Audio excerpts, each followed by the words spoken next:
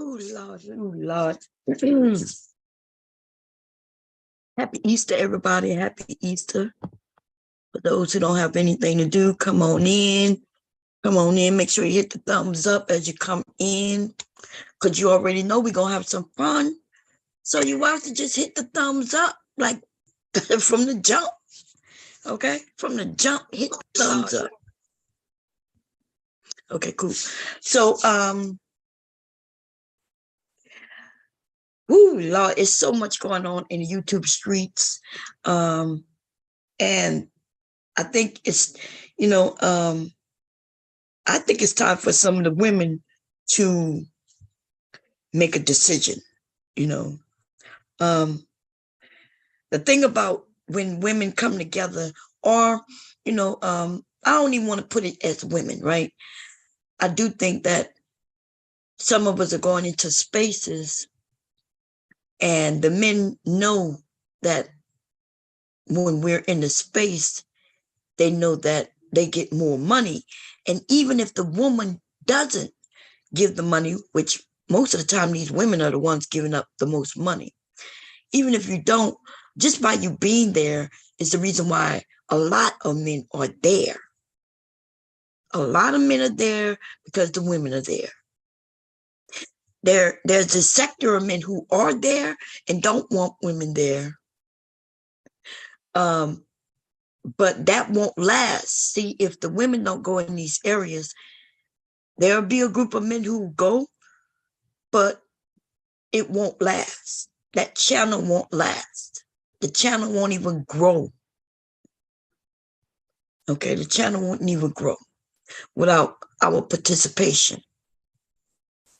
They like when we go in their chat area so they can be disruptive and talk to you any kind of way and treat you any kind of way. And they also like when you get on the panel so they can talk to you any kind of way. Right? And then in the mix of all that bullshit, there will be a group of men who claims that they don't talk that way, they're not disruptive. That's what they claim. But, oh Lord. Anyway, I was on a panel yesterday, right? And I was on the panel for a little bit. It was based on the topic in which they were talking. When I listened to what they were talking about at the time, the men were, saying some in the time in which I was listening. They were saying some things that I agree with, some things I disagree with, some things I agree with, but it was at least an honest conversation, right? I get on the panel, and then the topic went from talking about the men, honestly, to now they want to talk about women. They did that. I did not do that. Okay?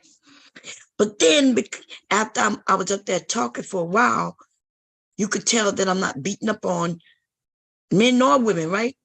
A group of men came up and they started talking about their daughters and their sons. At that time, that is when I came to my community tab and posted a link. And I said, hey, come over. These men are talking about their children. Right? So I think maybe, because y'all know I don't look at the chat, right? I don't look at the chat for many reasons. Number one, if I have I don't want to respond to people in the chat because, when I'm in those areas, as soon as they attack me, I'm going to attack them back. So I don't want to do that. So I don't let them gauge how I speak on a panel when they're not even brave enough to come on the panel. So I have to learn not to look at the chat when I'm on panels, right? So I don't look. So I'm not sure. Maybe after I post it on my community tab, I am going to just assume, and I guess we can look at it if I go back to the stream, that you all came over, right? You all came over. You probably said a few things. I heard when I know Taylor was over there. The only reason I know because he mentioned her by name. She, right? So that's when I realized y'all must have come over. But thereafter, he started talking about, he switched the topic altogether. Like everybody was talking and everybody was like, yeah, you know, I raised my daughter. Yeah, I don't want my daughter to be this way. Yeah, you know, and yeah, I encourage my children to do this and that and third. Like they was on that type of thing. And like I gotten quiet, you know what I'm saying? And I was letting them men talk. And I was like, okay, you know what I mean? But then, like I said, he must have saw y'all come over. He must have saw some women come over. And then I remember the point when he broke into the conversation. It is his panel, by the way. And then he started on his manosphere point. Like he came up and said, fuck them kids. So that's when I was like, okay, here we go. Right? Mr. Kev came up and everything, you know, and you'll notice he fuck those kids. He's even telling the men, don't be stepdaddies. But then he's a stepdad. He got 2 kids out there that he's not being fathered. He's not fathering. And at the same time, he's fathering other people's children. What the fuck? The irrational motherfuckers. Irrational, illogical. This shit is fucking ridiculous. And see, when I'm on other people's panels, y'all could tell that I'm different, right? I'm abide by their rules. And as long as they don't, the one thing I don't do, I don't give a fuck where I'm at. I'm not gonna let them disrespect me and get away with it. But other than that, as long as they don't disrespect me, we can have the conversations, right? We can have the conversation. I'll stay calm, right? Ooh, I'm gonna put the link up in a minute. I just want to say this. Man, oh man, oh man. But it's so crazy when he started to pull out Matt. Did y'all hear that? Like he started to pull out Matt. First of all, they do push the conversation, you know, like they is organic, but the reason is organic is because they're trying to win prove a point. They're trying to win. And in order for them to win, they have to keep pushing and pushing and pushing. The conversation starts here. I say something like for instance, I don't really want to go listen back to that conversation. But woo, if we have to, we will, right? There was a part where he asked me about, do I think he was talking about education, right? And I'm not here to tell people, it's not my job to tell grown ass people to tell their children that they need to be educated.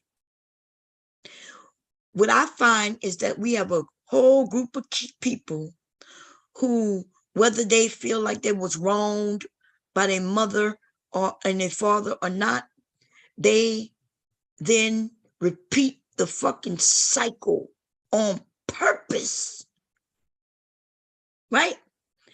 And the reason I say that is because, yes, back in the day, a man didn't need education to get a job. That's because companies was willing to educate their people on how to do the job. You see? In fact, they didn't even have lots of schools back then. When motherfuckers want to talk about back then, the reason things wasn't a certain way is because we didn't have certain things. That's called progress. We have through progression, right, of all these schools. The schools popped up because of the demand, right? People want to be educated. So they go to get schooling so they can have a better life. And therefore, the companies say, okay, well, instead of me having to educate someone, I would like them to already know how to do some of these things. And boom, now they require education. So we women, right? Most, even the men, even when they want to deny it, they know that you need education, right? Now, what I noticed is yesterday, I was talking to someone who, through his own story, right? I didn't know his story until he tells the story. He informs me that he's been in jail a few times, you know. He even talks about how when he was young, how he got spanked, whipped, or whatever, right? Abused, or whatever word you want to use it, because even he says it wasn't called abuse back then. Ooh. Um, Today, looking at it with today's eyes, we can look at it, we can see the mistakes, and then that's when we change it up. That's how the world works. That's how it should work. You adapt. You realize, okay, that way didn't work, and so you do it a different way. That's how you do it if you want to progress. Um, so he mentioned, I found later on the panel that he's a dude who's been in jail and all that. At the same time, though, when he say fuck these kids, and then he starts talking about his own kids, right? Even in his own conversation, he starts telling us about his daughter doing great. He don't talk much about her. He just says she's doing great. She went and got an education. She sat through the school for the 12 years, right? And now she's out about 21 years old, and now she got a job, making her own decisions. And then they got a son. His son is about to graduate, but he been telling his son he don't give a fuck about education. I told him I don't give a fuck about no education. He know I don't give a fuck about no education. His mama care about education. And we like I ain't say nothing, like, because I'm not there to tell him me wrong. Like, if he can't sense, if he didn't think about and process what the fuck came out his mouth, even well before it came out his mouth, then I ain't got nothing to do with that. Because it only would be an argument, and it ain't gonna get us nowhere for me to argue with a man who says he would punch his own children in the fucking throat. His daughter, he said he'll punch his daughter in the throat. So I kind of laughed and said, oh, well, I'm thinking that maybe you joking about that. I was trying to see if he was gonna say he joking or not. Like, I hope, he was like, I told my daughter if she get pregnant, that I'm gonna punch her and the baby in the throat. Right?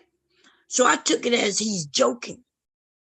But what I've learned, and you all have taught me this, that I cannot assume that these motherfuckers joking. Right? So I said, haha, you joking, I just want to be clear. And he kind of like, why should I? Because she gonna bring a baby to me. Like, how she gonna bring a baby to you, dude? You didn't even take care of her. If she bringing a baby to anybody, even based on what he said, that she, that she already graduated, that she, and that she's working without even having children, that means she would take the responsibility to handle that situation however she handles it. Whether she have the baby, not have the baby, or give the baby up for adoption, or lay the baby at some like, it was ridiculous how like, if y'all missed that conversation, my God. Like, I was over there sewing this shit. Man, oh man, oh man. See, I noticed there was a young woman who came up, and they start out wanting to be on the woman's side because, you know, they listening to me, because she said she came up there when I said, right, we was having a conversation, y'all, and they said something about the men doing something. And I then said, no, they said something about the women doing something. And I said, well, the men are doing it too. And then that's when he stopped and said, see, now this is what everything went from me saying that men do it too. And then they said, see, that is not how you have conversations. And I said, well, if I said that the men are doing it too, that's me saying that, yes, women are doing that. Some women are doing that. And there's some men doing it too. He kept saying, you don't want to acknowledge that women are doing it. I said, when I said two, that says that yes, men and women are doing it. Oh, why you gotta mention the men? Why you gotta mention the men? I said, well, first of all, I just want to be clear. They were talking about men when I got up there. They wasn't talking about women. They was referencing a video in which a woman had proven the manosphere to be weak. That's what they were talking about. So they was talking about the men, the manosphere men. And so they was talking about some of those men. When I got up there, though, they wanted to start talking about the fucking women. They're the ones who changed the topic, not me. They changed the topic, possibly because of me, but I'm not the one who changed the topic. So they was talking about men, and so I got up there to talk about the fucking men. Not even in a bad way, you know, let's have a conversation. But as soon as I get up there, they want to talk about the women. And then he want me to acknowledge something that I don't even know nothing about. So I then say, okay, you say the women are doing that. I say the men are doing it too. If the leaders are doing it, then the people, remember, the men are the leaders. If the men are doing it and the men are telling us that's what they like, then that's what women are doing. The women are doing what the leaders are doing. The women are doing what the men who, you know, when a woman wants a man, she looks to see what it is that these men want. And therefore, if you men want a certain type of woman, then guess what? She finds that, oh, I need to be this type of woman in order to get this man. And it's based on your lifestyle, and what you see in your life will depend on what you decide to do. Right?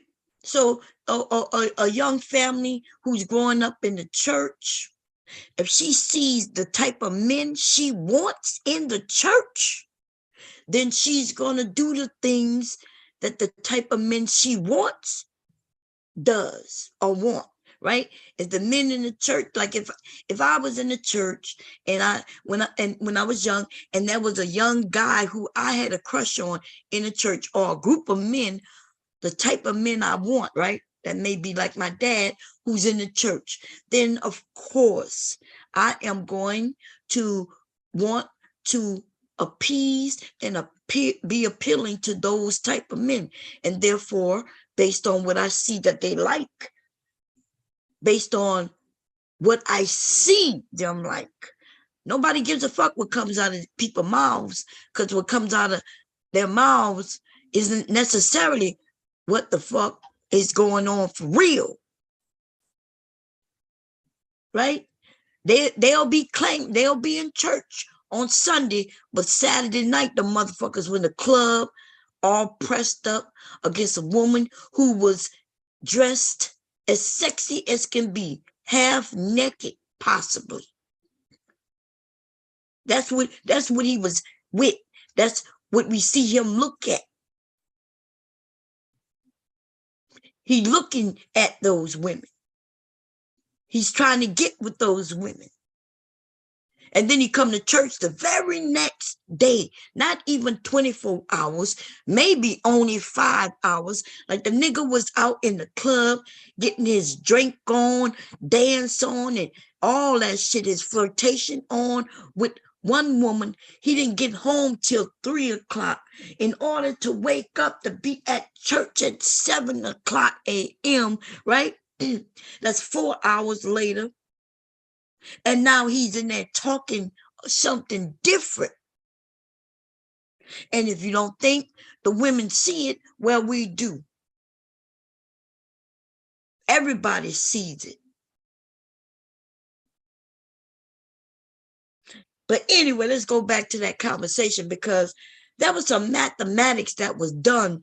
Baby, it threw me all the way off. And that's what these niggas want to do, because they cannot keep up. They're not going to be honest. They don't want to be serious. And then they want to prove that they're smart. And then he thought, right? Like, I'm like, this nigga, ooh, Lord, it was crazy.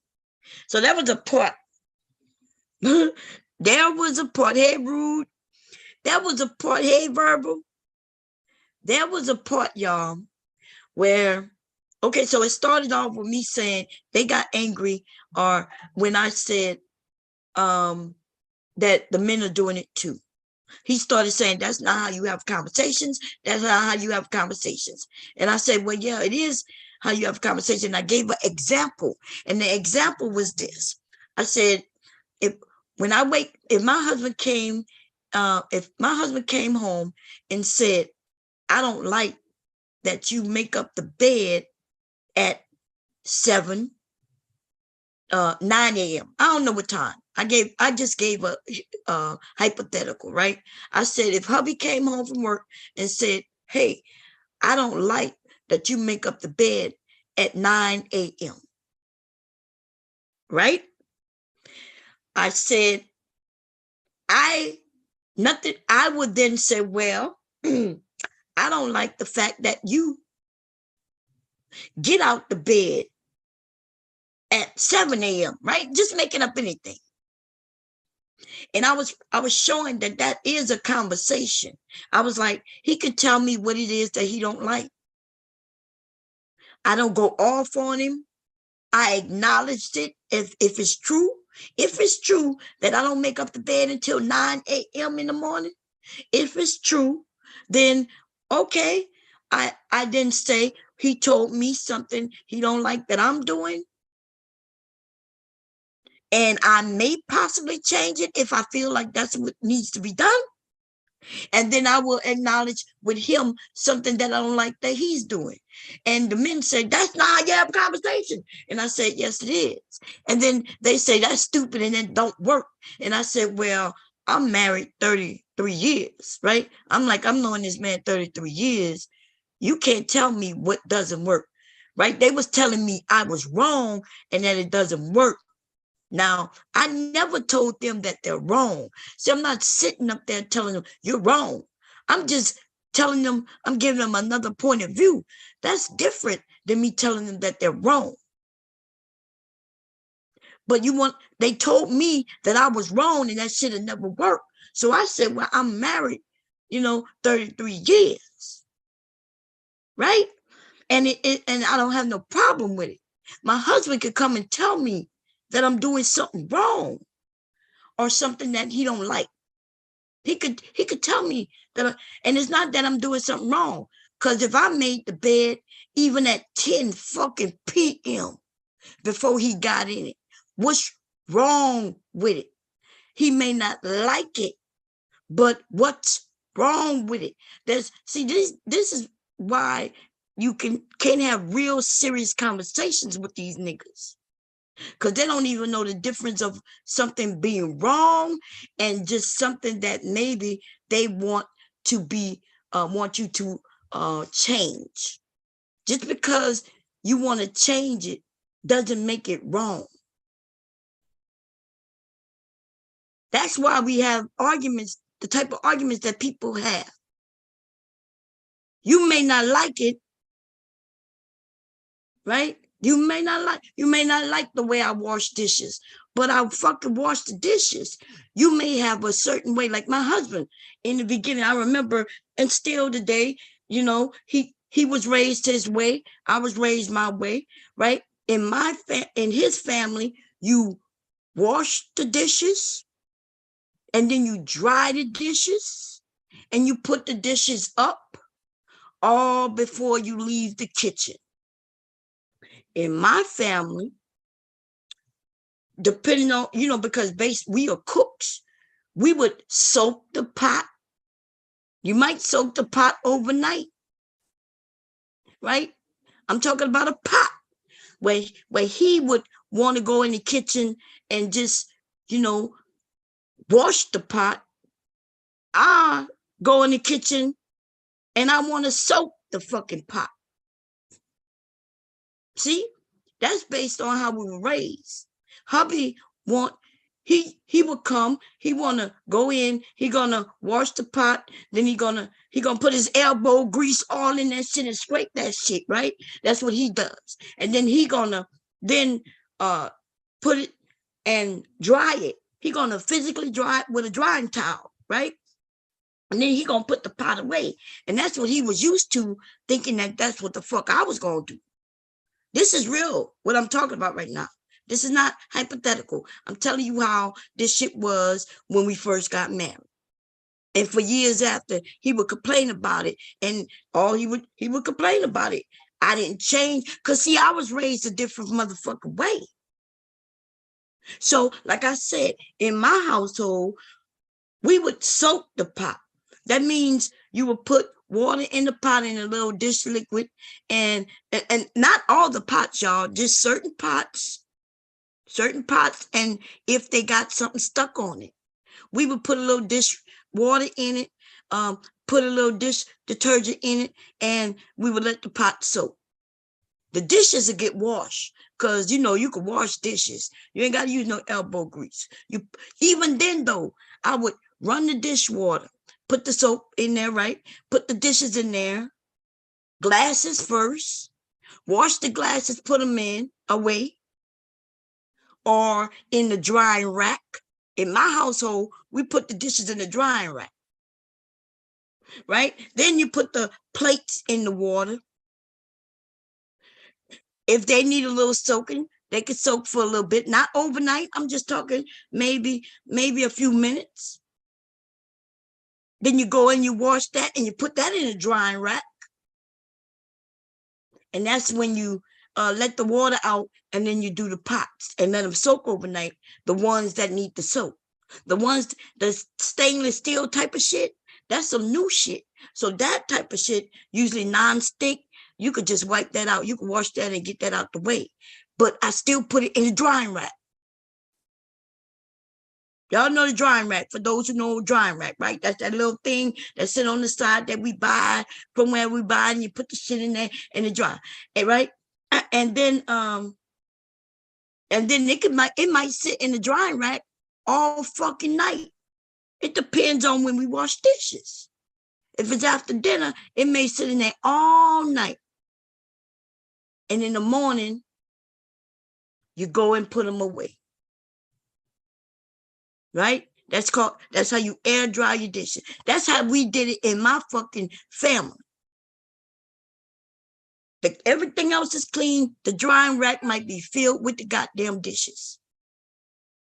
In my husband's family, though, apparently that's not how it worked, because, like I said, he wanted you to wash the dishes, dry the dishes, and then put them away before you left that kitchen.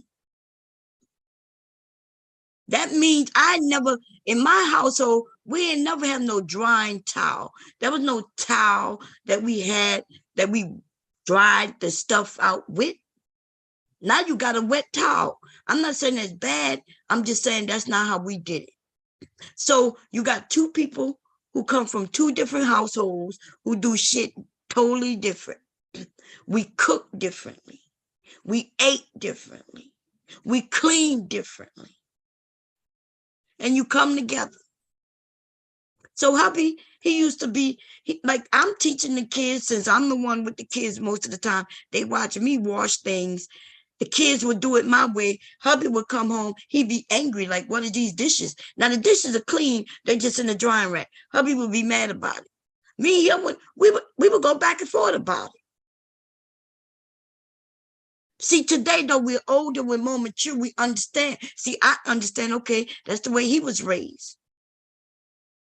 Hopefully he understand, okay, he probably just thought, okay, well, I'm getting tired of telling him this for 20 years. I'm just, it's just going to be the way she do it. When I do it my way. And when he do it his way. And nothing wrong with none of that. He tried to get me to change. For what? I ain't complain when he did it his way. He used to complain when I did it my way. And I still do it my motherfucking way. We still married, but a lot of people get divorced behind some shit like that. Because people get tired of you trying to reteach them some shit like you they goddamn mama or daddy. So I ain't gonna lie, like I just at one point I just was like, I just stopped listening to him complain about it. That's facts. I ain't even lying about it. If he in the chat, he probably could tell you. He would come home from work. I've been there all day. He don't even know how much I done cleaned or whatever, right? And he complaining about the dishes. The dishes are clean, but they're in the rack. And sometimes we gotta listen, because when we was children, right? And our parents would yell at us about certain things. And then you realize you just became your parent. You would wonder, well, I wash the dishes, they dry. They told you, well, there's not enough. Now you doing the same thing and trying to do the same thing to your children. See, I didn't do that to my children. I taught them how I was learned to do it, and then I was okay with them doing it the way I learned to do it. And if hubby wanted them to do it the way he learned to do it, then he should have taught them how to do it that way from the beginning. So me and him used to get in an argument. He would yell at them that they didn't put the dishes away. And I'm like, the dishes are in the drying rack. Like, I don't think people, what the fuck is a drying rack? Why you even buy it? We don't even have one today because, like, I realized hubby didn't know what a drying rack was for. So, like, it took up a lot of space. Just what? Just so when you wash the dish, you hurry up and throw it in there, but it's not really drying there. So, like, it didn't make no sense. Like, honest truth, it makes no fucking sense doing it the way he wanted to do it. You could just wash the glass, grab you a towel, dry the glass, which, by the way, is dirty than a motherfucker. It really makes no sense. I know that's the way he grew up to do it, but did you ever see a towel? You take a towel, and even when you scrub it against your body, you see the little fibers on your body. Now, take that same towel and put it to a wet glass in the inside and out to put it in the cabinet. Who the fuck? What fucking sense does it make? But if that's the way you was raised to do it, then you think that shit makes sense. Up until you grab a glass to drink out of it, only to feel some fibers in your goddamn mouth. What's going on, Sexy Red? But then Neither, like I said, there's no right and wrong, because the glasses, if they're clean, and then you put them up, you dry them, you clean. So that, I guess it's just based on how you was raised. One way didn't make sense to me, like, and maybe it didn't make sense to me because I wasn't raised to do it that way. Right? Now, if the glass is already dry, and then you take a towel to it, I still think I like the drying rack is for the dry. That's why it's open, and that's why I got all that space. So the air dries. This is for dishwashers. And now dishwashers, did y'all know dishwashers don't even dry unless you buy an expensive one? It air dries in the dishwasher. I open my dishwasher, like when I first moved here, and I was like, this fucking dishwasher is broke. I was like, why won't the shit dry in the dishwasher? Realize the type of dishwasher I got, they don't do that no more. Back in the day, those older dishwashers, though, if you got an older dishwasher, I'm talking about an older one, not a new one. It washes and then it dries through the steam, right? It really puts hot steam in that thing and it dries those dishes. The new dishwashers don't do that, though. When we replaced the old one with a new one, I regret that shit. If I could find me an old dishwasher from back in the day, I would put that shit in my kitchen. Okay? I would put that motherfucking shit right back in my motherfucking kitchen, because at least the dishes, when it was done, when the whole thing was done, the dishes were dry. But now them things be filled with water. You got to sit. It's dumb as fuck. But I guess it's for power management or some shit like that. Or you got to buy one. Because I did the research. I started looking, like, I'm wondering, is this shit broken? Like, I'm like, is my dishwasher broke? Why isn't this shit drying? But anyway, let's get back to the topic, because y'all know I do that. I start rambling. Carmela, Big J, what's going on? Food does taste better with your hands anyway. She said, I would just throw all the dishes away. We will be eating with our hands. look, I thought about that for a while when the kids were younger. We did paper plates. We still do paper plates for the most part. We'll do paper plates, but as far as when we wash dishes, we still use glasses here and there, a cup here and there, like the baby got his cups and shit like that. But no, I thought about that, Carmela. I ain't even gonna lie. Okay. But anyway, so yeah, during the conversation, I was saying, hey, if hubby say he don't like me doing this, and then like after he tell me he don't like something I've done, right? We having a conversation. Why can't I say, well, yeah, well, I don't like when you do this. You got the nerve to come and tell me that you don't like something. Good. Then he said, well, you only told him you don't like something because he told you you don't. I'm like, yeah, he's come to me to tell me he don't like me doing this. And then at that time I took the opportunity to say, well, since we're having this conversation of you not liking something I've done, well, here's something that you do that I don't like. They said that don't work. I'm like, well, what doesn't work? Then they said, and then I asked, well, why can't, when you telling me that you don't like me doing something, why can't I then open up about something you may have been doing? They said, well, that's because the topic is this. The topic is women right now. The topic is women right now.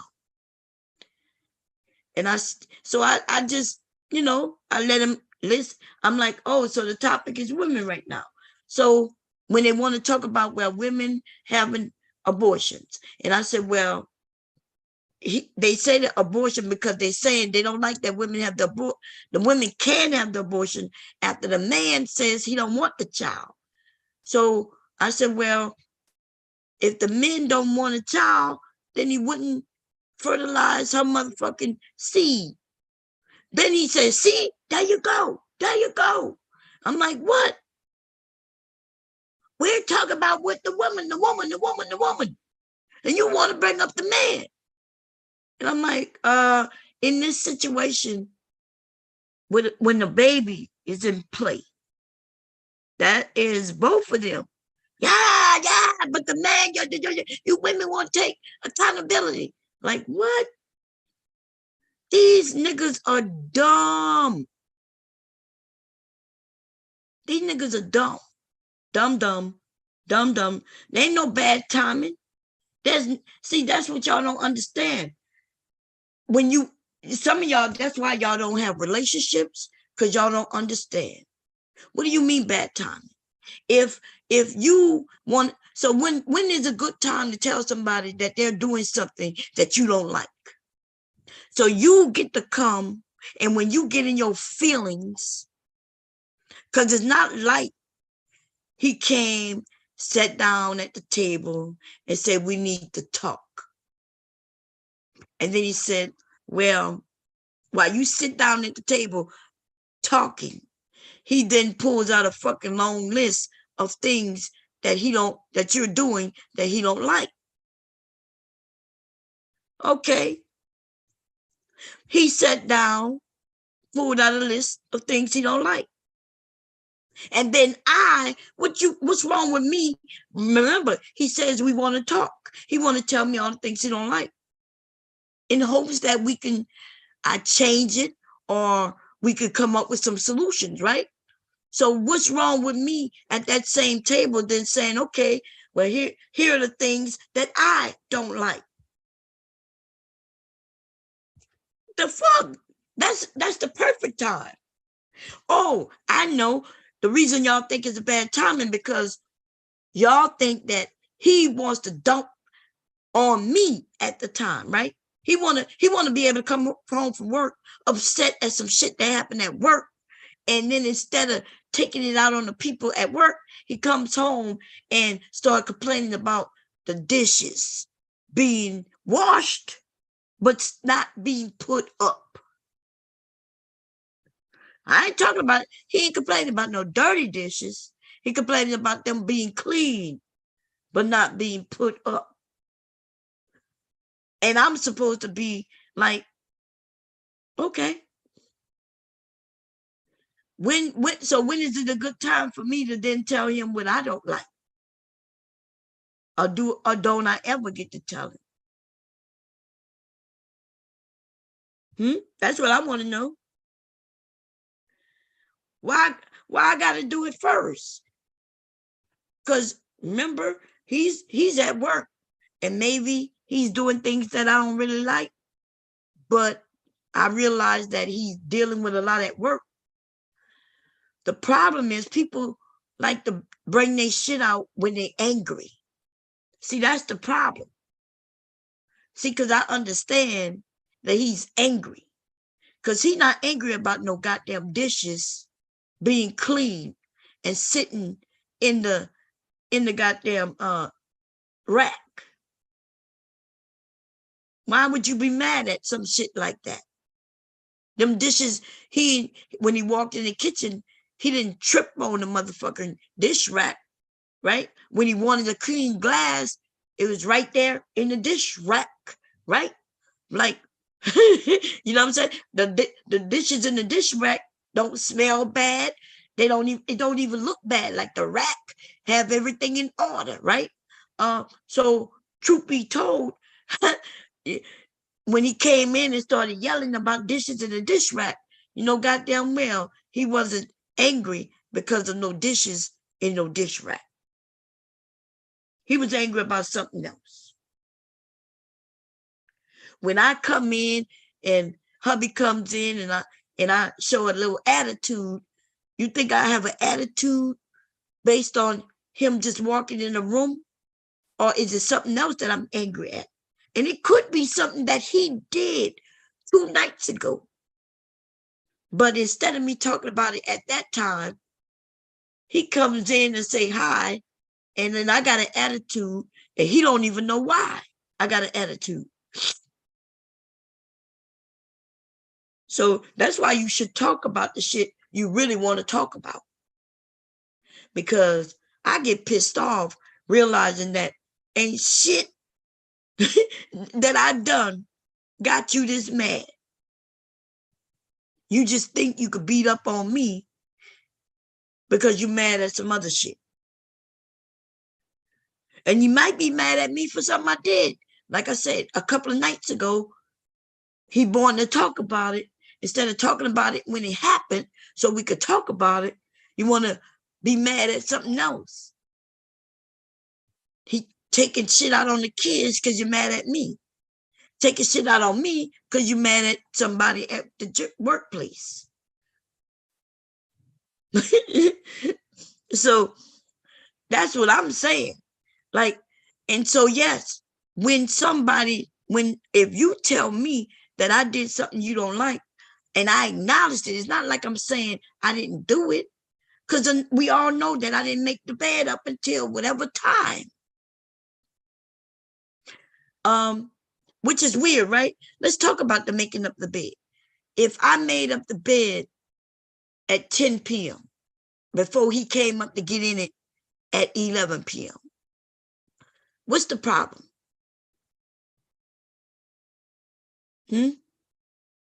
What's the fucking problem? Now I like to, I don't know, I guess out of habit, when I get out of the bed, for the most part, I make up the bed. If the bed not made up, by the time he get home, you could tell that I probably just rolled out of it. I probably just rolled out of it. Or maybe I'm not feeling well. It could be, it's something. Because, but let's say the person don't make up the bed until they're getting ready to get in it. I'm gonna drop the link. But first, okay, so we're gonna talk about this. It looked like y'all like talking about this. But anyway, back to the topic. Let me hurry up and say this. Yesterday, the guy, so because I mentioned, yeah, look, you can't tell me that I'm wrong, but you can tell me that you don't agree. You could tell me you don't like it that way. Y'all don't understand. This is why relationships don't work, because two people come together and one of y'all motherfuckers think that you could control the other one. You want to educate a person on some shit that they grew up doing, and now you want them to do it your way, as if your way is the only way. Your way is the only right way. And that is why people who get together and get married end up getting divorced. Because one of y'all think you are supreme. One of you think the way your mama or daddy or whoever, you think the way they taught you is superior to the way that my mother and father taught me. And so the easy thing to that is, hey, when you wash the dishes, wash them the way you want. I won't complain. And when I wash dishes, I'll wash them the way I want, and you shouldn't complain. Now, it would be different, though, if what you were saying was, hey, you let these dishes pile up. Like, you know what I mean? Like if the person you live with ends up not washing dishes at all. Like they only want to wash them when there's no clean dish left.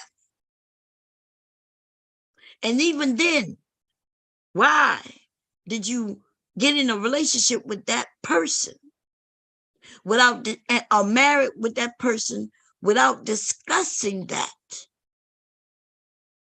You know what I mean? Like I remember dating guys, and if a guy showed something or did something that I just could not deal with at all, then I knew right off the bat that guy was not for me. And I didn't give a fuck how cute he was, tall he was, dark or light skin he was. I don't give a fuck about none of that. Like I already know that he and we won't clash. We gonna clash unless it's something that I know that I'm okay with. I'm not okay with watching every dish in the house be dirty and sit there with flies walking on shit and shit being everywhere, and that's the flies. I'm okay. Listen, I'm okay. You got clothes in that corner over there and in that corner over there. I'm good with that. But if you got clothes and them clothes start walking and bugs and flies and shit like that, oh no. Oh the fuck no. We're not gonna have no maggots in the house. In fact, I know where maggots come from. And as soon as I see a fly in the summertime, look, if y'all don't understand what flies are and what maggots are, right? A maggot is the egg, the larva of a fly. Flies will lay their eggs, and then you have maggots. Maggots then turn into flies, right? Once I learned how the process works, you can have a wet towel sitting in your kitchen, right? The dish rag. You have the dish rag sitting. It could be sitting. I didn't even know this, right? Because when I grew up, we had no maggots, not indoors. I might see maggots outdoors. I never saw them indoors, right? So I remember we didn't live here. We lived somewhere else. And I remember lifting up a towel and there maggots there, and I freaked out. Like I was so freaked out. It wasn't nothing to do with being nasty or anything. Because I used to think maggots meant nasty. But no, what maggots mean is that you have a towel sitting that's wet enough or damp enough that a fly will come and lay its eggs. Now let's say that the towel is there. It's the dish towel, and we didn't use it because we had a dishwasher. And so in a couple of days, the towel hadn't been used or moved, right? And then when you go to move that motherfucker, you notice this little white shit, and it's so small at first. And then you realize, oh my God, like what the fuck? A bomb can be dangerous. It is beautiful too. I know that's right. Hey, but what you're saying, there's no problem. I'm using examples, baby. Look like hubby in the chat. Oh, he mad. Listen, I use us as an example because it is easier. God damn. I'm not talking anything I'm saying right now. I'm not saying that. Oh Lord, Mr. Bomb, chill out. Okay, I'm using this as an example. Damn. Anyway, listen. So anyway, what I'm saying is, move them. If you got a dish rag and you see one fly in your house, you better move, rinse that shit out, and dry them rags out. Like I learned that when I called my dad, I was like, Dad, what the fuck? And he's like, you had a fly in the house, and he told me that instead of putting the dish rag flat on something, you're supposed to wring the dish rag out like I used to do, but I used to fold it and put it in this little dish right up. He told me to hang the towel over and let it air dry, and he said I wouldn't have them problems. Okay, that's what my dad told me, and ever since I did that, I ain't never had no issues again. Oh my God. I used to put the dish towel, I used to wring it out, fold it, and then put it right. Where you might put the soap dish? I used to set it right there. And my dad told me you can't do that because it won't dry that way. Okay. So we learn different things. People ignore the yellow flags that always show before. I know that's right, HT Ball. Listen, if somebody is doing something that you don't like, and you really like that person, you got to let them know ahead of time. I had no problem if, like, when we dating and a guy say he don't do this, he don't like this. we women and men, we do, if we really like someone, we'll make the necessary changes, right? But like if you tell me you don't like the way I do dishes, and I explain, well, hey, I do the dishes, but this is how I do the dishes. And shit, if you just against the way I do dishes, then I'm not the person for you. I'm just not the person for you. Right? That means we had that conversation, and you just cannot live with the fact that there will be some dishes in the goddamn rack, maybe overnight.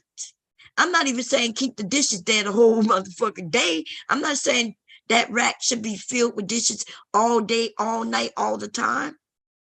I'm talking about doing the drying process, right?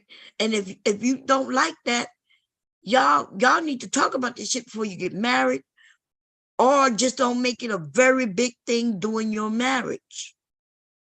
Because I do know, and I'm not joking, I had a girlfriend who left her husband because he complained about everything she did. And honestly, I thought about divorce too, because of the fucking complaints about everything I did. You swept the floor, but you didn't pick it up. I got 2 babies running around the house. And so when I was quickly cleaning up, right, when I was sweeping the floor, and then I heard somebody say, ow, and start crying. So I run to the baby, and I swept everything to the side. I just didn't get the dustpan and pick it up real quick because I got sidetracked with the children. And then by the time I did that, dealt with the children, then I'm cleaning up another area. And so, yes, I swept the floor, but it's in a pile. And all hubby had to do was walk in the kitchen when he see it, instead of getting the attitude, get the dustpan, scoop it up, put in the trash. Boom, everything done. Right? Everything's done. But no, it would be like, huh? You swept the floor while you didn't pick it up. Like, what? I got these 2 children, right? I'm running around the house. I go to work too. I'm running around the house. And so you mean I did sweep the floor up, but I didn't pick it up? And instead of you just getting it, well, you ain't got to sweep the floor. All you got to do is get the dustpan and sweep it up, and it's over. You want to inform me that I didn't finish the job? Like, I didn't know that was just my job, and that only I can do it. And that if I did most of the work, you can't come and finish it. You need me to do it all. And when I don't do it all, instead of you finishing it, you complain to me. And then what you expect me to do? I'm gonna put the link in. I want one of you men to come up and tell me, so I swept the floor, right? And I did not get the dustpan and pick it up, but it's in a pile. It's not even in the center of the floor, because that's not how I do it. Like, I sweep and I'll put it in the area, and then I might, for real, I might not pick it up. You didn't come home. You see that the kitchen is clean. I swept. You see, I swept. You know why you know I swept? Because you see the pile. You see the little pile right there, little pile. And instead of you just grabbing the dustpan and sweeping it up and putting it in the trash, you run upstairs and you tell me that I didn't finish. Right? I'm not your child, right? You're not my dad. You're not my mom, right? And I'm not your housekeeper, right? I'm not your maid. You don't pay me to do these things, right? And so you come up and you start telling me what I didn't finish. And what y'all think I'm gonna do? See, that's that passive aggressive shit you men do. Because you know when you come up to tell me I ain't do something, you know that I'm not gonna just say, get up, walk downstairs, scoop it up, put it in the trash, and then come back up. And even if I did, it's gonna be with attitude, right? Because you want to start an argument.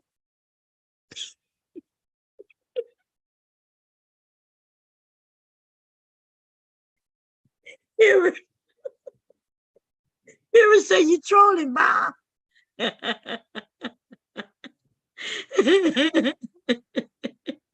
Hey, Cole, how you doing?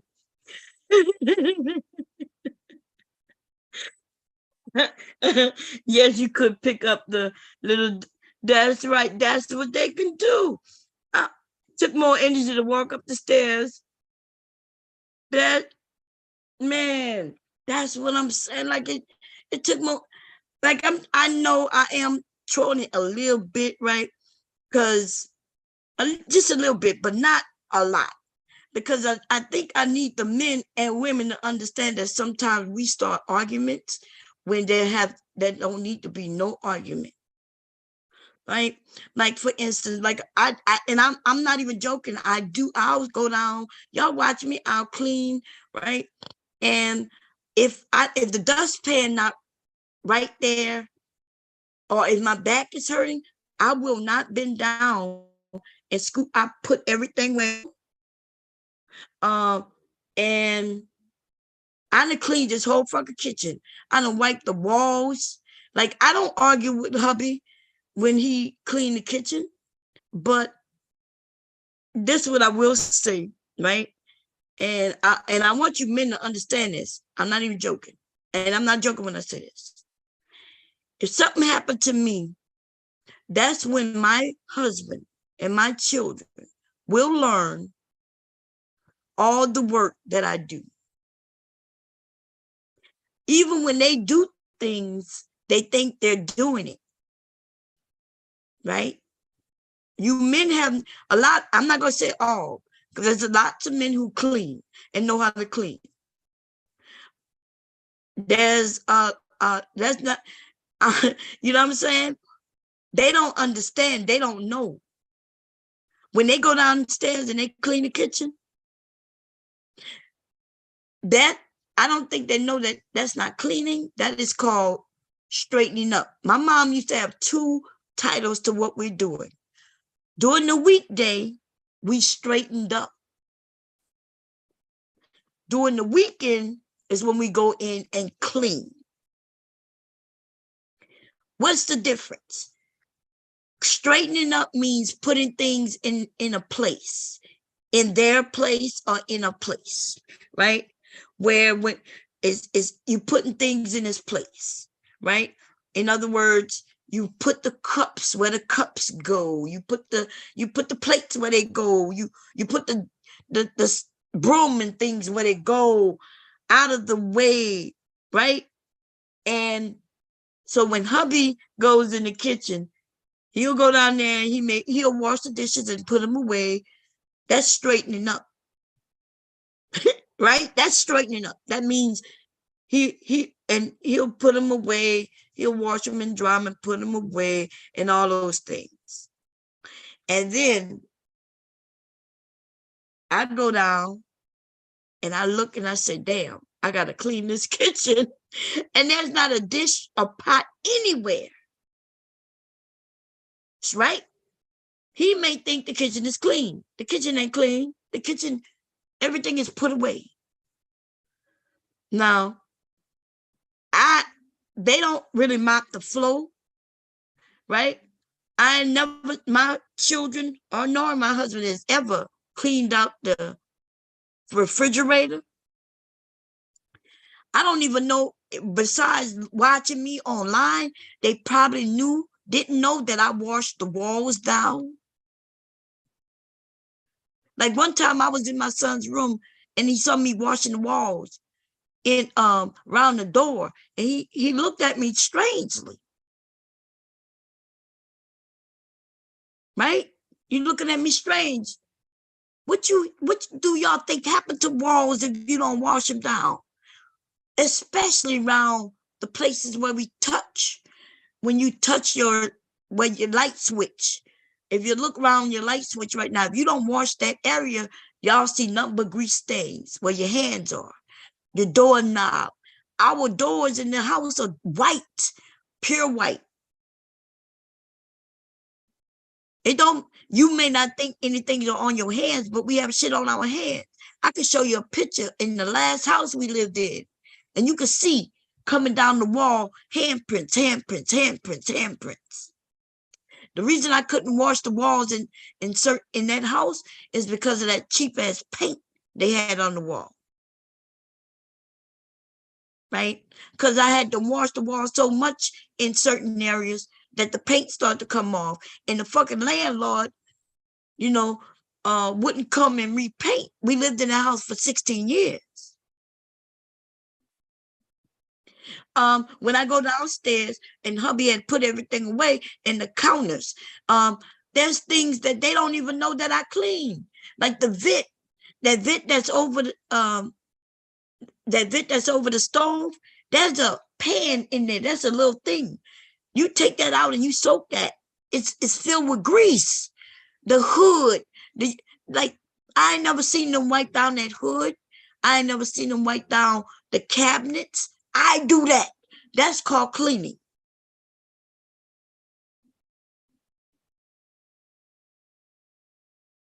That's right. You see what I'm saying? That's called cleaning. Everything else is straightening up. You putting your clothes in the dresser and things like that, or in the basket. That's clean. That's straightening up. Cleaning though is where you clean. Things that's white shouldn't turn gray or yellow. You know why they do that? Because you're not cleaning them. So they don't know none of that. If I left here for 3 months and come back, you know what I'm saying? The bathroom, the toilets. I wash all behind the toilet. Like, I'm not talking about just the toilet seat. You got to get all behind that, or that shit gonna turn a different color. Eventually, you will start smelling it. So what I am saying is this. You could complain that I didn't sweep it up, right? I swept the floor. You could complain that you had to bend down and get this. But when I'm not here is when that's when they will learn what it is that I do. That's when you will learn what it is that women do. When you think that somebody said yesterday, it only take 1 hour to clean. That's what that man said on that channel. He said it take 1 hour. Then he started to say that if it take you more than an hour, then you're not really cleaning. And I'm thinking to myself, what kind of house he got? Y'all watch me in the fucking kitchen. I could be in there for an hour cleaning. And that's, you know what I'm saying? See, because that's after I cooked, right? You watch it be clean when I start. You watch it get messy when I'm cooking, right? I'm dealing with the flour and this and that, the oil and getting everything together, putting the pots on, doing this, cutting up the season and all that. Then I got to clean that shit up. Right? Okay. Then I got some children. See, I ain't got no children now, but I'm talking for those of you who have children. I want the men to understand how much work it goes in being a stay-at-home mother. And then on top of that, oh my God, you ain't got no contact with other people, other adults. Now you going crazy. You doing the same shit over and over again. You don't get no lunch break where you could go and chill and clear your mind with nobody saying, mommy, with no phone ringing, with no bills on your mind. You'd rather go to work every day. And like, I purposely wanted to work because this, like, being home with nothing to do except clean, clean, clean, and deal with children, right? Then they didn't tell you it's your responsibility to teach the children. So not only do you have to make sure they're safe and healthy and clean up the house, but then you got to take time to teach them like you a goddamn educator. And yes, these are things we have to do. But when a man come home from work and act like you ain't did shit all day, or act like all you had to do was, all you are is a housewife, you should be lucky. Right? Hubby used to come home and I was cleaning and now I'm chilling. The kids would go and take their blocks out and pour them out. And then I would, help them pick it up, teach them how to pick their stuff up. And then right before he got home, they did it again. Just a different set of toys. Before it was all their cars. They picked that up and now it's all these blocks. And we pick that up and now it's all these, and they do this through the day. And here I am cleaning and picking shit up, and then they put it back out. And what you want me to do? Tell the kids to go sit on their hands? Well, you want me to stop them from playing and stop them from being kids? This shit, look, like I said, most women would rather go to work. This shit about being home all day, that shit ain't cool. Especially when you got some kids, that shit ain't cool, baby. You got Olga and them cleaning your house, Cole. Here go the link, y'all. Anyway, back to, so that was mentioned yesterday. Now let me say this before I put that link out. So that was some mathematics that was done. Oh my God. So woo, the mathematics, baby, the mathematics. So the man was claiming that he's not Manosphere, but his talking points is Manosphere. The only reason when some of these men say they're not Manosphere is because they may have had a falling out with somebody in Manosphere. And so what they do is then they'll say, well, I'm not Manosphere. But they take off all the points. The fuck the kids point was his point. The women and abortions and the women and this and the women and that and the women and then the women. That was his point. And that's the Manosphere talking point. Right? So the only reason he claims he's not Manosphere is only because apparently him and a few of the Manosphere men may have had some words. Because the Manosphere men don't give a shit about, when they don't have women to fight with, they fight with each other. Some of these men don't like that shit though. Some of them men don't like these other niggas thinking they could just talk to them any kind of way, which I understand that. The thing is this: stop acting like you're not Manosphere when you clearly are though. You just a Manosphere nigga who don't get along with all the other Manosphere men. That's it. In fact, he was the worst type of Manosphere man. He's the one that I talk about. The men who are lying. The men who tell men not to be stepdads, but then he's a stepdad. The men who don't take care of their kids, and then he told us he don't take care of his kids. The men who claim that women are abusive to their children, but then he's saying fuck them kids, and even said that he told his daughter that he would punch her in the throat. Right? And then there was he asked me some questions, and he said, Bomb, do you think there's more women in the workforce than men today? He said today. And because we was talking about education. I was like, look, in today's world, our children need education. Then he said, well, he was mentioning, well, why are these women saying they're the most educated? And I said, because he said they started saying they're most educated. I said, no, a survey was done, right? And an article was put out that said that Black women are the most educated. He said, they don't mean they're educated. They just mean they're the most enrolled. I said, well, no, if being enrolled just means that you enrolled the way they're saying it.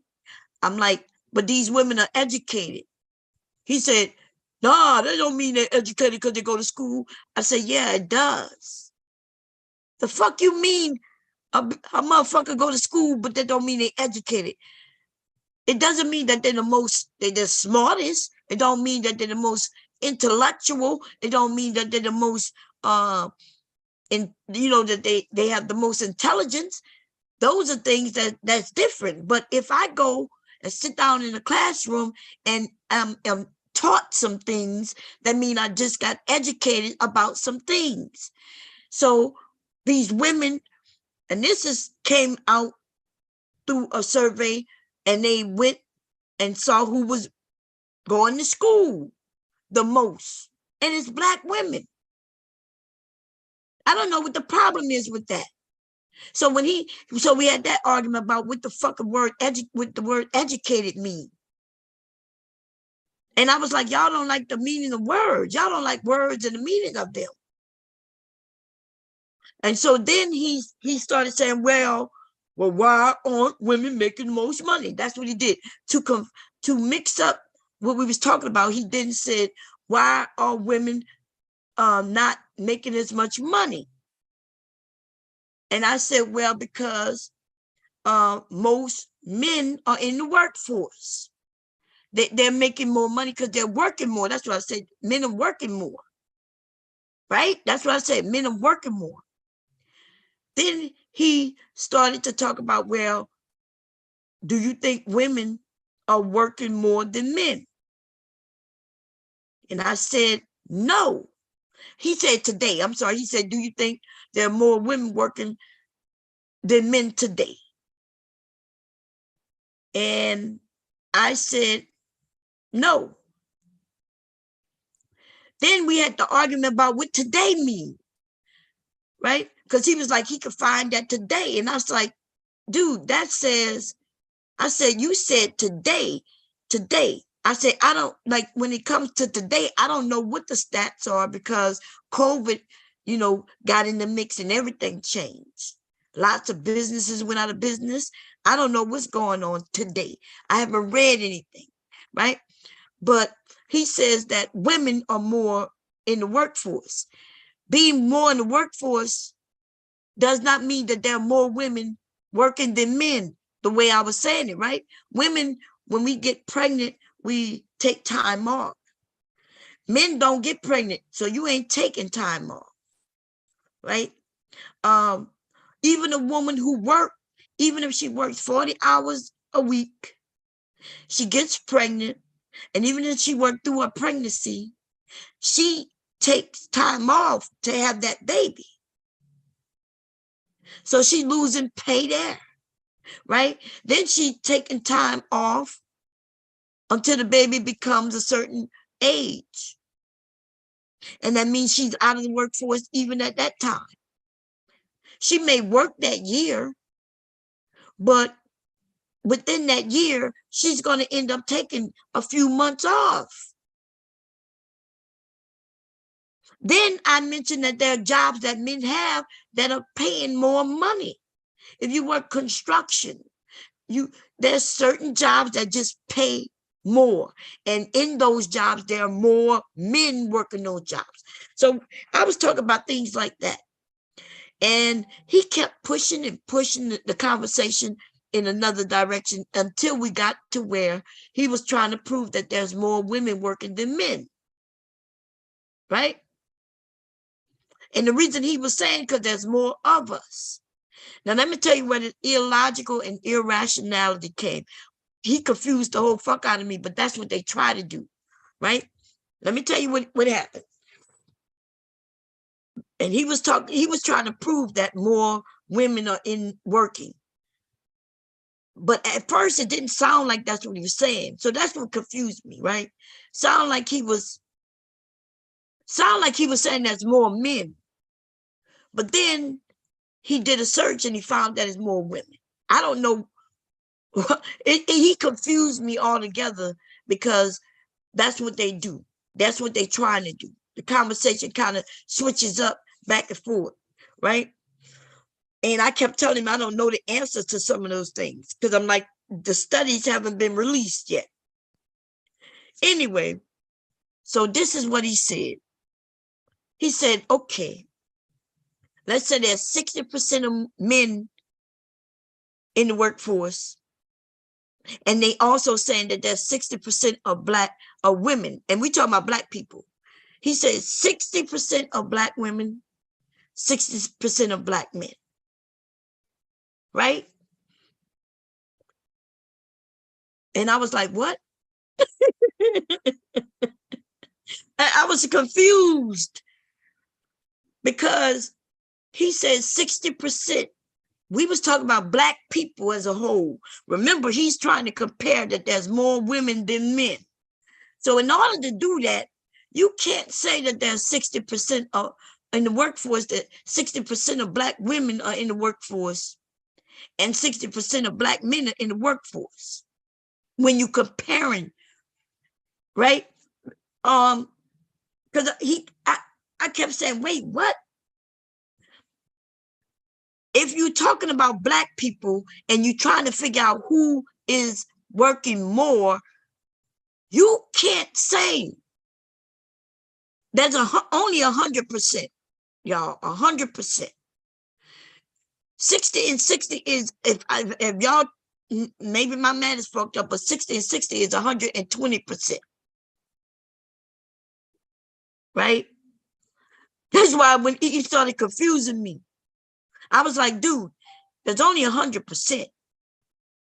You can't say that 60% of men and 60% unless you separating them. So if you're saying out of all the women, 60% of women are working, right?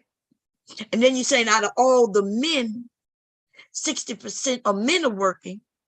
Okay, we can do that. Even if we follow that trend, the way he did his mathematics, when he started to put them together to claim that more men are working because these women, you got to take away 2 million. Like his math was fucking crazy.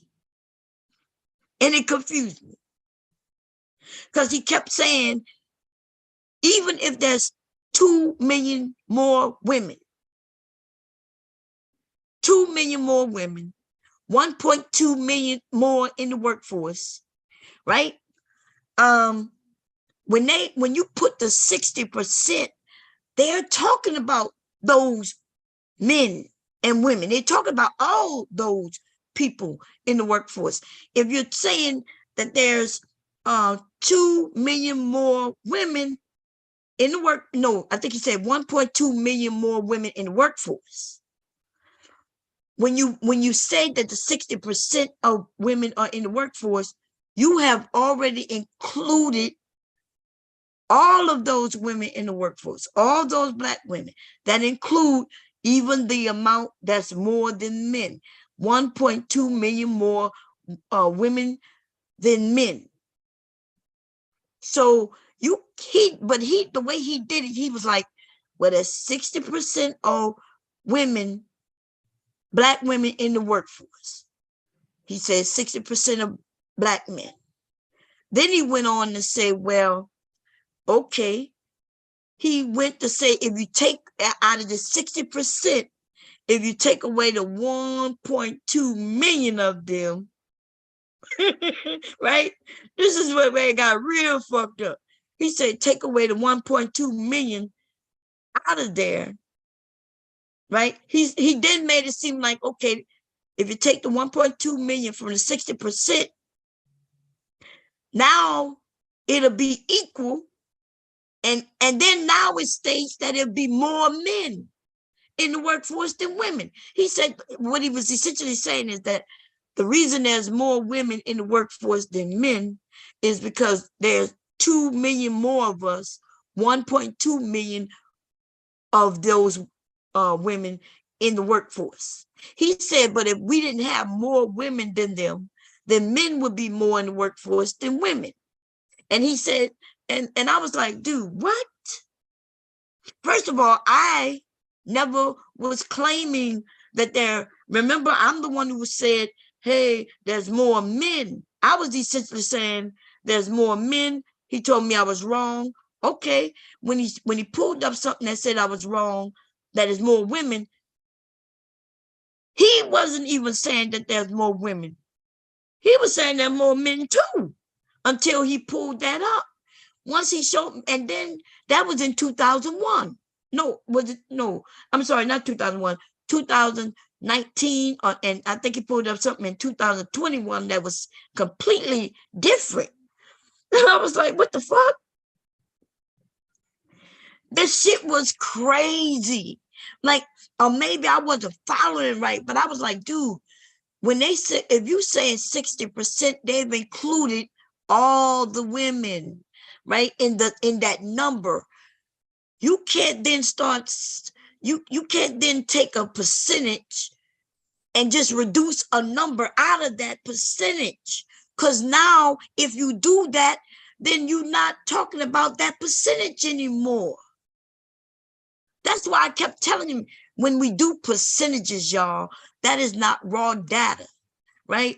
They're taking a percent of a number. But if they know the number, why do they use percentages? If you know for a fact that there are 2 billion people, then why do you have to then break it down in percentages? Right? Because if you know this, if you can track 2 billion people, if you're tracking them to where you know whether they work or don't work, then what are we, the fuck are we talking? You can literally say out of 2 billion people, there's 5 million black people.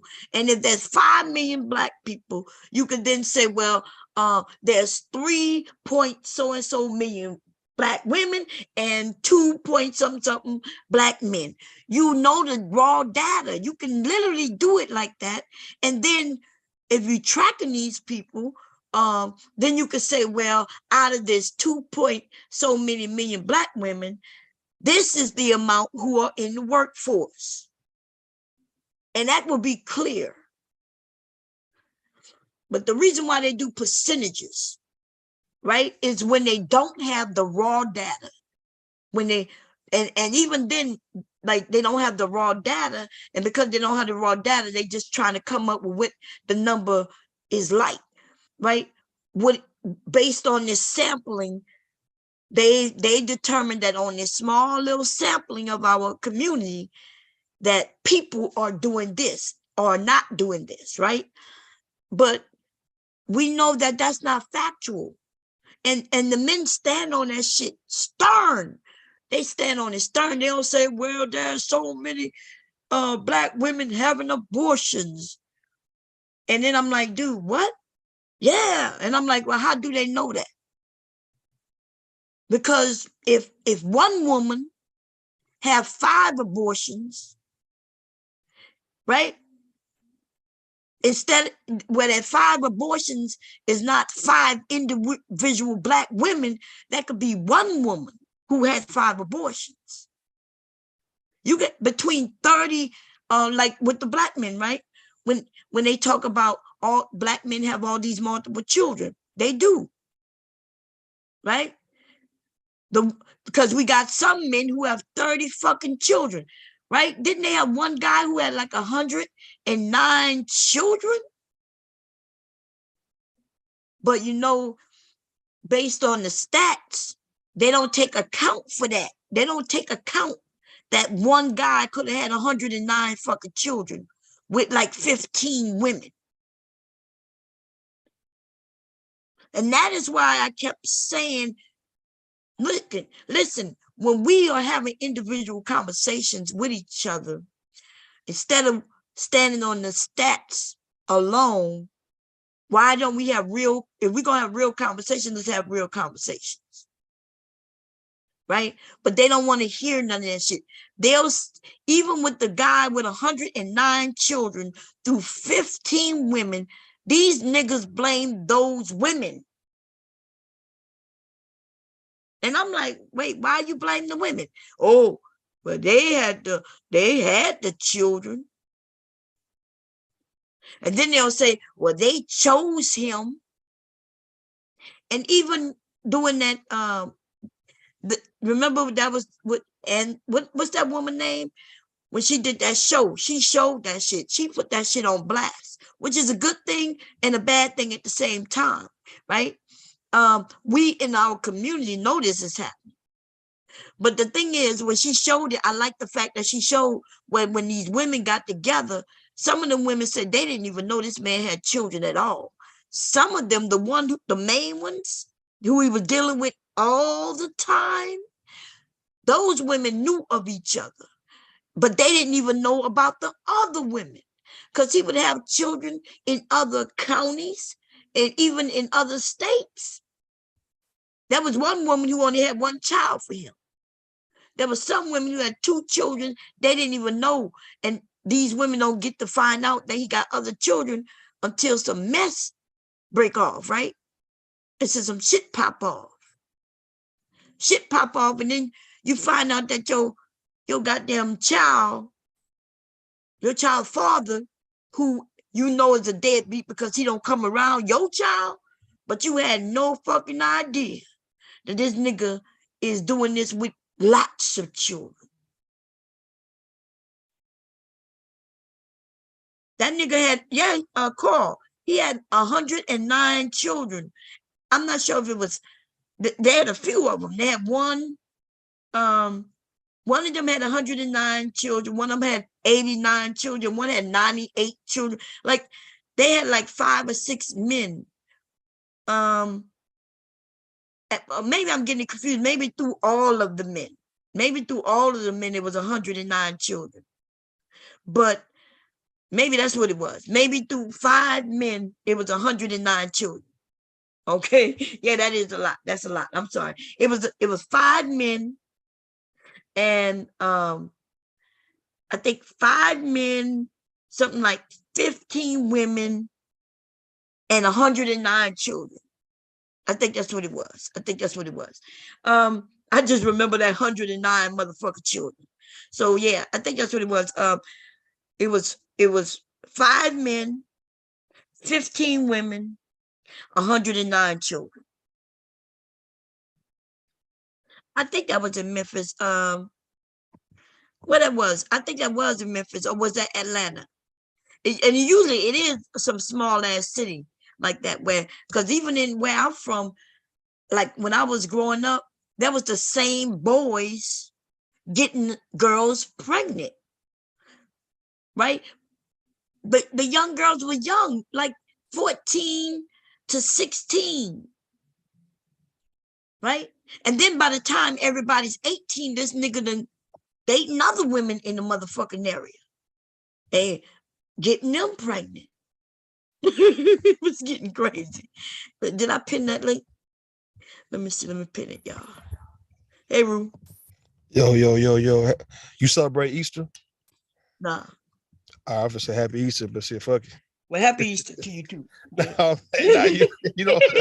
I ain't celebrating no goddamn. You see where I'm at? You don't celebrate this shit. I ain't gonna tell you happy Easter. This shit, you don't fuck Only with the it. Easter for the kids, Leak, I made them an Easter basket and shit like that. But all I'm waiting for is tomorrow when the Easter candy go on sale. Hubby gonna go and grab me some bags. You know what I'm saying? Yeah. So speaking of hubby, right? Speaking of your boy, man. So how I'm up here to represent Mr. Mark, come team Mr. Mark and Team Bomb. But look, you sound like you sound like Beyonce throwing that man on the bus like that in front of us, man. You gonna sound like you making an album.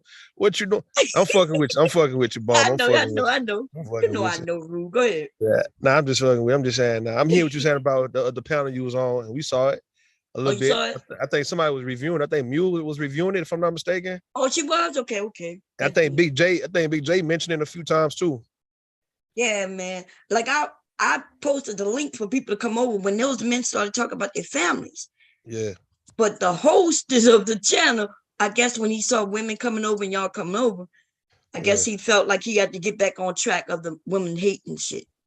And so, but then there's Matt like maybe I'm confused at what he was doing because he confused the because 1 minute he was saying one thing, like he was saying that why, well, men are doing this and men are doing that, which I wasn't even against. Like never at one point on that panel did I say something negative about men. Like when he said women are doing this, and then I said, well, the men are doing it too. He got mad. Damn. Right.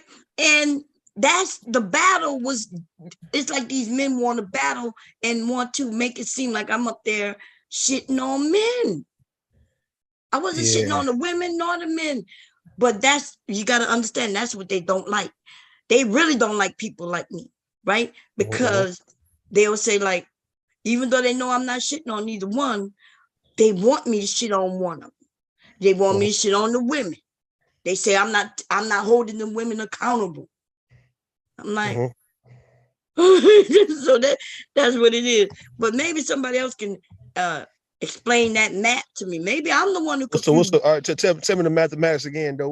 What's the numbers he was putting out? This nigga said that 60, he did say I must do hypothetical numbers. Yeah. He said if 60% of women are in the workforce. Okay. He said if 60% of men, black men, are in the workforce, right? Cool. That's what he said. Cool. But then he was starting to say, well, because there's more women than men, which they, it's not even, he says there's 2 million more women than men. That's what he says. Then he says, but 1.2 million more women are in the workforce than men. Okay. That's what he said. So then, okay, cool. Then he said, because there are more women than men, he said, okay, we're going to take out 1.2 million women out of that 60% of women. Then he said, so now what's that number? He started adding up and saying, okay, now it's even. That means he's saying that now we put them at even if we take out that 1.2 million women. Now we at the even number of men in the workforce and the even number of women. And that's when I got confused. I was like, wait a minute. I'm confused about that. Because remember, he been confused me. I was confused the entire fucking time when I was listening to him. He was talking about rent not being that expensive. And I'm like, nigga, you want Section 8. So what are you talking about? That nigga said he got his Section 8, which proves that he can have Section 8 as a man. Right. Yeah. Well, that how he got that fucking myth? No, I didn't. I didn't throw it in his face because I was confused. I was wondering if he was joking because I was gonna ask him, well, are you really on Section 8? That nigga was acting. How is he on Section 8? But the child support. Remember he started talking about he was about to go to jail for child support. Remember that, Taylor? You hear Taylor? She went out. Hold on. She right here. She on mute. Oh, okay. Yeah, I'm trying to get the math right, man. The math, it's not mathing. Maybe I go find him because sorry, Mom. No, you're right. Yeah, you're right. But he started saying, nah, I know, because they telling me I owe. And I'm like, he made no sense, y'all. I was so confused. I was listening. I'm like, what the fuck is this man talking about? And then and he was like, yeah, I'm on Section 8. I got my own shit. My girl got her own place. And different shit like that. Yeah. Let me go find it so you can hear. Yeah. It was so funny. And he was getting mad at me because I was in the chat talking shit. When he said who channel was it on? What's his name? The little podcast, something little podcast. I'm gonna go find it real quick. Right. Man, so when he mentioned you by name, that was the one we was on, Bob. Yes. Mr. Cab, hey, how you doing? I didn't even see you up here. Okay. So remember, it was crazy. I invited y'all over because I'm not sure if y'all rewind. Y'all would see where there was a group of men came up. And they was talking about their daughters and their sons. And they was saying positive shit. And they jumped off when he I guess when y'all came over, because I had invited everybody, I guess when y'all came over, that's when he came back up and like changed the topic back to hating on women. In fact, he wasn't even talking about hating on women when I got up there. He was talking about the Manosphere. That's the only reason I went up there. Oh, what's the guy name? Little podcast. Let me. No, I'm talking about the guy who was talking. You talking about who you was talking about? Not the channel. That's what I'm talking about. Oh, that same dude. All right. Yeah. Little nigga podcast. Right? What's his name? Yeah, I showed some of it on Mule channel earlier. Yeah. When we got on. So what y'all had to say? I'm gonna go look it up so we can play a little bit of it. We never finished it up, Bob. I got to the point when I came up and we were about halfway when me and you was up. They still got the 4 people up right before the light-skinned girl at the bottom right went off. Oh, okay. It was just me, you, him, and old girl. Mm-hmm. So what you said? What did you think he was saying, Mr. Cab? Because he started to fucking confuse the fuck out of me. Well, he was trying to say fuck them kids and shit like that, but he couldn't because he put a whole lot of effort into making sure his kids were straight. Well, you putting in the effort, man. You not saying fuck them kids. But he kept saying fuck them kids. Yeah, but he kept saying that. So I was thinking that you must be trying to do a little Corey Holcomb thing. Corey Holcomb known for saying that. Wait, this is my show. I'm gonna tell you one more time. Fuck them kids. That's Corey Holcomb type shit. But okay. I thought it was about black men and kids and their families and shit too, you know. But he said he don't put his kids first. He said no one should put their kids first. And then we were like, well, who should go first? He said me. Yeah. I was like, nigga, what? I know you heard it. Yeah, he said these women, that's what they do, and they put the kids first. I'm like, that's what they supposed to do. That meant that the father's supposed to put them first, the women put them first. And then when they get a certain age, you know, and they can do for themselves and they grow, you don't have to do that no more. And then he said, then he mentioned, well, when they babies. Remember, he said when they babies, and I said, and then he said, but when they about 8, 9, wait, first he jumped to 16. And I'm like, well, you went from fuck these kids, you saying a baby, but like it was. You should kick them out at 16. He said you should kick them out at 16. Yeah, but then he didn't. His 17-year-old son still stayed with his mom. Yeah, and then he tried to say, well, no, that's not what I meant. You guys aren't listening. I'm just like, dude, like that's what you just said. Like, kick them out at 16 because they don't want to be at home anyways. Yeah, and he was confusing. It was really confusing. And by me talking to him, and Mr. Cab even admitted, he kept pushing the goalposts back and back and back. And that's why the conversation got to where he started talking about numbers. Then he kept saying he was going to show that I finally agreed to something. I said, no, I've been finally agreed to that. Because he showed, this is when he was saying 21. I think they said that 53% of women, black women, was in the workforce. Of black people, 53. And so once he showed it, I conceded, right? But I conceded. And then we started talking. And then we talked, then more people came up, Mr. came up, more people came up. And then he says, then when he showed that, okay, there's more women in the workforce than men, I said, well, you know, that would be quite sad, isn't it? Mm-hmm. And I said, that's sad if there's more able-bodied women in the workforce than able-bodied black men. Yeah. And he then said, oh, why is it sad? And I said, well, if men are in prison, and I said, and remember, I'm talking about able-bodied. I said, they're in prison, that's bad. Yeah. I said, and then we got the men who lazy. I said, yeah, you know, so anyway, he changed everything because at first he was trying to advocate for being a kept man. On Section 8. Yes, he was because did that nigga say he worked? I didn't hear him say he worked. He said he was out of work and the woman was taking care of him. That's why he owed child support. Yeah, he lived on Section 8 in his little Section 8 housing, telling people that pay actual rent what's not expensive, and if it's expensive, then you need to move to Iowa or somewhere. Well, here's the thing: if it wasn't for them kids, you wouldn't have no place. You wouldn't have Section 8, nigga. But that's Yeah, what true. he don't have his kids. How in the fuck he got Section 8? You could have He Section put 8 without somebody, he kids. put one of them kids on there. You can't get it with just being a single man with no kids on there. Yes, you can. Can you? Yeah. I think Section so. 8 go to anybody. You just gotta, but that's why his girl must have a place because it's just him. He only qualified with one bedroom. Do the children live with him? No, his girl don't live with him. She on probably Section 8 too. Right.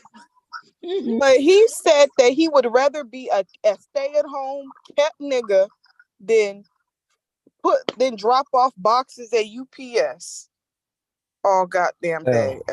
And I was just like, dude, like I wasn't even roasting or dragging. I was just asking questions because I was like, is he trolling or is he dead serious right now? That's what I was thinking. I'm about to find his channel real quick. Oh, I have it, Bomb. He probably I got it right here. ISY. Yeah, listen. ISY what? Wait, let me wait, because I'm not sure. I'm about to share and then you can see it. And you could go there when you want. It's because ISYLP network, which is like something like I seen your little podcast. Yeah, that's what he said it meant. I seen your. He said he named it that because the women used to say. He said he named it that because the women will look at him and say, "I seen your little podcast." So he said, "Oh man." Yeah, he trolling in that case. Everything he's saying is trolling. Then again, he might be hiding behind that trolling was the truth though. He could be. Nah, bro. That nigga on Section 8. Yeah, that nigga real. That nigga got money, man. What you talking about? Look at this nigga. Look how he dressed. He got money. His girl probably buying his clothes and outfits for him because she the only one that's working. Shit. That's a new dynamic though, man. The girl worked, the woman worked, the man stayed at home. Like house husband, like when they came out with the Real House Husbands of whatever city was it Hollywood or LA? I mean, it was like 10 years ago. I knew it was about to change, man. And I think that's what makes more sense. If the women are the providers, then I guess the man stay at home and he cook and clean and he take care inside the home, right? Is that the new role? That's what he said that we should accept. He said that women. I mean, if that's the new dynamic, I'm not whatever works for people works for them. I mean, but this nigga cannot just be, listen, they ain't got no motherfucking kids together. So I'm confused as to why he is a kept nigga. And never mind.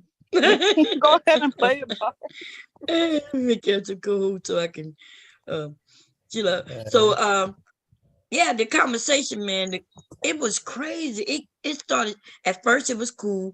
Then other men came up and they, and it was good. And then it just went sideways. Probably, I invited people over. Let me see where we at. But you just gonna be up there by yourself, nonstop, 4-5 hours, repeating yourself. That ain't it. Right. I see the title.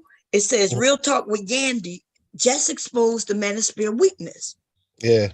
So when I saw the title, I was like, okay, let me go over there, and see what they're talking about. So it was a few men. This is before I got there. Too. I don't remember that man unless. So he was playing this video, and so this is when I came up. Let's see what we're talking. But guess what? As soon as I found out my daughter was fucking, nigga, my conversation changed. Yeah. Hold on. Now, okay, I know you gonna fuck. Oh, wait. What the fuck that nigga say, man? I missed that part. What? You got? Yeah, this is before y'all got that. Yeah, what happened with that though? Why you say that? What was the... Okay, let me rewind it so we can see the context. Hold up. Okay. Okay, hold up. So if we say, man, listen, oh God, these women are so fucking aggressive and they're so masculine, right? Mm-hmm. You don't say they're masculine because the man is weak. Oh, I gotta rewind it. That's not where I'm at. Wait. The normal response to that is gonna be, well, the men are weak. You check it. Shit, bro, don't pay no attention to me. Yeah. Hey, I just want to say, wow. I don't think like the questions that were geared towards, you got it. because here's the thing. Here's you know where. So if we say men say they behave, not to Let's gas, play. We got it. Okay. not to argue, not all. All of that shit is, if you pull a woman up on the panel and say this woman was in a relationship with a dude kicking her ass, and the first thing we say is not all men kick women's asses. Right. You're going to immediately know that that is a disingenuous response to what's happening right now in this moment. Yep. What y'all say to that? Like he's saying that if women are saying, if a woman get up there and say, yeah, this man whipping my ass, like somebody did. You remember over there on Anton? Yeah. And the men then say, to her, well, look, not all men beating women's asses. Yeah. What's wrong with that? It's nothing wrong with. I think it's, like I said, wrong time. And like I told you, is at that time, I guess a person want to make a point, and they don't want that type of pushback of saying not all, because they even know that not all people doing that. They just trying to let it be known that, look, this is what's taking place. Like, okay, a man whooping a woman's ass, and or she got her ass whooped, right? And it's like she's trying to really just present the story, like, look, this is what happened to me. And she just wants people to listen. Like, she just want folks to listen. Like, don't give no pushback on some not all doing that. Cause we know not all men are doing that. We know that. And I think that's something we know in this space. We know that not all is doing what we say a lot of folks are doing. We know that. Right. We know that. But like, for instance, with that woman who got up there beat, she was telling her story, and they then started telling her, they wasn't really there to listen to her. Like, people there to really listen to what you got to say. They want, if you coming up there and saying I got beat, then they want to know, well, why are you there? Are you still with him? And she says yes, and then they want to know, well, why leave?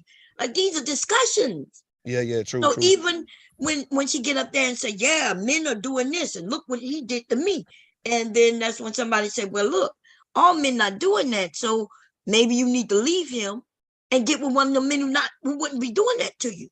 Yeah. I guess it just, like, I feel like y'all gonna see how it happened, but they just, like, for when you say that women are out there twerking, and I said, well, the men watching. Yeah. That's why the woman's doing it. Yeah, man. What if you said the men twerking too?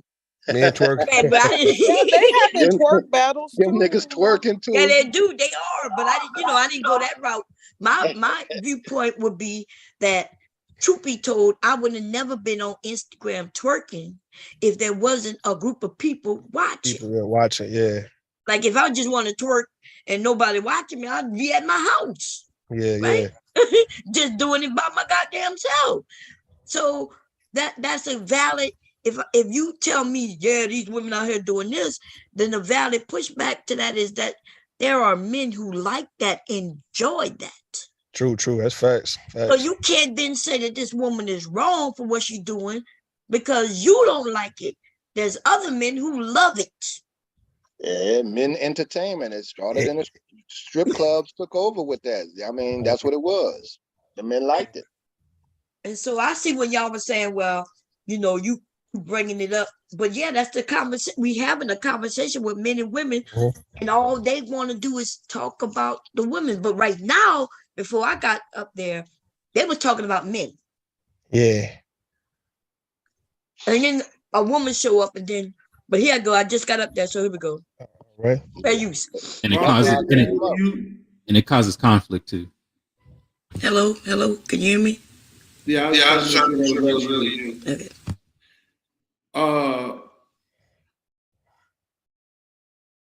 So if we say, man, listen, oh God, these women are so fucking aggressive and they're so masculine, right? Mm-hmm. You don't say they're masculine because the man is weak. The normal response to that is going to be, well, the men are weak because the women are masculine, and that creates a circular argument. Yeah. At some point, accountability has to have its day. So he changed it just that quick. He's saying if the men are saying women are masculine, and it's bad Yeah, he was all over the place. He really was. Like I was doing my best to follow him. Now, But, see what it is. What it yeah. is. What I'm hearing is this, right? Like people just be wanting to get their shit off. Like he know, like even when you said the example you gave, right? If a woman say this man beat my ass and these men out here whooping women's ass, right? And a man might say, you know, not all men. This guy know that when you say certain things like, yeah, these women are masculine, it's going to warrant their response of, okay, well, these men are weak out here. It's the reason why these women are stepping up to be masculine. It's like, hey, you can't use, or you just masculine like as if she just want to be that way. I don't believe that women actually want to be masculine acting. I don't think that's what y'all want to do. I don't think that's what women just want to go around just taking care of the household and the men, but they have to. So you are forced to do that. And that's due to because the men are not being as masculine as they should be. You see what I'm saying? So like you can't just throw that out there, because that right there, that's a trigger. That's like a trigger right there. If you're gonna say, yeah, y'all being masculine, like you being insulting. You're not saying it as a compliment. You get what I'm saying? So yeah. And the men who are saying that women are masculine, if they see us as masculine, and then when they talk and they talk about how they not standing up for themselves, and I said, well, dude, maybe I look masculine because you are weak.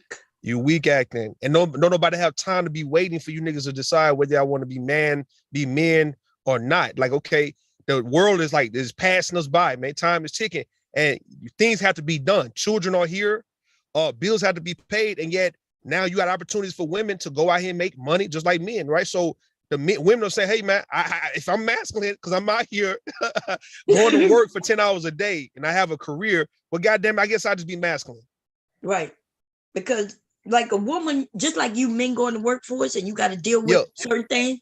Yeah. Be the workforce, which you're dealing with the same shit. And if we let people walk over us, we would, we wouldn't be able to do it. See, when they say the women are being masculine, they talking like, yeah, women do talk shit, but they talking like women are shooting at niggas, like doing drive-by shootings and fighting men.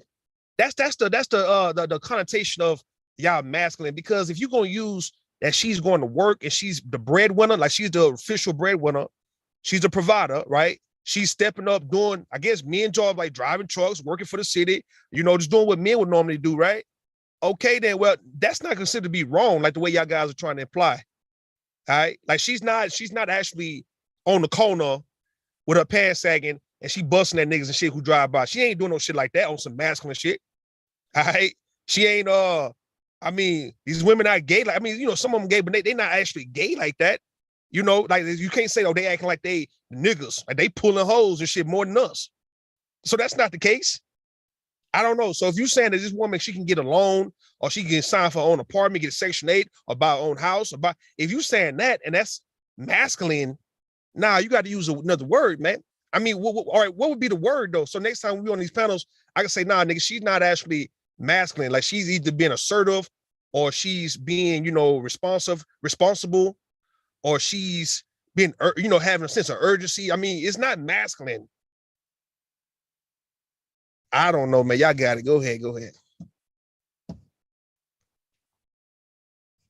Hello. Can you hear me? Yeah, I'm back. I'm sorry. Yeah, you got it. Okay, I got too many tabs open, y'all. I got tabs open. I got to close some of this shit. Okay, here we go. Here we go, y'all. Right. Now, the problem is that some things that's wrong with men do start with women, their mothers. Oh, yes. Right? And I'm a perfect example of that. With women start with men, their fathers. Right? What have we learned being in this space more recently is that a big chunk of the independent women out here, they didn't learn that independence from their mamas. They learned it from their daddy. They didn't learn that shit from the white man. That's a lie, man. Pause that. Hell no, he lied on that one. He lied on that one, man. Like these women, like the millennial women, they learned that from their mamas. What are you saying? Like, you get what I'm saying? Like that's what the whole independent, or let's say learning how to get it out the mud or get theirs too. The grind and the hustle. I mean, you got them women coming out the 80s was on some hustling ass shit, and these young women, born in the 90s, the 80s and 90s, they got this shit from their mamas. Yeah, but our generation, you're right. Both of you right. All right. The ones who got it from their mamas, the mamas got it from their daddies. Okay. So the daddy was, and your uncles and your grandfathers was the one who would say, you could be anything you want to be. They were telling that to all of us, the sons and the daughters. You know what I mean? It was definitely a different time. It was one fight then, yeah. Right. So you were teaching your kids that, remember, we just got our civil rights. So our parents are teaching us there, the doors are opening and y'all could go out there and get jobs and things. We also knew that a lot of our men were going to jail. Huh? I said HBCU started popping and everything. Mm-hmm. So you start going to college, school, and work, and they took a lot of the things that was holding us back off, and we always made sure our kids, you can always do whatever you want to do, especially in this society, because they was always trying to hold us back. Right. So even if the mothers or the fathers didn't teach it, the mothers did, and then when you went to school, they taught it, didn't they? They taught the girls that you can go do this and you can go do that. Man, the school, TV, and all that, man. We talking about eventually, music, all that, Mm-hmm. Yeah, but the daddies. Think about you having a daughter. Do you want to raise your daughter to be submissive to? Hell no. Yeah, that's right. You want her to be able to go get it herself, to be able to survive.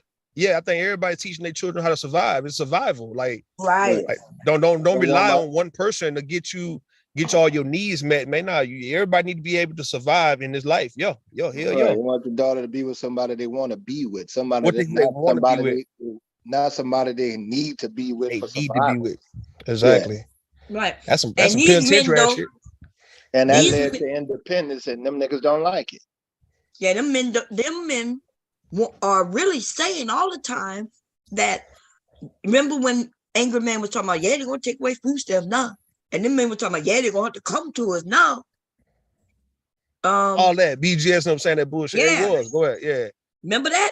Yeah, I remember that when they thought Trump was going to take away all kinds of shit. All your government assistance, they was like, they're going to. I don't know why they would think the Republicans throw more money at that type of stuff than anybody. They dumb as hell. That's how you know. But my thing is, why would guys even be wanting, like, why would a guy feel like, well, yeah, man, they about to take all this from y'all, so y'all ain't gonna have no choice but to come to us. Like, why you want folks at your mercy like that? Hey, like, that mean you have bad intentions for a person. You say again? Mr. Fantastic. That's what my issue with him. I'm like, hold on, man, you happy? When he was like, oh, wow, what it was, cold day coming and all that kind of winter's coming. All that shit. And then when they was about to get rid of OnlyFans, see now, this nigga was ecstatic that the women was gonna have a harder time during the pandemic. It seemed like they taking joy, you're right, in the struggle of women, right? It's because they like, okay, well, if we can't control you, now we're gonna let the government take away shit to where it's kind of like, it's no different than the same old military tactic. Like we take away some of your resources and you got to come back, and if I take the food away, this food supply, you got to come back over here. And that's what these guys are using, that dictator mindset, right? Like, we're going to take your livelihood from you. Now you got to come back to the table because y'all thought y'all was getting away type shit. Right. And it's no different than any other country who don't like go come back begging and shit. Like, no, begging and being more humble and meek and you really more respectful and all that, right? Like, they don't like that women, they feel like women was getting beside themselves.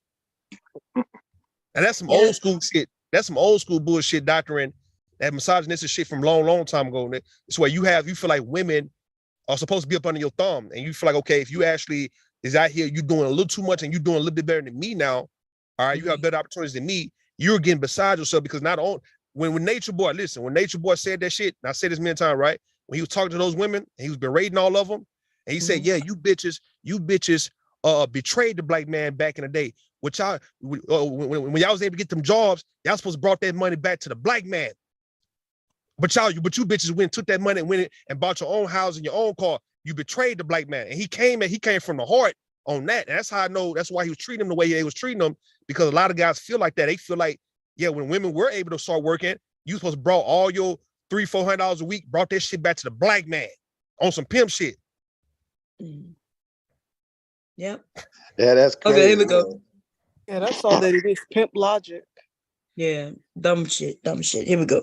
He was the one telling them Fuck these niggas, get to your bag, do your thing, go to school, and blah, blah, blah, right? So we had to swallow that. Pause. We had to eat that. Like, goddamn, you know what? I'm sitting here thinking the conversation I had with my daughter. Yeah. And that's particularly in a 2-parent household as well, too. Like 2-parent household, but in a single mother household, you know, it changes. But in a 2-parent household, yeah, the dad is the one that does that shit for sure. Right. So that's what I'm saying. Like, not even just in the I don't live in the same household with my daughter, but guess what? As soon as I found out my daughter was fucking, nigga, my conversation changed. Yeah. Right? Now, okay, I know you gonna fuck. You done did it. Mm-hmm. Like most people, you ain't gonna not never do it again, right? I hope that man don't talk now to I gotta talk to you like a yeah, I was thinking about that. Like, I thought you used like a certain, hold on, pause for a second. I thought when it come down and you talk to your children, the nasty vulgar word that we use, right? Like we use as grown people, that you don't really refer to your daughter as fucking. Right. Like, you don't refer to her. You don't use the P word. Yeah, go ahead. I think he is mentally ill, y'all, personally. I think that he ain't wrapped too tight. When I find out when she was fucking, right? It's like, nigga, come on, man, like, nigga, goddamn. Remember when I mentioned that he said boys are active, sexually active. This nigga. He mentioned when he found out that his daughter was, you know, fucking. He said that again. He said he told her he was gonna punch her in the throat if she got pregnant, and that's when. So I mentioned that earlier. He said I told her I'll punch in her fucking throat. Her and that fucking baby in the throat, something like that. He said, I was like, God damn. In my mind, so when a man referred to his children, his daughter as somebody who's fucking, or refer to her vagina as a pee, you know what I mean? It's like, come on, you're supposed to kind of know how to differentiate when you talk to some grown woman or somebody your age compared to your daughter. You don't refer to your daughter's vagina as a pee or say she's fucking. Right. She's sucking dick and all that. You don't say sucking dick. Like, as much as we might curse, we don't even feel comfortable saying that shit when it comes related to a child. Even I mean, yeah, you don't want to come at your child on some. Or my daughter, when my daughter started sucking dick, it's like, nigga, you should say your daughter sucking dick, man. Like, what you say? Well, some of these men on here are extremely uncouth, and they have no fucking they have no social etiquette or no any type of social cues. So I wouldn't put it past him if he did tell his daughter that she gonna punch her in the throat and the baby in the throat. Yeah. I'm not surprised. That's some. And if he's not gonna do that, if he's not gonna say that to her, right? Why is he telling these young men? Because they don't understand. There are real young men searching for information. There is no this word they use, discernment. Like, right? People, if you don't learn different things, you don't know if they're right or wrong. They are really looking for information. And these men are leading our community into a fucking burning building. Because this is bad. This is grown man. So when they looking for information, him and Anton and the rest of them are doing it even worse. This shit, because at least most people listen to him and say, okay, he can't be serious. They'll think he's joking. Anton and the rest of them are over there speaking, you know, certain words and trying to make that shit make sense to where some of these people, even the women, are falling for that shit. Look at them women who getting shitted on right now. Like I would be over here and telling them women, you know, in episode without mentioning names, like, hey, y'all got to stop listening to these men. Hey, y'all got to stop, you know, following these men. I kept saying, look, he looked like he's a good guy. You know what I mean? They getting on panels, and every time they get on the panel over there, they get shitted on. Come to find out, the reason they getting up there is because they didn't sign contracts. Damn. But see, I want them to know, even if they signed a contract, a person can't tell you what to say, how to feel, and shit like that. But that's what I heard, that they have them signing contracts, which I already knew that they in a network. Right. Okay. I'm the one who explained that shit. You know, not everybody talking about it, but I explained that shit a couple of, like, almost a month ago or so. Yeah, and that network means you have to agree with their talking points. No, you don't have to agree with their talking point. Unless they I don't know, man. I guess they put it in there because the women, they dealing with it, and you said they on the contract. I know these women would be a whole lot more vocal than what they are, but they not. So, like I said, you got Just Pearly with the contract. If Anton giving contracts and then he's able to act like he's real tough and he's roaring against these women are not saying shit. Yeah, I mean, they probably can't rebut him or refute anything he's saying at this point. As I'm looking at it, but then I could be You wrong. better took my contract from my black ass. Yeah. Okay. So, if anybody giving contracts out of Anton and Pearly, it would be Pearly giving him a contract because she the one with the 1 million followers. Not him. So it's her giving him a contract, and therefore he's giving these women and men on his panel contracts. But yeah. So we know that he's got them in a network. Like, the network, that's why they started fighting each other. Pearl just somebody new who came about who I guess he figured he'll be able to get people more followers if he go and attach her to him.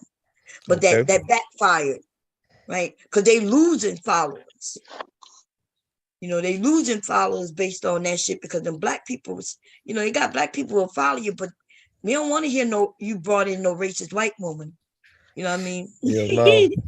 So, right, anyway, not even a sympathizer. You agree with anything with a racist motherfucker, I can't fuck with you. Well, except this dude and some dude, you hear the ones who say she ain't do nothing.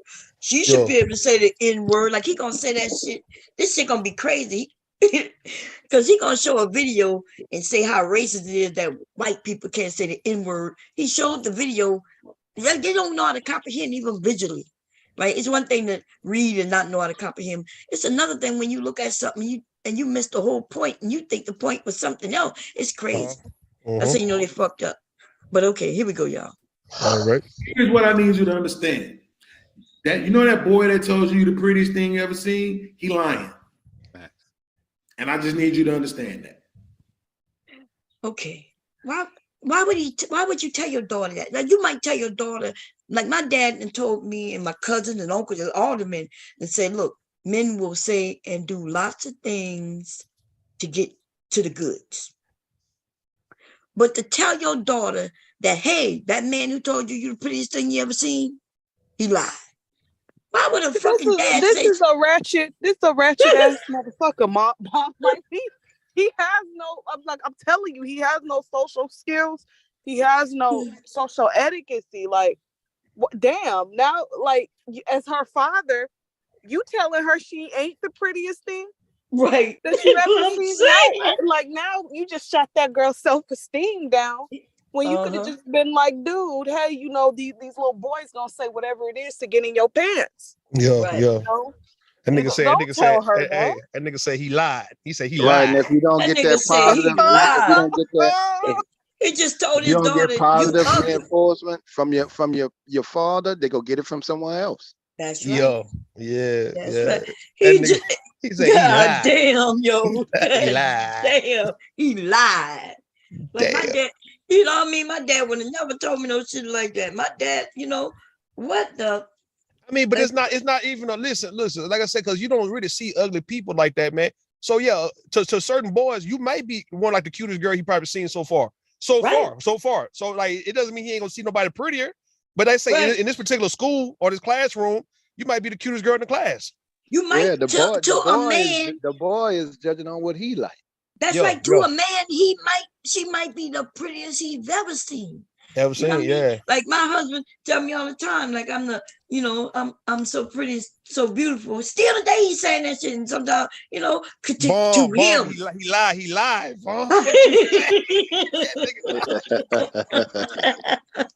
Just trying to keep peace in the house.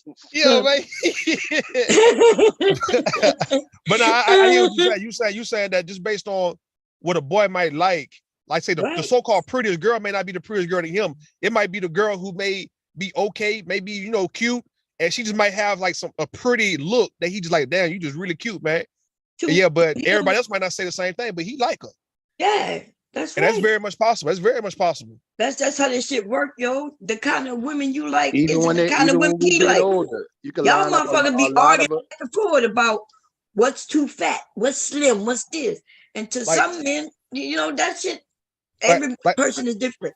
Now, let me give you an example, right? Like when I was young, right? And I had the biggest crush on Holly Robinson Pete off of 21 Jump Street, and when she was planning on hanging with Mr. Cooper, right? And I thought she was just the prettiest goddamn woman I've ever seen, the prettiest girl I ever seen in my life, man. And even I seen Vanessa Williams and all that. I know they looked better, but yet she just was like the prettiest I've ever seen. You see what I'm saying? It just when you see something you like this, man, it doesn't matter what everybody else is saying. Yeah, you like line up 5 very attractive women, and one of them go really jump out at you like, oh, that one there. Yeah, You but know, she might not be the overall prettiest, but she might just be the prettiest to you. Right. That's all that really matters in the end. That's all that matters. Yeah. Here we go.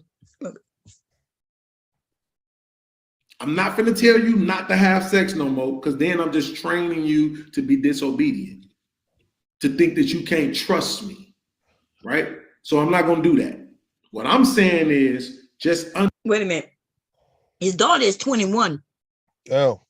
So he's like, I'm not gonna train you. It's too late for him to come in and really educate her on anything. When he first found out. Was she a teen or she was 21? He said when he first found out she was having sex. Yeah, she was older. He wasn't in their life when they were younger. Oh, okay, all right. So she was damn near a late teen or adult. Yeah, you know, by then I'm not sure what the age is, because I don't know if he said when he first found out, but he wasn't there when they were little. Oh, okay. Even if she was grown, you still don't talk to your daughter like that, even though you're getting some D or whatever, you know. I don't care how old. No matter when. Remember, he said when he found out, hopefully she was at least a late teen. Yeah. Because you know what I'm saying. Yeah, I never understood when guys be too caught up in their daughter's saved life, let alone you're not teaching your daughter, the truth about it, so where she just know how to have game. She'll know the game when she's out here. But then again, I always used to cringe when I used to hear fathers calling their daughters a bitch too.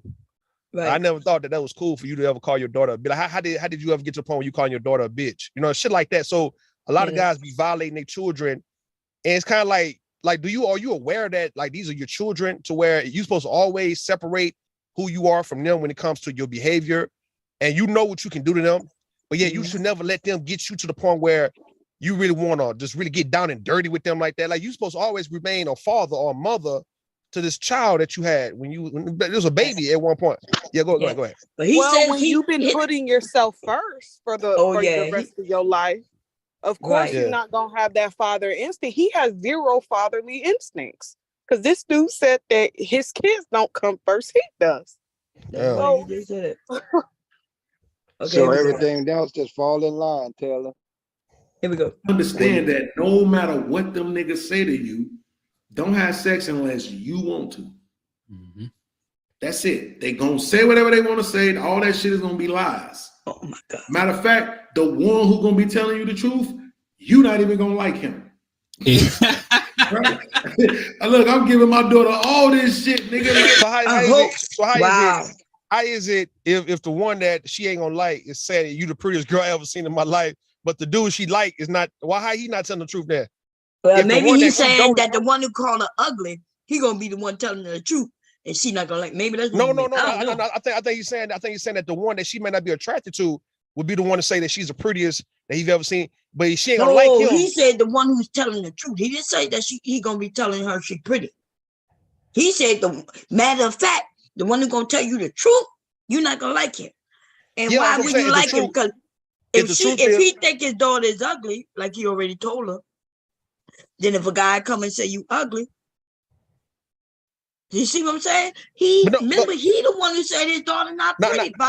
He's saying that. What I'm saying though, right? If the one that she may not like, right, he might be the one to say that she's cute, and also the boy that she like, who's trying to just get something from her, saying the same thing, right? So I'm saying, so what I'm hearing, he's saying that the one that would be telling you so-called truth, he put in her head that the boy you gonna like, the boy that you gonna like, right, is gonna be lying to you to try to get some sex out of you. But the one you ain't gonna like gonna be really the one telling you the truth. That's what I'm getting. I could be hearing that wrong like a motherfucker. I could be. You play it again. I could be hearing it. He is saying the one who's gonna be telling you the truth. Run it straight into Pookie. That's right. He could be saying run straight into Pookie. Pookie gonna tell her what she won't hear. Yeah, he's saying that Steve Urkel telling Laura that she's the cutest girl.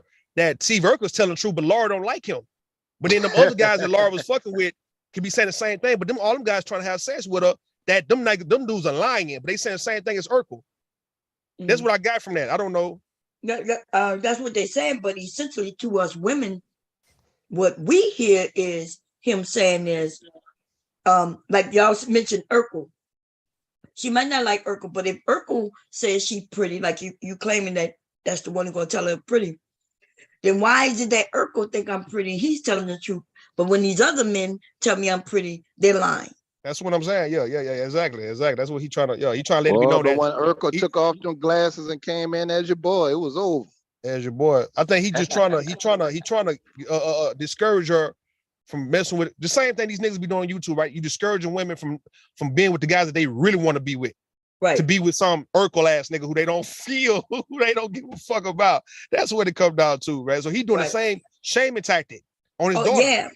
And even more, let's go past the Urkel. The women who don't want to deal with the thugs, but these guys want these women, these certain type of women, right? Yeah. And he's if his daughter was the type who don't want to mess with that type of dude, he's essentially saying no, that you should give that man a chance. Like it's ridiculous. It like when women hear certain things, we hear things differently than you men, because you're hearing it from a man perspective. We hear, but what matters if he's talking to a daughter is what she thinks he's saying. Yeah. And to tell your daughter that if somebody says you're pretty, he's lying. He just told his daughter that that she's ugly. He mind fucking her, because if let's say if the boy that she like and she's turned on by is saying you the prettiest I've seen, she would be most likely to engage with him on a sexual level eventually, but she would never want to fuck with an Urkel. I think that's what he's trying to play with her mind. Like, yeah, if Urkel, like we already said it, right? I'm just saying though, he don't want her to take the compliment from a guy who that damn near a whole bunch of girls like, but yeah, he might be the quarterback and shit in the football team and shit like that. But yeah, he might just be a good looking 6'3" guy in high school. Don't take his advice, because you gonna most likely want to have sex with him. Cause he lying to you. He just trying to have sex with you. But he could be telling the truth too. Like, all right, you look good. I don't know. You gotta go. Go ahead. Rochester want to know what should he say about sex. Well, it depends on what age she is. It's too late for a father to talk to his daughter about sex when she's late teens or grown adult. Yeah. What he should have been doing when she was little was encouraging her, just telling her she's beautiful, and that's those women who have their fathers or some uncle or some man in her life who she knows he loves her, and he's teaching her as she's growing up that she's pretty, she's worth this and that, worth more than, they handle men differently. Men can't just come along and throw her some attention and she just jumped that. Yeah. Yep. Right. I remember telling my daughters when they first started being interested in boys and was a little excited that the little boy liked them and stuff like that. Mm-hmm. I just tell them, look, you're a very beautiful little girl and you're going to be a beautiful woman. So you might as well get used to all this attention, because you're going to get it. You look just like your mama, just to keep them up and just to understand that, okay, the attention go come. It's coming.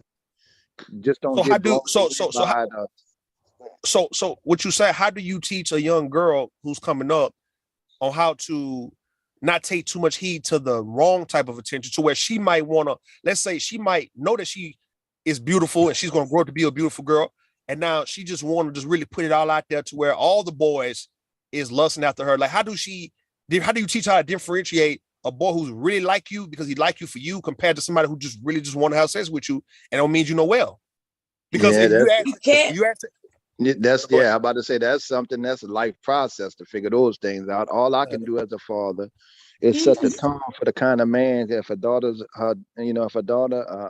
man is a daughter's first love, I try to set the tone, in my everyday actions, and hopefully she leans towards a guy that's similar to me, that make her laugh and stuff like that. Not the old Kevin, the new Kevin, not the daddy Kevin, not the other shit, but yeah. That's all you can hope for. Set the tone, because they walk behind you. They walk with you. If notice when you're walking with your kids, they walk right behind. They're paying attention to everything you do, every interaction. So I just try to be aware and just try to keep it like it is, and calm and fun and stuff like that. And hopefully the way I lead, she just take on and find a guy that's similar to her father. At least the positive shit. Hope the nigga don't come with my negative shit. Yeah. Somebody said it's never too late to teach them about, I think it was Cola. It's never too late to speak on safety of sex, though that's true. But it is too, we got to be honest. Some of us don't want to be honest. Think of yourself at the age of 20 and your daddy coming up to talk to you about sex. I mean, it might be a way. I think he got to start like when he first found out that she had a boyfriend. No motherfucking way. I don't know what's like. Listen, why would not to start off 20? You had not at 20. I'm talking about beforehand. I'm just saying 20. There is no way for your daddy to talk to you about sex.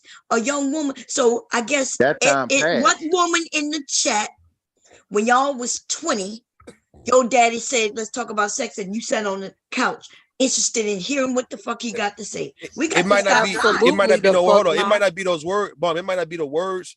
I'm gonna talk to you about sex, but maybe he just now teaching you about the game or the type of boys that's gonna come around it's you. It's too late.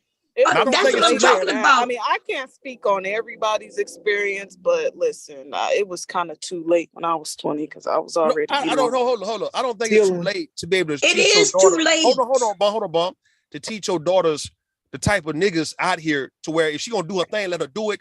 But yeah, you just putting on game about what to expect. Like when Mr. Kevin say what to expect, and let her just go. I don't know why you want. Listen, at 20, at 20, if you waited till she's 20 and think she wants to sit down and hear her daddy tell her anything of what to do with her body, all these dudes. But she already know about dudes by the time she's 20. I don't know why you think that that's an appropriate time. You need to catch her way before 20. Yeah, I get what you're saying, Rue. But if the girl say that you need to let them know before 20, you kind of missed the boat on that one. You got to raise them into understanding niggas. So what's the age then? I started in the teens, man. Teenagers in high school and stuff like that. High school, all right. 13, yeah, when they start getting a little attention, when they want boys' attention, when they want to start getting a little attention. 13, I'm 14, saying, how do you present it? How do you present the conversation to a daughter 13, 14 years old? Like, what do you say? You don't talk about sex. What you do is say, hey, you get with her while you're chatting with her and you start just talking about boys. Hey, these boys, this, don't make it weird for her. Because she might not even be, so you just say, hey, these little boys out here, they'll tell you anything, and I want you to know if anybody try to hurt you or harm you, let them know that you're there for her and stuff like that. But all right, you're right. So break it down to like I would break it down to my daughter that you got rights. No one should take advantage of you sexually like that, right? Because you get to the age to where boys gonna be coming at you, and you're gonna be interested in a lot of boys too. But if you're gonna engage in it, protect yourself. If you got questions, ask me and your mother about whatever you want to know. Right, stuff like that. But early though, Rue. This nigga in this the girl already 20. See, that's what I mean. He's like, how to do that? Exactly what you're doing. As they get older, you can bring them in as they go along. And then when you see certain situations like mine in the room talking to a little friend that she like, nah, that's cool. And things like I got to live with that, but I got to, I talk to them as we go. And have her understand that when she won't get the big head when a few niggas, when she get out here and some niggas start hollering at her. This is nothing new. So Miss Cola said yes, high school for me, 10th grade, but my mom started earlier. So the mom started earlier, but all moms don't talk to their children about sex. So and then Miss WO said what's best for what I agree with 9 and before their period. You got to reach 9? Them. Yeah, earlier than my mom started talking about sex to me before I started school. Just age appropriate things. It don't have to be about sex. But it's you're talking about like kissing, holding like hands, body parts. No, because you got to remember adults are come and mess with kids. So you just give them the information. Hey, like my mom asked me, did I know what rape was? I wasn't even in school yet. And I told her, yeah. And she asked me what? And I told her it's when somebody take a rake and rake over you. She said, no, it's when somebody force you to do something you don't want to do. And through the years, my mom would just talk, and and I would listen. I didn't even know what she was talking about till you get a certain age, then you put it back all in your mind together. Now you'd be like, oh, that's what mom meant. Oh, okay. My dad never really spoke to me about sex at all, because my mom did it, right? But my dad would say, you need anything? Is there something you need? Because, and he was kind of letting me know if anything I need, he's there for me. Even now, with mine at 11 years old, I got to have this conversation. I'm a little behind, because I got to get into, I got the body parts in. I got the girl and the boy body parts and the science issues of it. Then we also have cycles and stuff like that. So the body changing part, now I got to explain what happens when boys and girls like each other and the possibilities of what happens and stuff like that. Okay. You start telling them about where babies come from, and then the child will lead you on. Like, they'll start asking you questions. Yeah, like, so when they ask you questions, you're doing good. Yeah, and if they ask you a question, you just answer that question and follow their lead. And and she need to know that she could come and ask you anything without you judging. You know what I mean? And that way she'll come and ask, and then you start talking. And then, if she said, well, So how do babies get in her belly? And then you'd be like, depending on her age, you'll tell her. Men and women have sex. And that's and what you see what you're saying though. You're saying, you're making sense though, right? So parents have to, I guess, acknowledge that their children are at that age now, right? You can't be in denial that your kid may not be engaged or wouldn't engage because you think they 15, 16. Like, you got to acknowledge that, okay, they're in high school. But the ones who act like their kids just would never, like that, you scaring your kids not to have sex, or what you say to those kind of parents? You trying to threaten your kids not to have. I'm asking you and Mr. Kevin, what do you say to a parent who try to threaten their kids that they better not be doing it? I'm gonna beat your ass. Like, what about that? To where a kid can't come to you. That shit never worked. Yeah, that should never. Telling them that they too fast. Like, let them.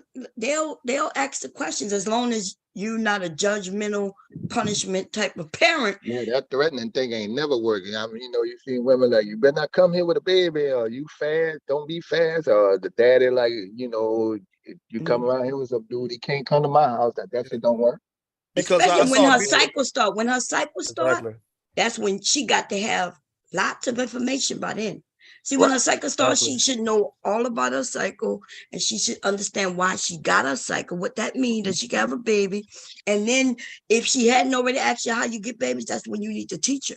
Because remember, we just showed the article. Remember, we just showed an article with a little girl. I think Mew gave it to me. It happened in Texas in 2015, I think, or a little earlier, where there was a group of Black men and boys taking this Mexican girl into this house, having sex with her. She had diseases and all, and nobody knew.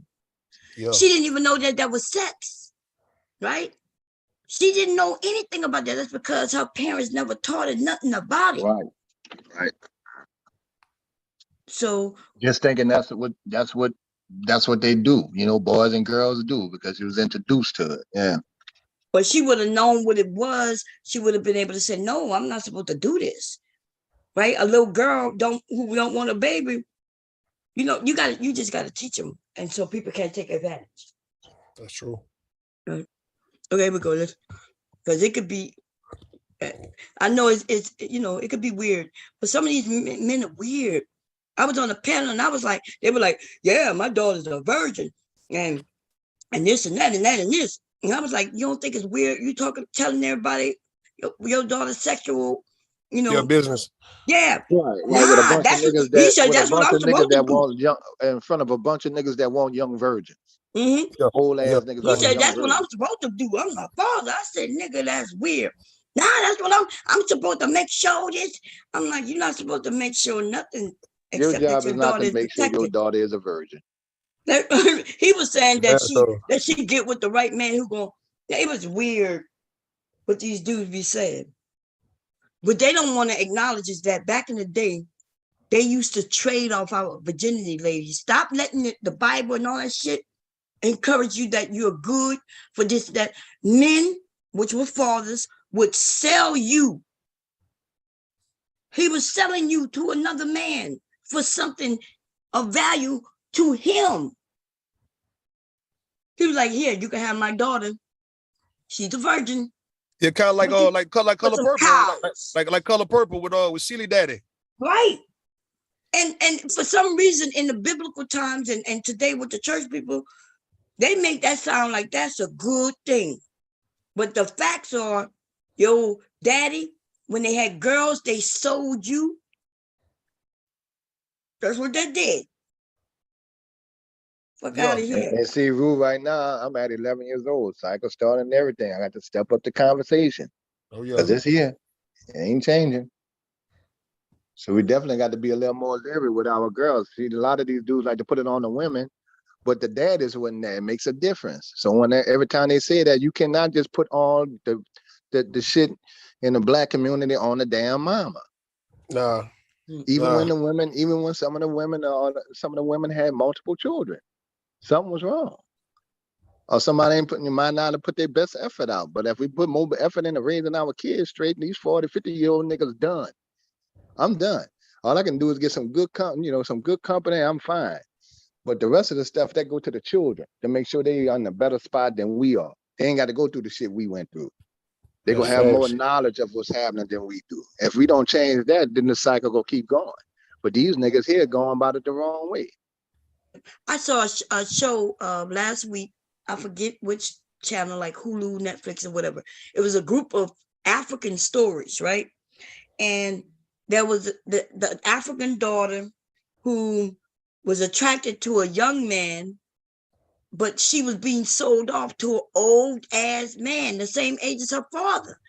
Why would a young woman want to be with this old man with all these young men her age running around? Wouldn't she want to have a father, a child with somebody her age so they can raise the child together? But what kind of friends would a young lady or a young girl, a teen have if they mess with an older man? What kind of girlfriend she gonna have?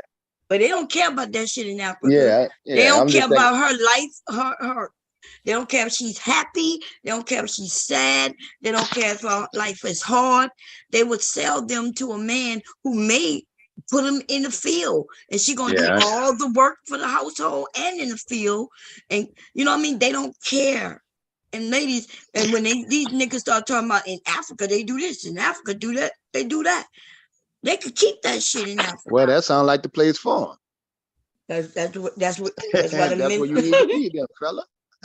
That's right. Okay, here we go. Let's finish with this shit here. I need you to understand that shit. Okay? So if you want to know which one's telling the truth, it's the one that you don't like. That's the one who means it. That's the one who really means he want to have a family and all this other shit. And I guarantee you, if you make him go through with it, he'll go through with it. Yeah. Right? Before he get the cakes. So, but the fact of the matter is, so y'all husbands don't like y'all. I was training her to be independent. Right? Now, once she get to 19, conversation get a little different. Because now I've been exposed to certain things. Red pill, Manosphere, all this other kind of content, right? What I wanted for my own life, what I want for my daughter's life. So now at 19, I gotta say, okay, listen, this is different. This is a different ball game now. Niggas is still gonna be lying to you, right? That ain't changed, right? But at the end of the day, you're gonna have to pick one of these lying ass niggas. Yeah, it's just the facts. You know? So he got his this would call my He got his ideas at 19 and stuff like that. He got his ideas and talking points from the Manosphere and Red Pill. And then you talk to your daughter like that and think you're doing justice by that or doing something good by it. Yeah, because so he just said he listened to niggas on Manosphere niggas and Red Pill. So you listen to niggas on YouTube about getting some kind of advice for raising your daughters, but you don't even ask the women. Exactly. So now she's 19. At first he was saying he was helping her become independent and live in the world. Then he said he comes to YouTube, he learns about Red Pill and all this shit, and now she's turned 19, and now he's trying to tell her. At first, he wanted her to have a good person. He wanted to pick somebody. Now he's telling her, yeah, they lying to you, but yeah, pick one.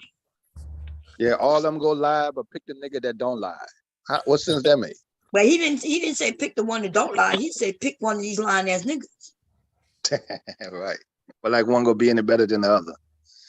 But see, that's that thing you. He said he don't care if they're better than the other. They all the same. He don't want her to go find somebody who won't lie to her. He just said pick one of these lying ass niggas. That came out of his mouth. He said pick one of these lying ass niggas. And see, I go back to the statement of what he said with the Manosphere and red pill.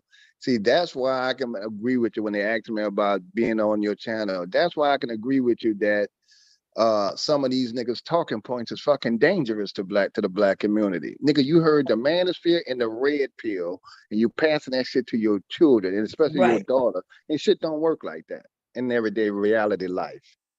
Right. At all. He learned how to be a daddy from some niggas online. Right. Yeah. So do you think some of these guys online in these spaces would actually do what you're saying, right? Like sell their daughters like what happened back in the day? Do you think some of these guys talking like they'll sell their daughters for a profit or for a dowry or whatnot? That's what they saying. Dude, I was on the panel. I was on the panel, and the guy said, my daughter is a virgin, and he's looking for a man who wants the virgin. They up there trying to trade and talking about them raising their daughters to be virgins. Yeah. Like a nigga told me he don't mind. It is different if his daughter had a baby for nigga I forgot that nigga name with all the kids. Which one? Story low? Future.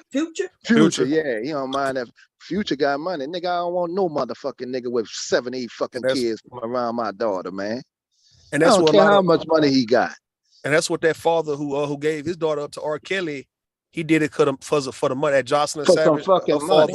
Right. That's why Bob say that shit still going on today. So putting it out there. I mean, is that the play though? What I'm saying is that been the play for the longest. I know y'all saying it's been taking place for a long time.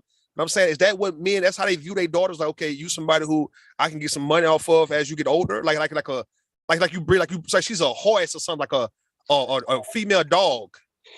It might not be as much as that's how it's been. But they're still doing it. It used to be like that a long time ago, right? Because she ain't got no say. We let go of that shit, some of us, because like laws were put in place. That's why you can't sell your kids. That's why we don't have diaries, because the laws say you can't do that, right? Selling a human being. And then, but you know, in other countries, remember, they didn't even want daughters because they couldn't sell them. So they found that a woman was no benefit. You see, that's why they wanted sons. They thought the boys had value because they could put them to work. Right. But before that, though, the daughters had value because they was able to sell them. Breed them, sell them. They were talking, not breeding them. They don't want breeders. They were selling them. Selling them. Yeah. Hey, let me ask you a question. Like, let's say one of the dads in the hood. We're talking about drug dealing type of hood. You don't think like old balling ass younger Jay Prince came around, wanted to date a younger girl around 18, 19, and 30. Them niggas would be okay with it. Did I heard somebody hold on on that like Jay Prince, you got to get your ass on away from him, man. No, see, look, I heard. I think me and Bond reviewed that video at Atlanta Street Interviews a few months ago, to where a young woman, well, she's like 30-something years old, saying that her daddy sold her to the drug dealer for drugs. Mm-hmm. And she was like 14, 15, and the daddy gave her up to him, just so he could have him a supply of drugs whenever he needed. For the plug. No, it wasn't for the plug. I think he was on dope. The man was on dope. The daddy was on dope. He was a junk out. He was a junkie. He was a smoker. He gave up his daughter to the drug dealer for drugs. Yeah, I can believe that. But they'll talk about the women doing it, but the niggas did it too. Yeah. The niggas did it, man. They did it. Yeah, they did it. Both of them do it. You know, they was on that dope. They would give up their daughters. Niggas have no pride. Someone was giving up their sons. Yeah, they give them some, but for sure, it's really them daughters. They yeah, them girls be 13, 14. Yeah. Them boys, they give Mr. them Cab, up. didn't you say one of the women who like you raised like a daughter? You said them drug dealers was sniffing up her, trying to get her? Yeah, oh, they was And after. her people was trying to tell her to go get him. But see, it's different. They was trying to get her to marry one of them, would make her life easier, but it also made their life easier because they didn't have to take care of her. Well, That's yeah, they was different. kind of young, and they thought it would be fast, more like you date my cousin and stuff like that, so they can get close to the popular nigga or whatever it is, or even it might even be for drugs and shit like that. Mhm. Okay, let me look at the chat and then The we're gonna little play 'em. dude had money, and they thought that's what they wanted. They wanted one of them old baller ass niggas with that kind of money, but they couldn't get them. But the daughter I raised, them niggas was running after. But I had to, just like we was talking about earlier, I had to explain to her as she got older that this ain't gonna be nothing new. You know, you're a pretty young lady.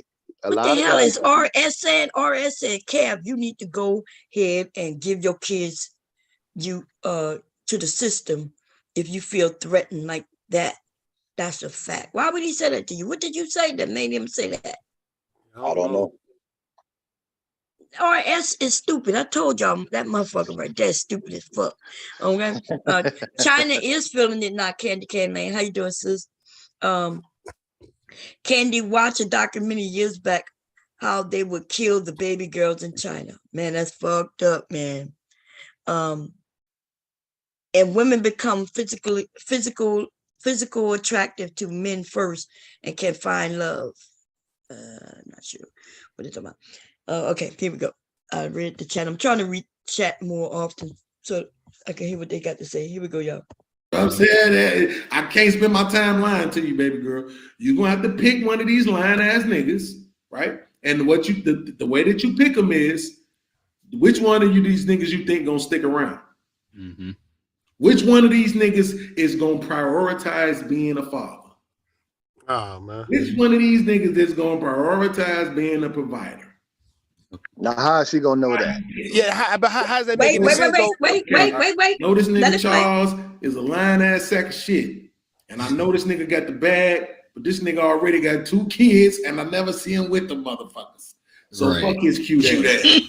Okay. I know this nigga Leroy. This nigga got the worst name in the history of black people. But one thing I can say, he always with his dad every time I call him. His dad is Leroy. Okay, go ahead. Now, what I'm saying, how that make any sense when he said like you picking any one of these lying ass niggas, right? Mm-hmm. But you're gonna pick one who's better, who'll be more of a better father, who got the priorities and straight like, but he's a lying ass nigga, like nigga tripping, Exactly. dog. Like I'm gonna ask him the same thing y'all said. I'm glad y'all saying it because when I said they make it seem like I don't know what I'm talking about. Good. all right. Now go ahead, you gotta go and play. Leroy, the senior, he Leroy, the second, you know what I'm saying? Hey, this lineage shit means something to him. He ain't the cutest motherfucker in the world, but he working, he got a trade, know how to work with his hand. Hey, one thing I know is this nigga will be a good dad. Okay? I'm cute, he alright, our kids should be cute too, right? You know what I'm saying? Like, that's how you gotta do it. Because unfortunately, for so many of us coming from certain demographics and neighborhoods and shit, that's the choices. Yeah. You know what I'm saying? You So think I had to have this conversation. Now my daughter, so happy. Might say something? No, I was just thinking about the daughter. He just about to say, I said, so do you think your daughter be a good mom if you got that kind of, ideas about your son already at such a young age? But he was just about to talk about his daughter. Oh, no. Happened to get into the whole Hebrew Israelite shit. So now her whole train of thought is different. Mm-hmm. She talking to niggas in whole other states. You know what I'm saying? Because they on the whole, I don't know what them niggas be praying. Let's climb up. Like, I don't know what the fuck them niggas pray. I don't know what they do, right? But she there, and then her mama calling me, your daughter trying to go to New York. I'm like, what the fuck you want me to tell her? No, don't go. All right. I ain't finna do that shit. Then she don't go do the shit and what? Regret me because she see this nigga get married and have a beautiful ass family and turn out to be a great guy and she didn't go with the nigga because of me. Like, no. Yeah. All I can give her is the same jewels. Just try your best to keep your pussy in your pants. Oh Okay, what the fuck? God. That nigga said it. What the What fuck the he said? Oh fuck? my God, I told you. Like he would actually had a conversation like that. He would be Oh talking just my like that. fucking God. Come on, Lord man. Like, God, yeah, my God. man. It's not even good to have when Lord your children not have around, man. Lord I have talk. mercy. See, okay, so let me say this. He hit the mother called concerned that his daughter is going with a different religion that even he says when they say things, he don't understand what they're saying. You notice that like he was supposed to step in and ask, are you sure? And he should have learned a little bit about that religion to let his daughter know, like, this man may get a couple of wives. Like, you know what I'm saying? Right. So this nigga didn't even take the time to learn something. The mother reached out, which means she was very concerned. She's concerned, right? And he Because can he say, said what you it's want me about to do? him, Bomb. It's all Right. about him. Exactly. He's fucked them kids. Right. And then he and all you notice the only thing he worried about. He don't give a shit that she gonna go to New York. He don't care about this. He don't care that she about to go into religion that gonna treat her ill, right? And shit like that. But all he cared about is what? And then her pussy. Pussy. His Right. my daddy wouldn't listen. My daddy Not was even pregnancy, just my just daddy. the vagina. Yeah, he don't care about that. He don't talk about pussy. My dad, y'all, when I would go take a bath, you know how your kids, when you take a bath, y'all, and you take off your bra and panties, right? And I would put it right there, whether I put it on the floor or on top of the hamper.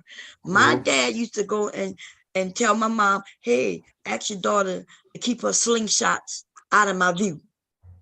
He called my bras. He used to call my bras slingshots.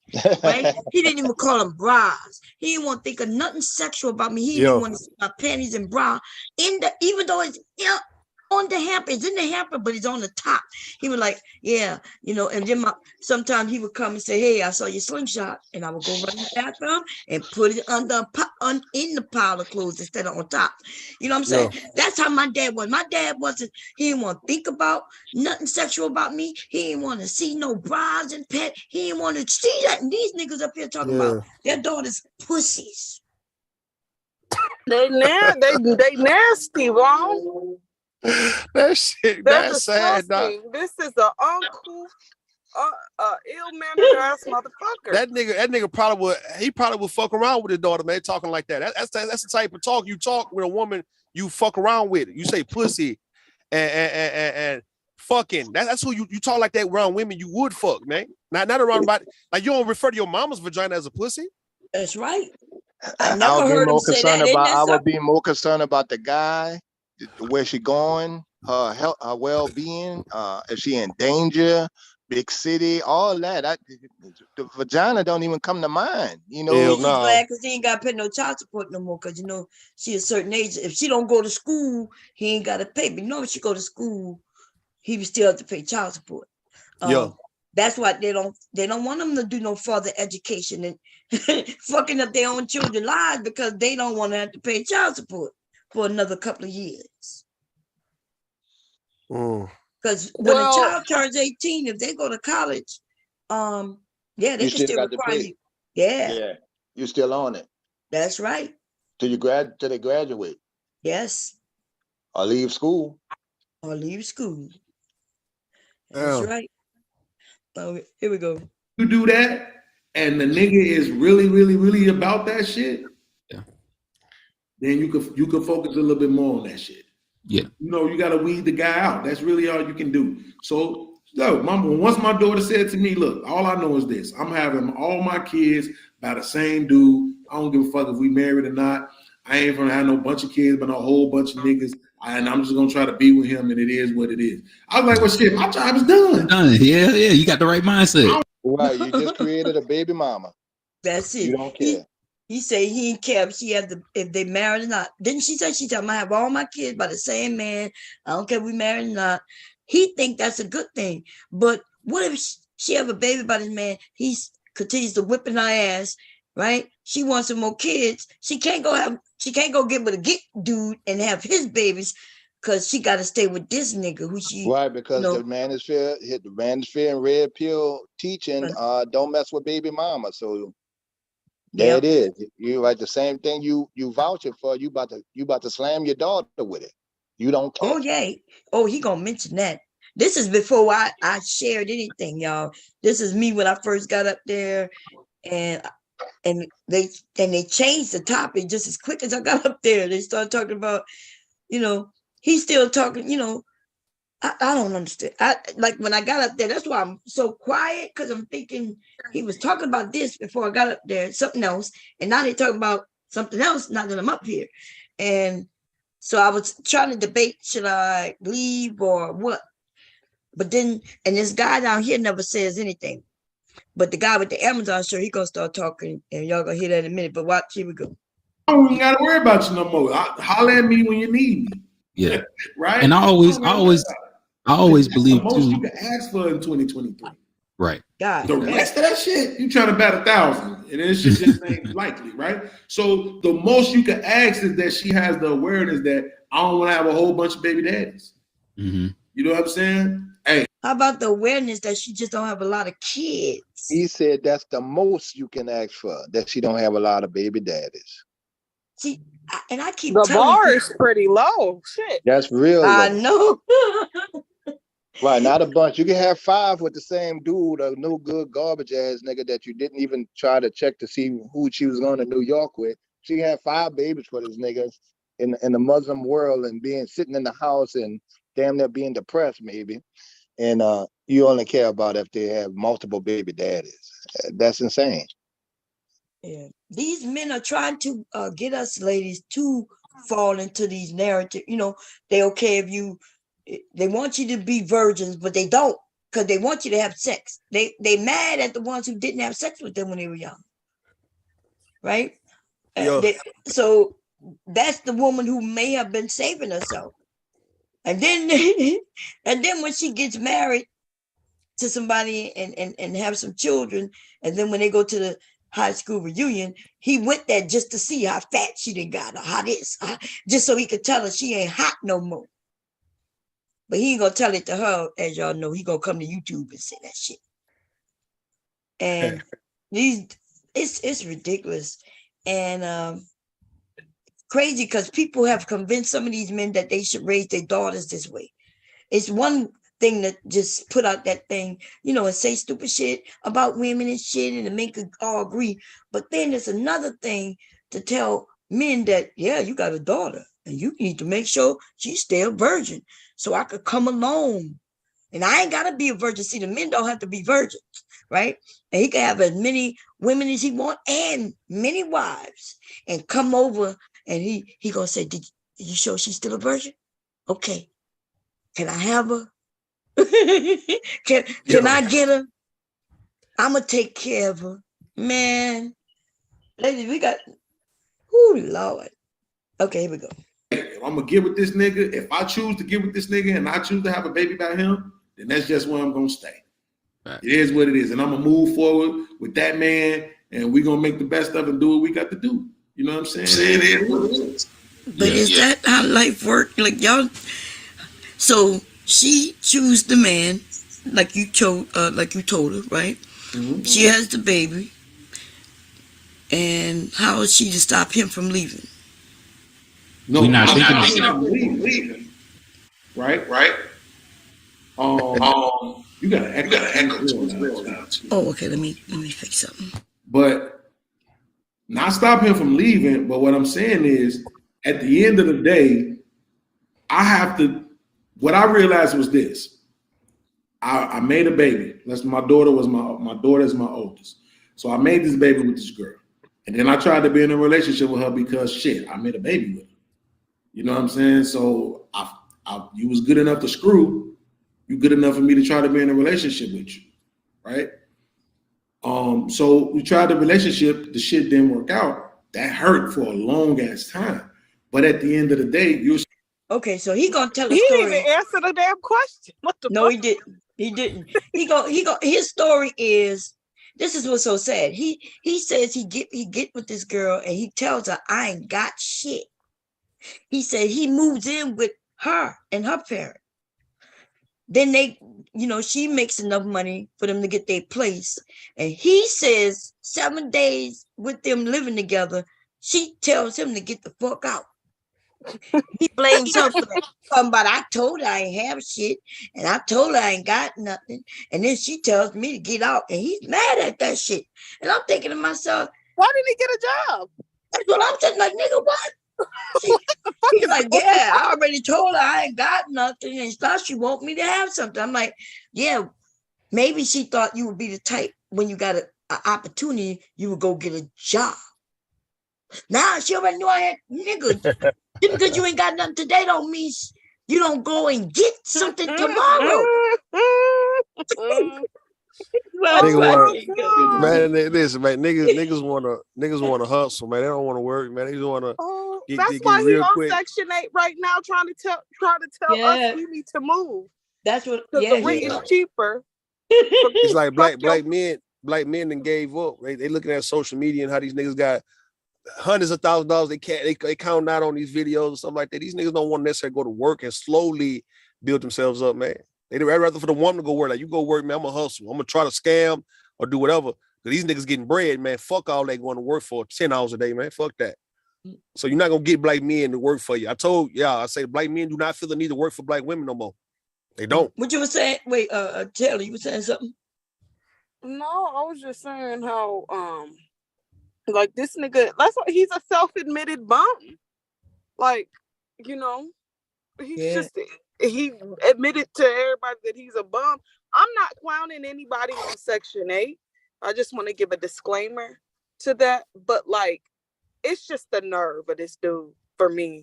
Just the unmitigated fucking unmitigated. He said he'd have moved around. He was talking about how expensive it was in Chicago. He ended up getting Section 8. And like I've been teaching people that look, with Section 8, you can move around the country. So he said he moved to one area and it was cheaper. Then he said he moved to another area and I guess it was not cheaper.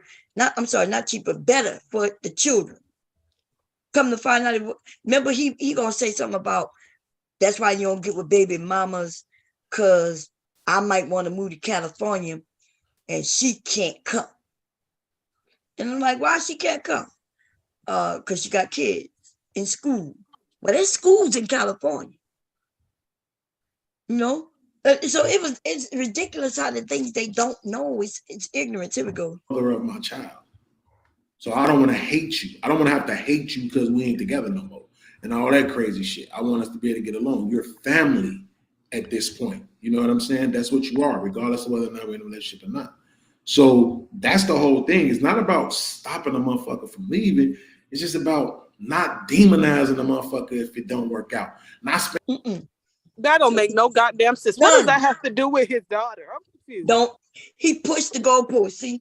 See how they changed the topic now? He's saying it's not about stopping somebody from leaving. It's about being family. But remember, he started off saying his daughter, gonna stick with this man through and through.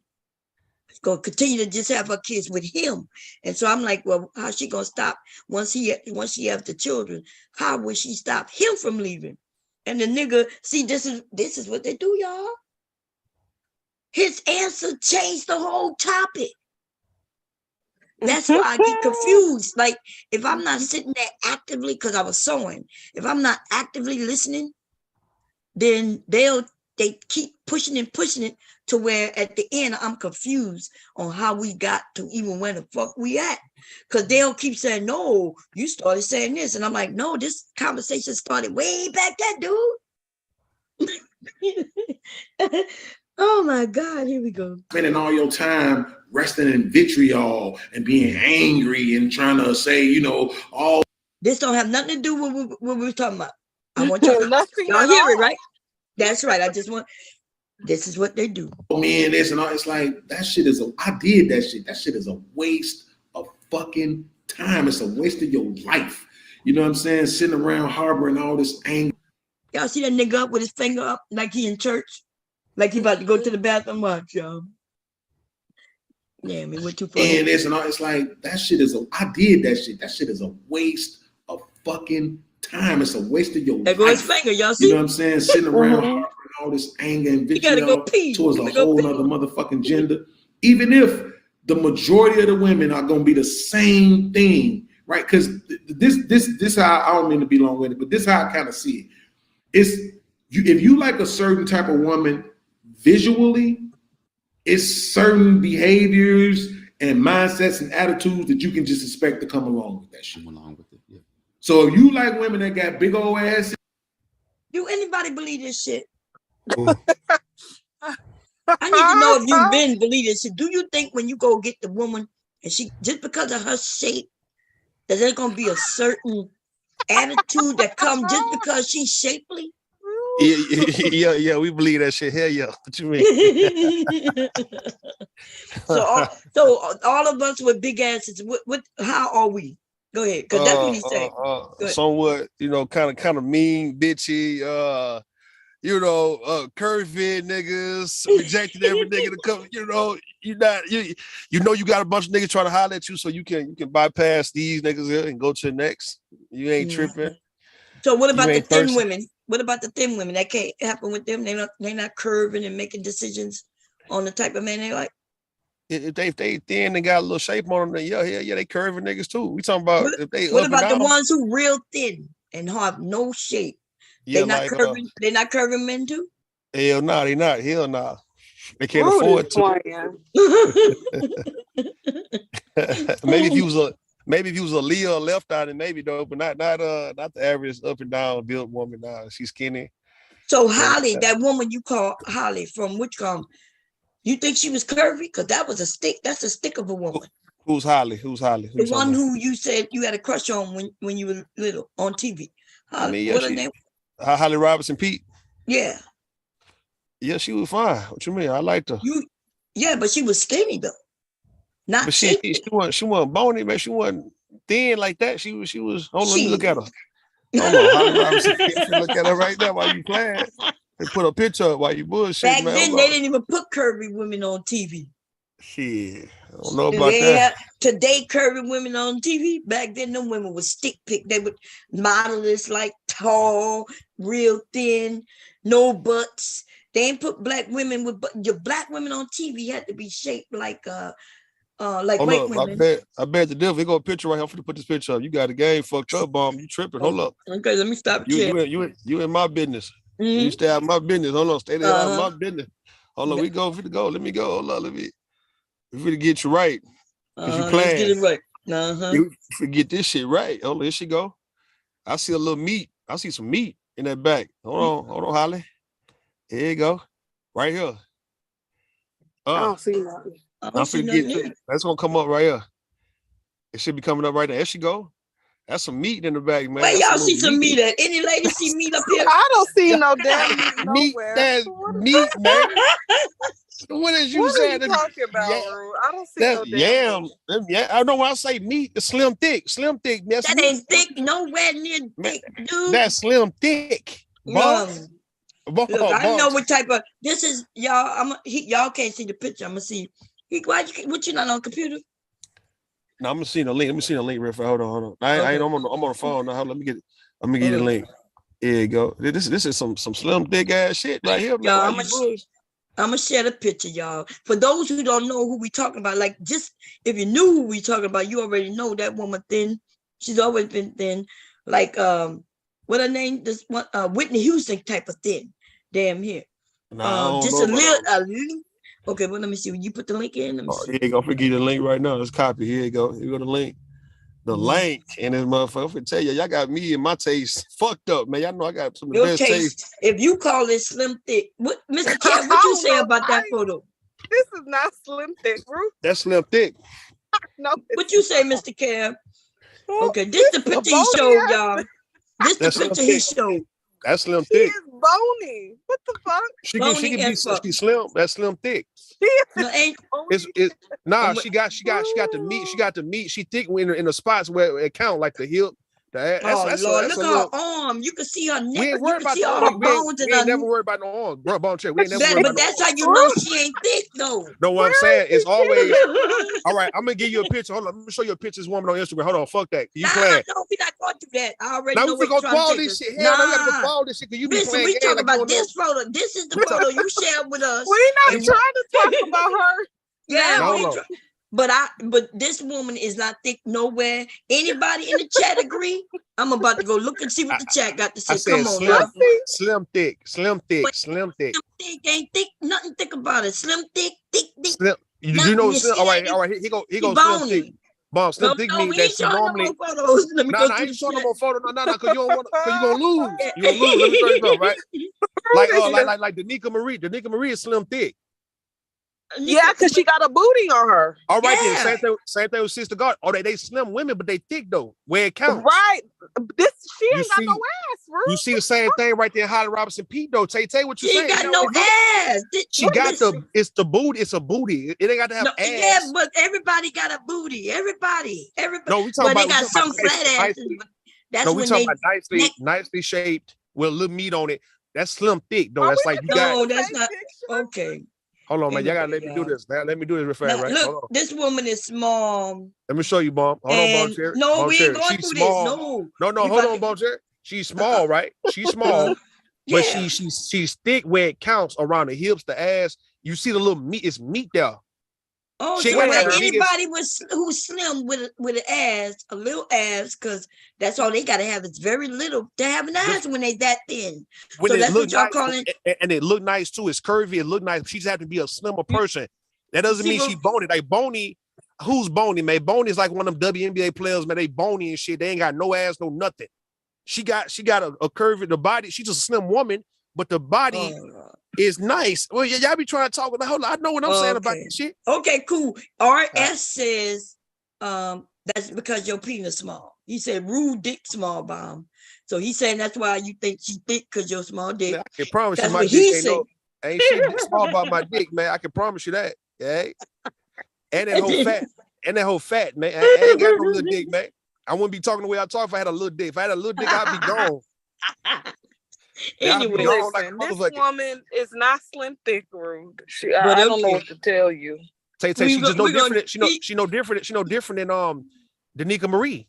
What is you saying? No, Danica Marie has boobs and a butt, and then you could tell she works out. She got, you know what I mean. And if y'all call that slim thick, I think she's a nicely shaped small woman. All right, then. Okay. With the meat, with the meat. Holly is very pretty. Holly Robinson. Back then, you couldn't have ass. Like y'all not gonna find no woman unless she was a big woman. You're not gonna find no woman in the early '80s black on TV. They told us those women were sexy, because that's all they showed us. But then you seen bigger women come in at the late '80s, right? With some of the family shows when they were showing that black people are fat and shit, no, right? And shit like that. Yeah. Okay. But I'm just telling you, I think Holly was pretty, you know, nothing wrong with her, but we got to stop saying that she, well, you can say what you want. I don't give a fuck. Okay, here we go. Let's go back to where we was. Here we go. Mm-hmm. Am I sharing? I'm still sharing, right? 21 Just Street. Bob, you trying to fuck up? Now go ahead, go. You trying to fuck up my goddamn fantasies and shit. Hey. You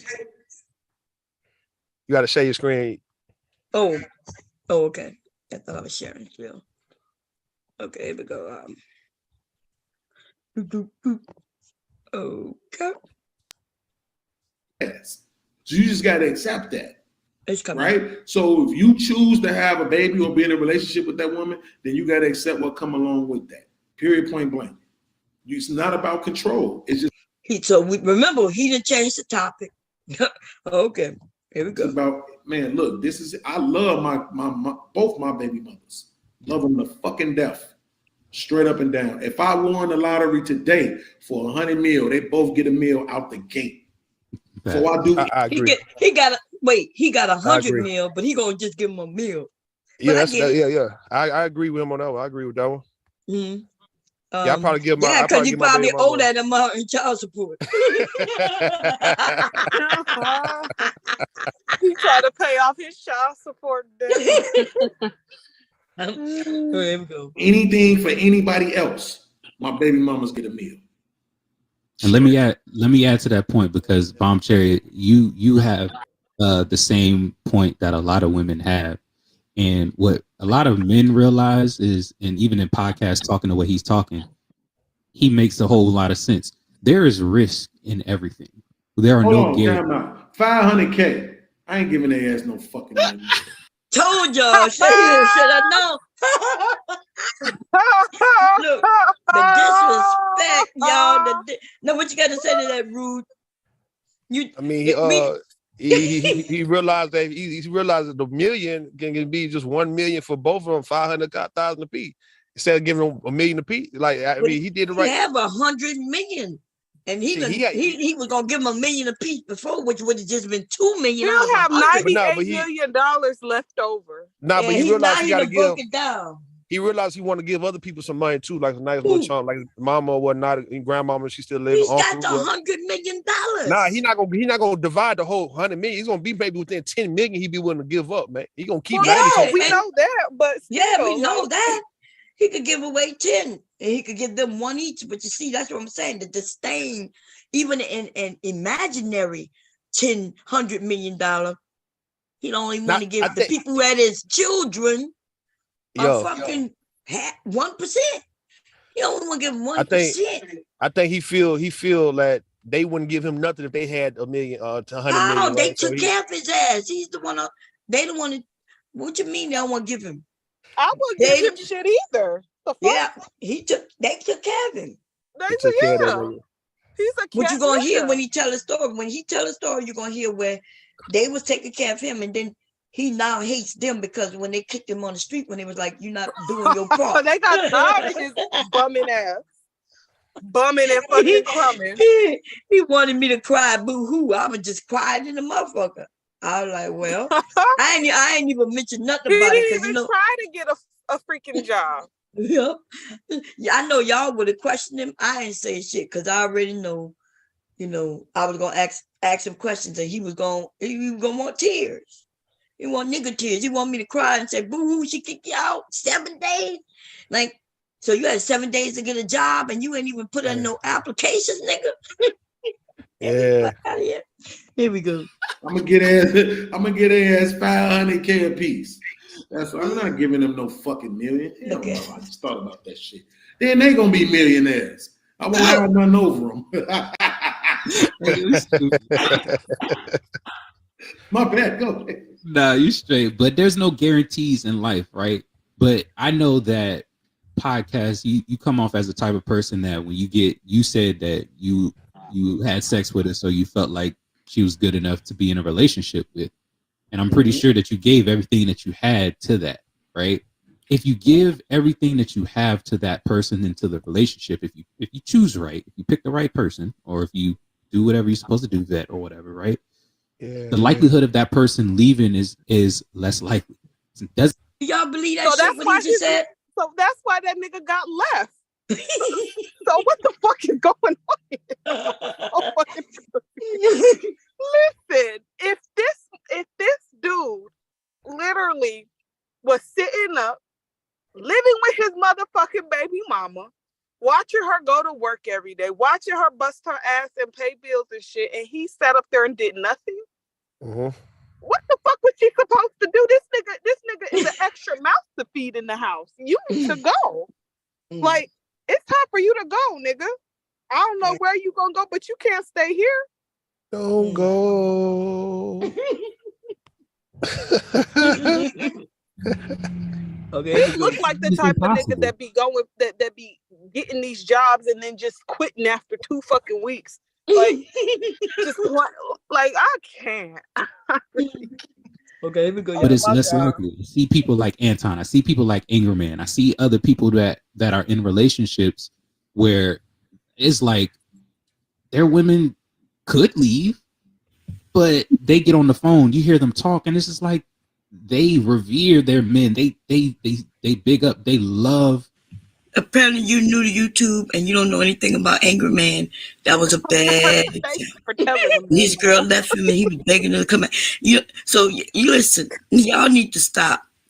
There is no. How should I say it?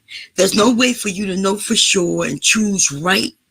This thing about choosing right, you choose based on your personality and that person's personality, and you respect that person, and hopefully they respect you. This thing about you're gonna be able to get with someone and you definitely sure it's gonna stay. They're gonna stay together. That's people change. No. What did I say that was different from what you just said? Wait, hold on. When you mentioned, he said everything he said is different than what the fuck I just said. Why he asked me that?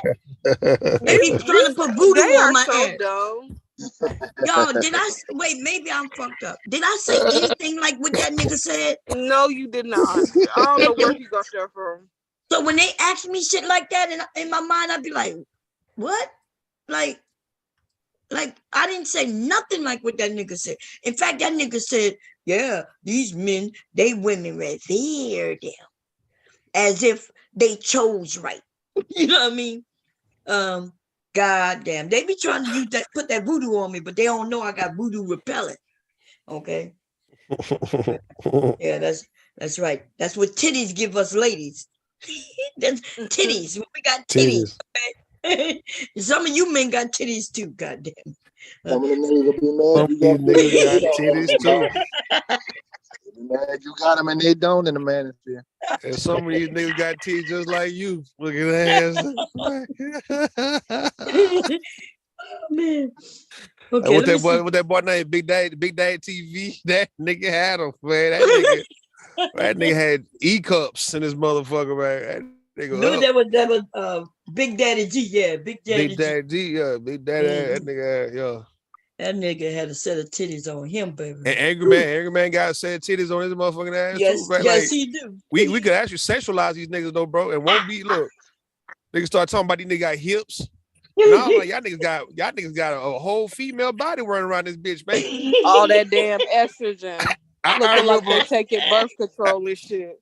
I remember on the episode of Martin when they was talking about trying to work out and trying to get in shape, and Tommy was roasting Martin, and Martin back there and said, "Well, Tommy, it looked like you growing you a pair." And the other day, I was trying to sneak me a peek.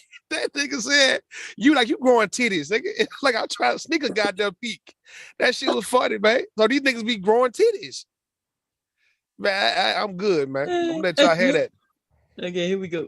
Mention that. Hold on. You mentioned people. Hold on, real quick. Let's correct something. Really quickly. See, that's a woman's point of view, right? Because men know there is no fucking guarantees. Yeah. They the ones who was making it seem like a big guarantee. He said his daughter gonna get with this man, and she gonna only have children with him. So since we established that there's no guarantee, then what's the problem if his daughter or anybody decide, you know what, this man is not for me no more, it's time for me to move on.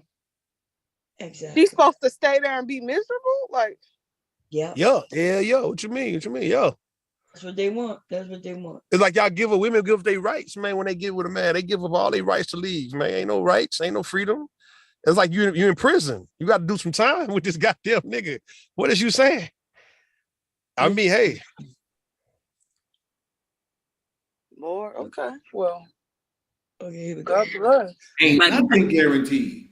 So we not picking a woman because we believe something is guaranteed. We picking her because we like the way that ass bounce when she walks. Exactly. Yeah, so it's not about the guarantee. It's just about the fact that I know when I lay down at night, my lady who I'm with now, when I lay down at night and what hood rat is with this man?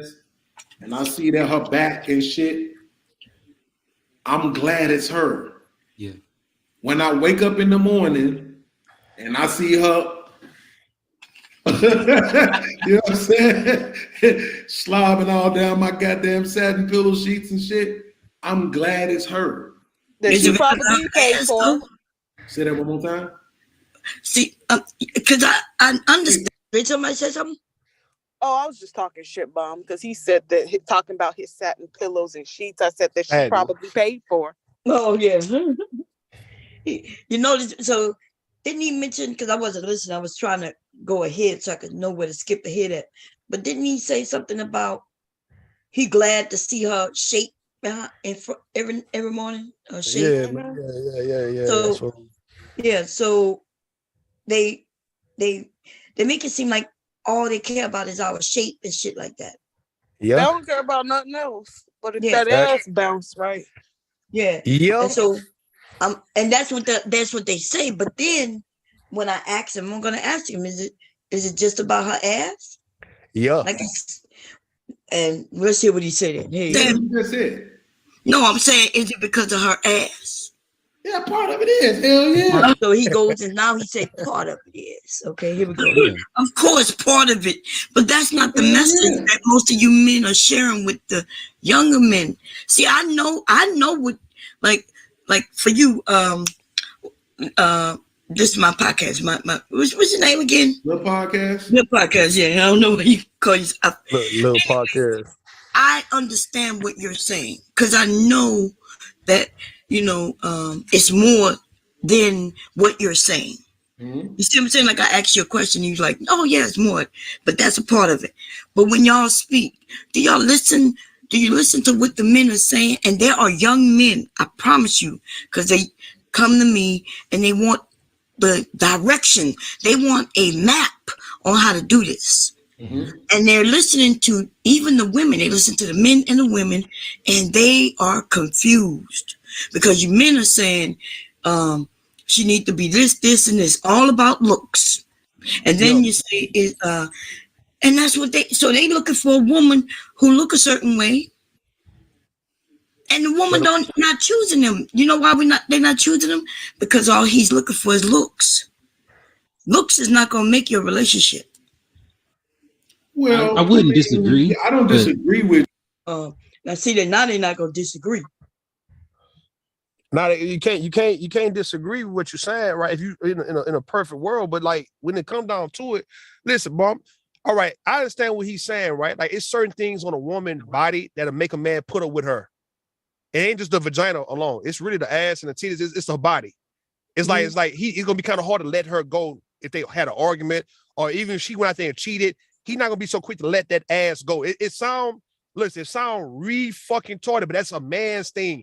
Men, we had that conversation, and you guys can say, "Oh, you niggas so shallow, y'all ignorant, y'all dumb." But we just going based on why would I be putting up with this goddamn chick, bro? Because she got a nice shaped ass.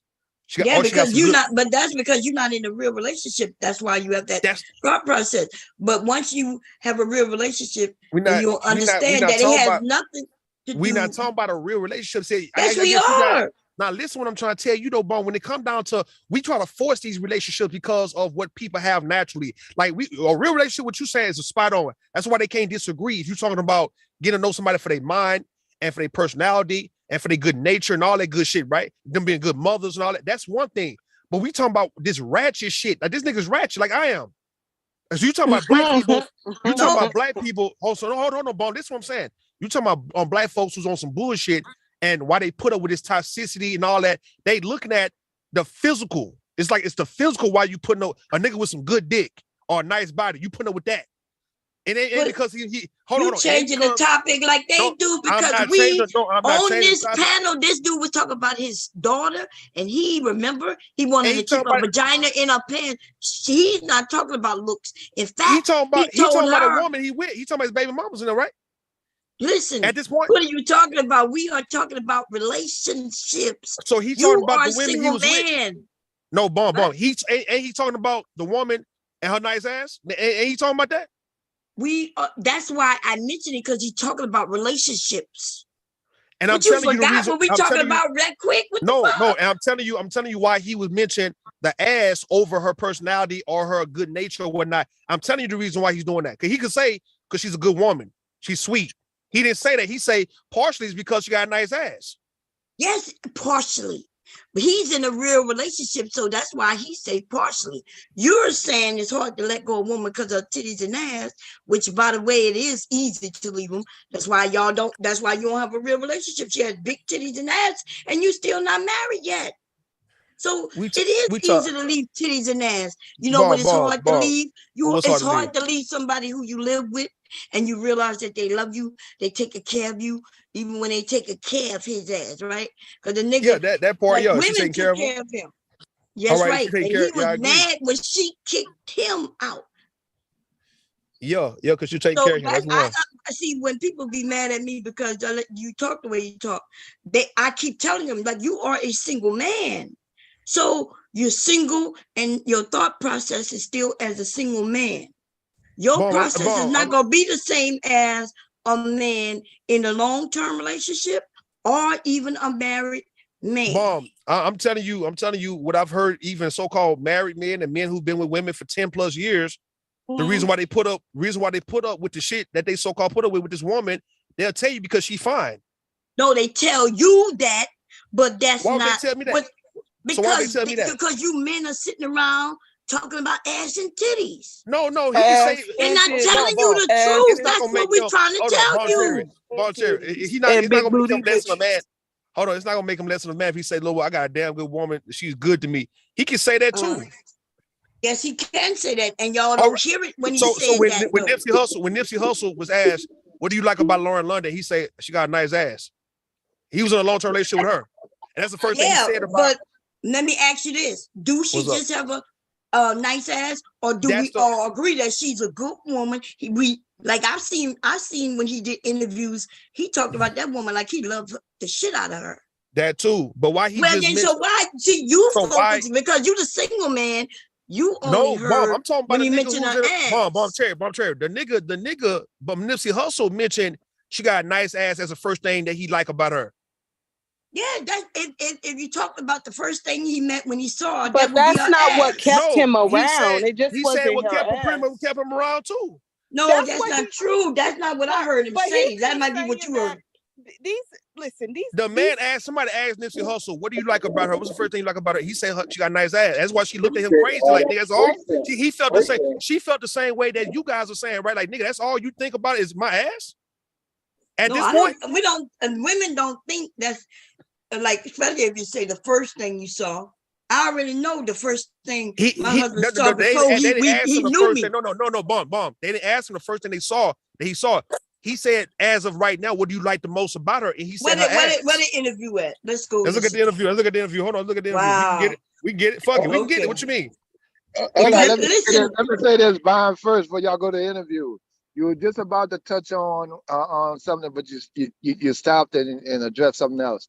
You were saying that that works. That may be a situation in a relationship, but when you come out of that just looking for the edge, you're not looking for that no more. I think that's where you were going, something like that. Yeah, I'm saying once you in the relationship, like you, Mr. Cam, when you was with a woman, a beautiful woman, right?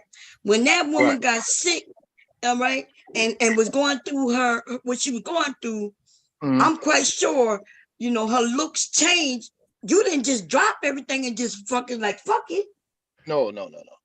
So, all these women, all of us, our bodies change. The titties don't stand up no more. Why do you think these men are staying with us when they could go and get? So that's what I'm saying. It ain't that easy. What? It ain't that easy for you to say that for them guys. If the titties go, hold on, Bon Cherry. I dated an attractive woman. And even though it was getting toxic and shit, it was hard to let it go because I wanted to keep it just kind of attractive. So once I got over that, any other relationship, I wasn't that vain and that shallow with the shit. I'd look for other things that'll keep me around because she wasn't gonna keep me. She was just pretty, but she got on my damn nerves a lot. We bumped heads a lot. So yeah, but the next go around, I never had to go through that situation again. And being in as far as dating. I guess that was just maybe young early dating stuff like that. But after that's over, man, you look for quality, you look for things more than that. Okay, right. You do. No, hold on. Who disagrees? I'm not disagreeing with nobody. So that's what we were saying. You guys try to make it seem like I'm disagreeing with you guys when I can understand what another guy is saying that you're talking to. Like you talking to this nigga right here, he telling you what the hell it is. And if I give you examples of, I'm hearing other men say the same thing. Yes, we know that it's gonna be a whole lot much more that you like about a person as you get a chance to know them compared to when you first met them, or even if you putting up with them 5 years down the line, right? And if I tell you that these guys, like this nigga here saying, she talking about she got a nice ass though. These guys are mentioning the reason why what they putting up with the woman because she got a nice ass and whatever bullshit he probably been going through with her, he's willing to deal with her because she got a nice ass. These dudes in a relationship are saying that shit. It ain't me saying that shit as a single man. What do you mean? He said this shit, and then I asked him, "Is that it?" And he said, "No, that's not it." And then, so that's all we were saying. And then, why would you or the interviewer who interviewed Nipsey have to ask, "Is it much more?" Why them guys ain't letting it be known at first? It's much more than her ass. What? Because why would you, Bon Cherry, why would you have to be the one to come in and say, well, is that it? Why he didn't expound on what the hell he was saying about what else he liked about her? Why you have to tell him, is that that's it? why I asked, because these men, you're not understanding, these men are looking for women to be a certain way. And then as soon as she get older, they're looking and they're talking about, look at her now. And then so these men are teaching men that if you get with a woman and anything about her body change, then they're supposed to get up and leave. And you're not looking at the fact that it's not easy for them guys to leave because they might not be the best looking guy like that. And they might not be qualified to be with somebody else at that point. So that's the reason why they also put up with her after 10 years. You made it sound as if these guys got like that to where they can just up and leave and get a 25-year-old anytime they want to when her breast starts sagging or her body starts sagging. No, them niggas gonna be stuck with her just like how she might be stuck with him. But with this thing about with the words that you use, like stuck, that's because you a single man. It's stuck. Bomb. If you ever heard people talking about how they stuck with somebody after 10 or 15 goddamn years, maybe I'm using the wrong word that you don't like. It's stuck. It's not about the words. Listen, it's not about me liking the word. Y'all gotta stop doing that. That's what you're saying though. Like why? No, I didn't say I don't like the word, but the word stuck means something. When if I heard my husband say he's stuck with me, you motherfucker right, he ain't gonna have to be stuck with me no motherfucking more. Okay, because I ain't got. Listen, my titties are sag. I'm not as pretty as I was before, but I can get another nigga though. I can be stuck to another nigga.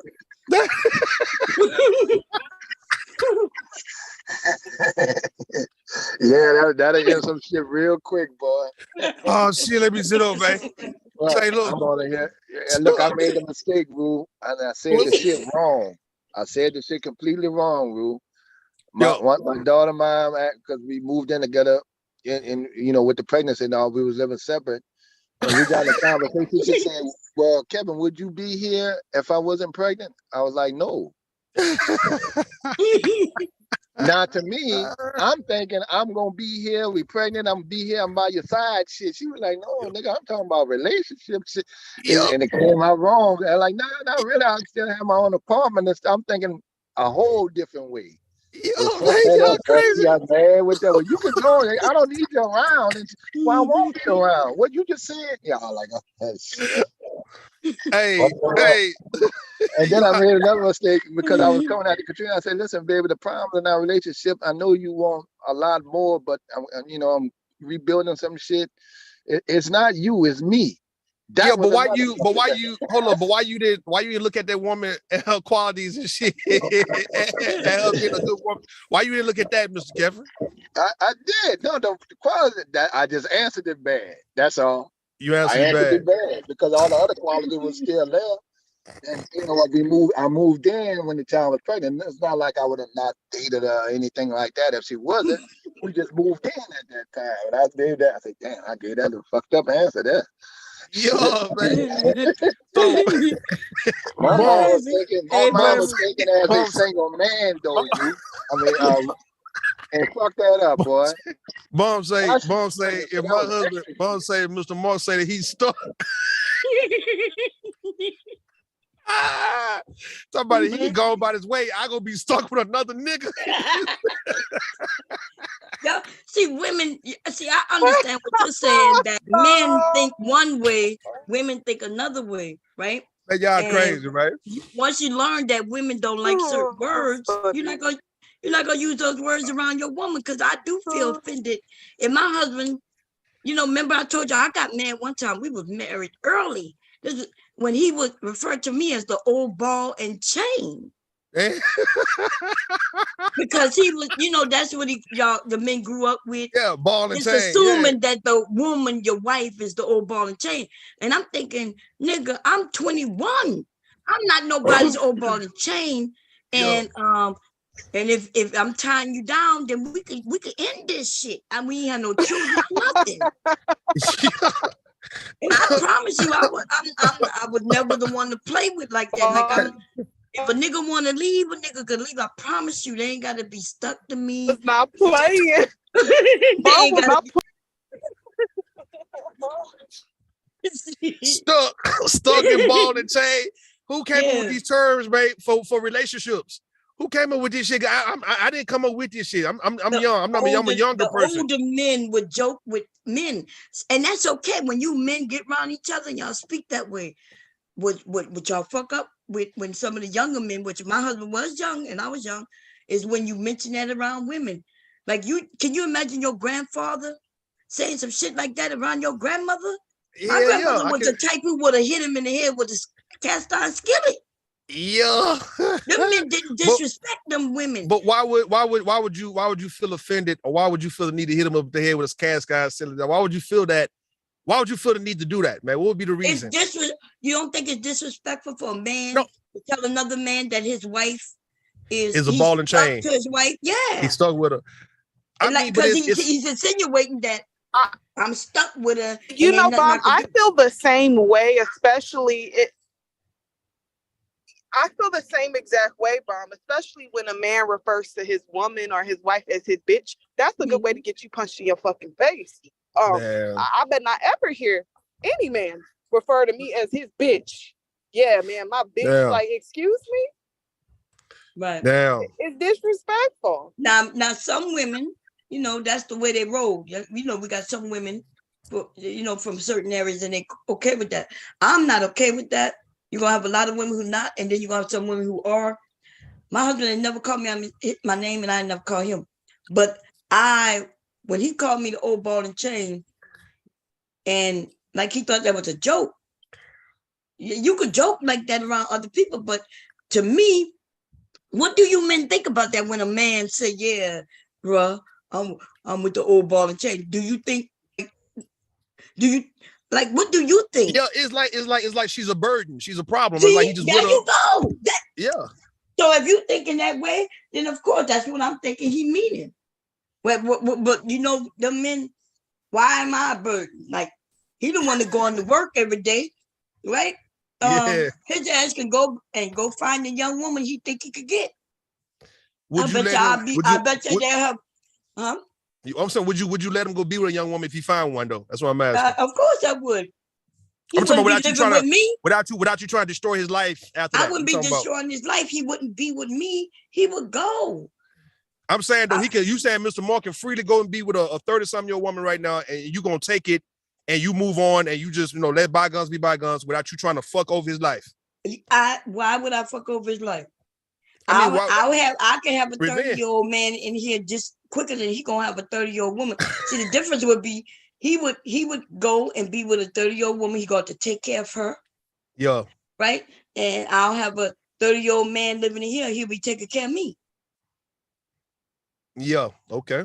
So he's gonna go get in the same situation, except she gonna want to be with a 30-year-old man at some point. Yeah, she gonna want to be with a 30-year-old man that you went and got. That's what she gonna say. Like, who's that? Yeah. Who's that your ex-wife?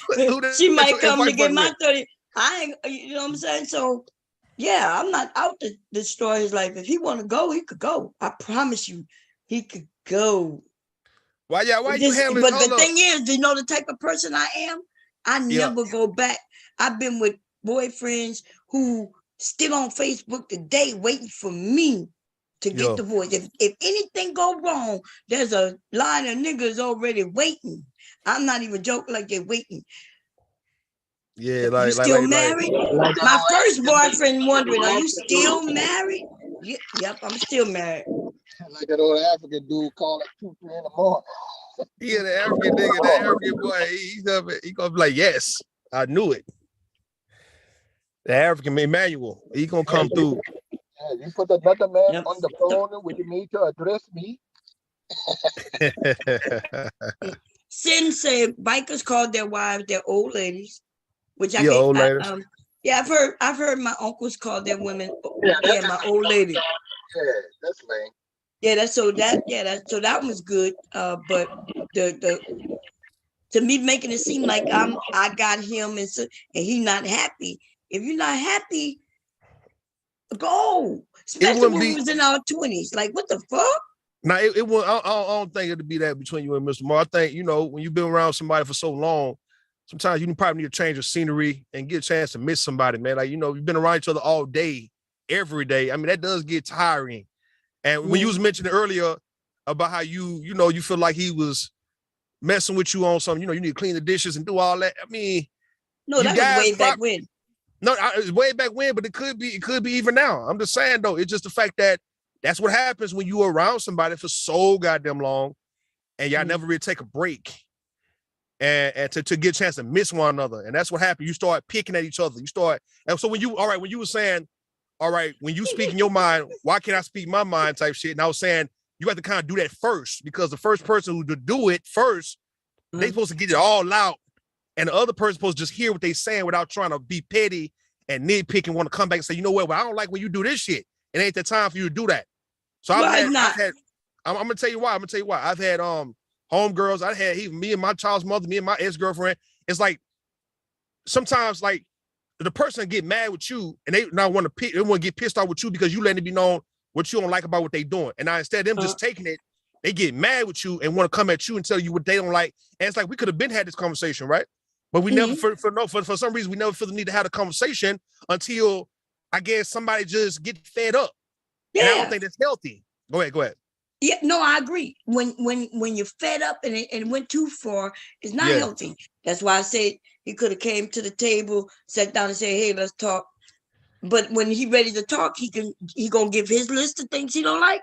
And I should also be able to give my list of things I don't like without us arguing about it. Yeah. I mean, that'd be nice, but that's not how I normally go. Well,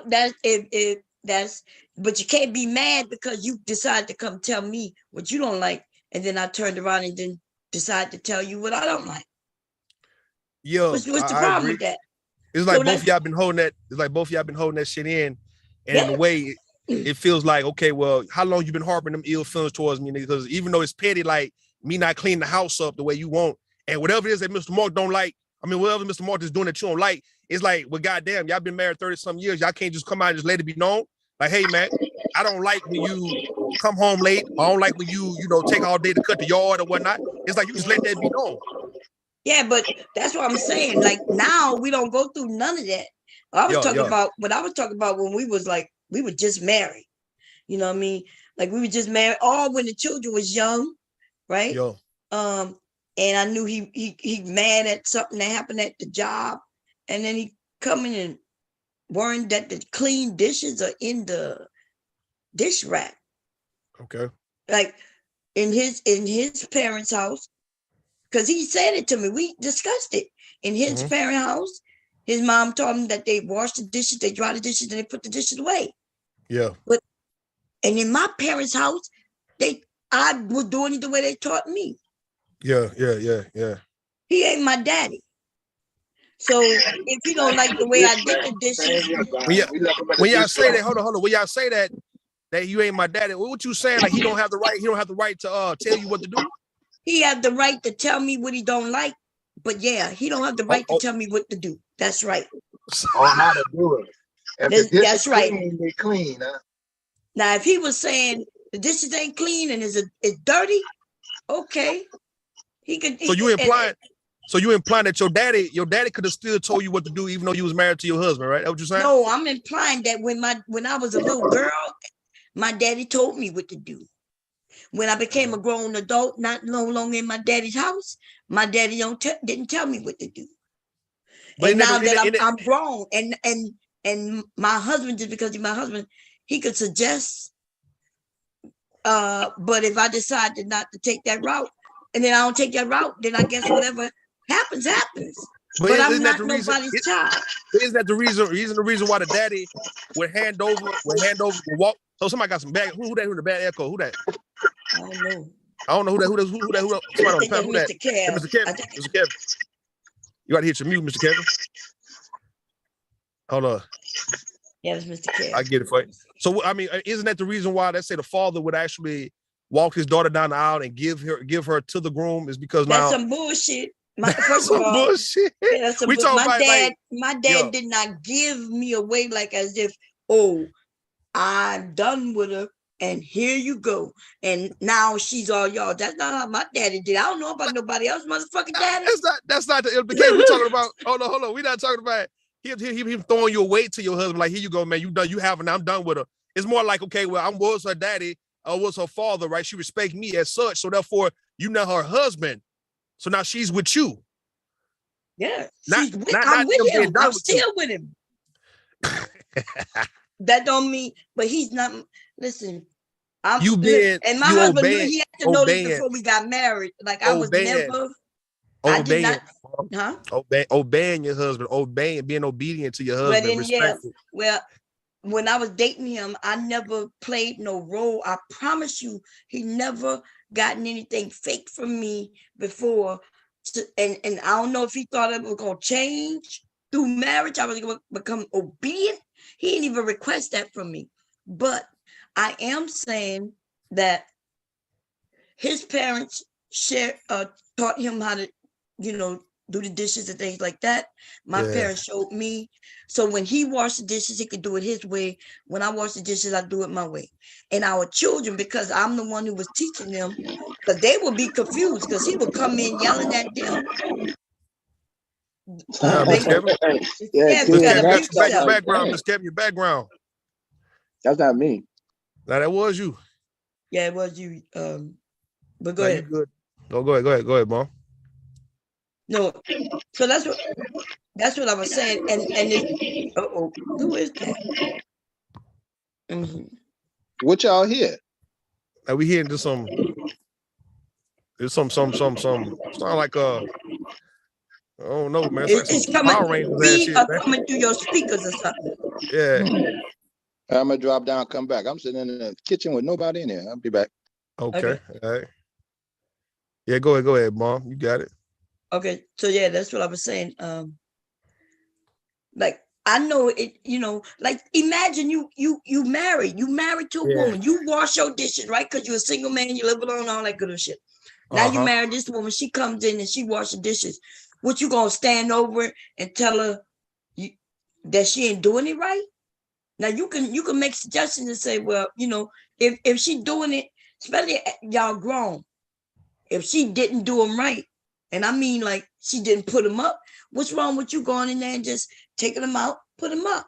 Maybe when she see that you like them being put up, let me give you, go ahead.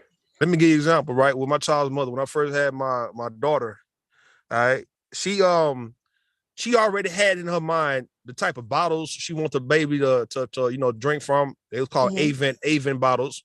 Mm-hmm. And she also wanted me, like, when I changed the diapers, it's a way she wanted me to change. Like, she wanted me to always either put some A&D ointment between their legs or some baby oil gel, but never powder. For some reason, and I always just say, all right, cool. Like, she taught me how to change diapers.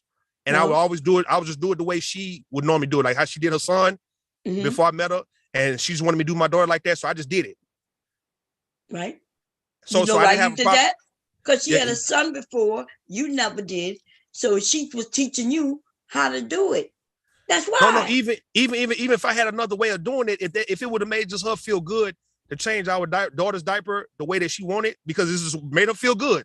I just did it the way, I just did it like that. I just did it for her. All right, cool. If you want me to put baby oil gel or A&D ointment, or if I bathed her a certain way, you want me to not use this, but use that. Okay, cool. I'll do that for you. I don't have a problem doing that if it makes you feel good because you the mother. All right. It doesn't mean that you better than me or you a better parent. It's just like, okay, this is something important to you. And I can oblige if this is something that important to you. I can just change the diaper like this, put the baby oil gel or the A&D ointment the way you want me to, and that's just final. Same thing when I would make the bottle. How would you have done it without doing it her way? What you were gonna do? If it would have been another way that let's say if I had children before her, and let's say I'll be willing to do it any way the mother would want me to do it, whether fixing the bottle a certain way or let alone cleaning the bottle a certain way or getting a certain bottle, whatever the mother, I know that's more important really to the mother than it would be me. I wouldn't be fighting with her on bottles and changing diapers and all that. If she want me to do it a certain way, I can just do it just to make the mother feel good in that regard. No matter how I know how to do it, it doesn't matter. If this makes you the mother, if you want your baby, the diapers to be changed this type of way, I would give this to you. No problem. Okay. I'm not sure what that got to do with our. No, I'm giving you an example. If you said if your husband, it has a certain way, if it's that important to him to where he would like for the dishes to be washed a certain way or put up a certain way, whoever feels more passionate about it, I think the other should be like, you know what? All right, man, since I'm not really worried about it more as you, I'll just give you that. You can have that. Like, for instance, right, let me give you another example, right? My mother would trip out about certain things growing up, but certain things she didn't really care about. So we always made sure that we obliged to my mother on what she really wanted done around the house. Anything else, she was relaxed about the shit. So we never really gave her no pushback on certain things around the house. Same thing with my grandmother or my daddy. It's like we just respect how you want this done because you care so much about this shit. Right. And you took this shit real serious. That's what I'm saying, though. So depending on how you and Mr. Mark do your dishes, if he's passionate, because he might have a little more passion about how he wants the dishes to be done, and you not really care about it, I mean, I think you would actually be the one to compromise and say, you know what? All right, man, if you like it like that, I'll give you that. And if it's something you like more than what he might actually like, he should get that to you.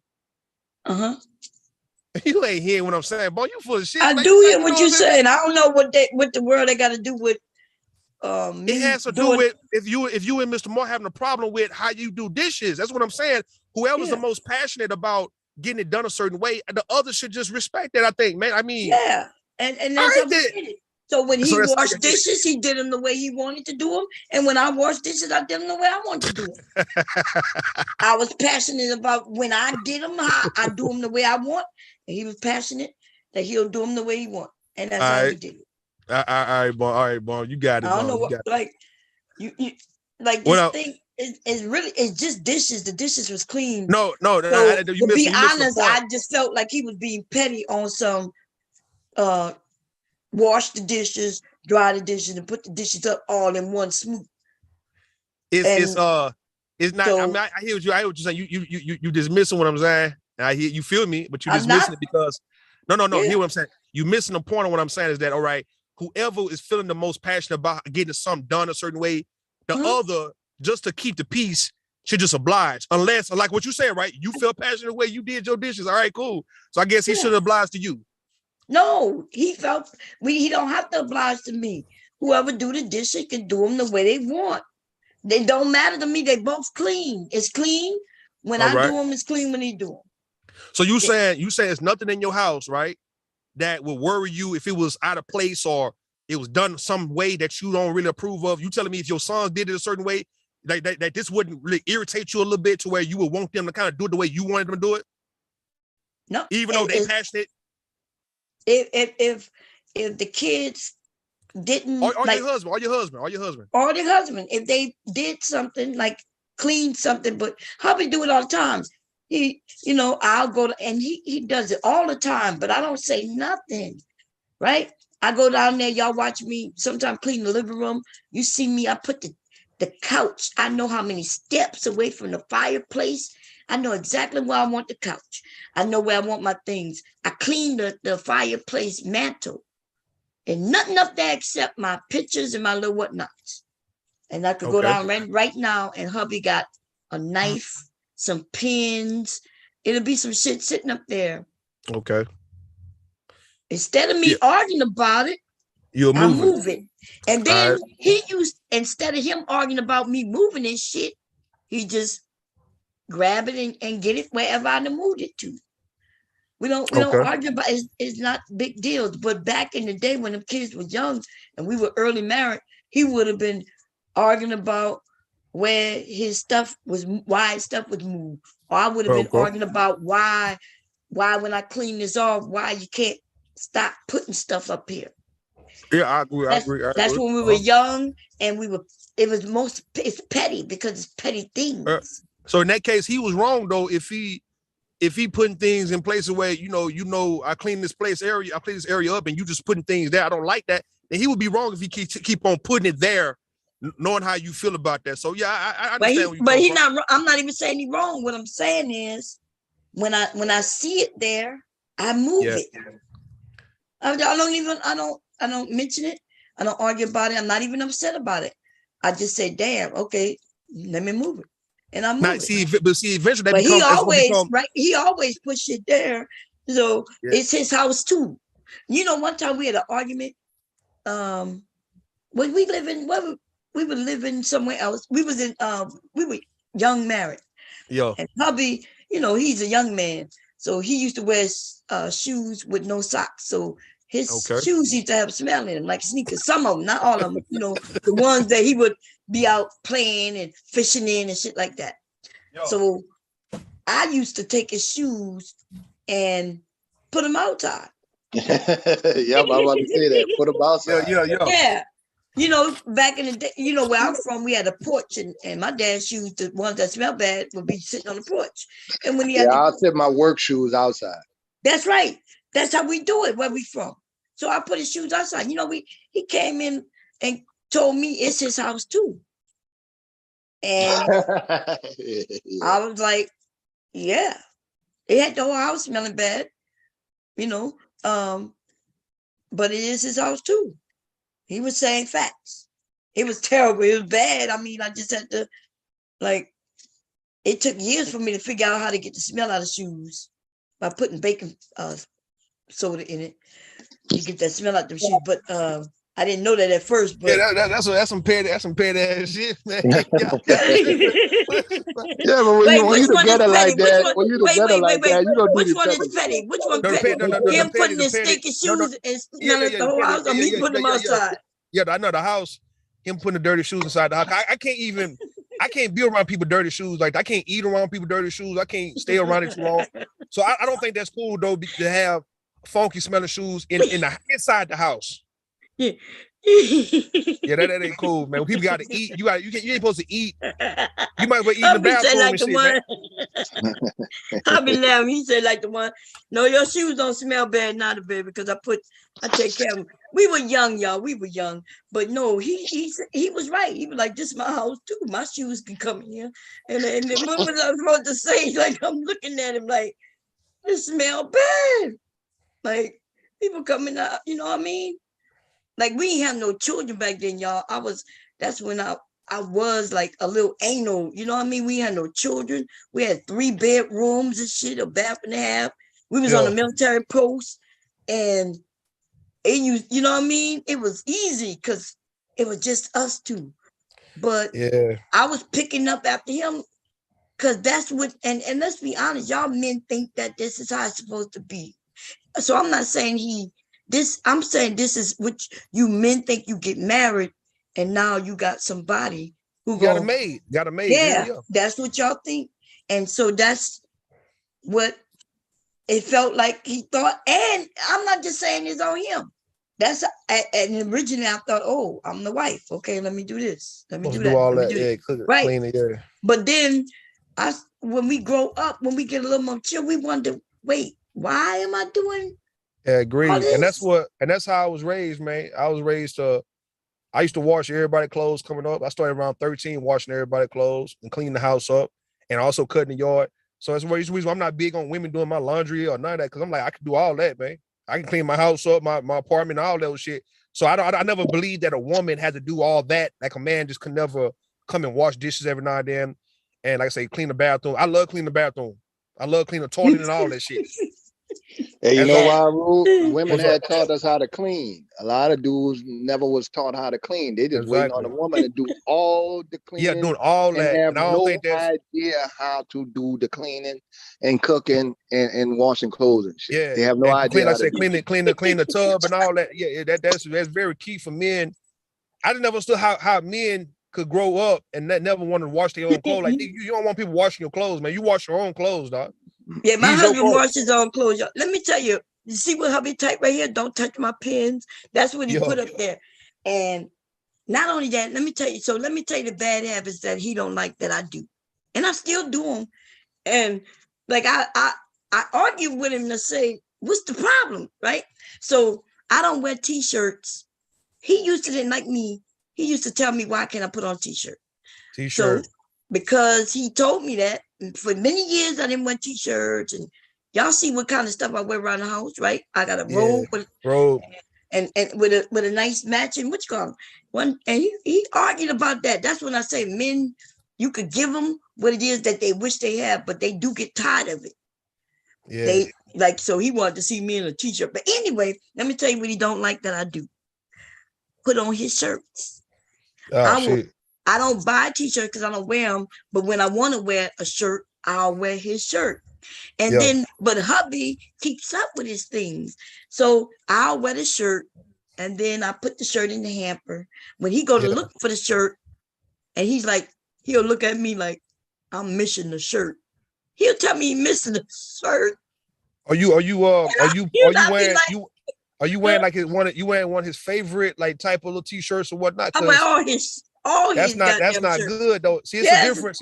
It's like, all right, I think a lot of men difference. We got certain clothes. We got certain clothes that we like to put on around the house or just going out and chilling. It might be about three or four shirts that we just like, and we don't want nobody fucking with it. Anything else, you can have the hoodie, you can have the sweatshirt, you can have all that. But it might be 3 shirts. Like it's like 2 of my favorite shirts, 2 shorts. I don't want nobody putting on, but you can wear anything else if you wanted to. Yeah, but you can't. Yes, you a single man. You're not talking to you talking to somebody been married 30 something years. Even I had a woman with me. No, listen. That I know what you think you know because you don't live with a woman. Bomb, I would still tell this woman, look, man, you care about this. So what's so special about this one shirt? It's just a shirt that you like putting on. It's just a shirt you like putting on. But but you don't wear it every day. So the day she got it on, what's the problem? It's the day you got it on. I mean, the day he could have had it on when he came home. But let's say he wore it yesterday. Because let me tell you, I like the way my husband smell. So he might wear it. He wore it yesterday, and I slipped it on me today. Honestly, because I like the way it smells. That's a bullshit. That's bullshit. I'm not bullshit. What if you had a lady want to put it, at the house and wanted to put on one of your good. I like the way that's some clingy. No, that's some clingy ass shit though, right there, man. I'm not clinging to nothing but his shirt on that day. That's clingy. So you say, Mom, he could go leave that shirt though. So he'll say, I'm missing a shirt, and he look at me like as if he looking through the whole house for the shirt. And I'm like, I just wore that shirt. It's in the hamper. It's something. We know that women like wearing like they mask sweatshirt, pants or whatnot, boxers, t-shirt. It's just something. It's just some outfits. A man don't want nobody putting on. It's like this is my. Let me wear my own goddamn sweatshirt, man. This is my sweatshirt I like putting on when I just like chilling. I don't want you putting this mother. She washed it. I mean, if it's still like it's supposed to be somewhat off limit. It's certain things, man. A motherfucker don't want nobody fucking with, even his wife. Like leave these alone. So listen, if you like, okay, so let me put it a different way. So we done licked on everything each other got. Kissed everything each other got on our bodies, and I can't put on your goddamn shirt. It ain't about that. And I want no. You can do all that. That's intimacy, right?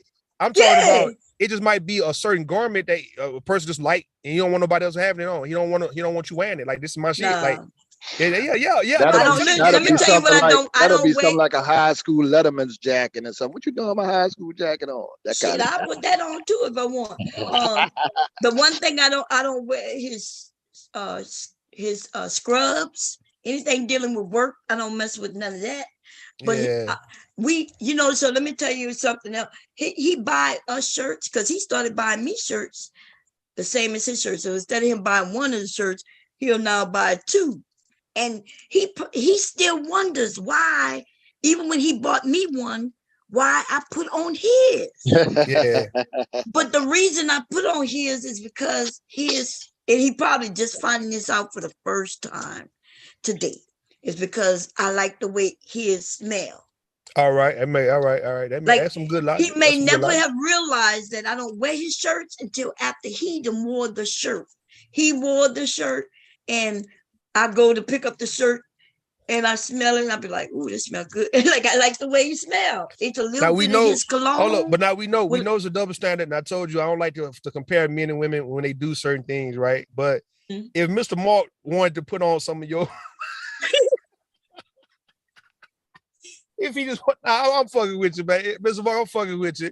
I would say, but what if he ain't gonna want to do that because like we don't have no interest in putting on no woman clothes like that. You can have this shit, but I'm just saying if he was one of them type of dudes who felt like he feel real free and loose in your let's say girdle or whatnot, or just your robe or your underwear, he just putting them hoes on and shit. He just walking around trying it out, looking in the mirror like, well, goddamn, you know what I mean? And he liking how he look in that motherfucker, man. And then now you catch him and he got your thong on. Oh Lord, hubby gonna come upstairs to get on you, Rue. He gonna come up. No, I told him fucking with it. I'm saying if he wanted to be on some shit like that, if he put on your bonnet, if he put on your, if he wear your bonnet, he want to wear your bonnet now. My husband don't wear nothing ladylike. Okay, no saying. bonnets, no undies. I don't put on his boxes. I don't take it that goddamn far. What if he go in the refrigerator and get one of your favorite foods your comfort food, that your ice cream or your pickle or whatever, your wine? What if he just start just fucking with your food like that? Then how would you feel about that? He could do that. He can do that. Man, get the hell out of here, Bone. What you talking about? All right, your gumbo, your pot of what about that you got from somewhere else though? And your cheesecake, Bone. Yeah, he could do that. Man, come on, man, you bullshit. I'm not bullshitting. What are you talking about? Mom, she trying to justify why she put on that man clothes. Listen, he can. You know, anything in our refrigerator, anybody in this house can eat. No, we talking about a certain specific item, not the general. We talking about if you had a little slice of cheesecake from somewhere else, like you go to one of these little spots and then you brought her some cheesecake, and then all of a sudden your sons them eating on that motherfucker and they know it's yours. But you telling me you okay if they do that all the time, every time you bring home? Yeah, I'm okay with that. Oh Lord, come on, Bon. My husband even argue about that sometimes. He'll be like, "They knew it was for you." I'll be like, "I ain't worried about nothing. If it's in the refrigerator, it's for anybody in this house." If Mr. Mark start eating your half a pint of ice cream, he just eating that motherfucker, just all licking a spoon and all that. You telling me every time you bring home something like that and you had your mouth watery for the shit, man, and then all of a sudden you look in the refrigerator or you look in the room, he eating your cookies and cream ice cream and shit, right? Your I don't buy ice cream. You forgot I make ice cream. So I don't know why you like you. I don't buy cakes. I make cakes. I make cheesecake. You deflected from the point. So if I make it, then it's not special. I made it for everybody. All right, you messing up the principle. We ain't talking about the fact that you make it. We saying something that you enjoy and you want for yourself, and you don't want nobody messing. They do it all the time. I made me some. Remember, I made homemade peanut butter cookies, and I baked them the other day. I was mad because I put them down there to bake a sheet of them. Hubby put it in the oven. And he didn't ask me how long they need to bake. So he baked them. They got a little too hard for me. And they ate them. At first I was like, why you burn my cookies? He didn't burn them, they were just too dark for me. And what I'm gonna be mad at? I go in there and make some more peanut butter cookies. Have Mr. Mark, people asking in the chat, right? Have Mr. Mark ever smelled your panties? I'm talking about just wearing, like RBR say he likes smelling panties and shit, right? So I'm talking about just putting it right down his nose and getting a good high off that motherfucker. Like, man, this pussy smell good. He had to go to the panties. He got the whole I know. I ain't never seen him do nothing like that. You gotta ask him. He in the chat. Nah, I ain't gonna ask him that shit. I'm asking you because, like I said, RBR say that's what he always would do when he deal with a woman. He go to the hamper. He go and try to pull the panties down. He wants to smell them motherfuckers, man. I smell my own panties, and they do smell good after a couple of days. It smells like a perfume. Yeah, it got good smell to it, man. You sniffing it and it's getting high off that motherfucker. Like, I just sold my panties, so of course I know it smell good. It was a woman. It was a white woman and her boyfriend, man. They did a little short, right? The dude asked him. He said, what is it you hate about her? What is it you don't like about her, right? And he say, I hate the fact that she sells feet pics online, right? And that's when she said she was making a couple thousand a month selling feet pics on this website called something by feet, some feet. I don't know, man. But I looked at it and not hers though, but them women do be selling feet pics like $20 a goddamn pic. I know, yes. So you selling panties, all that shit can go, man. Like you selling, motherfucker will buy it. I know, I told you. Look, my husband used to be the one to ship them out. I'd be like, hey, babe, I got another order. Can you ship these out? Damn. Too bad they don't have scratch and sniff no more. You know. No, so the panties go in a plastic baggie, and every time the man want to sniff them, he'll undo it, sniff them, and then close it back up. Close it back up, yeah. And then it'll last him forever as long as he keep doing that. Yeah. Damn. So, yeah. They they say that each woman got a different smell. It's a different scent. Yeah, I agree with you. There's a different scent. So, and therefore there's men who like that. Yeah. And so they buy different women panties. Yeah, I never been with a woman that experienced a woman with a bad smell. Like these men be talking about. Don't start this shit, Mr. Kevin Bacon. They got on my ass about that the other day, man. The women told me I'm a lot. They say, Rude, nah, you don't know women, nigga. You don't know these women. You lying, nigga. You don't know women. I've been around women. Don't get that started, Mr. Kevin. Me and you coming from the experience of a woman coming around us compared to women being around other women and shit for a long time. But they try to discredit your boy, babe. So they gonna get on your ass too, Mr. Kevin. You know that. Yeah, well, they got on Jesus, so I'm in good company. They got on Jesus. I don't worry about it. Shit. So hubby probably found out today for the first time why I put, like, he'll be at work and I don't know why I just might be missing him, or I'm about to go walking and I just think about him, and I'm like, oh, he never noticed that it'd be a shirt that he wore maybe the day before. It's not like I go through his drawer and just be like, okay, it'll be a shirt that he just sat right there that he took off, and I'll be like, oh, I can wear this, because and then when I take it off, it goes in the hamper so we can wash it. How long you think how many days or weeks you think you can go without being around Mr. Mark? As long as I'm not mad at him. I'm talking about it's just a casual day. Just casual days. How many? Could you go a week without him?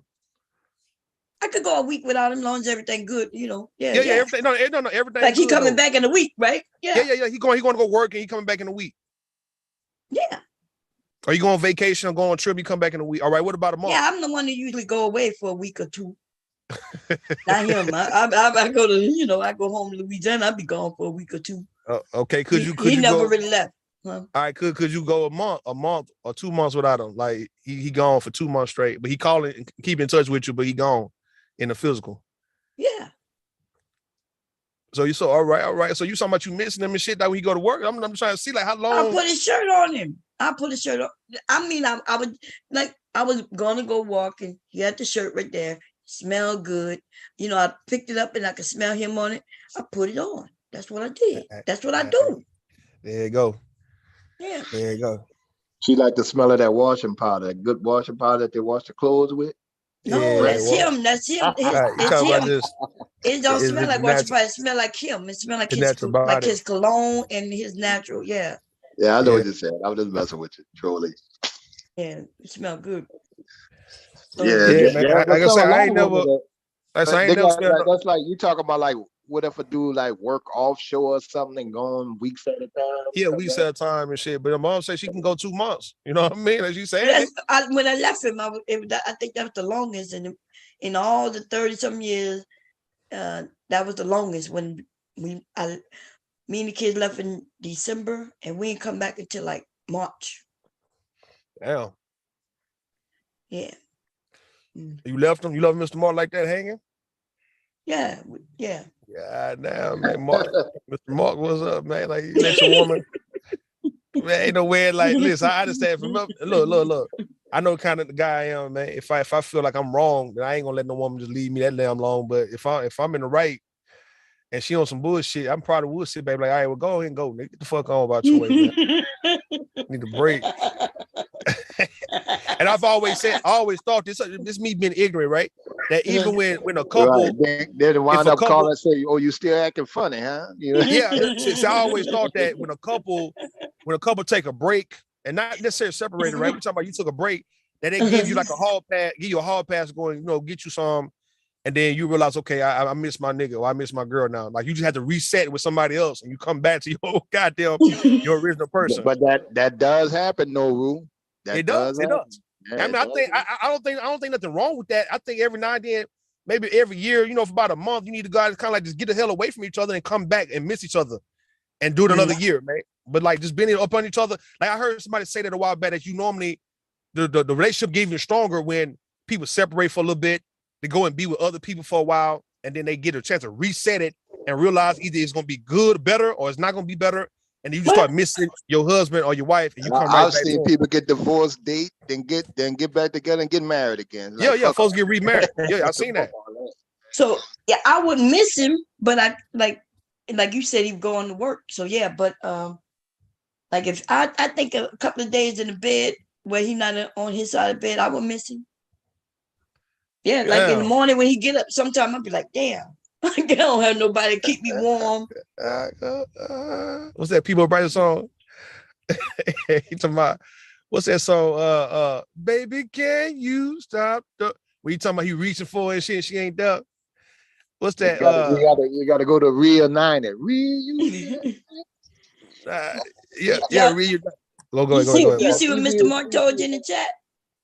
What's that? What you say? Said at Rude, I was wrong. Back then I liked bourbon too much. Damn. So he know why I left, and we was gone for a minute, and he didn't even know we were gone until one day he called. It was so funny.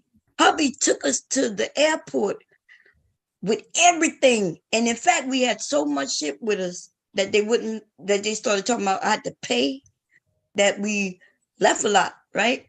But I had thrown away everything in the house. Everything that was left in the house that we didn't take with us, we threw away. Yeah. So he took us to the airport. Yeah, damn.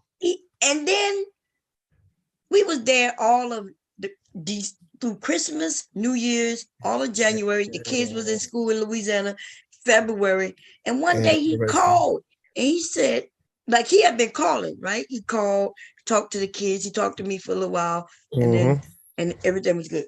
But yeah, I had left him. I was looking for a place to stay. It was after Katrina. That's the only reason it didn't work out, because things got so expensive, right? But anyway, so one day he called and he said, hey, I have a question for you. I said, what? He said, when y'all coming back home? Yeah. And I said, what? And he said, are you coming back home? Damn. And I said, we are home. And I said, wow, what's wrong? He said, well, when I looked through the house to wash. Cold, Bomb. That's cold. Look, he said when he went to go wash the clothing and he went around the house looking for he said he noticed that there was nothing in the house for us. He said everything in the house was just his. Damn. And I said, yeah. I said, you don't remember we left? Hell no, he don't remember. So he saying that you didn't take one shirt with you? Hell no, she didn't take one shirt. I left all his stuff. That all the kids stuff. We took the dogs with us. The dog was on the airplane with us. We took everything. Right. The lowest thing is when you take the ice trays. And when you take the ice trays, that's fucked up. No, we didn't need no ice trays. We took everything that was ours. I ain't take no furniture. We ain't take no furniture or nothing like that. Yeah, we left. One movie said she even took the damn ice trays. What kind of woman take the ice trays? The ice trays, man. Yeah. Mr.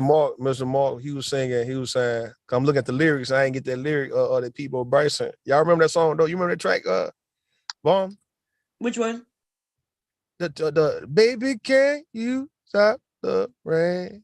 Yeah, you remember that. Yeah, people. Then the part where you Mr. Woo Woo, your boy. That's not down. Woo Woo. That's not that song, but it was the other song you made. Can you stop the rain? The part that Mr. Mark was like, am I all alone? Don't you ever wake up and reach for me. Where I used to be. Look. Be like Lenny. Be like Lenny. Oh. You had Mr. Mark running around, that motherfuckers about to go crazy. No, he wasn't about to go crazy. Like I said, I don't think he didn't even notice we were gone. That's what I'm saying. The point was, it took him like 2 months to notice that we were gone and wasn't coming back. Oh, so he thought. And then he called. Hold on, Mr. Mark. Mr. Mark called on some. So let me ask you a question. Or y'all coming back? He trying to play sad. Like that nigga trying to get sad on you, dog. He got sad on you, boy. That boy was like, that was a whole TV script, man. That boy was on something. He was like, hold on, now what's happening? What's happening? I dropped y'all at the airport. I thought this was a temporary thing. He didn't. He don't. I don't think he remembered even dropping us at the airport. That's what he said in the chat. Y'all see, I read it to you what he said. He was drinking bourbon too much. He was drinking a lot. But he said, look, he came. Look, he was on some. He was on some. So let me ask you. So are y'all coming back home? Yeah, and it's like he noticed. He said, "I noticed that everything was gone." Like, I know everything was gone. Yeah, that's what I know. Was y'all are y'all coming back home? Like he hit you. He did you like how my homegirl say her baby daddy did her when she was about to get married to another nigga. That he just called her and told her. He say, "Man, I don't want you marrying that dude, man. I miss you. I want you here with me. You my girl, man." Like, and then that's when she called out the engagement with her and the dude, this dude that she was with, and went back to her baby daddy. Like because he came with that. I don't want to see you with him. I don't want you to get married to him, man. Come on, you get married to him. Come on. It's like he played her like that before. But he could have did it before. He could have did that before all that. But when a nigga under pressure, man, he played that Dwayne Wayne and shit on Different World, man. Yeah. See, I told y'all. So I told y'all I left him, right? I told y'all this. So this not but. He stopped drinking, and he hasn't drinking one drop of nothing alcoholic since. Ever since. So as soon as he promised me that he wasn't gonna drink no more, then we came home. And he helped. That he's a man of his word. Like when he stopped smoking, when he saw our second son born, he went cold turkey. I never seen no like you think. The way they say that once you start drinking, you got to go through this and that and that. He didn't do nothing. He just stopped. No, not everybody. I know a dude that just stopped smoking crack one time. Just stop. Yeah, I mean, you can't. I mean, folks can stop if they really want to. They just don't want to. It's just you're right. Nobody put no pressure. Nobody put no pressure. Did an interview. They asked him. He was always a well-known crack smoker all through his career. They said, "Well, what made you stop?" I think he was on the Breakfast Club. He said the shit got old, man. It was taking a toll on the family. He said it just got old. It played itself out. And I just stopped one day. You ain't got no treatment or nothing. He's like, no, I just stopped. Yeah. That's how when some people love you though, like when they make changes for you, because anybody, he could have been like, nah, I'm a grown, I could drink if I want, I guess you realize that type of shit, you right, that type of shit ain't important. Drinking is not more important than the family, man. You see what I'm saying? So yeah, go ahead. You say you watched him did what? No, I was saying I watched it when he stopped smoking because of like our son. Yeah. And then he stopped drinking to get us back. So it's not like I wanted to leave, but like I had to like, you know what I mean? Like the driving. We were doing things with the family, even, but it was getting dangerous, yo. And I blame myself for some of that shit. Okay. Like for instance, we would go to the drive-in movie, and I know hubby been drinking, and I'm like, I'm gonna drive back, and he like, nah, I got it. Shit, I'd have been passed out, sleep in the passenger side. So you're saying y'all been in some almost like near-death situations though when he would drive? Huh? You saying you've been in some near-death, like a near-death? Y'all been in like a near-death situation? No, he never. No, it was never where we almost got hurt, but I knew he had been drinking. That's what I'm saying. Nah, he never really, we ain't never been in no accidents or nothing like that.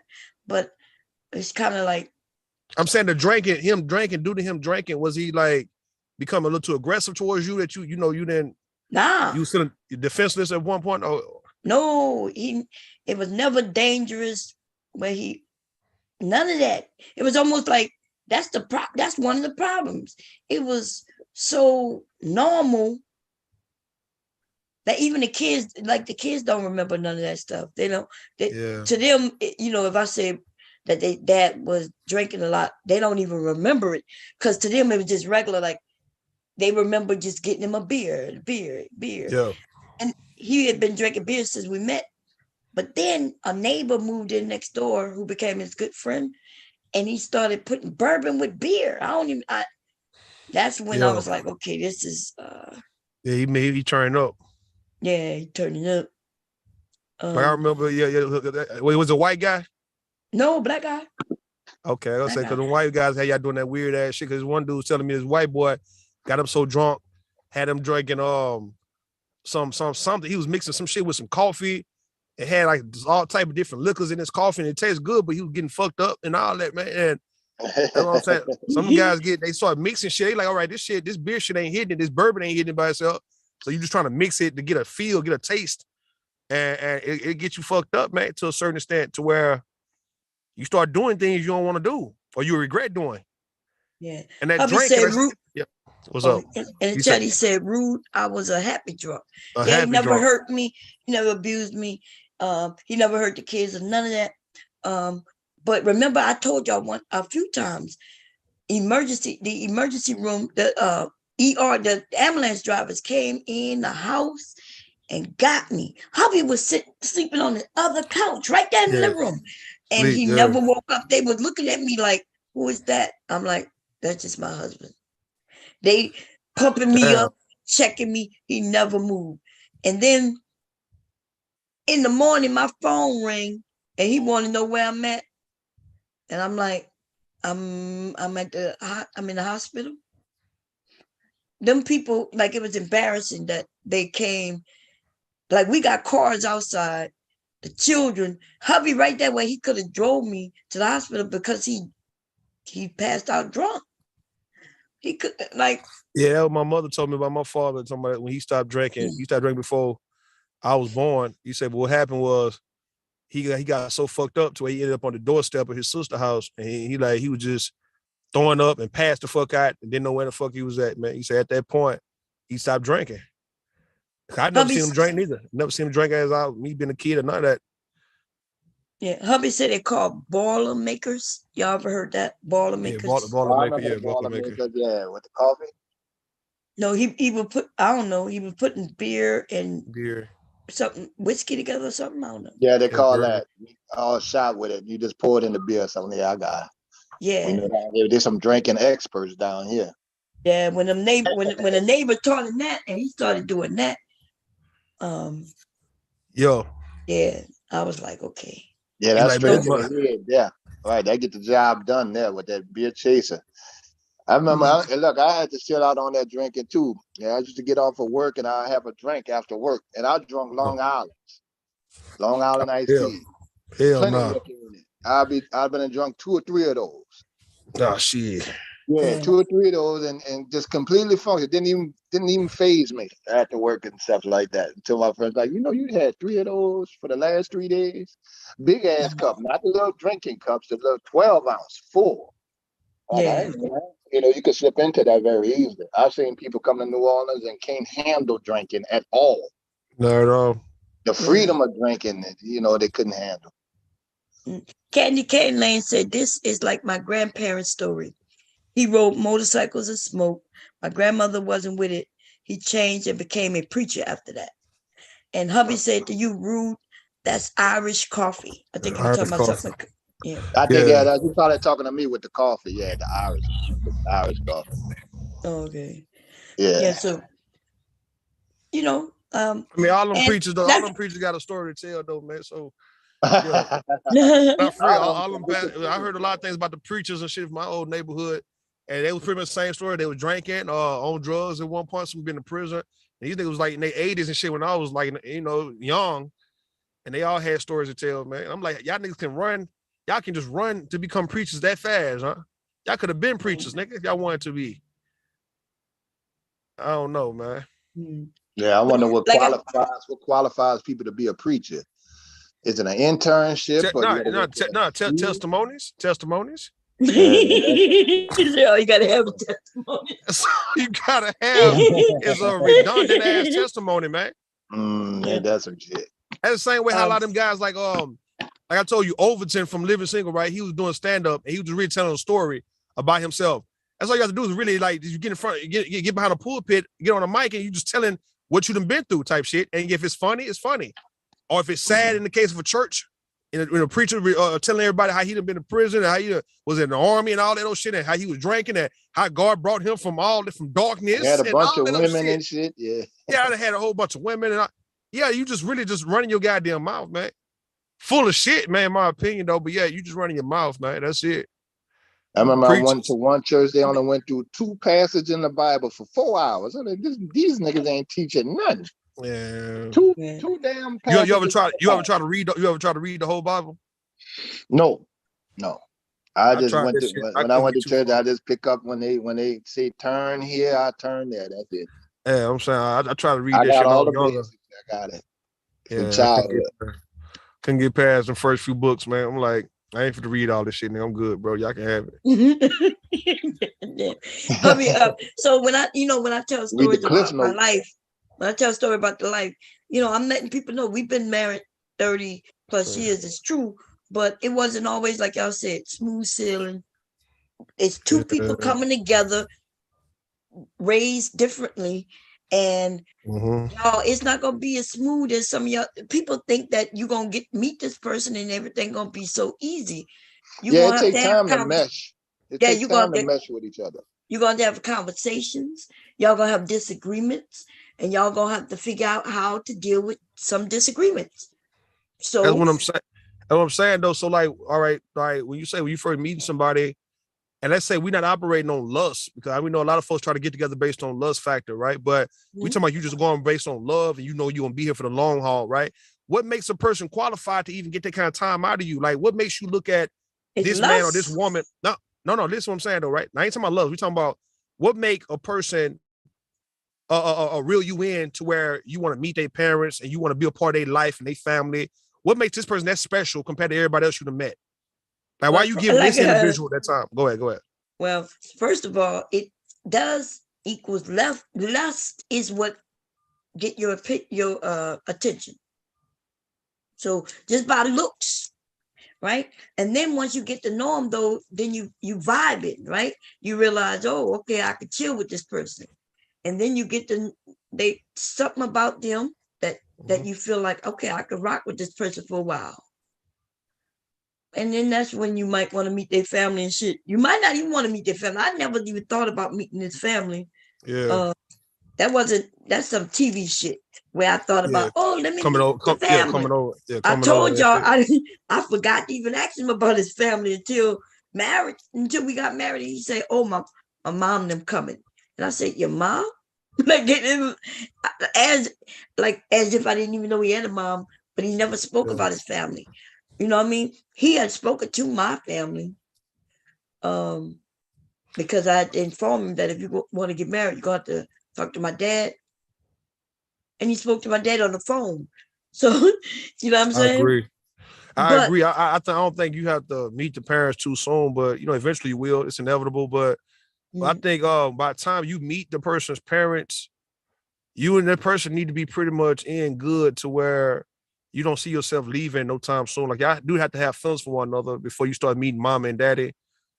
But then again, you never know. The mama and daddy, like I say, man, I told you this, Bomb. I said, the next woman I choose to get with, if I don't get along with her mama, I'm not fucking with this woman. Like, me and her mama got to get along, man. Me and her father got to have respect, but me and her mother have to be on the same term that me and the woman, not on the sexual level, but I'm saying, like, I should be able to call her mother and just go check on her mother whenever I want to, take her mother out, just really just have a bond and a rapport with the mother also, if I'm gonna be with her daughter. If me and her mother just don't get along, I don't care how much me and this woman mesh. I just can't fuck with that woman, though, because I can't fuck with your mama.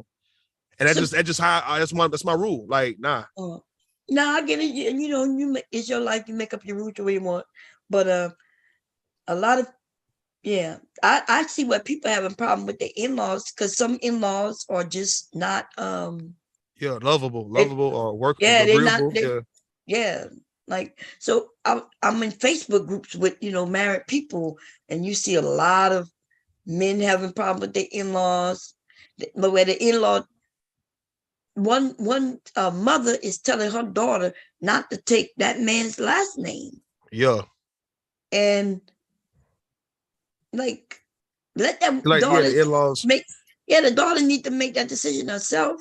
Yeah, the in-laws do kind of fuck it up, man. Like I said, it's all about you being welcoming and inviting for your children's, love interest, man. Like, you making it hard, like this old hard daddy. Like, I never could see myself. I always told myself, man, with my daughter, I said, I don't want to be no bitch ass nigga towards any of her boyfriends, man. Like if she have a boyfriend or a guy she about to get married to, I don't want the guy to view me as somebody who is hard to get along with. He got to try to pass these tests when it comes to me.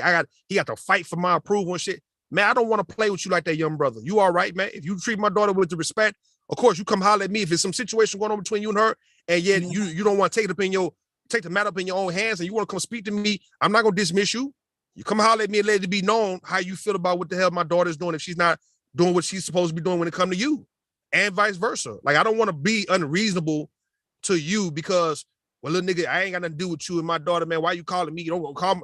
I don't appreciate that shit. I don't think in-laws should be mean to their children's lovers. I don't believe in no shit like that. I believe that the mama should definitely embrace her son's girlfriend. Why are you treating a girl like she ain't shit, man? Why are you treating this woman like she's a pariah? What did she do? Now, don't get me wrong. Hear me, bomb. Now, feel me.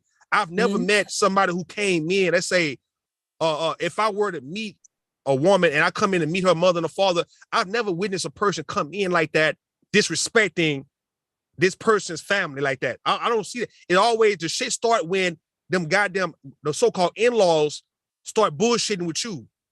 I've never met not one woman who can tell me she came in cussing out her boyfriend's mom and shit. Who the fuck do that? I know who the fuck like that. You don't see shit like that. You know what I'm saying? So when you see people can't get on the in-laws, you can best believe, almost guarantee that the in-laws started this shit, man. Somewhere they started this shit. They had to. Cause motherfucker come in trying to get the approval of the mom and the daddy, and you want to come in and be friendly with the brother and the sister. And a lot of times you are cool with the brother and sister, but it's the mom and the daddy is the problem. Like they standoffish, distant. And it's like, man, why in the fuck am I around in this motherfucker, man? If your mom acting like a bitch towards me, bro, what the fuck I look like with your whole ass daddy, man? Like, I shouldn't be treated like this. I mean, I'm coming over here to visit because you want me to come in and visit your people, but where's the fucking warmth and the love of me just being somebody who you fuck with? Why can't they respect the fact that you fuck with me to where when I come over for dinner, it just, hey, what's up, Russ? What's up, man? You all right, boy? All right, come on in, man. Come talk to us, man. And I feel good. Like, well, damn, these people are cool people, man. I owe it to them to be a good person to their daughter or to their sister. I shouldn't be treating this woman like shit, because look how they family treat me. That's just how I feel about that shit. Go ahead. No, I agree with you. My parents love Mark. Shit. Even when they saw that I left him, they were like, my dad would say, "You need to go back to that man. That's a good man." Yeah. You know, because I didn't tell him what was wrong. I never said it. Like, I never went. It's not like I went home and then told them what was going on. I didn't. You know, I just went home with the kids. And then my mom and dad looked at each other, and I guess they never asked me, you know, what was going on. And I never told them. They never got in my business. Yeah. My mom I remember my mom used to say, "You need to go back to them." And I think my husband must have called her, because my mom didn't know what was going on, right? Yeah. That's all they knew, is that I was there and the kids was enrolled in school. And I remember sitting at the table and my mom saying, you need to go back. You need to call your husband. I think that's what she told me. So maybe he called her. I don't know. I never asked. But yeah, they liked him. But anyway, y'all want to get back on this bullshit here? Yeah, go ahead, because folks be trying to make it sound like we be derailing the convo like we supposed to be on one topic for 6 hours straight, man. Come on, I'm talking about Kier. I'm talking to Kier. Let me fuck with Kier. I'm gonna pick on Kier for a little bit. Kier, what's up, man? You and everybody else in the chat, y'all acting like I be derailing convos. Y'all know how we do these things when they go in hours, that the convo just tend to go somewhere else. But we can bring it right back though. It's not a problem. Yeah, but this shit ain't not. We was talking. I like what we was talking about better than this shit here in this video. You know what I'm saying? Because I was talking about marriage and letting people know, look, everything not gonna always be perfect, and it's not always where one person is right.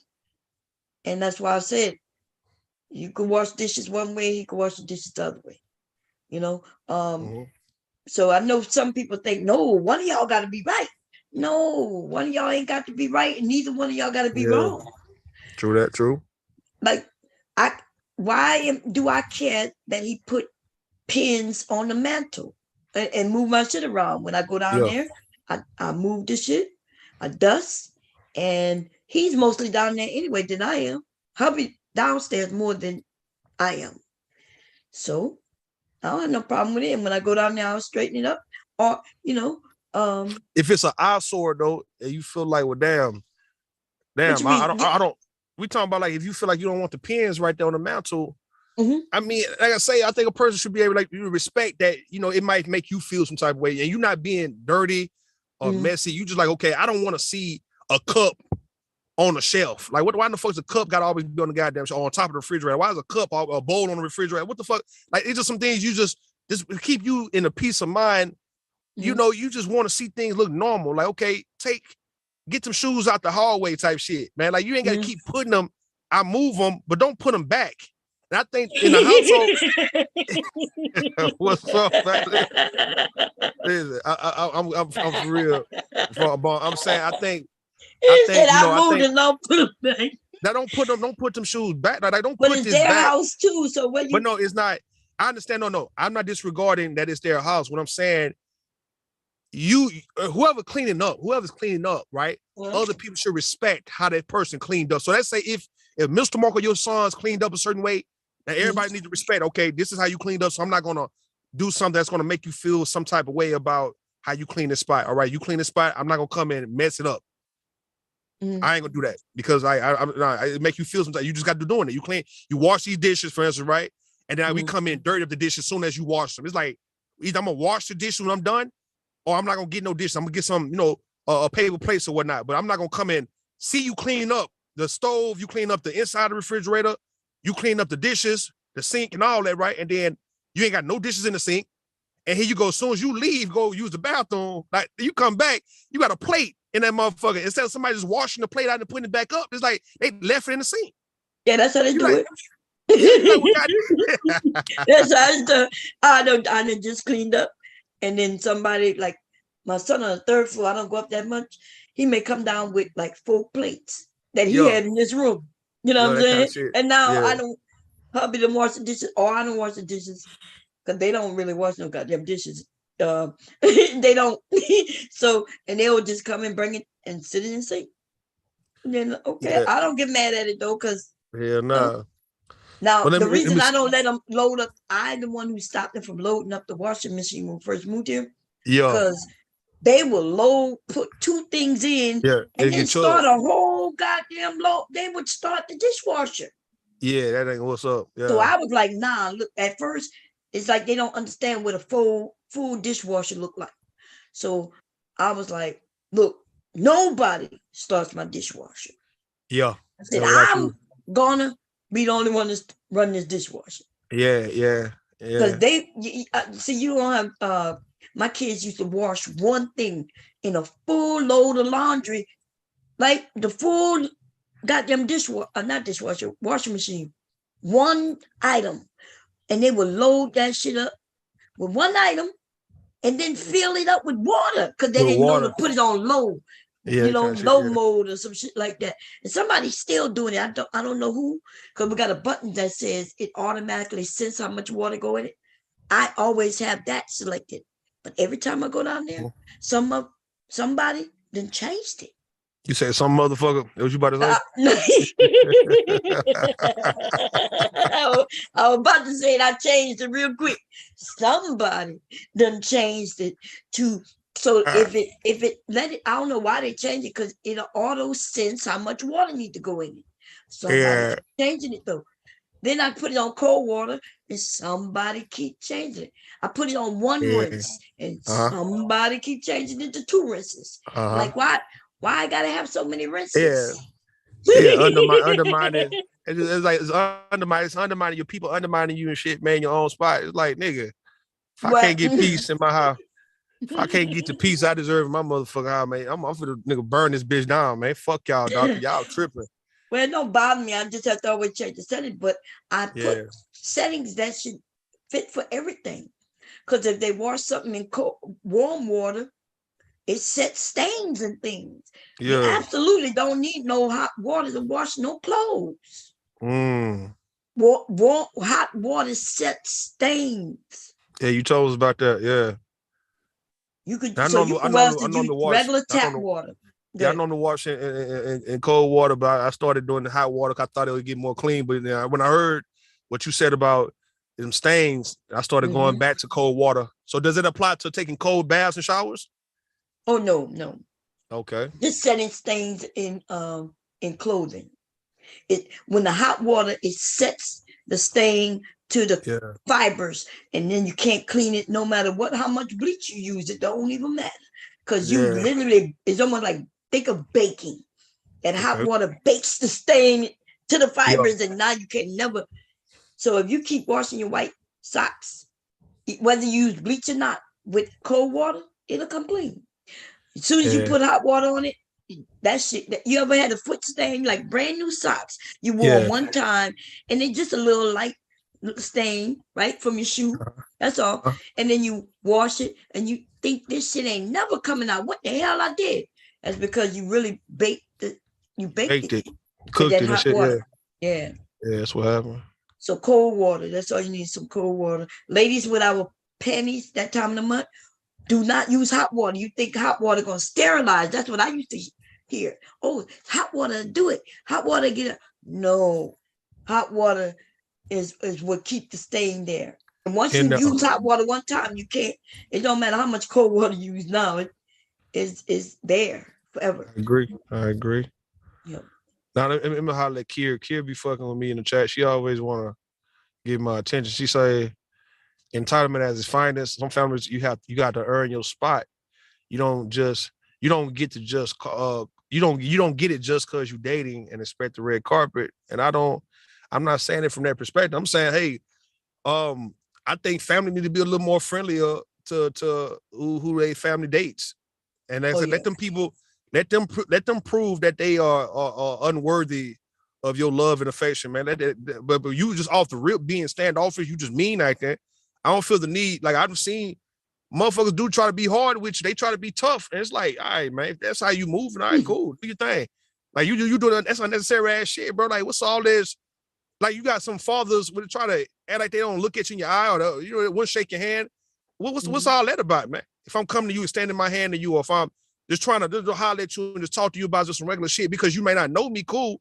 But you act like you don't know how to socialize with somebody brand new. Like you ain't just talked to somebody in the bar before that you ain't never met before. Like what the fuck is this? Because I'm dating your daughter, I don't get these some courtesy, like some hospitality. And we coming from the South, man. What is you doing? Because I wouldn't treat my son's girlfriend like that or my daughter's boyfriend. I wouldn't be treating you like I'm just so tough, so hard, and you gotta just pull teeth to get my attention, man. Hell nah, nigga. Ain't no red carpet. Oh, Mr. Bob might not be in the chat no more because I see Mr. Candy Canland said, did you call her parents Mr. Bob? He must not be here. He done told on me before, y'all. He done ratted me out. I don't know about that time, but yeah, he done ratted me out before. Called my mom. I think my mom calling me and telling me, No, tell you what. Go. Tell you what. And my mom called me and she was like, your husband called me. I think the in-laws should be ready, available to hear whatever complaint, right? They in-laws, they son-in-law, daughter-in-law have to say about their child, man. Like I feel that you shouldn't think that your child is above reproach to where, they husband or wife, or whoever can't call you and just tell you like, look, man, this is what's going on between me and your daughter, man. Like me and her, we've been doing a lot of arguing, a lot of, it ain't really been good between us, man. I just want to just talk to you about it. And I think that father or that mother should hear what that young man got to say, man. Like, you shouldn't dismiss him. Oh, no, they loved him. Hubby came down for us to get married, and everybody, like my cousins, my father, my mother, my uncles, like, they treated him like he was the man of the hour. You know what I mean? Tasha? Yeah, huh? Y'all talking about when you got married, I said Tasha. Yeah, Tasha, like, she... when I told her I was getting married, because she was my, she was the maid of honor. Yeah. Matron. Yeah, she was one of them. The one that's not married. Yeah, they liked him. Everybody liked him. But then my family is, they know me. Like everybody know me, so they know if I chose him, he's gonna be a good person. You know what I'm saying? Why couldn't you? like in the case of counseling, and you need to, why would you have to go to your pastor or some therapist, man, and not go to your in-laws for counseling when it comes to your relationship, man? Like, why in the hell? You don't want to go to your in-laws for counsel. Oh, man, no, that's what I'm saying. That's the problem, though. Why can't you go to your father-in-law for advice? Okay. So let's say, all right. Let's say you cheated on me. Let's say you and I married, you cheat. You want me to go to your mama? If you want to make a no. If you making a legit complaint on how I'm treating you, yes, I will wear. Yeah, hell, goddamn, yeah. You want me to go tell your mama that you cheated on me? Chill, look. My baby mama, right? This is what happened, right? Like years ago, she called herself trying to lock me out of a room and shit. I keep that motherfucking door wide open and put a hole in that bitch, man. All right. Mm-hmm. And she called my brother and my mother. She took a picture of it and called my brother and my mother and said, "Look, this is what Russell over here doing, man." And they both hit me up and told me get the fuck about the house and stop playing it. And I just went on by my way, right? So yeah. She hit them up and told them I'm kicking the goddamn door in and shit, man, on some bullshit. Yeah, that's different, and they walk you out. But I asked you a particular question. Let's say you are cheating on me, and if I'm cheating on a woman, and if I'm cheating, or if you cheating back, my bad, if you cheating back. No, I'm not. No, listen, you cheating on me. I'm not cheating on you. Or am I supposed to call your mother and get her in our business? And then what am I expect your mother? Let's say I'm the mother. I don't know what the girl want me to like. What she want me to say? No, it's all right. If you call my mother, right, and you talk to my mother about me cheating on you or mistreating you to a certain extent, my mother, knowing her, she would probably like give you some advice on leave my motherfucking ass. Like she would probably tell you what to do. Like, she probably wouldn't dismiss you, but she'll let you know, like, look, Bomb, look, if my son is out there doing that type of shit to you, man, you've been a good woman to him. You should have to put up with no shit like that. Like she wouldn't just take my side over you. My mom wouldn't take mine either. Yeah, but I'm not saying she would take your side, but she probably don't want to be involved. No, but you know what? This was one thing I learned, Ruth. See, when you start, let's say you and your old lady or your wife got, in-house personal issues or in relationship personal issues. When you bring it out to the public, or you bring it out to the other family members, that changes a lot because now. You got people all in your business now. Now it's gonna make it harder for you and that person to work it out. Yeah. I had a friend of mine that his old lady got caught cheating. He was going around like, oh, she just this, and this, caught with another guy, not necessarily in the act. And I said, listen, man, you ready to get rid of her? I mean, you ready to end the relationship? He said, well, I don't know what I'm doing right now. Stop talking about it. Don't put that out in the street because then everybody gonna be looking like, okay, you complain about her cheating, but y'all back together. Yo. So some shit you got to just go ahead and work out because then people gonna look at you with her, but people got to work through their own shit.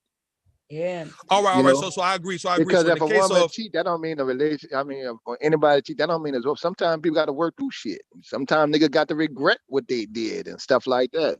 But that old saying, if you love something, let it go. If it come back, so yours. I agree, Mr. Kevin, with you and Bomb on that one, right? I think if you get to the point where you're gonna call your in-law on the person you with, I think you are pretty much out the door. I guess you let. So I would probably, me personally, if my wife was cheating on me or if it was bad between us to where we can't work this out. If I were to call her father, that would be probably the last thing I would do before I leave her. Mm-hmm. But if I'm gonna be back with her, man, I probably won't. I agree. I probably wouldn't be calling her mom and daddy on no shit like that if I know I ain't going nowhere. But if I'm fed up. So I'm calling your daddy. It's like, look, I'm gone, sir. I'm gone. I just want to give you a courtessy call that you and Miss So-and-so know that, man, look, I'm gone. I'm getting the fuck up out of here. I'm going back to whatever the fuck I'm from, man. And that's it. Yeah. That's why I would appreciate if you tell your daughter, don't call me, don't look for me, don't come around me because I don't want, I'm good on her. I'm straight. And that'd be it. Yeah, I'm just saying that's how it'd be the last resort. Oh man. Yeah, I suggest everybody get them a psychiatrist, a therapist, somebody to talk to besides your in-laws, because if I would have told my husband, my mom, that my husband beat me and cheated on me. Yeah. And then I decided to stay with him. Yeah. Even though I would have took him back, they would have never forgave him. They would always remember. And they would have treated him differently and everything. if a wife of mine would tell my would told my mother or my brother that I was beating on them and cheated and did all that kind of shit to them, my mother and brother would not take my side on shit like that. Especially if they talk to me, and if I can't give them a reason or tell them that she's lying or she put if I'm saying all right, whatever, man, if I'm trying to dismiss it to where she's telling the truth, my brother would not fuck with me like that. My mother damn sure would not be playing no game. They would leave me the fuck alone, man. If I'm beating her ass like that, they would not fuck with me at all, man. They would not. They just would not. My brother would have a problem with that shit, man. He would, and he younger than me. If I was mistreating my children, my brother would come see me about that. He don't play them type of game. And he laid back, he chilled. But when it comes to shit like that, he do not want to see me going to jail. But that long, he don't want to see me get. Because one time when I got arrested, he got so pissed off that I got arrested. He was cussing me the fuck out, man. He wanted to fight me and all of those shit. Like, so it's just some me doing some clown ass shit. My brother's not gonna stand for that. Let alone my mother is not gonna enable a goddamn thing. So I can name you so many times where my mother have stood against me because she rightfully so, because I was clearly in the goddamn wrong. I was clearly in the wrong, man. When it come down to if I'm mistreating people or if I'm doing things I shouldn't be doing, my mother was not taking my side because I was her son, man. I'm just telling you what I know. I agree. That's why I like the fact, like if my son's girlfriend, she used to call me. Like, I don't want to be nowhere in that, right? I don't want to be in none of that.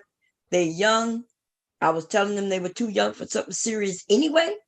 Yeah. And if I tell y'all that y'all shouldn't get married until a certain age, damn well I tell my sons that.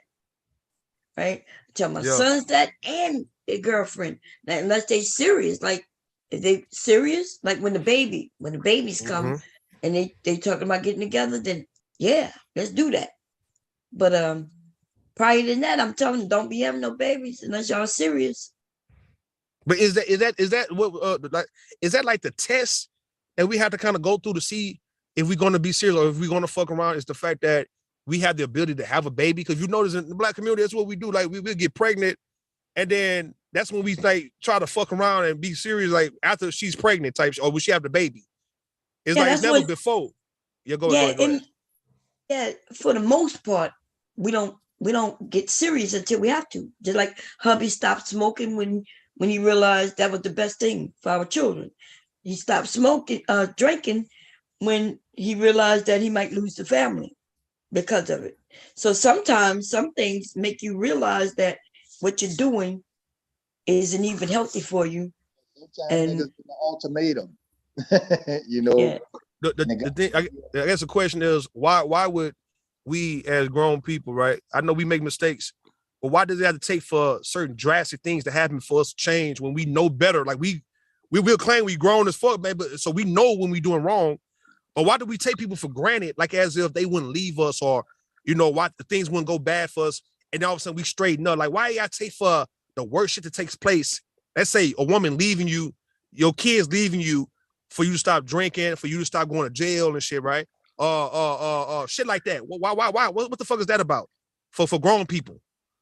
I think that's most of the men, because our ass is hard-headed and we think shit go stay the same, even if we do, regardless. So what is it that women are doing that making men feel like they can take them for granted, like as if you not gonna ever leave type shit, to where when you make a stand, and all of a sudden you straighten the fuck up, like, all right, babe, I'm good, I'm gonna stop. Like, what do women do to men? Like, are women making it that easy for a man to be with them? Like, do you guys, I don't know, man. I'm just saying, do you guys enable some shit that men do? Like, do you guys actually sit back and say, you know what? I'm going to just be here by his side no matter what. And I'm going to hold him down no matter what, to where no matter what he do, I'm going to forgive him. I'm going to forgive him again and again and again, to where he gets worse and worse. And then until I get just fed up, that's the only time I'm going to leave. But if I'm, but me being violated at first is not enough for me to leave. It's like, okay, and I'm putting in his head that he can do anything he want to do to me, and I'm gonna stay until you just had enough. And then you leave, and a guy might come at you, might feel, no, a guy with bad understanding might feel like, well, why all of a sudden you leave after 5 or 6 years of me abusing the fuck out you? Why you didn't leave the first time I did it type shit? That's when you niggas have resentment towards you. Like, well, goddamn, you could have left me a long time ago. We could have been in this shit, but you gonna wait another 10 years and let me get so used to coming at you like you a hoe. and all of a sudden now you're gonna have the heart to fucking leave me and think I'm gonna let you go like that. What the fuck is that about? And that's what women be putting themselves. I don't know what the hell you talking about right now. Bomb, if you're not hearing what I'm saying, Bomb, you open your ears to what I'm saying. Because you just changed and then you start referring to a woman as a whole, like you just. No, I'm saying coming at like a whole like you weak, like a whole ass nigga. I like know weak, that's like, that thing that like you assume that a woman is weak because she decided to leave, or because she was putting up with a man. No. It depends on what you.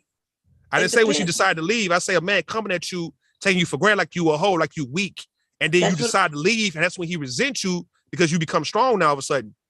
But I don't know about the resent, like when you mentioned that he resent. So men don't resent the women who decide to leave all of a sudden. When I left my husband, he didn't resent me. Bomb, we ain't talking about your husband per se. We talking about these men who been able to get away with murder with their women, and then when they finally decide to leave, these niggas be hating their guts for that shit. Mr. Mark just probably didn't hate you for it, but let's say if you would have stayed gone, then you don't think Mr. Mark would have resented you for leaving him like that and staying gone? You came back. So wait, I thought you said resent. So wait a minute, what? Listen, I don't know how we got on this shit. I know you already explained that you got some issue against women who let men do certain things. I don't even know what topic you're talking about right now. We talking about, all right. Because you went to abuse, and we was talking about abuse. We was talking about abuse when you know how mothers, some people let they enable their sons, stuff like that, or let's say when certain men can take advantage of certain women. When I asked was, how do women allow, like at what point do a woman allow for a man to believe that he can actually get away with so much to where she got to get fed up to leave and not leave the first time he violated her, right?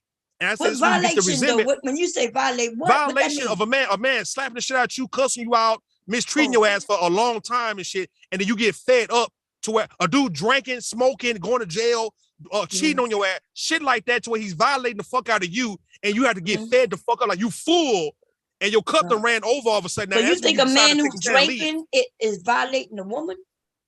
When I say drinking, something that a woman do not like for this man to do, right? And she probably asked him to stop doing it. He's not stopping, and it's making her uncomfortable. So yes, in the case even with you, obviously you said Mr. Mark drinking made you uncomfortable. That's a violation. I didn't say that. What the hell did you say the whole time for why you left, Mom? Are you serious? Yes, you make it seem. See, that's that thing where you try to make it seem like he violated me or something. When I decided that I felt like he was drinking too much, right?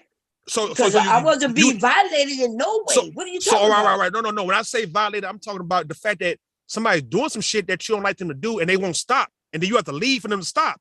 But I didn't ask him to stop neither. I never went to him and say, he's a grown man. I never went up to him and say, "Hey, I need you to stop."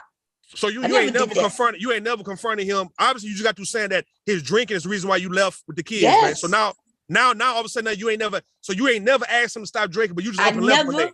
Yep. I never asked him to stop. He's grown. I'm just thinking he's grown and he'll stop, if it get too far. I ain't got to tell him to stop. When I didn't like it no more, I left. That's it. But he didn't violate me in any way. And if you talking about men doing something they think women don't like, well, y'all do something every fucking day that we don't like. We do things every day that y'all don't like. So that's not a violation, though. That don't mean a violation. If my husband was drinking and beating me, drinking and beating the children, he didn't do none of that. Okay. But one day I just was like, okay, my kids getting older. They seen their dad drink, and I was like, I'm gone, and that's what happened. So that's called a violation. It don't have to be him doing anything to you physically. It's the fact that he's doing something that's not safe for you and your kids made to be in the house with him. That's what I'm talking about. He's violating that space. How wasn't he safe for us to be in the house? I didn't say any of that. Bomb. Hold on, bomb. Stop. I didn't grow up seeing my dad drink. Then you would never. Hold on. In that case, you would never have no reason to leave then due to his drinking. Why not? I didn't like the way he was drinking, but he didn't violate me. He didn't violate the children. From my standpoint, didn't like to see this. When I noticed that the kids seen him drinking, I was thinking, well, I don't want the kids, thinking this was normal. Is considered to be a violation. If he was smoking crack in front of y'all, it'd be the same violation that he's doing things. That wouldn't be the same, but yeah, it would be the same. It would be the same vice that you don't approve of, and you don't think the kids need to see, and it's not safe for you and the kids to be in the home with him doing shit like that. That's what I'm saying, Bomb Cherry. Smoking crack and drinking a drink. Yeah, they not two the different same things, but thing. obviously, if it's enough to make you leave him, obviously it was a problem. That's what I'm saying. It's a problem. Therefore, it becomes a violation. Because other than that, Bump, you would have no reason to leave him with the kids, man. Him drinking, if you just talking it down to him just drinking, like it ain't shit, why would you leave him there in that case if it ain't like that bad though? Well, nothing got bad, but I like him drinking. To me, as far as I was concerned, he was drinking a lot. I never say, hey, you drink too much or stop him from drinking. In fact, sometimes I was the one picking up the beer, and getting him his beer. But then when I did see that he was doing, like, as far as I'm concerned, I noticed that the kids seen their dad drinking, and I was like, yeah, too much. But you making it seem like he violated, like he was doing, like it got bad. It didn't do that. It don't have you to don't go have that far. My daddy used to sell dope, and it'd be times he would cook up dope and cut up dope in front of us, man. Oh my God, that's so different. I'm giving you an example, and my daddy was not so-called physically violating none of us or none of that shit, but it wasn't a good image for us young boys to see my daddy doing that type of shit in front of us. Yeah, because it was criminal. Dope. So the whole, whether it's criminal or something like just simply drinking, or where you mixing beer with bourbon, that's not criminal. All right, but it's a problem for you because you felt that your sons should have seen. You don't want your sons seeing their dad looking like that. Obviously, it's a violation to the space, the environment. No. I didn't say I didn't want them to see it. Listen, you got to saying that, Bob. Your mindset is all fucked up. That's why you're not listening to what I'm saying. Something is wrong with you, dude. You just got if to you're gonna put a man drinking versus somebody cooking crack in front of you, you don't see a difference in that. I don't know what to all right. No, it's a difference. I'm talking about the image that you didn't want your children to see growing up. That's what I'm saying. Obviously, if it was Mr. Mark working on cars or cutting hair, you wouldn't have left him for no reason, like for that reason, because that's not a bad image to see for your children to see. But if you're talking about the fact that he was drinking and you didn't want your boys to see their daddy drinking like that, that was a violation to your environment because you didn't want your sons growing up thinking that was cool to be just drinking, mixing up drink and all that kind of shit, because that can lead to other shit. So you up and left. Now, unless you're telling me it's another reason why you left, this is what you told us. I told you why I left, but you why you sound like you mad that she left? I know. I'm not understanding what you're doing right now.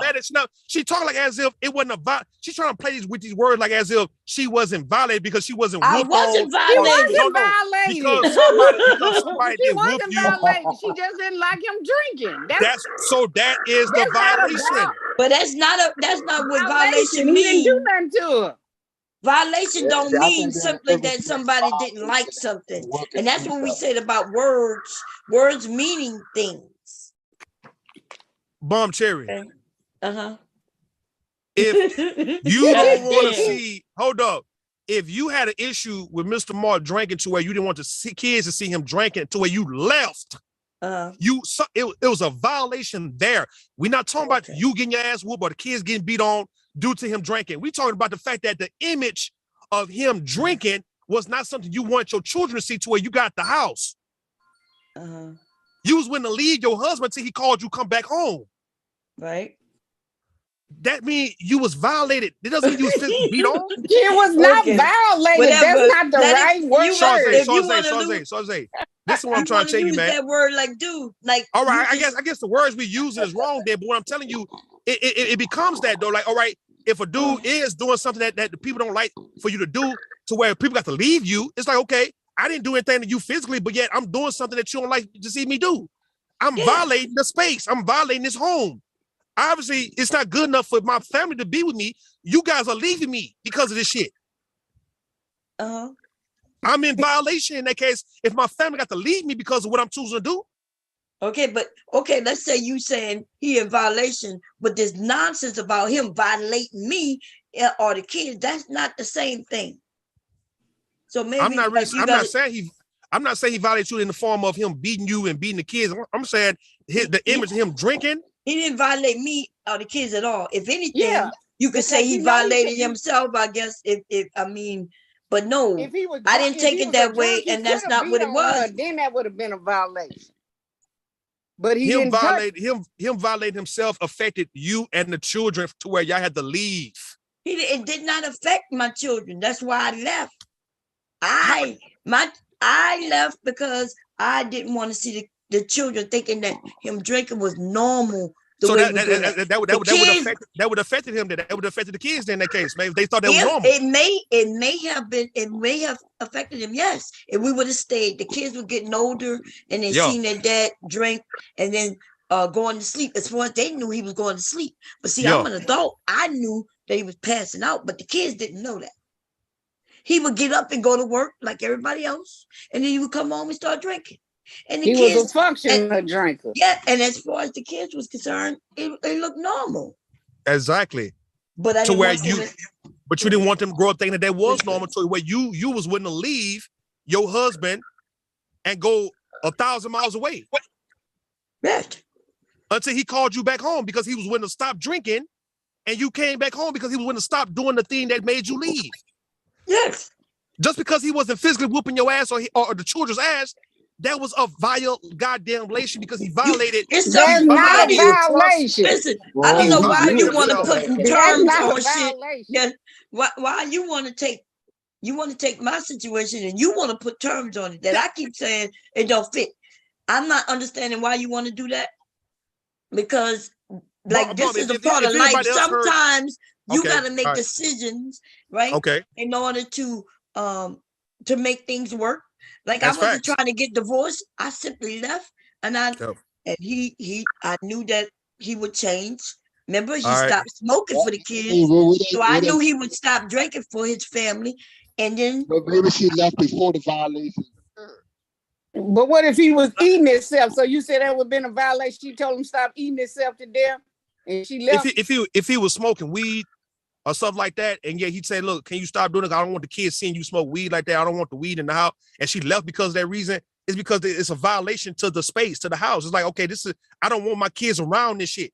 I'd rather take my kids on so you can either enjoy what the fuck you're doing or you can stop what you're doing. I'm saying, okay, what if he was eating a lot and she was telling him, "Now you need to stop because it's a violation on your." All right. That would consider messing with your health. That's a violation because it's threatening his health, and if he's a breadwinner and the provider.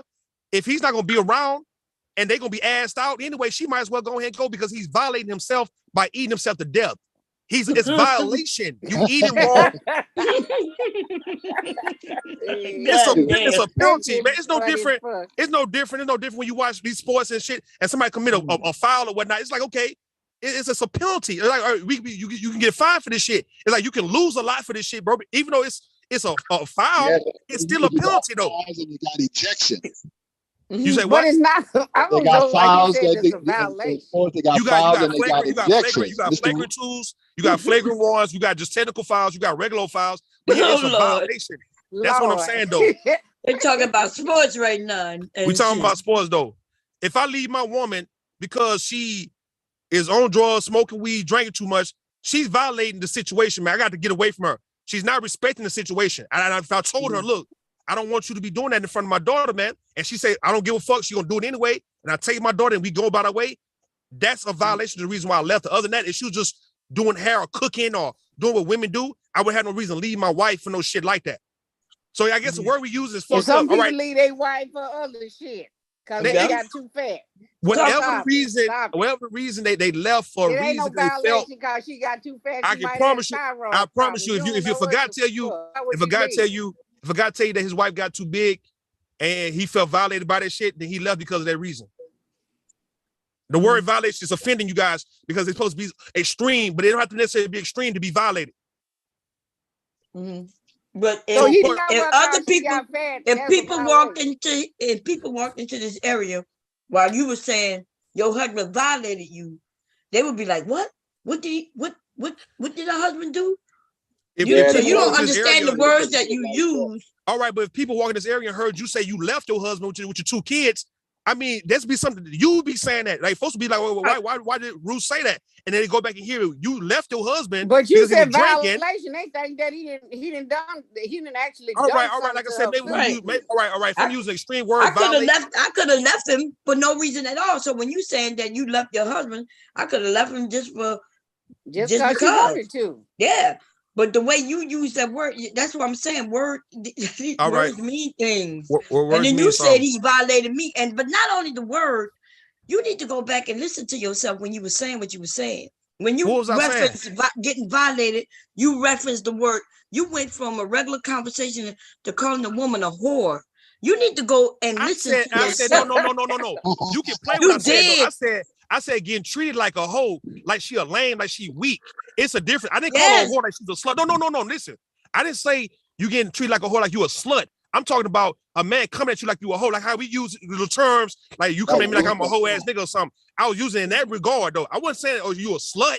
No, I ain't say that. You got to go back and listen to yourself. Go back and play it right now though. You heard what I said though. You heard what I said. You sound like you was going on a test. It sounded like not everybody in the chat was like, damn, like what? There you go. What's going on? Because I'm talking about the in-laws. Sound like and if you don't want your in-laws to be in your business. And I say, so how do women? I said, when do women get to the point where they allow for niggas to bleed that they can get away with so much, and these women never leave, and when they do leave, these niggas start coming at them like they a hoe by trying to mistreat them even more. I'm gonna replay it. I'm gonna replay it. Go replay what I said. Go back 20 minutes. Let's see, y'all. Cause it got real serious. I was like, God damn, like everybody was like, what is going on right now? All right, go back and play. I saw in the chat room, I said, what the fuck you talking about? Let me jump on here. Wait a minute. When I said like a hoe, it's more like a hoe ass nigga or a hoe ass bitch, not on some you a slut. Yeah, you mean talking about like weak, soft or something like that? Weak, soft, like you a pushover, you a lame. That's how I referred it when a man comes at you like you a hoe. So I want you to hear the context on how I was coming. I didn't say nothing about no slut. I love hoes and sluts. I don't talk down over no slut. To be trying to reference that like as if it's a bad thing. Okay, wait a minute. You got to be quiet so I can try to listen to get to it, huh? Who coming with that tension, boy? Yeah. But Ruth, some things is not necessarily y'all still talking. I'm trying to find it. I'm hearing two. It's getting me confused. Wait a minute. Let me find it. I'll tell you how I go. Hold on, let me find it. Hold on. Okay, hold up. Okay, wait a minute. Still more. Okay, here we go. Wait a minute. Okay, wait a minute. I went too far. Boom, boom. Think about right there. Okay, a little more. We right there. Okay, right here. We there. Okay, here we go. Let's see if this is it. Let me share. Ooh, Lord. I need you to listen to yourself. God damn. Let's see if this he stopped smoking, drinking when he realized that he might lose the family because of it. So sometimes some things make you realize that, okay, I didn't go back far enough. I got to go back to 20, maybe about right there. Let's see. Get them a psychiatrist, a therapist. Okay. Somebody to talk to besides your in-laws, because if I would have told my husband, my mom, that my husband beat me and cheated on me. Yeah. And then I decided to stay with him. Yeah. Even though I would have took him back, they would have never forgave him. They would always remember. And they would have treated him differently and everything. Go back to 19. Go to 19, Bomb. Go to 19 so you can get to it. I told my mother or my brother. Go to 19. Go to 19? Yeah, 19 and let it play. Okay. It's 18. That's 20. So, yeah, you go back 20 and let it play. You got it? Okay, this 19. Let's see what they say. All right. Do anything he want to do to me, and I'm gonna stay until you just had enough. And then you leave, and a guy might come at you, might feel a guy with bad understanding might feel like, well, why all of a sudden you leave after 5 or 6 years of me abusing the fuck out you? Why you didn't leave the first time I did it type shit? That's when these niggas have resentment towards you. Like, well, goddamn, you could have left me a long time ago. We could have been in this shit, but you gonna wait another 10 years and let me get so used to coming at you like you a hoe. And all of a sudden now you gonna have the heart to fucking leave me and think I'm gonna let you go like that? What the fuck is that about? And that's what women be putting themselves. So the context, like how you left me a long time ago. We could have been in this shit. Now go play it again. You got it. Yeah, I gotta go. So what you say? Go. No, it's right there. You heard what I said. You heard the whole Yeah, point but I said. no, I know, but I need to hear how you heard when you started. It was on some regular tone, and then your tone started getting stronger. All right, go back to 20. Go back to 20 there. You'll hear it. Go back to where? Go like 20 minutes. Go back like the 20-minute mark or 21 minute. Let it play. Okay, let's. There you go, like around 21. Yeah, around 21, not 24. Okay. Yeah, around that time. Yeah. Let's see, y'all. As if they wouldn't leave us, or you know what, the things wouldn't go bad for us, and then all of a sudden we Go straight back a little more. Go back a little more. A little more back. Yeah, Okay, like 23, so you can hear when I first started coming in with that. Yeah. After your picture, keep on. 23. Okay. 22. Yeah, around that area. Now go back, son. 22. Okay. All right, right there. Go back, son. There you go. Because of it. So sometimes some things make you realize that what you're doing isn't even healthy for you. And it's an ultimatum. You know. Yeah. The thing, I guess the question is, why would we as grown people, right? I know we make mistakes, but why does it have to take for certain drastic things to happen for us to change when we know better? Like we will claim we grown as fuck, man, but so we know when we doing wrong. Or why do we take people for granted, like as if they wouldn't leave us, or you know what, the things wouldn't go bad for us, and all of a sudden we straighten up? Like, why y'all take for the worst shit that takes place?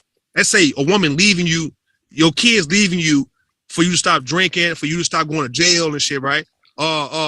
Shit like that. Why? What the fuck is that about? For grown people. And I think that's mostly the men, because our ass is hard headed and we think shit go stay the same, even if we do, regardless. So what is it that women are doing that making men feel like they can take them for granted, like as if you not gonna ever leave type shit, to where when you make a stand, now all of a sudden he straighten the fuck up, like, all right, babe, I'm good, I'm gonna stop. Like, what do women do to men? Like, are women making it that easy for a man to be with them? Like, do you guys, I don't know, man. I'm just saying, do you guys enable some shit that men do? Like, do you guys actually sit back and say, you know what? You don't see how you change that shit up? Yeah, now I did, though, it's because the woman are now enabling. So now at first you like, what is it about the men doing this, doing that? And that's then what I'm you asking, change though. it to the. So I'm asking Bone Cherry. I'm saying, okay, so what is it? Is the women making it too easy for us to be with them, to where we take them for granted, to where we can treat them like they ain't shit? And now we got to wait until she decided to leave us for us to straighten the fuck up. What am I saying wrong? I want to know, what am I saying wrong?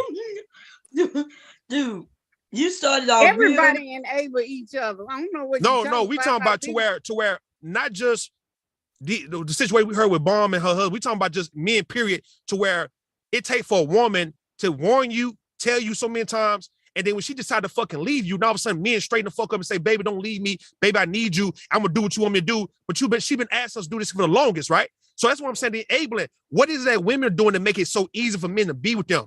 Because obviously it's just a recurring thing, to where women have allowed men to get away with so much, to where these niggas can straight up shit on them, take them for granted, not take heed to what the fuck they want. And then when they decide to leave, now the nigga he straighten the fuck up like he's supposed to have been a long time ago. What did I say wrong about this shit? You act like women don't do it too. We talking about in the case of men, Shawzay. We ain't talking about what no goddamn women do, because a lot of times women don't. A lot of times men don't normally put up with women doing this shit too long. We talking about in the case of women, a lot of men don't put up with women shit the way that women put up with men shit. Come on, Shawzay, what the fuck are you saying? Why y'all be arguing with me when I tell y'all? All right, so listen. You telling me that women so y'all telling me, I don't know what the fuck you talking about. so y'all telling me that men put up with women shit.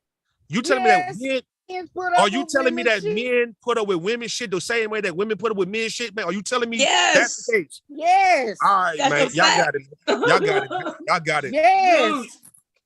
We ain't no all goddamn people. way. Why y'all think that men and women are so different? Bomb Cherry.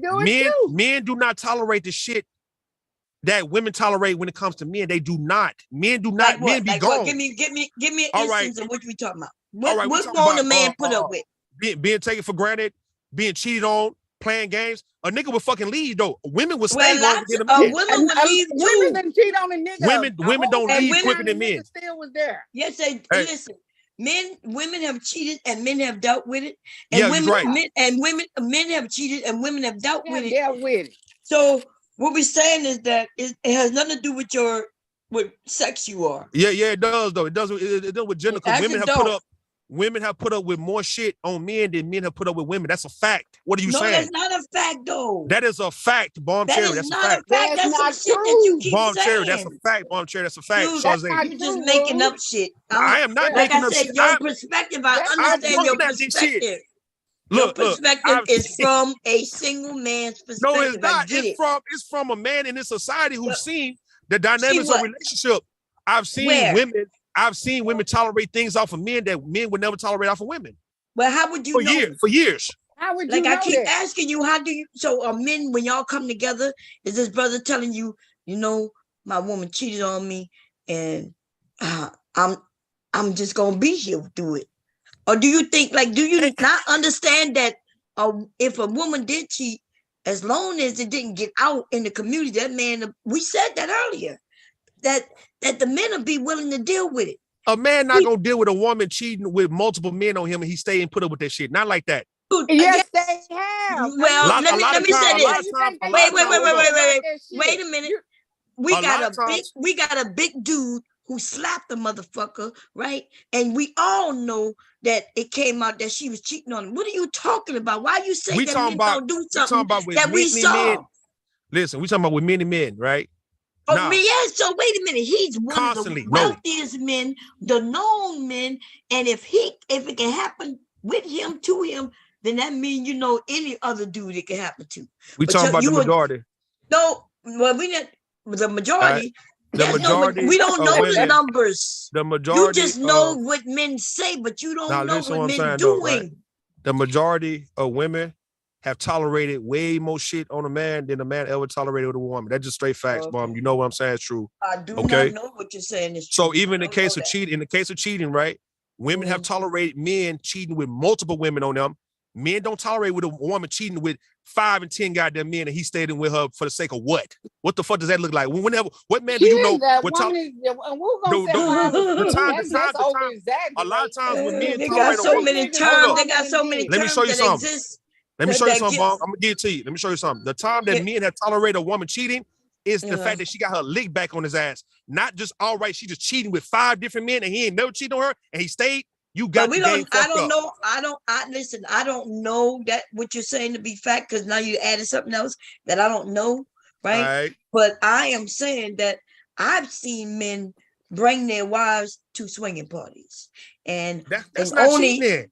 well, I mean, so you talking about anything? I'm talking about sneaking that he don't around know and nothing fucking about. around on them. Well, okay. We're not talking about So- bringing somebody to the swinger party. We're talking about you catching you finding out that your wife cheated on you with this man, somebody at her work, her job. So how do you know what the number is? I don't know Yeah. what the number is because they're keeping it secret. Like, dude, what are you talking about? Why y'all make these assumptions though? Bon Cherry, listen to me. You can say what you're saying right now. I can promise you. If No, you a can't woman promise me. let it be known to a man that she's with, that she done fucked 6 niggas while she been with that nigga, he ain't gonna be with that woman too long. I can promise you Yeah. that. But you You don't flip know it, that. Why You would don't she know even that. come and say? we I've talking been about with if six niggas? it was revealed that she cheated probably one time. A lot of guys Uh-huh. would leave her for that, man. But Yeah, women, you saw have how stayed he with- added 6 men. Now Yeah. she can cheat, but it can't Stop be cheating. Now it gotta I'm be naming 6 multiple- men or no, 5 men. I'm naming multiple because I'm comparing that to It don't have what to take women no have one allowed. man Hold on, for her to Shawzy. Hold cheat on, on. Shawzy. Ain't I'm got talking to be Bomb, 4 or Shawzy. Hold 5 up. niggas. I'm comparing it because I know for a fact that women have dealt with men, stayed with men who done fucked like 10 women on their ass. Facts. Yeah, A I'm bunch quite of- sure there's some women who done that. Yes, Ain't no woman done Some, fuck no. it Ain't ain't no gonna woman be a done fuck no whole shit. shitload. A lot of them though. Man, ain't no woman There's done gonna fuck be no. a lot of them. There's no Just like woman done. Bon We'll Cherry, be able ain't to no find black. some women, and we'll be able to find some men Bon too. Cherry, I can promise you, you're not gonna catch. You ain't gonna hear a woman who done fucked 5 or 10 men, and this man who she with know about it, and he Why stayed with y'all her. say that? Y'all get with women. Y'all get with women who you know have been with dozens of men. That's before you. We talking about Okay. during you. During Before you. even doing, like they Not not during. really. They not really committed, but they dealing with each other, and she can sleep with whom she want, and men deal with that. We talking Y'all about make it marriage seem or like now long-term man relationships. ego is so strong and he's so high authoritative, Yeah. and that he's so good that he ain't gonna be with a woman who been with Yeah. multiple men. Like, what are you talking No, about? no. He's Fuck not that gonna nigga be ego. no. Yeah. He's not gonna knowingly be putting up with a woman fucking around on him like that, and he's standing up crying But why and he begging They her. got You whining, got the crying game ass fucked niggas up. who do I can- that. You just I don't can know. promise you. You just don't name know. them. All right, you should name them. Then name them. I shouldn't have to name them. I don't know them.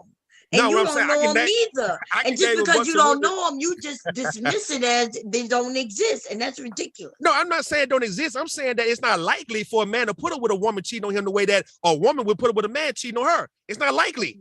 It ain't the happens. same.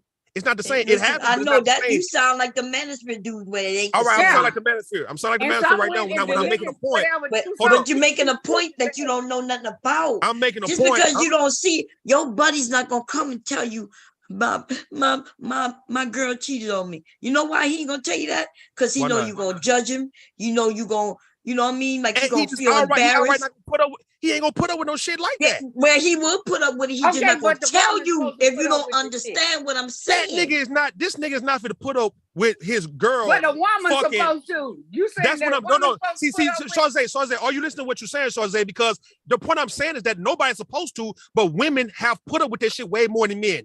All right. Men do it What are you too. guys arguing Yeah, about? but you men do it too. You got a lot of niggas that do it. Men do not put up. Men do not put up with women just fucking around them like that, and they stay with them.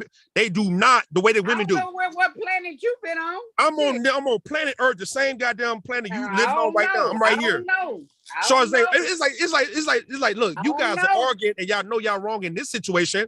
No, we're You not know wrong. good and You the one well. that's Both of wrong, y'all and then know you good want and me to well. name people Hold up, who I'm both of telling y'all you know I good and know. well, babe.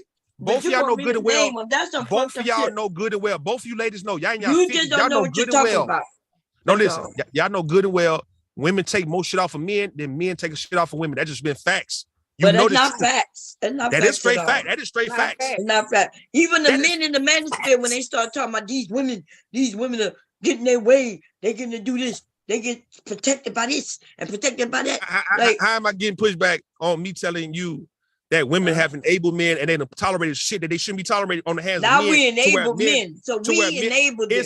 It is enabling though when you allow for a man to take you for granted and you don't do shit until you get too fed up. Yeah, that's enabling that nigga to do what the fuck apparently you she doing didn't towards you. enable if when she got fed up, she left. That means she didn't enable nothing. No. It's damn near too late. If a nigga done been Hey, doing what you you dirty mean? for 7 She years, can leave. too She can late. leave after If it it's- happens once. if it's too late to where you you making emotionally it fucked What up, you you call emotionally too damaged. late? Now listen, I don't know it's what too you late. call Too late. it when as soon as I'm she gonna tell you leaves, why it's it's too too late. late. I'm That's what he gonna said. tell you why it's too late, Bob. I'm gonna tell you why it's too late. Because you've been getting violated by this nigga, and it took damn near 7 years for you to lead a nigga.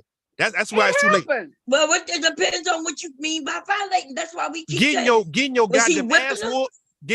whooped, getting cheated on, getting mistreated like a motherfucker, getting taken for granted, and it takes for you to leave him for him to straighten up. That's They what I do mean. look, It's they too got late. some women who are They going do through some it. of that. The only time it's You too got a late bunch of women is going if through that he shit. killed her. If he killed a murderer and shit like that, then yeah, it's too late. Anything other than that, and she got out, then it's not too late. What are you talking about? It's Niggas too that late. did it too. A woman Too late for what? It's She too got late. out with It's her too life. She Once got she- out. It's with her too health. late because she become better. If she become a better woman, it's too late, man. What you saying? But You she better. could become a better woman as soon as he put her hand on her, and she could leave Yeah. right away. But she's She already could. a better woman. So Okay, how then. is it too But late? She could be So- with so him because 2 or you wait 3 another years 7 and then years. he You wait- started Listen, hitting you on want her. to dictate what people do, and then you even, like I said, you blaming it on the woman when you claim you was blaming it on the man.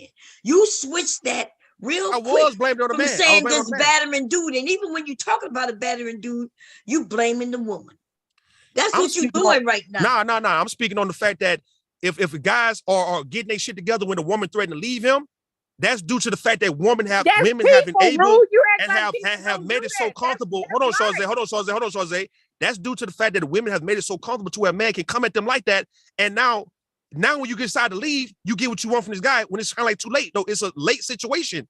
Now when she get fed up and leave, and now he get his shit together, it's too late.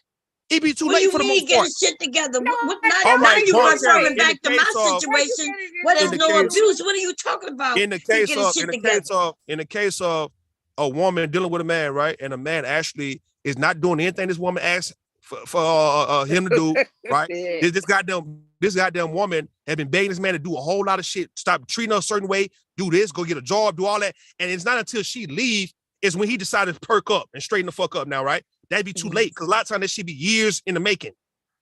That's what I'm saying about the too late part.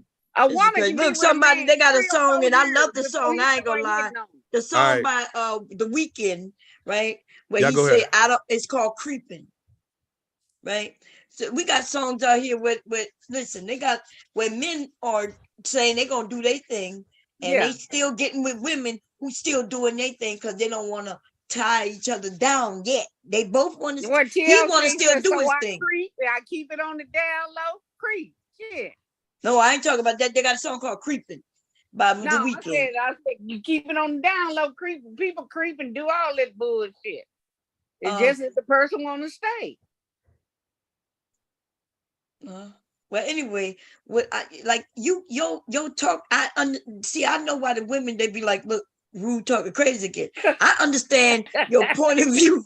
Your point of view is from a single man point of view, right?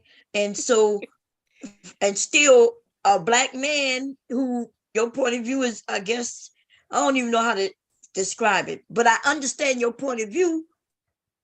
But I understand your point of view where it comes from.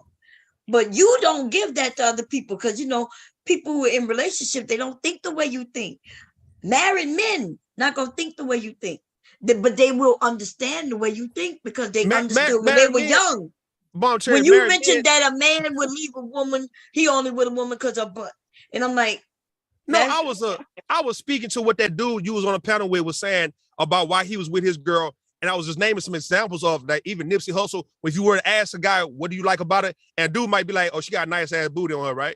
Yeah. I'm telling you what these guys be saying, right? It's not coming from a single man. I'm talking about niggas in relationships saying the same shit. No, but then but when remember, I asked him a question and he didn't, you argued a point that even he wasn't arguing anymore.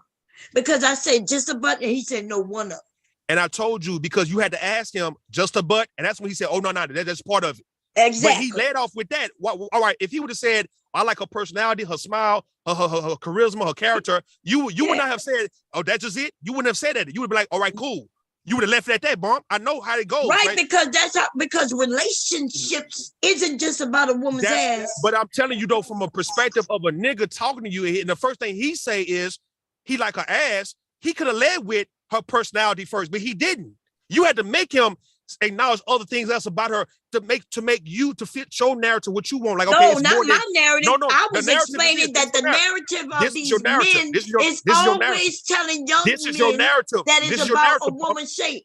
Okay, how is my fucking narrative? I was saying that their narrative is wrong, and they always agree. I didn't make them agree. So how is it my narrative if when I ask one question, they tell the truth? And if they tell the truth, it's your narrative. Do you know what narrative means? It's almost like that other word you were just using. Yeah, I use violation.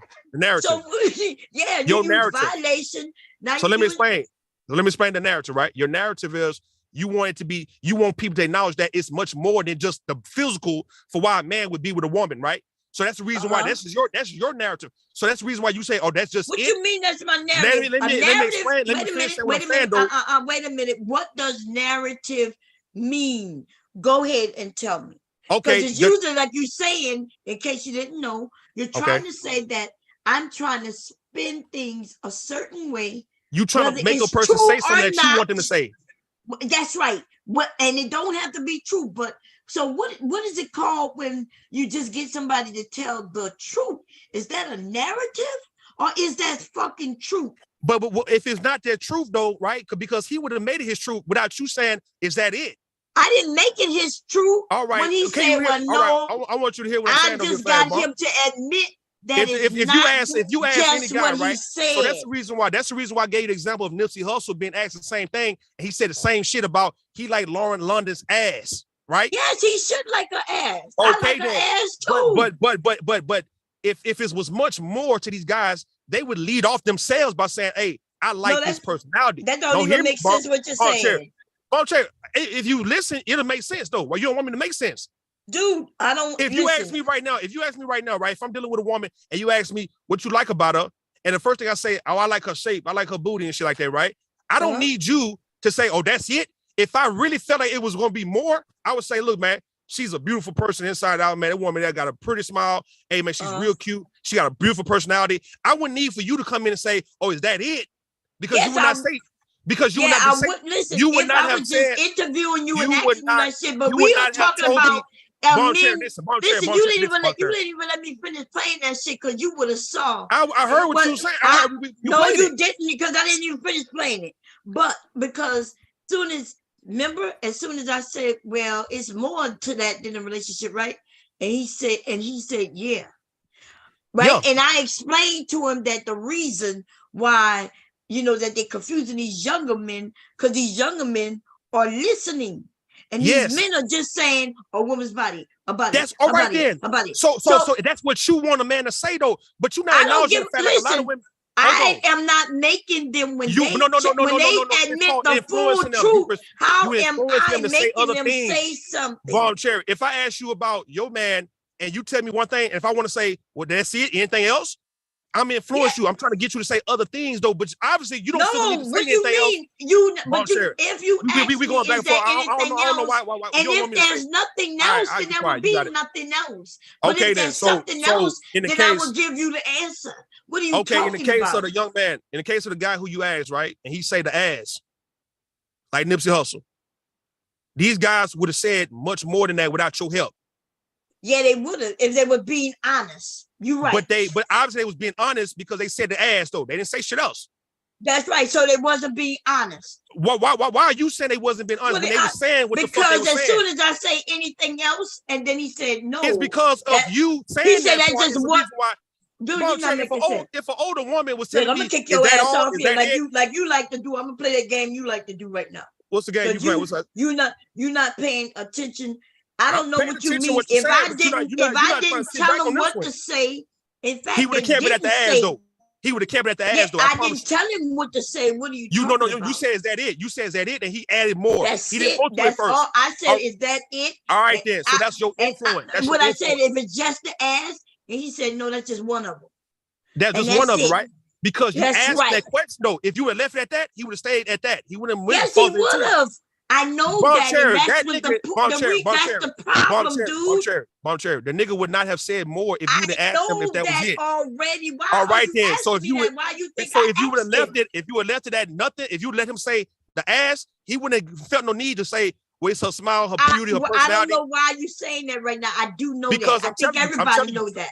No. But why you telling me something I already know? You don't know that, Bomb. Obviously, you don't know that, Bomb. What are you talking about? I must know it. That's why I fucking asked him, is there anything else? What are you talking about? Obviously, you don't know that he would have said anything because you didn't let him say anything else without you asking him, is there anything else? You asked him if there's anything else. You asked him. After he answered the question, then I said, is that the only, what I said was, is that the only thing? Okay, listen. So why would I ask him, is that the only thing, if I thought he was going to give a list of other things? That's the whole point, because you wanted him to say something else. Because you wanted him to say that it was other things else. So what if he decided, what if he would have said, because you wanted him to say much more than that. What if he would have said what you said, where he would have said, no, it's just the ass and tits. And you would have went into your, oh, it's much more than that when you get in a relationship. You would have went into it because you went into it anyway. Well, no, I didn't go into it. Yes, you did, Mom Terry. Yes, you did. He said, no, well, we know it's more than that. And everybody else on that panel also said it's more than that. But I went into was saying that in the manosphere, these men never mention that it's more than that. They always stick with the one thing. If a woman was talking to me about, that same thing, and she said, is that it? Me and other men would be like, oh yeah, you're right. She's a beautiful person on there to really please what the hell you talking about. Because I know you're going to expect for somebody to say much more about why you with a woman. Hey, so now the manosphere men who we talking about right now, them niggas, they was appeasing to me. Them niggas ain't manosphere. They don't know you. They don't know me. That dude on your panel, that was your first time on his panel, Bob? No, that was not my first time on his panel, and I do know him. Okay, well, you know him then, right? So he don't have no reason me, to really. I know him. So all right, so he ain't got no reason to come at you a certain way though. So he can respect you as a guest by giving you what you want. That's all he was doing because he. So now he giving me what I want. And he you meant ain't her even ass hear though. it. Well, so everybody else, the reason we was listening to it is because of his ridiculous saying, what you heard, you even didn't do it, and now you're making it seem like he meant her ass like Nipsey Hussle. He meant her ass like Nipsey Hussle meant her ass, bro. They ain't talking about nothing else. So you women come in and saying it's much more. You influence a nigga to say much more. So I influence them now. Yeah, when you start asking, is that so it? Yeah, Mr. Cav was over there. Was Mr. Cav influencing them too? I mean, Mr. McCann, he didn't ask him anything about what you like about now, your you girl. don't know what he asked him because we didn't get to it yet. All right, how about you get to it then? Play it. You the one who got us all talking about. And then I get it, right? I get that your thinking points is on this, in this space, you know what I mean, where the single people, you know, who think that it's all about a woman's body. Ain't nothing wrong with that, right? You do understand that you apparently you don't know as much because you know, like you 36 and you not married and you don't have a steady girlfriend. What's up with that? If you know so much, what's up? So I'm speaking on. I'm about to do what you do to everybody. No, you got. What's up? What's up? Wait a minute, you're not understanding me right now. What's up? What's up? Go Tell me why you are at the age you are, and you are still a single man, and you ain't got no steady, you know, one woman. What's going on? What's up? Because when I get with one, I'm not gonna just be with her because of her ass. That's the reason why. I'm not gonna be with her just because of her ass. That's because it's gonna be other reasons. It's gonna be other reasons why I'm with her, not her ass. So I don't want to reduce her to her body. Are you appeasing to me right now? Is that what we doing right now? Hell no. I'm telling you the reason why I'm not wasting no woman time right now, because I'm not gonna be with you because you taking care of me or because you got a nice body. It's gonna be way much more for why I will be with you for a long term. That's the reason why. So it's no need to waste woman's time. Wait a minute. So when the men admit that is the truth of their relationship, why is it you making it seem like I'm telling them what to say? Because you asking, is that it? And they telling you, okay, you're right. That's not only it. But they're pretty much telling you that's all it is. The reason why they with him is either she taking care of him or she got a nice ass body or some good pussy. Other than that, he not caring enough to say it's because of her mind, it's because of her spirit, it's because of her character for why he fucking with her. Because he can tell you that first. But they not. Nipsey Hussle. I know they're not. They're not saying it. They're not just saying it first. They're not saying it at all. They're not saying it at all, though, but they are saying that she got a nice body, though. That's all they saying. Yes, they saying that. These are men who are in relationships. They talk about these are men who are in relationships, though. These are men who are in relationships. They in relationships. No, I know when they in relationships, you gonna hear this man admit to saying one thing but doing another. He gonna tell these men not to be stepfathers, and then he gonna talk about his girl and him and her children living with him. Is that right? Stepfather. So why would he tell you not to be a stepdad while he is actively? So you proving that you proving that he's flaky though. So why is it that when you don't want to announce the fact that he mentioned the ass alone, but now you're gonna go into the fact that he said, oh no, not just the ass, other things too. But now he's contradicting him being a stepfather, but he's telling you not to be with a woman with kids, right? So now you're gonna take you picking and choosing what you want to believe with this same old wish-washy ass type of nigga that you was on the panel with, right? What you mean? That's what I'm hearing. To believe. What are you talking about? You pick and choosing what you want to believe, whatever may feel good to you for what you want these niggas to say, man. Because now because the nigga you're referring to is contradictory and he's wishy-washy, obviously. The manosphere is contradictory. We talking about the nigga you was talking to. We talking about the guy you was talking to. The nigga is manosphere. All right then. So he wishy-washy and he's contradicting his whole point. So when I got him to admit. Because that's what I do. I get up there. You got to admit. And I get them to admit that the talking points that they have are really not the real thing. It's not the real thing. Right. So, but you over here talking about had a narrative. When all I was coming from a wishy-washy when I know nigga, that a man, I don't do this to the single men. The single men, I would never ask them, is there something else? But when I know that a man is in a long-term 12-year relationship like him, then I know that he's not over there because of her ass. Her ass just dropped in 12 years. Why can't you believe that though?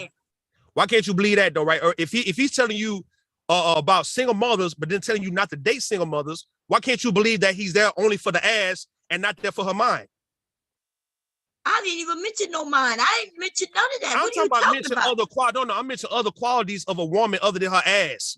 Right. You know how I know? Because How? he's been with women who, this man has been in jail. Other women been taking care of him. And Exactly. I thought he was going to say, yeah, because you take care of me. He's on Section 8. But he didn't know. He Man, didn't. So I didn't give him no answers to say.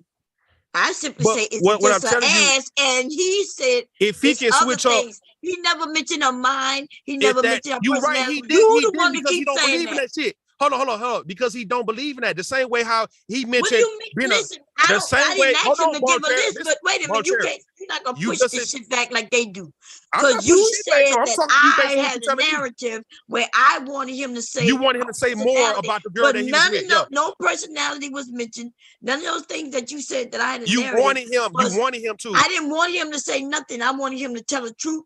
And I asked him, And is the it truth was just what the though? ass? What was the truth? And What was the all truth? he said was, Her no, ass. that's just one of the things. That's All right. all So he what said. else did he say? What does he say though? Besides that, then what else did he say? I didn't hear that. I know you didn't, but you Because fussing he didn't about say you shit. heard some shit. Because that he didn't say shit. Because he didn't say shit else, Mom. He didn't. No, he did, but All I right. didn't What play did it he yet. say? What did he say? What did he say? What did he say there, Mom? Don't How be about you asking play me it? what they say, goddamn it.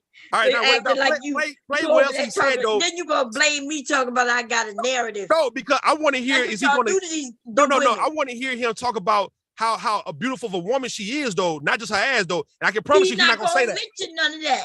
He's Because not. I You're didn't right. ask him any of that. No. Because they keep. You I asked didn't him ask what him. else. You asked him what else, right? And he was about to so-called get into it. He said not only just her ass. I guess he was about to get into it, but he didn't get into No, it. Why not? That's not. I didn't ask him what. I didn't say what else. I didn't. You say said that. what else? You said is that it? No, Is that it? My bad. Is that it? My that's bad. right. And I said, is that is and he is said, only the nah, ass? that's not And it. he That's said, not it. no, that's just one of the All right. things. So what else And did he then say we after that? moved on. You the So one what who did he wanted say? to All hold right, this all right. long So ass what else reason? conversation and then All right. start making up shit. So what other God reason did damn. he give?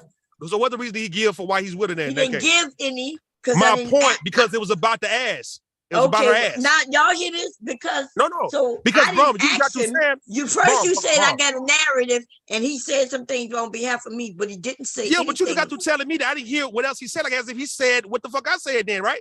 He didn't say shit He after that. didn't say what you said. My point though. So why you come to me telling me that we didn't get a chance to play what else he said about it? So I want you to play what else he said. Because you kept saying that he said her personality and shit. No. You said. I gave the example. Oh, now it's an example. Oh, no, this example, though, right? Besides talking about her ass, what else another reason why you would be with her, right? And you want him to say is because there's of her many personality, reasons. her goddamn in case behavior. you don't know, there's many reasons why men are with women. As come and go. So what was his reason, You see one pretty ass here, and then before you know it, another better ass show up. Bonchair, what was his reason? By you Bonchair, asking what was these the reason, goddamn questions, like I said, you from a single man's perspective. Okay, but all right. And this shit is fucked up because nigga in a relationship, right? We got women and men over here, and even when some woman or man try to tell you no, it's more than that. You tell them shut the fuck up. Or you tell them they're not listening. I want to know. You do that all the time. And then when we listening to you, what just else? because we disagree with you, you didn't say we're not listening to Bonchair, you. I want to know what else did he say about his girl?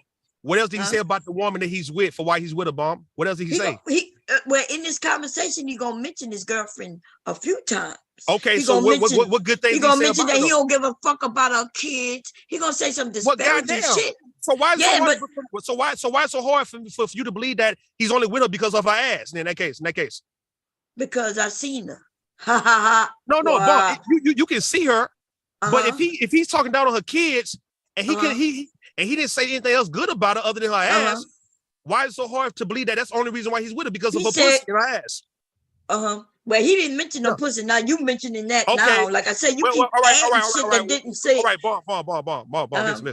When men talk about a woman with a nice ass, he's thinking about hitting her from the back, doggy style. He's talking about the ass. Oh no, there you go. Wow, they might need some men. There's some men who don't want to do it doggy style. Did you know that? Well, the men who like a nice ass want to get it from the back. Okay, you just be making up shit. I'm not saying you're wrong all the time, but when you say it, make it seem like men want it. Men, with you the majority of men, the majority of men who like a woman with a nice ass like to hit the pussy from the back. That's the reason why you like a nice ass. Bonchair. Now come on, man. Listen. I'm When not you saying talk you're about wrong. I'm when you just look at a thinking, woman, what the when you look hell? at all right, Boncher. When a man look at a woman with a nice ass, a lot of men want to fuck her from the back. That's the reason why he like the nice ass. Okay. And What suppose are he you don't arguing? suppose he don't like nice ass. Do he All still right, want to hit her from the back? he still Could might it want be to hit her that from the he back. just like the position from the back, whether she got ass or not? All right, but really she got nice. But really if she got Boncher. But really if she got a nice ass, he definitely want to hit it from the back. What is so funny? What is it? What was hard for you to believe about that? How we went to this conversation. This is what I'm not talking about. I'm not doing like everybody else say you talking about sex, but you really are. You taking this to a whole nother level. We on another level because you arguing something that you know you're wrong about in this regard. What are you talking about? What am I wrong about? All right, you wrong about.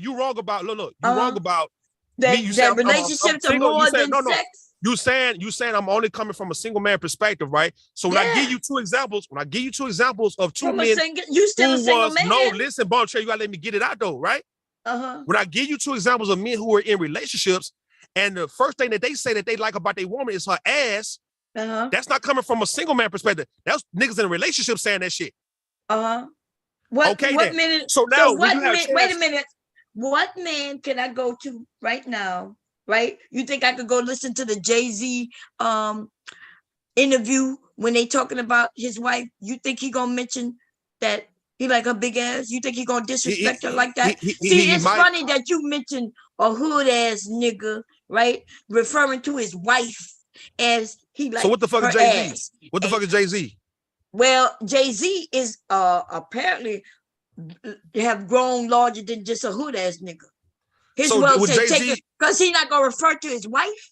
So with Jay-Z, like because of her ass and pussy. So Jay-Z ain't got to mention a wife. He ain't got to mention a wife ass and pussy, but he can display. But he can display you her. say this other man who we know that got killed being straight hood and shit. All right, right? Jay-Z may not that mention he it out mentioned loud, his right? woman. He may not mention it out loud. I only like her ass. But Jay-Z would put his wife kudos. out in the world. That made that man look stupid if he said that shit about his wife. Unless they were boyfriend and girlfriend at the time. And that is the point. Put Beyonce out there in the world showing her ass and pussy. He might not mention it. I ain't never seen her pussy. Well, we talking about ass. And we ain't even never seen her skin, just skin. Like when she got on them nice outfits, did you know she got on tights like a dancer?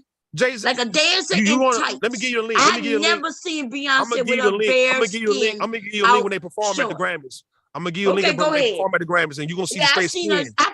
I seen her perform at the Grammys. But when she was pregnant and all, and she have on tights. Do you know what tights are? All right, tights could be your skin. Even them dresses that look clear through. Did you know that's a net over it, like tights? All right, we're gonna see. We're gonna see if that's colors of skin. But now you gonna talk about now. You claiming that he putting his wife out there showing her ass and pussy. That's what you said. All right, we're gonna see. Right? But you show me where you ever seen Beyonce pussy though. No, I ain't seen a pussy. We saw. You said ass and pussy. That's what you said. All right, it go together, ass and pussy. All right. No, then show me where you see both her ass and pussy. Ass and thighs. No, well, yeah. Well, we see ass and thighs as soon as you walk outside. That's fact though. All right then. So Jay-Z ain't got to mention that he like her ass though. He can just put her out there. That's it. No, well, what you mean put out there? Put out there in the same thing everybody wear in the summer months? Yeah, he co-signed. He performing while she dancing half naked. She wear tights. She wear most of the time. She wear them tights that look like her skin. That's right. Who give a fuck about it when it look like her skin? Men who but she's an entertainer. I mean, it's not a problem though. I don't say it's a problem. I'm saying that these niggas be selling they goddamn women out based on their body. That's what the fuck goes on. She was dancing before she got with Jay-Z. What are you talking about? Well, he definitely capitalizing on the shit right now as we speak then, right? And he been doing it for the last 20 years. You mean she capitalizing? She is too, but he damn sure is right there with her. Okay. But he ain't tell no group of people. He ain't tell no group of people. No. Mom mentioned Jay-Z though. He pushing, he doing what the men do, right? What I said was, show me in an interview when Jay-Z ever talks about his wife. And when they asked him, well, what is it about your wife? And he said, that ass. Bomb. So what? So what if his interview was somebody putting you out? No, that's a big difference. I just mentioned the difference is I don't know if what his name did that, But if he did that shit, then he was on some fuck shit. Yeah, he was on some and fuck like shit. You said that she looked at him a certain way. She did. Not that. Well, then that means she didn't like it because it's disrespectful. But that's how he felt about it, though. That's the whole point I'm saying. It doesn't matter how she felt. It's not about it what doesn't you matter feel. how Sometimes she felt about being disrespected. It's the fact that he did it. That's why they got men who are disrespected so easily. Because if your husband is disrespectful, you just like a lot of other women over here have a hard time. I am like a motherfucking woman because I am a fucking woman. What the fuck? So when I tell you what men doing, why you get mad at me?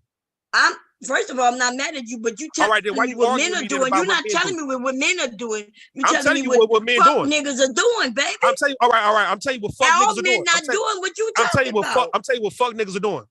Yes, I'm okay with that. And the nigga you was on the panel with was a fuck nigga. Yes, I agree. So why you arguing? So why you arguing with me about what a fuck nigga doing then? If I'm telling you what a fuck nigga doing, you the one who would start arguing about anything. You the one start arguing about. When I'm just saying the whole time I was playing the video. We was up here, Mr. Cam. It was several of us up here. Taylor was up here. And you, in the middle, you started questioning me about what I said to the fuck nigga. Because you want the fuck nigga to say more about his woman that he's living with. I didn't want him to say nothing. I asked him a question. That's why I'm You asked him, is that it? You asked him, is that it? I asked him, is it just ass? Is it just ass? And he told you, is it just, because look, if he was going to say yeah, then cool. Right? He said yeah at first. I would have had something to say to him. You would have something to say about him saying yeah. What I was going to say. Exactly, my point. So you wouldn't have left it at that. You're right. You wouldn't have left it at that. Yeah, I was going to talk about. So why not? Why not leave it at? Why not leave it at the fact that? Why not leave it at the fact? So why not leave it at the fact that the fuck nigga? You don't know what I'm talking about. You just guessed. So why not leave it at the fact that the fuck nigga just only talking about the ass though? Why you gonna go hard on him and even say anything else about him telling you how he feel about his girl? Yeah, because I'm sorry, if he gonna say that is the ass, then there needs to be some ass. Now, if you don't know what I'm talking about, then cool. What the hell you talking about then? Tell me what you're talking about. Well, listen, you ain't talking about a goddamn thing though, bum. Tell me what you're talking about. Look, he would have known what I was saying. He would not. He would have asked you what you're talking about. He would have said that. He would have known like I said, I know what I saw. But this is the weird thing is what you're doing right now. We was talking about him and you switched that shit to ask me about the shit that he said. Then you tried to say I tried to change the narrative. Only because you come at me saying I'm coming from a single man perspective. I didn't come at you. You said I'm viewing it from a single man perspective. That is what I said when I was like, look, I understand what you're saying, the single man perspective. But when another man even disagree with you, you didn't tell him he's not right. Who disagree with me? Mr. Cam I'm gonna tell you right now, me, preach. All right, preach. When I tried to get involved with a female on YouTube, you downplayed me for that. You told me I was wrong and stupid for that. Well, what did I say? I forgot. You said something about me. Well, I'm not gonna say her name because it's disrespectful. That person don't want they self exposed like that. But it was a person I was messing with, and you said so, and I'm not gonna lie, I kind of felt a way about how you presented yourself and the way that you spoke to me, because I'm the type of dude. I understand that you got a lot of testosterone, but I do too. Like you can see me on YouTube combating people and stuff like that, but I never went there with you because I felt like you a genuine person in what you say, and I don't feel like you mean no harm. But that doesn't mean that everything you say is right. I didn't say that. You see what I'm saying? So what did I say? What did I say in regards to you though? Why you? What's up? You tried to make it seem like I was a simp, but in reality, I'm looking at this person's genuine personality that they're displaying towards me. Okay. Right. So I'm giving that person the benefit of a doubt. I don't even recall even talking to you about some woman on YouTube. I know you don't. I know you don't. I know you don't. All right, then. So, all right. So tell me, when was this, man? I don't even remember talking to you about. Why would I give a fuck about you talking to a woman on YouTube? Okay, you say why would you give a fuck about that? But you seem real adamant about it when you was talking about it, but you don't remember it. See, I remember every interaction I had with a man because I understand that a man might remember that and he might want to make me accountable for that when they see me in person. Okay.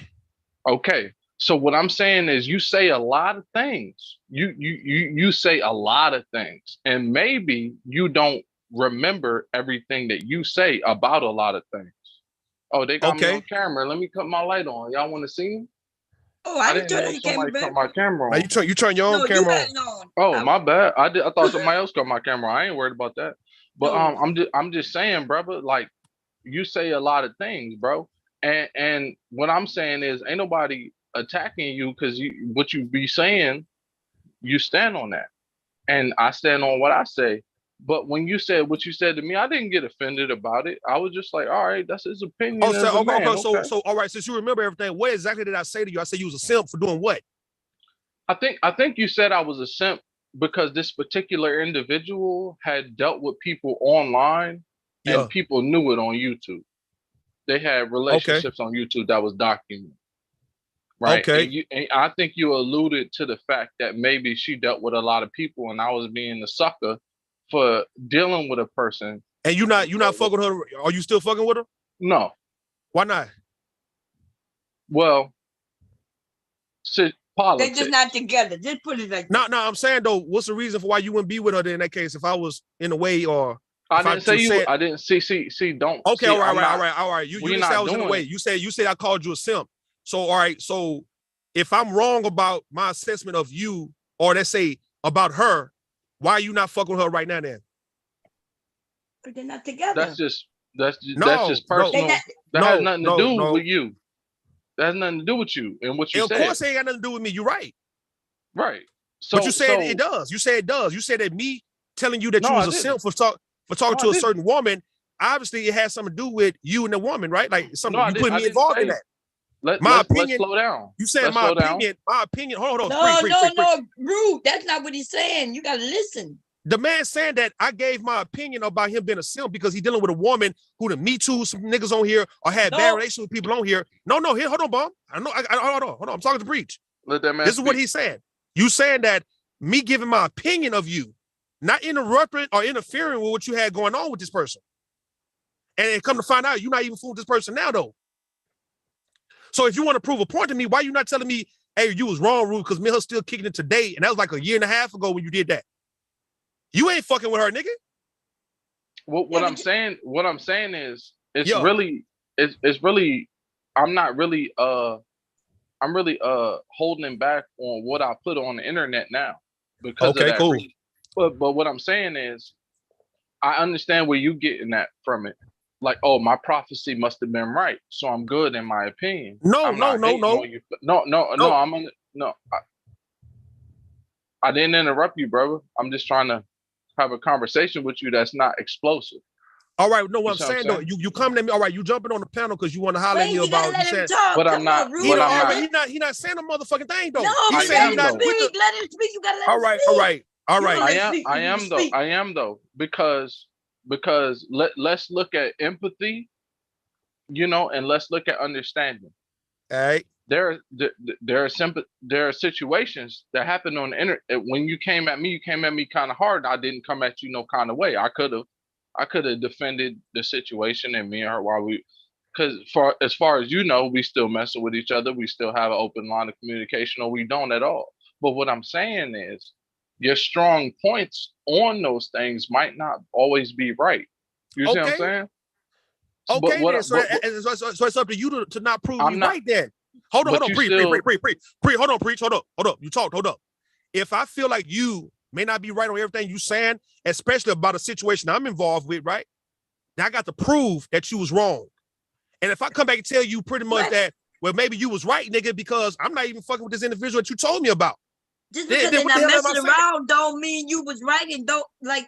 All right. I think you could have. I think by you saying something, it messes up the flow of the conversation. I know this is your show. You can kick us off at any time you want. So I'm not finna disrespect that. I'm just gonna say that. That's all I'm gonna say. All right, so pre, you mentioning my opinion on you. Motherfucking clear right now. I don't give a fuck about y'all flow. Yes, y'all ma'am. can go into private because I was running my show. Don't tell me not to motherfucking speak on my shit. Yes, ma'am. That's all. Like you don't want to stand up to him. Cool. Don't stand up to me because this is not gonna work out fine for no motherfucker body up this on this motherfucker. So like So I know exactly who y'all talking about. Now, he disrespected you, and you should have said it then. You could say it now, because all you saying, which he not gonna want to hear, is that he not always right. And now he's trying to prove that he must be right. And if you know what I'm saying, and then he gonna back talk you into the court, because that's what he do. He gonna always speak it. But I'm gonna give y'all 10 motherfucking minutes and see if you could get your point across with Rude, because you know Rude ain't gonna let you talk. So I don't know why you acting like he is, but go ahead. We're gonna see how this work out. Siri, hey Siri, Thank you. give me, put 10 on the clock, Siri. Thank you. Hey, Rue, what you had to say? I'm willing to listen to you, brother. No. I want you. All right, you say that my opinion about who you choose to talk to, it's a problem because of what? Because if I could be wrong about it. I don't have a problem being wrong or right.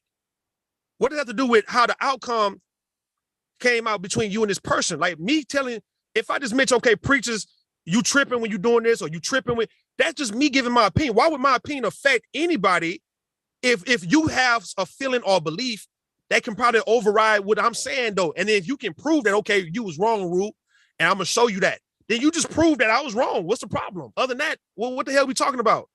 No, I see what you're saying, and I just want to know if I can talk now, because listen, what I'm saying is when you speak on certain things, like the conversation that you and her was having, what really made me want to come into the conversation is you felt very strong about this particular issue. And my thing, I'm big on the Black nuclear family, right? You have a lot of opinions, but where, like, as far as being a man, the head of a nuclear family, where does that come in for you? Or do you just have opinions about it? You see what I'm saying? Because I'm actively pursuing a life with a woman to have a Black nuclear family. Are you just going to be a commentator in that situation? Or are you actively pursuing that? And if you are, I don't feel like your approach is appropriate, because every single woman is not as derelict and ignorant as you expect them to be based on your experiences. I never said that. And like I say, my opinion is just what it is. An opinion, no matter how strong it may be, it's a goddamn opinion, nigga. I didn't say facts on nothing. And everybody know me. When I talk my shit, I just talk my shit. And if it come out to be true, it just come out to be true. If this what I'm is saying is right, opinion of Rude, but not bomb panel. We got that out. That's what I'm saying, though. If I'm saying some shit, if it come true, it come true. If I hold an L based on that shit, I'll hold an L if I'm wrong about that. But why would that L affect anybody and how y'all view shit, man? Like, you can't allow for me and my forceful opinion or my aggressive opinion to deter how you think and how you move. That's not how the game we playing. But what I'm saying, when I do see certain things, in the case of what you're saying, right? A nuclear family and all that, right? Where's mine at? And if I sit back and tell you, I'm not going to waste nobody's time. That's the reason why I'm not even trying to play the game of being with somebody or trying to have a family, because I understand that it's certain things that need to be put in play first, let alone it's a way I need to carry myself as a man if I'm going to take on a wife and children and not be playing the same games I see people play for the last 30-some years I've been living. So me assessing the situation at 37 years old, I'm more than qualified to be able to say, you know what, based on what I've seen so far, all right, man, this is what goes on. This is what's going on based on the trends, based on the environment we're living in, based on the time we're living in. And I can see where things going to go wrong and where things could go right. And I know for a fact, the way men, a lot of men carry it, the way they approach these relationships, this shit going to go wrong just based on how you coming off the gate. It ain't going to last long. The way a lot of women approach the shit is going to go wrong based on what I've seen before. Now, if you are going to prove me right, prove me wrong, prove me goddamn wrong. Don't take heed to what I'm saying by being discouraged. Just prove me wrong. Just say, look, Rue, I'm married with this woman for 10 years and we got 3 children, bro. And what you said, bro, wasn't right. Okay, cool. Good for you and your wife. What's the problem? That ain't what you do, dude. Like we up here and we have arguments back and forth, which ain't no problem. But then you will swear up and down that you're right. And you mentioned that you've been, what you said, 37 years, which would be your whole life. So I'm only going to give you 10 years that you've probably been looking at relationships and know what you're talking about. About 20. So you saying since you was 10? About 17. Okay, 17. Okay, I got it. Okay, so but then when other people come up who's older than you and they tell you what their situation, without telling you that it's their situation, you will tell them that'll be wrong. And I guess because we're women, even when the men come up and disagree with you, you try to tell them they're wrong. Like, did you? There was another man up here when we was talking about the BBW situation, and you were showing us what BBW looked like, and no man was nothing bigger than that. And then another man said, "Nah, in my family, the men like," and you kept saying, "Nah, this is what they consider." Like y'all, another man was telling you that you was wrong, and you still was like, "Nah." Because we talking about BBW. You typed in BBW, and what came up? Them pictures of those women that you saw. That was BBW. Yeah, but it's two I different showed kinds one of woman with her BBW. stomach hanging over, and you were like, the "No, BB. All right, we always refer to BBW as just a woman who happened to be bigger, but she's still curvy and fine. Not the morbidly obese BBW. We ain't talking about that as a BBW. But those are the BBWs, though. What you consider BBW is not considered BBW. And so when I tried to tell you that, you told me I'm wrong. But see, I told y'all I'm the one who created that term BBW into big women. Yeah. Before that meant beautiful black woman. Yeah. I didn't even know that, and I was like, "Nah, I'm a BBW." I can show you. Yeah, look, I can prove everything I said. That's website still up with my pictures and me saying that shit. You ain't gonna find nobody mentioning that before that time. Yeah. As long as them sites stay up. So when I tell you what a BBW is, I tell you I host the BBW parties. I'm telling you I've been to BBW parties. I'm telling you I'm in BBW magazines. I'm telling you I'm in like all this shit. And then you want to tell me what a BBW is, and then you telling me I'm wrong. And it's weird when and then when another man come in and say, "Well, no, you're wrong. Those are big women.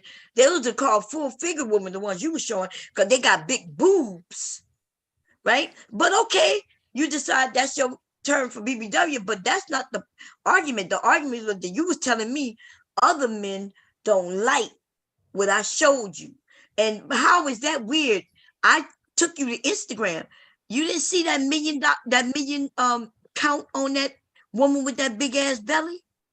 Now you didn't show me nothing about no Instagram. What you talking about? Instagram. When I showed that big white woman with her belly, that was on Instagram, and that was a million motherfuckers following her.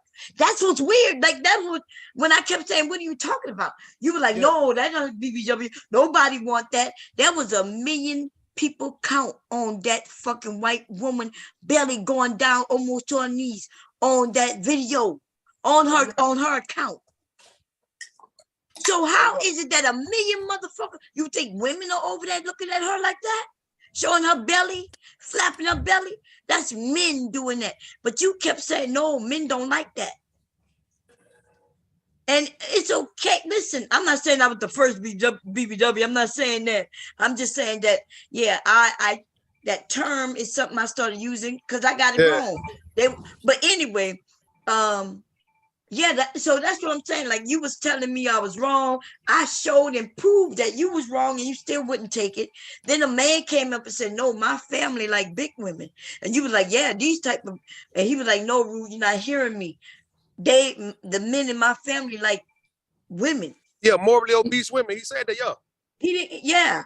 And so that's what I'm saying. And then you were like, "Well, not most men." And then we can have a whole lot of men come up and be like, "I like big women," and you would be like, you just keep saying no. And I guess that's the point. Like the people are saying you forcefully or saying something. And that's why I tell them, I said, y'all got to understand Rude is a single man and he looking at everything through his own glasses. That's all. And nothing wrong with that. But when you push it on everybody else, I got a different perspective. I like bigger women too, though. I've always said I like bigger women too. Nah, you like what you call thick women. You call them big. I like to see what you consider thin. Because I don't mind that Holly person we were talking about earlier, that is a thin woman. That's thin. I'm talking about 200 plus. I'm not afraid of a 200 plus pound woman. Hey, bro, we not mad at your preferences. All I'm saying is when let's just look at the respect aspect of it, right? All right. If you would have told me, yo, I dealt with a chick XYZ that was on the internet I would have been like, damn, bro, I hope that works out for you. Blah, blah. But the energy that you had was different. The energy you had, I don't know if it came from a place of trying to teach me something or tell me something, because I dealt with a lot of OGs. I'm from the hood. I'm really from the hood. And I know how OGs get when they get mad, when the YGs don't learn fast enough and they try to press that knowledge onto them. You feel me? I didn't even know you was older than me, but I just felt that vibe. And I was like, maybe he's just trying to give me that vibe. But initially I felt it as disrespect. And I was like, I should handle this in a different way. But then I was like, nah, maybe I shouldn't, because this man is just speaking his mind. Exactly. And you see what I'm saying? This man is just speaking. Because So I'm the trying type. to see what is the issue though, man? What is the issue if all I was doing is giving an opinion, and you didn't have to take the opinion, you didn't take no advice. I wouldn't give you no advice. You didn't come to me for no advice. So if I just gave an opinion out loud, I'm trying to see what's the problem when it comes to you and the person you was pursuing. What was the issue, man?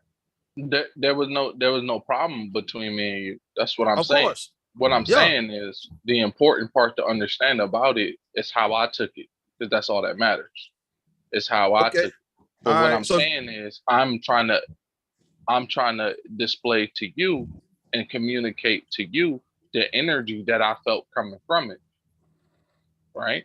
So the energy that I felt coming from it was a lot of anger and frustration for what maybe you might have experienced. Like you're dual. It's a dual thing. What they got to do with? Wait, hold on. What they got to do with you pursuing? Can I finish or but no? You're not getting to the point. What does that mean? Having Let, anger? let the man speak. Let him speak. He got to get to the point about the anger part. So what if it was? Okay, let him speak. He's speaking. Because I'm not going to cut you off if you want to talk. Yeah. Go ahead. I feel like that's not a good way to communicate.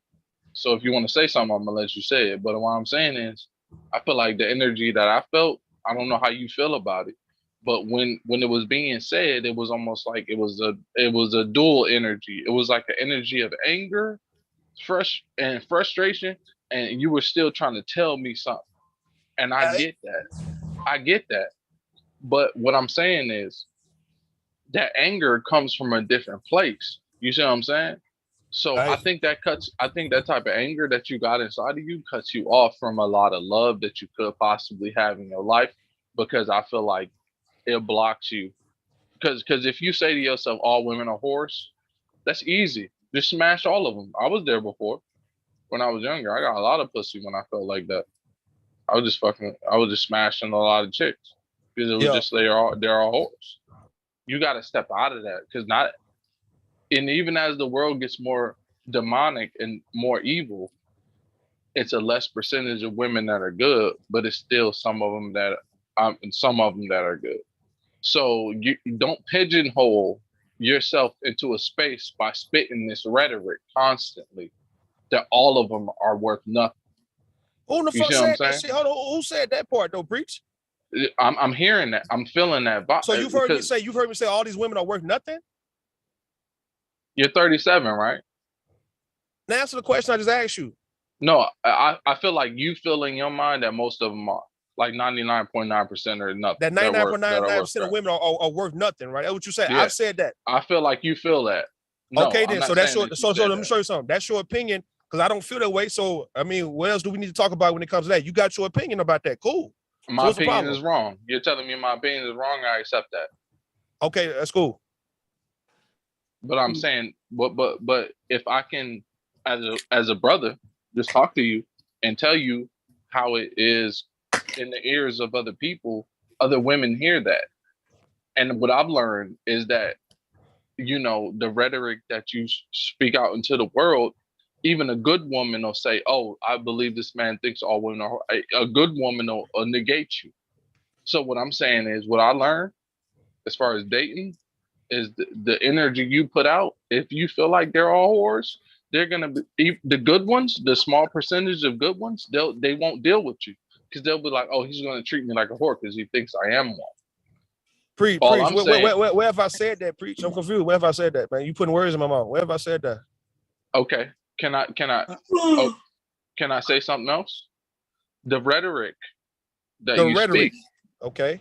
right? The rhetoric that you speak, that energy gives out that energy. I'm not all saying right, that what is the rhetoric? Hold on, what is the rhetoric that I speak that gives out the energy that I say that all these women are whores and they're not worthy of marriage? Or That's not? perfect. I like that. Yeah. I like that question. I like that question. Yeah. When you say certain things, it speaks signals to women, because certain women things like what? Certain things like what? Preach. Okay, perfect. When you're speaking on certain topics, right?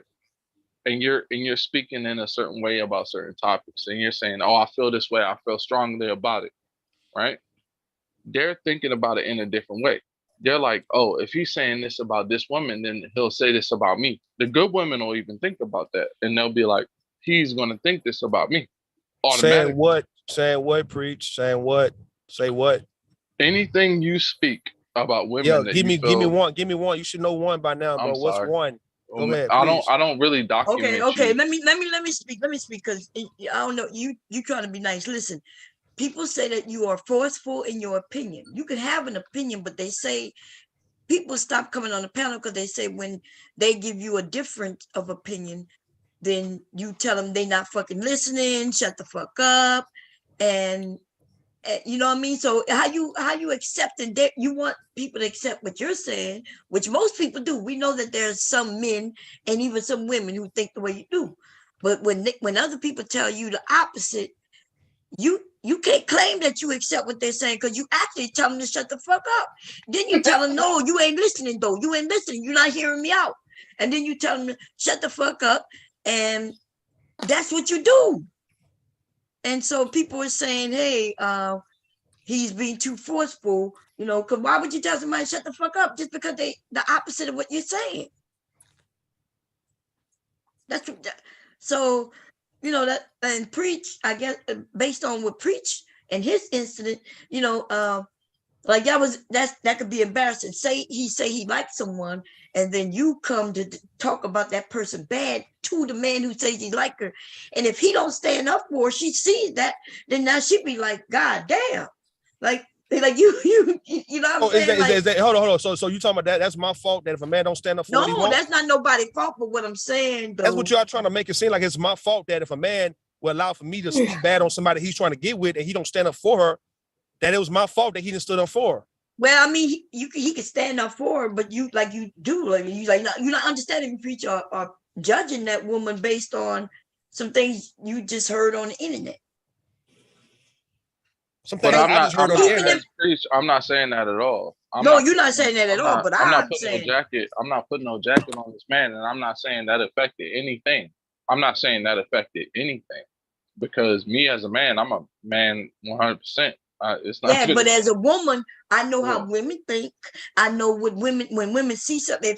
If a man was attacking me, right, while my husband or any man I'm dealing with was up there, and I saw how that shit went, yeah, I'm gonna be honest. I'll be like, okay. But I'm not trying to pigeonhole him into a space where we're saying that he can't speak his mind. All I'm saying is, but the thing is, he's told other people they can't speak their mind. So what's the problem? Like that's a lie right there. But everybody can speak their mind though. You can speak your mind. Yeah, no, you can't, because you can. Because you're one of the people who come up irregular, you have the power, and then you kick people off. You mute people. Who did I kick off? Who have I kicked off? What you mean? Who have you kicked off? Yeah, who have I kicked off? I ain't kicked nobody off of him. It was about a good year. What? Probably longer than that. 2021. You kicked Verbal. Oh my God. Man, that was the other day. That was the first person I kicked off in damn near since 2021. Okay, but she was just disagreeing with you. No. It wasn't a disagreement. She was trolling because she said I said something. No. She said I said something and I didn't say it like that. And instead of her just going along with it, she kept on trolling, playing games. I'm like, man, get the fuck up out of here. But it was more like a joke. And if she would have came back, it was like, okay, you come back. It was more of a joke. She took it serious like that, man. She knew what it was. Well, if she took it serious, then how she know what it was? I thought it was a joke, right? Yeah, everybody thought it was a joke. No, I don't think everybody thought it was a joke. I just think because I know People you, I thought y'all both were joking. I think I was laughing. She said that I was laughing. I took it as a joke, but sometimes I guess what they're saying. Sometimes you do that too much, and you know, and they said that She I let kept you on, do it. no. I did that because she wasn't gonna let nobody talk based on she was doing some nanny boo boo. His kept on repeating herself, just Dude, playing you games like always that. talking. No. She She was trolling in the form of just trying to just really just drown somebody out on some bullshit. And because she got caught for lying on me. That's what it was. She Other said than that, she wasn't trolling. I forgot what the topic was. Trolling. No, we were talking about the whole. We were talking about the whole. Yeah, we won't mention it. I think I know we what ain't you're finna talking mention about. all that shit no more, man. We went there already, right? She said she wasn't trolling. It was a difference of opinion, and you it wasn't no kicked her difference off. of opinion at that point, Bomb. At that point, when you was trying to play the video, she wasn't gonna let you play what I said.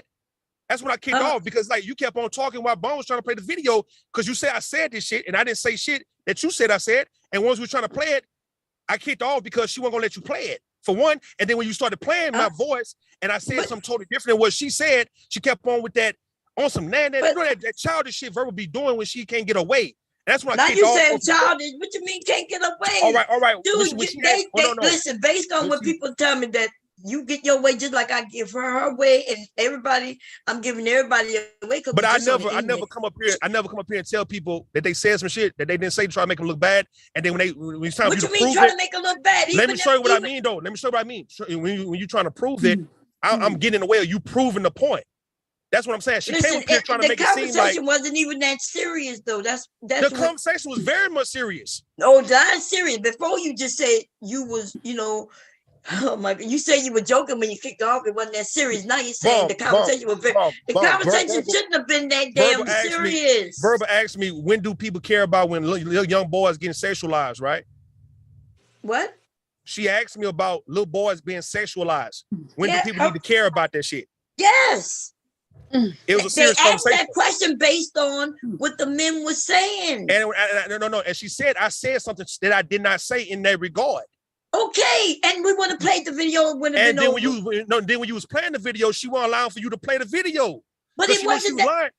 Because she was blind the whole time. If she wasn't letting me play the video, then I would have jumped in, right? If I thought it was that serious, but you didn't have to kick her off.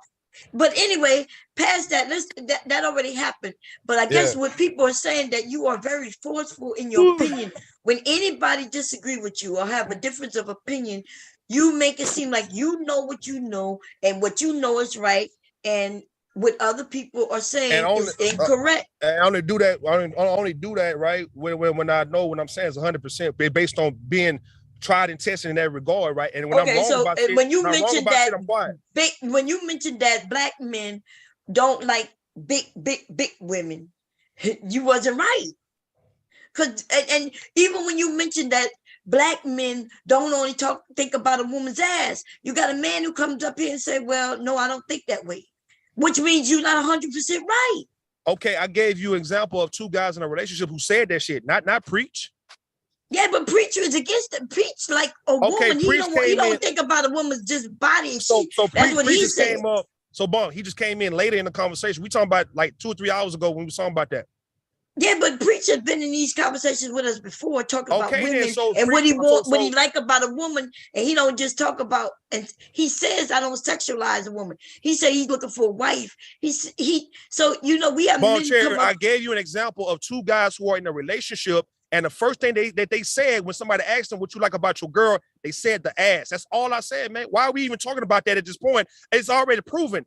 And what you mean? What's proven? The proven part was the first thing they mentioned was the ass.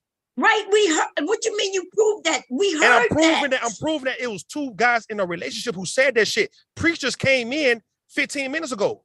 Listen, you're claiming that you was on the side of trying to prove something that we all heard. And then all I did was ask them, because I know they in relationship, right? Ask them, is it just the ass? And he said, no, it's just not. And then you say, stop it right there. And then you asked me, why am I, you said, look, this is a fact. Men just look at a woman's ass and titties. That's what you said. All right. But there's hundreds of men who not looking at just a man's ass. Bon Cherry. All right. There's different religions of men who don't even want to see a woman's body. All right. When I'm speaking about men another time, though, I'm 100% right a lot of times, right? So if I'm wrong about this, let me show you. If I'm wrong about this, you have men who've been dealing with these so-called women who they talk bad about, right? In the case of old buddy, who panel he was on, who's talking bad on this woman, and the only good thing he said about it was her ass. What the same rules apply. Hold on, bomb chair. I'm not done. The same rules apply to these other guys who speak bad about their girl, and the only reason they would be with them is because something physical about her is why they with her, or they don't want her to be with no other man. They don't ever say anything good about her qualities. Listen, it don't matter what somebody why says it don't matter? To you. And first of all, I'm not sure what the hell you're talking about right now. Because like of course you're not sure. I'm saying what you said saying. something, and when I went to ask you what woman that man was talking about, you remember you forgot what he was talking about? First, he was talking about his daughter. You forgot that? At that point, at that point, he was talking about the woman he was living with, his girlfriend. Dude, you forgot how that conversation went. That's why. Listen, no. Listen. That's what I'm saying. You get tripped up, my point that I was making. I kept saying he keep pushing the goalposts. And now all I was showing people is that how they have these conversations. Now, that's what I was doing today. When I was on that panel, I was listening and going along with how they was going with the conversation. Yeah. That's what you heard me when I was talking about on that panel. But over here, though, I wasn't just going along with the conversation. I was talking and making a point. But you then went on what I said on that panel and asked me, why did I ask them that? Well, that was the conversation. And I asked them, is it just to ask though? Exactly. And I didn't have a narrative. And then he said, well, no, that's just one of and you think you got somewhere about because he said, nah, that's just it. What you mean I think I got somewhere? Because if you let me tell you, I mean, if you want to talk, man, you got this show panel. You got it? Yeah, because for some reason, no. Do you not understand when I asked that question? Because for some reason, when I explained to you exactly how that shit went down, when I was asked that question, I was on that panel talking to them. You don't want to hear it. Listen, dude, I don't want to hear it because you don't want to. So why are you talking about it to me then? Listen, you I don't know what the fuck going on right now. Like I'm getting you keep mentioning it's about like you want to get me heated, and I'm trying. You want to get heated, Bomb. I'm not trying to get if I wanted to get heated, I will get heated. I'm trying to explain to you that when you heard me ask that question, that was not today. That was on that panel yesterday. And I just explained that on that panel yesterday, I am on that man's panel and I'm going along with the conversation. So I have no idea why you made what I asked him on that panel yesterday a deal on this panel today. Because you brought up the panel, you played the panel, and I was now my topic is something different today. I am not on his panel today. But you reviewing his panel, and you asked us, do we have all the way to when he was talking about his daughter, and we were talking. He was talking about his daughter. I was talking about his daughter, and then I asked him one question, and it went and spinned off into women's ass. Exactly. And that is what I was showing. And then you wanted to talk about what the woman's ass in the question yesterday. You absolutely are doing what I said they did yesterday on that panel. You did it on this one today. Because you also asked us to give commentary. Bomb. I didn't comment on him mentioning I mentioned because bomb. People will stop you when you plan these videos and folks will give commentary throughout the video, Bomb. Yes, I agree. So at that moment, that's when I just gave a commentary about what that man just said about that woman's ass. No. What you did was you focused on me. If you would have said he said this, but that's not what you did. You asked me, why am I trying to give a narrative on that panel? That's I said I agree. I understood where that guy was coming from by mentioning his girl ass, because a lot of guys be mentioning why they with their girl, they mention a body part or something sexual for why they with a woman.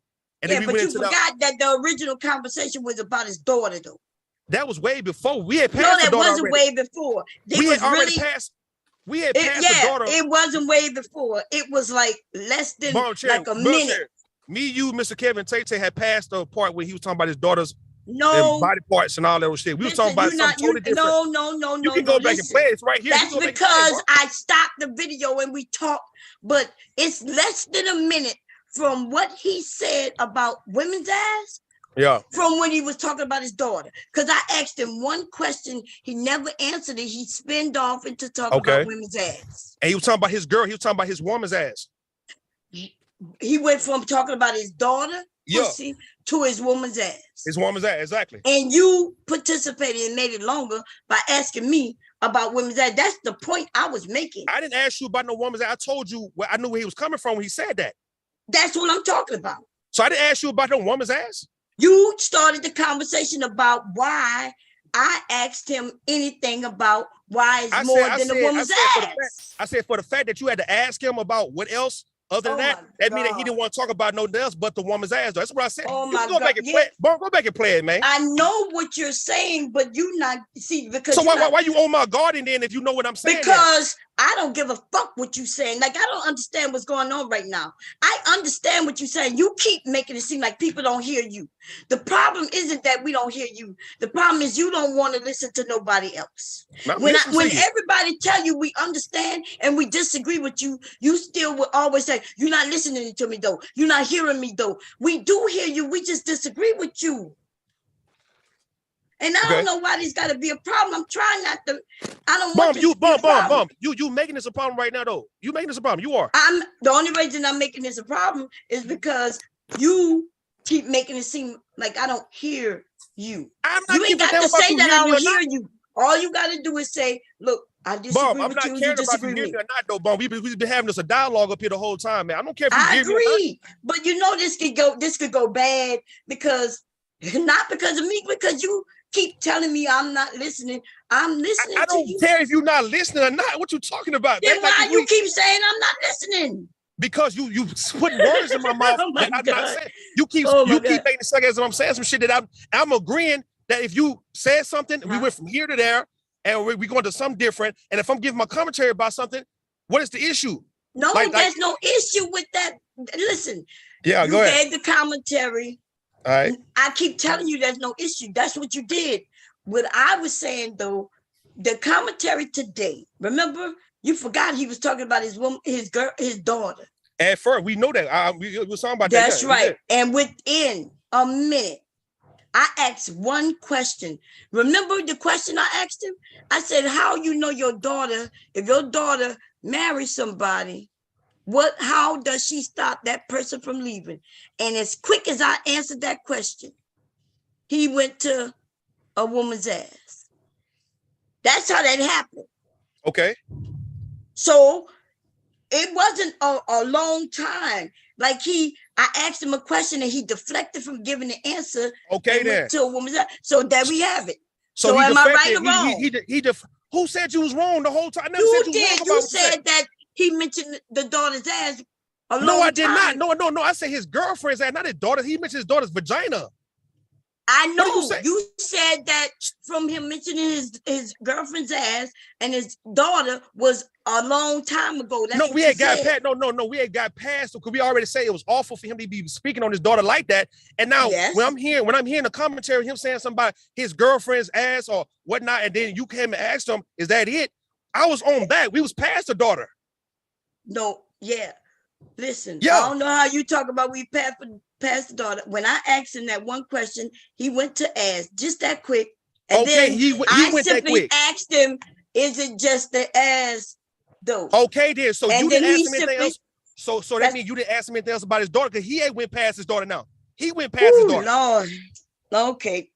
Hey, Bom, how you doing? How y'all want you to just woo-saw, honey? Because this right here, this is word salad, gaslighting, crazy talk, girl. It'll make you lose your mind. Yeah, it's a lot. And so you just gotta, it's just chaos and confusion to deflect from what everybody fucking knows.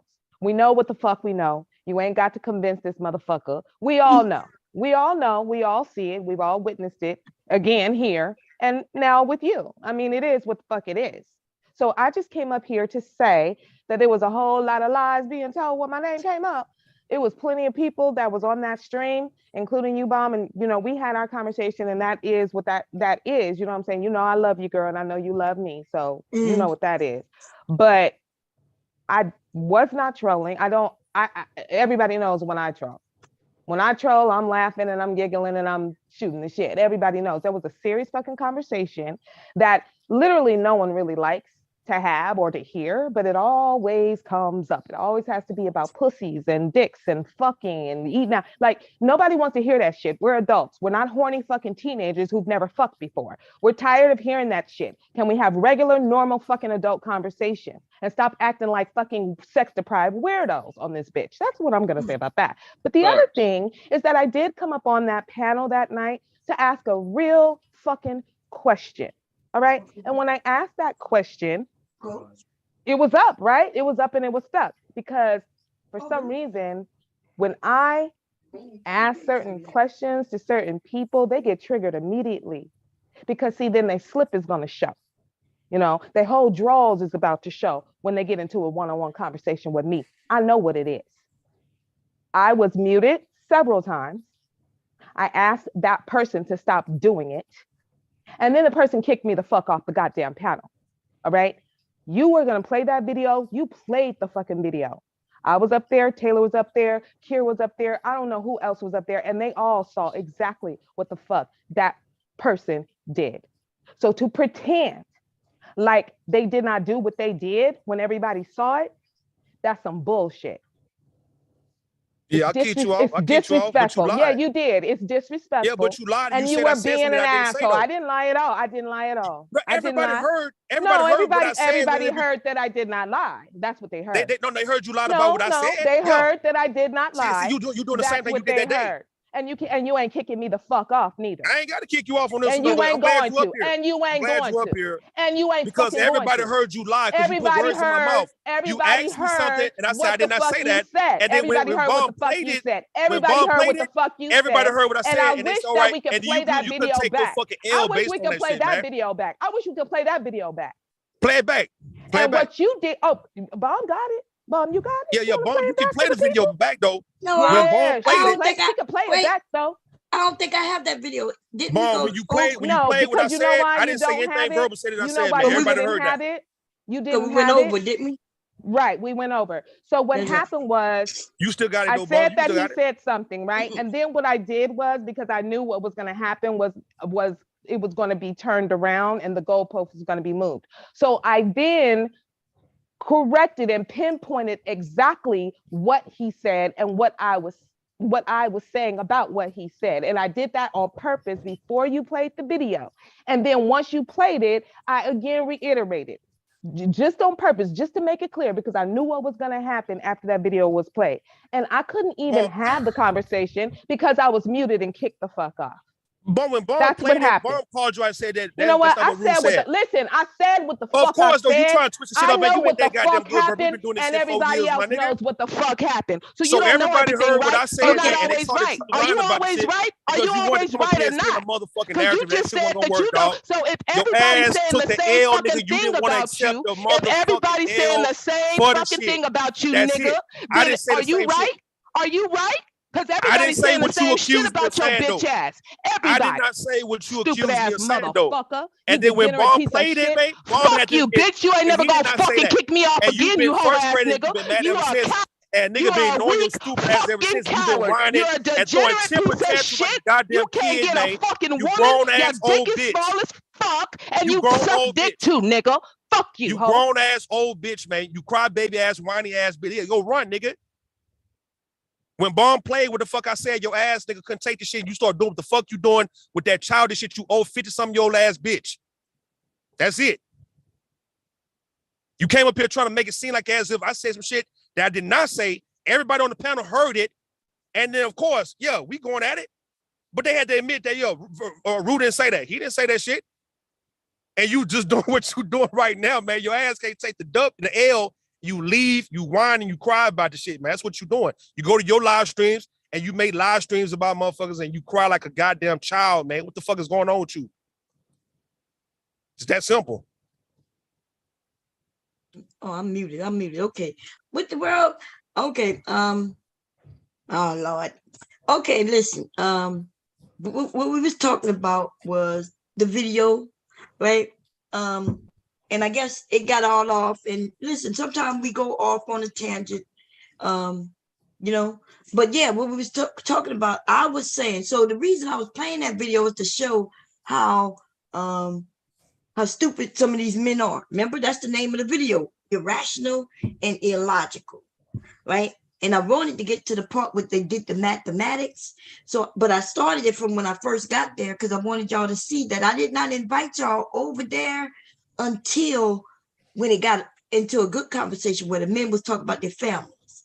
So I went to the beginning of when I first got there, and they was talking about the men. Then when I got up there, it switched to the women. Then after me talking, and I guess a few other men came up, and they was talking about their families, which was a good thing. That's when I invited everybody. But as soon as y'all came over, the host jumped in the middle of the men speaking about their families, and he said, fuck them kids. And then he changed the narrative back. Okay? And I just wanted y'all to know I didn't invite y'all over there for the nonsense. Okay? And then that's when he did the mathematics on some, it was all fucked up, y'all.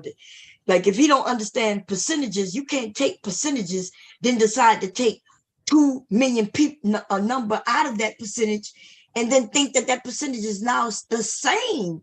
That's what he did. He was like, let's put the women at 60%.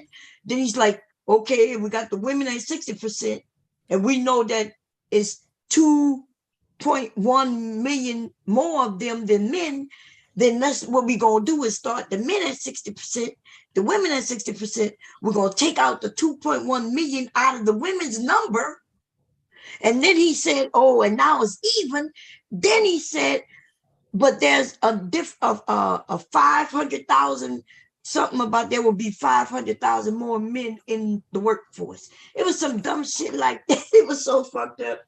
And he thought that shit made sense. And that's what I was coming to show y'all, right? But I think, Rube, what I was saying is that I was showing that this is a ridiculous panel because the men, even though they claim not to be Manosphere, they have the same Manosphere talking points. That man started off talking about he mentioned his daughter's pussy and fucking, right? We already said that was disgusting. Then I asked one question. He said, my daughter, yes, as long as she keep her pussy in her pants. Then he said, and as long as she keep her pussy in the pants, I'm good with it. And she said she gonna get with a man and she gonna have all her children with one man. That's what she said. And then I asked, what if she marry a man? How is she gonna keep him from leaving? And that's when he pushed, he never answered, but some kind of way he ended up on his woman's ass. And that's when I asked him, is it just her ass though? You know what I'm saying? Like, I was like, is it just her ass though? And he said, no. And then you wanted to make the point that, yeah, it's just a woman's ass. You said it. It's just her ass and titties. But even that man said no. And then you started to say that I was pushing the narrative. Like, I'm pushing the narrative. I guess that's when things go weird because, like, you telling everybody that I'm trying to push a narrative. I just asked the question, is it just her ass though? And he said no. And when I said that, Bomb, when I asked you if he would have said something different, like good things other than her ass, at first you wouldn't have asked him, is that it? You know what I mean? You'd have left it at that. That's what I'm saying. I'm coming from that perspective, all right? And when he say it's just the ass, why you just didn't leave it at that? Why you asking much more? Because you want it to be much more for why he would be with her. This is what she was selling. Like, okay, you men need to know it's much more than just an ass and titties for why you with a woman. It's this. It's what you've been proving the whole time. Well, first of all, that's not what I was proving today. Remember, I asked that question yesterday, right? But you're right. These men, this is not for every man. Every man don't believe that it's about a woman's ass and titties. For those men who do, then cool. Nobody care. And the women who care, they care. We all know that a man cares about the looks of a woman. It's not always her ass. Because if it was, then what about the women who don't have no ass? She got a man. What about the women who ain't got no titties? She got a man. What about the women who ain't got ass nor titties? She got a man. So that's how we know that what you're saying isn't true when you say that. That's what men look for. We talking about when a man get a woman with ass and titties though. Oh, right? No, so but see, and that's what I'm talking we ain't talking about niggas selling. That's what when I don't said switch up the narrative, bro. Yeah, now you switching it up, because when I said that I know what I saw, if he would have said yeah about her ass, then I would have mentioned, well, what I saw in a picture, she ain't have no ass. See, you the one who got the narrative, and now you pushing it. I wasn't pushing the narrative. Mom, you still haven't played the rest of the interaction though. We've been arguing about this for how long now? About an hour? Yeah, and that's the over now. So I guess we can disprove everything I'm saying then, or whatever I want to say. If you just play the rest of the convo, and I'll be quiet. If that's what you want to do. Yeah, we're gonna go back to the rest of the convo. If everybody cool, we're going back to it to get to the point. But yeah, no, I would just, and that's all I was just simply saying. When you keep mentioning it happened yesterday. Okay, I didn't know you was on this guy panel. Like, you was showing the video now and we reviewing it today. Right. So why you mentioned that this happened yesterday? You said it yesterday. Like, who cares? I'm just hearing it for the first time today when you saying this today. But what I'm saying, when you asked me why did I say something, I was saying that yesterday on that panel, I asked that question because I was on that panel. I agree. I didn't say what you. No, I agree. What I'm saying, my first time hearing you asking that question was today, not yesterday. Right. But what I'm saying, we're fussing about something that was asked yesterday that really have. I don't even know why we're fussing about it. I asked because I wanted to ask what I asked. We were fussing because you're reviewing the video today and we giving commentary today. Oh Lord. But we're not reviewing me. Not you. We're reviewing you. See, on the panel. That is the weird part. What you asked had nothing to do with them. You asked me about what I said. Because normally we a lot of times we review when you get on other folks' panels. Yes, so but when I'm on other folks' panel, I'm agreeing. We do not really listen to anything I had to say. Because I'm not over there saying, look what I said. I'm over there saying, look what they said. Today, though, in this instance, you're not saying anything bad about what they said about the ass, his daughter's ass. We already went over that.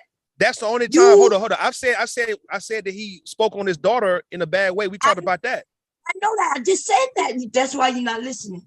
I just said. You say I'm not saying anything bad about the guy. What? You say I'm not saying anything bad about him. I'm mentioning the ass part. You stuck on the ass part, but we had mentioned that he was foul for speaking on his daughter. That's what I just said. Way. I said we had already mentioned what he said about his daughter. I said, but right? We already mentioned what he said about his daughter. And now we was about to get to another part, but we couldn't get there because you then wanted to talk about what I asked him. I mentioned that I understood where he was coming from about the ass, and that's why I asked you that. It wasn't a dwell on it like that. It wasn't a dwell on that too long. It was just. You went into a spiel. You went to a long spiel. We just started having a conversation about other things though. But yet, you could play the video if you want to, and then you just play the whole context if you want to. I mean, you went into a big spiel about why men can't why it had to be something other than ass and titties. That's what men like, ass and titties. You went on, they like ass and titties, and you went into that. I went on a spiel. Then you said, why do you women gotta ask if it's more than that, and it don't matter about our personality? All right. You went into the spiel. It wasn't just a regular question. I asked from a place, right? All right. You remember we had a conversation a long time ago, right?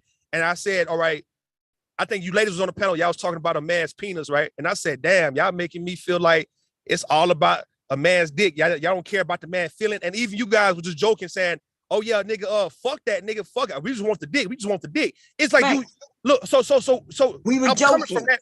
So all right there. So I'm coming from the perspective of when I've heard so many men talk about how they girl who do have an ass and some titties on them, that they really just stuck on that and they ain't letting that go for shit. I'm coming from that perspective that a lot of guys do let it go though.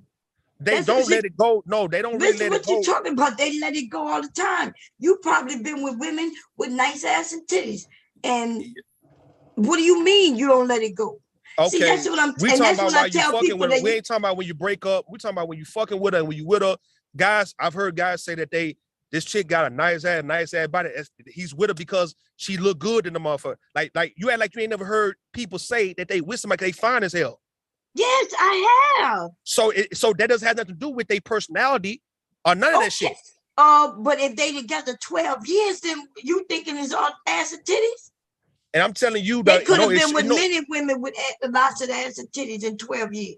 In 12 years, no, it's way more than that, right? But what I'm telling you though, the whole point that's what I'm talking to guy, a man in a 12-year relationship. Okay, then so in the case of a man in a relationship, for the reason why we bumping heads because you telling me I'm coming from a single man perspective for the reason why I'm talking about the ass and titties, right? Yes. But what I'm telling you, if the men who are in relationships can't start off by saying the reason why I fuck with this woman is because she's a sweet woman, she's a good mother, she's a good woman, and if they mention ass and titties first, it proves the point I was making. Okay, it wasn't nothing else. What you talking about? That I get what you're saying. I listen, and I told you. How you get what I'm saying? We started arguing. How you get what I'm saying? Because you see, that's what I'm saying. I told you I understood what you're saying, and then I'm gonna still say what I said before. Okay. I am talking to a man who says one thing and does another. He's Manosphere. The Manosphere, all they talk about is like you said, ass and titties. And a lot of them are married. They will say all kinds of shit on here. And then, but when I get them on conversation, when I get them on panels, they say something different. We watch them. They come over and I ask them, well, tell the truth about this. And then you will hear them start talking about their children. They start talking about their wives or their ex-wives or their girlfriend. So that is what I'm saying. I know what you're saying. You want to know why they don't do this. Well, we talking to a group of dummies in the Manosphere. But even in the case of this guy who you was talking to on the panel the other day, right? And now you mentioned that this guy was talking down on this woman and her children and all of those shit, right? But for some reason, you just don't want to believe that he's with her because she got a nice ass, though. Like you know, you just got to say he's wishy-washy. He's saying one thing, but meaning another. But now when it comes to me saying, okay, he only wanted to mention that she had a nice ass until you came in and said, is that it? We agreed to that. What are you talking about? We know that. We agreed to that, but we still are stuck at that spot. No, you seem to be stuck there. I'm not stuck. No, I'm not stuck at the spot. It's like, why would you say that you don't want to listen, that he wouldn't have never mentioned this if you hadn't said that? If I know for a fact he wouldn't have never mentioned it, that's why I asked him. What's so wrong with the problem? So that's the point I'm saying, though. It took for you to have to ask him about more about this woman. He didn't feel the need to tell you off rip because he didn't feel that way. Why are you telling me that? If what you don't think I know, why do you think I asked the question then? If I thought he was gonna say it was more, then I wouldn't have had to ask the question. The reason why I asked the question because I knew he wasn't gonna say anything else. Me knowing you, Bomb, and me knowing these other women, like how you said, right? Nipsey Hussle, Lauren London got mad in the motherfucker when Nipsey only said her ass, right? Me knowing you were not going to be cool with him just saying that she got a nice ass and that was it. Because you wasn't cool with that. What you mean I wasn't cool with it? You wasn't cool with the fact that he reduced her. You wasn't cool with the fact that he only reduced her to a nice ass, knowing that he'd been with her for however long he's been with her. You wanted him to go even further into explaining what else that he liked about her other than her ass, though. Because if he would have left it at the ass, you weren't going to just leave it at the ass, Bomb. You know that. I have no idea what you're talking about because he didn't go any farther. You're the one assuming that he went any farther. And I didn't say or disagree with anything. Why you keep saying something that's not true because you're just saying anything. You the one who said that he mentioned, not just the ass, it's something else too, right? But we never got a chance to be able to hear the other part. He never mentioned no other part. That's my whole point. Thank you. He heard his answer. Was the ass, right? No. What was that? What was the answer, Bomb? If it wasn't asked, Oh what was the my answer? God. I did not ask him anything in particular. I just said, is it just the ass? Is it just the ass, right? And what did we hear him say? We didn't get to that part. Yes, we did. What did he say then? What did he say? He said no. He said no. He said it's not just the ass. And we didn't hear nothing else. He said that's a small part of it, and that was it. And I never asked him anything more. So did he tell you? So did he tell you anything else other than I'm telling you, no. Why won't you listen? Okay, then. So right now he didn't say anything else. So we just left it at the ass part. It was just the ass. Oh my God. My God. Bomb, if you can you play it? Listen, this is the thing. I told you I did not ask him for any particulars. All I said, is it just the ass? He said, no, that's just a small part. And then that was the end. All right, that was it then. All right, cool. So if you thinking by him just saying the ass and not going into other details, it's just him saying ass, cool. But what I heard him say is, no, that's just a small part of it. That was it. I didn't ask him to go into, but you the one who kept claiming that I wanted him to say her attitude and her personality or whatever. I didn't ask him none of that, and I didn't get into it, and he didn't answer, and I wasn't mad that he didn't give those, like all those things you saying that you would be mad, Bob. How would I be mad?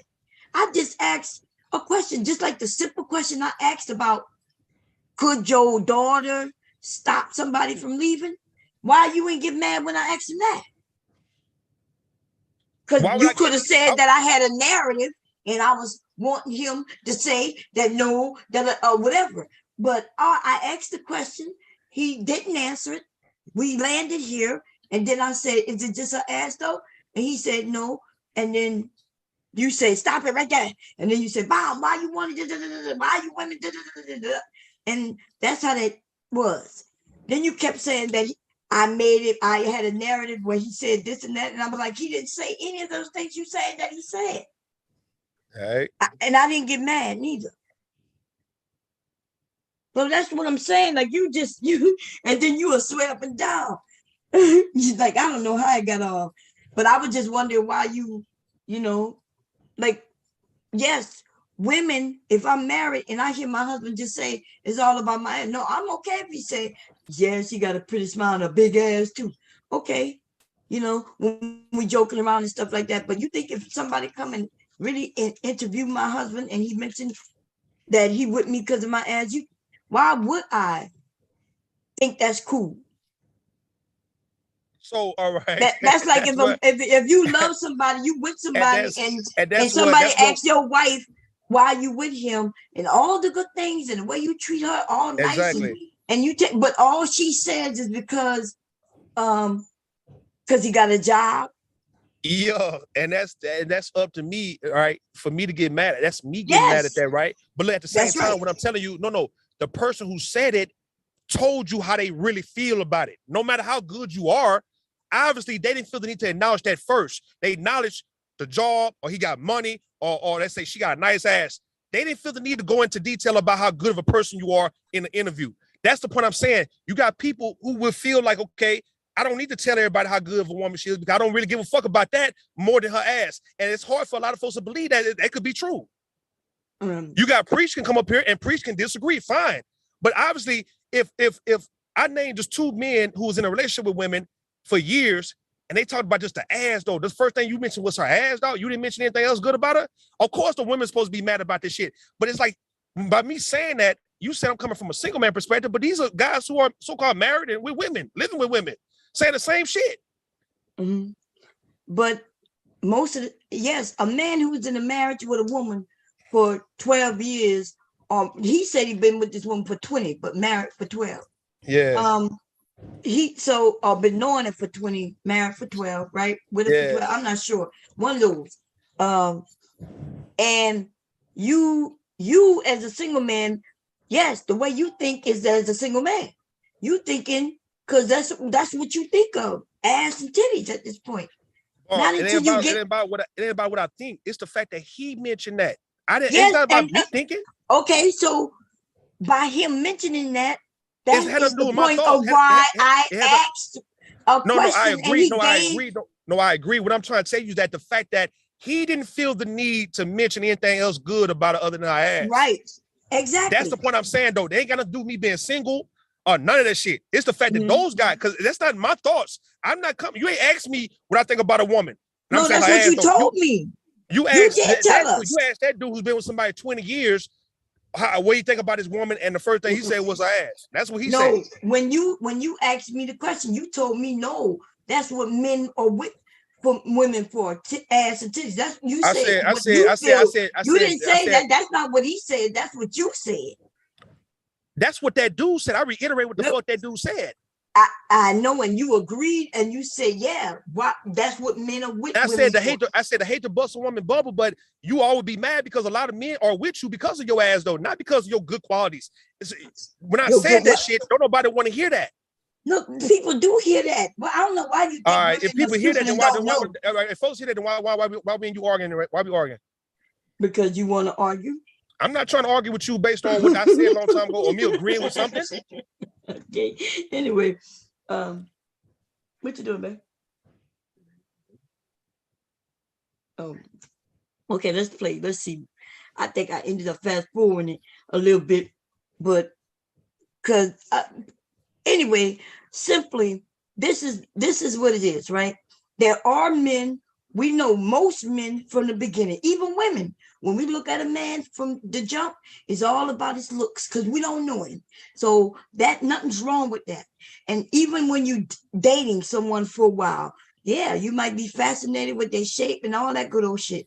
But you know, when you with the same person day in and day out, year after year after year after year, you're not with them because them same ass and titties. For Cherry, you keep 5 and 10 motherfuckers. Nobody disagreeing with that. No. See, you keep saying this is what you getting stuck. You getting stuck at this point, right? I'm talking to other people. I'm just letting people in the chat know. I'm not talking to you right now. You can agree or disagree. It's up to you. Listen, even you have said you will want something different. So if you want something different, that means that mean I'm not gonna answer her ass if somebody asks me what I like about this woman in that case. No, I'm not talking about that. I'm talking about the realities of relationships right now. People do not come up and ask anybody about that, why they're with somebody. That must be some famous person shit. Nobody has ever walked up to me with a microphone and said, why are you with Mr. Bond? So then even that, when you say, people say these things, like it shocks me to hear some of these niggas talk online, the way they talk about their mates. You know what I mean? Somebody they with who is cooking for them. Because if I was one of them niggas bitches and like they calling they bitches, I would put poison in motherfucking food. Fucking around with me, taking care of his ass, cooking for him and cleaning for him, had his children, and the nigga reduced me to some ass and titties on the internet among some niggas he don't even know. And so, yes, women do not like that shit. And men wouldn't like that shit neither. And we start telling our friends that we only with you because you got a job. The men might like that at first until they realize, wait a minute. Shit, if another nigga with a job come, a better job come, and she gonna leave me for him. So I'm just saying, like, I don't know, but maybe you think some men are okay with a woman being with him because his job. I can tell you that if a woman says that she with a man just because of his job, I can tell you that's not a good thing. Yeah, it's not. So just like some men with the brains wouldn't like that shit, but in the manosphere though, you hear them, they be like, yeah, I make 6 figures so I can get the bitch. You know, damn, like if a woman told him she was with him just because of his money, he not gonna like that shit. And that's all I'm saying. Okay, so let me play this video so I can run away real quick. Am I sharing the screen? I am. Nah, not yet. Oh, I'm not? Oh, okay. Share screen. Share sound is already clicked. Okay, cool. Now I gotta find it. I think it is at the top. This one.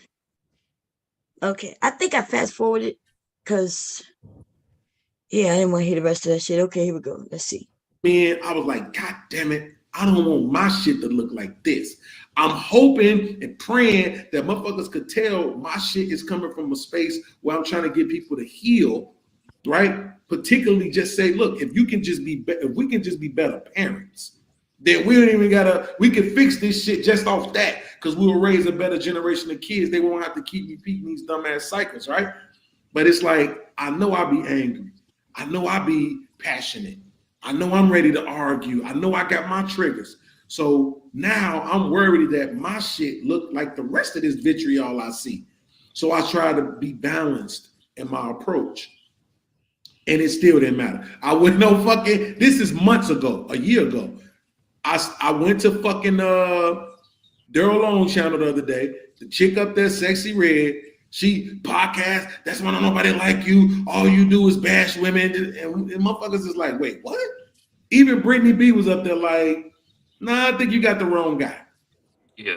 Right? And you know my relationship with her is tumultuous. And even she had to say like, fuck you making me defend podcasts, but I think you got the wrong guy.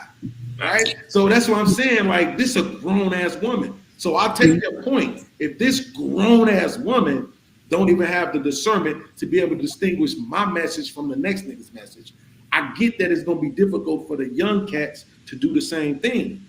But as long as the women continue to be toxic, as long we don't have grace for each other. God damn Meaning it. we can fail. If you ever notice, motherfucker, please.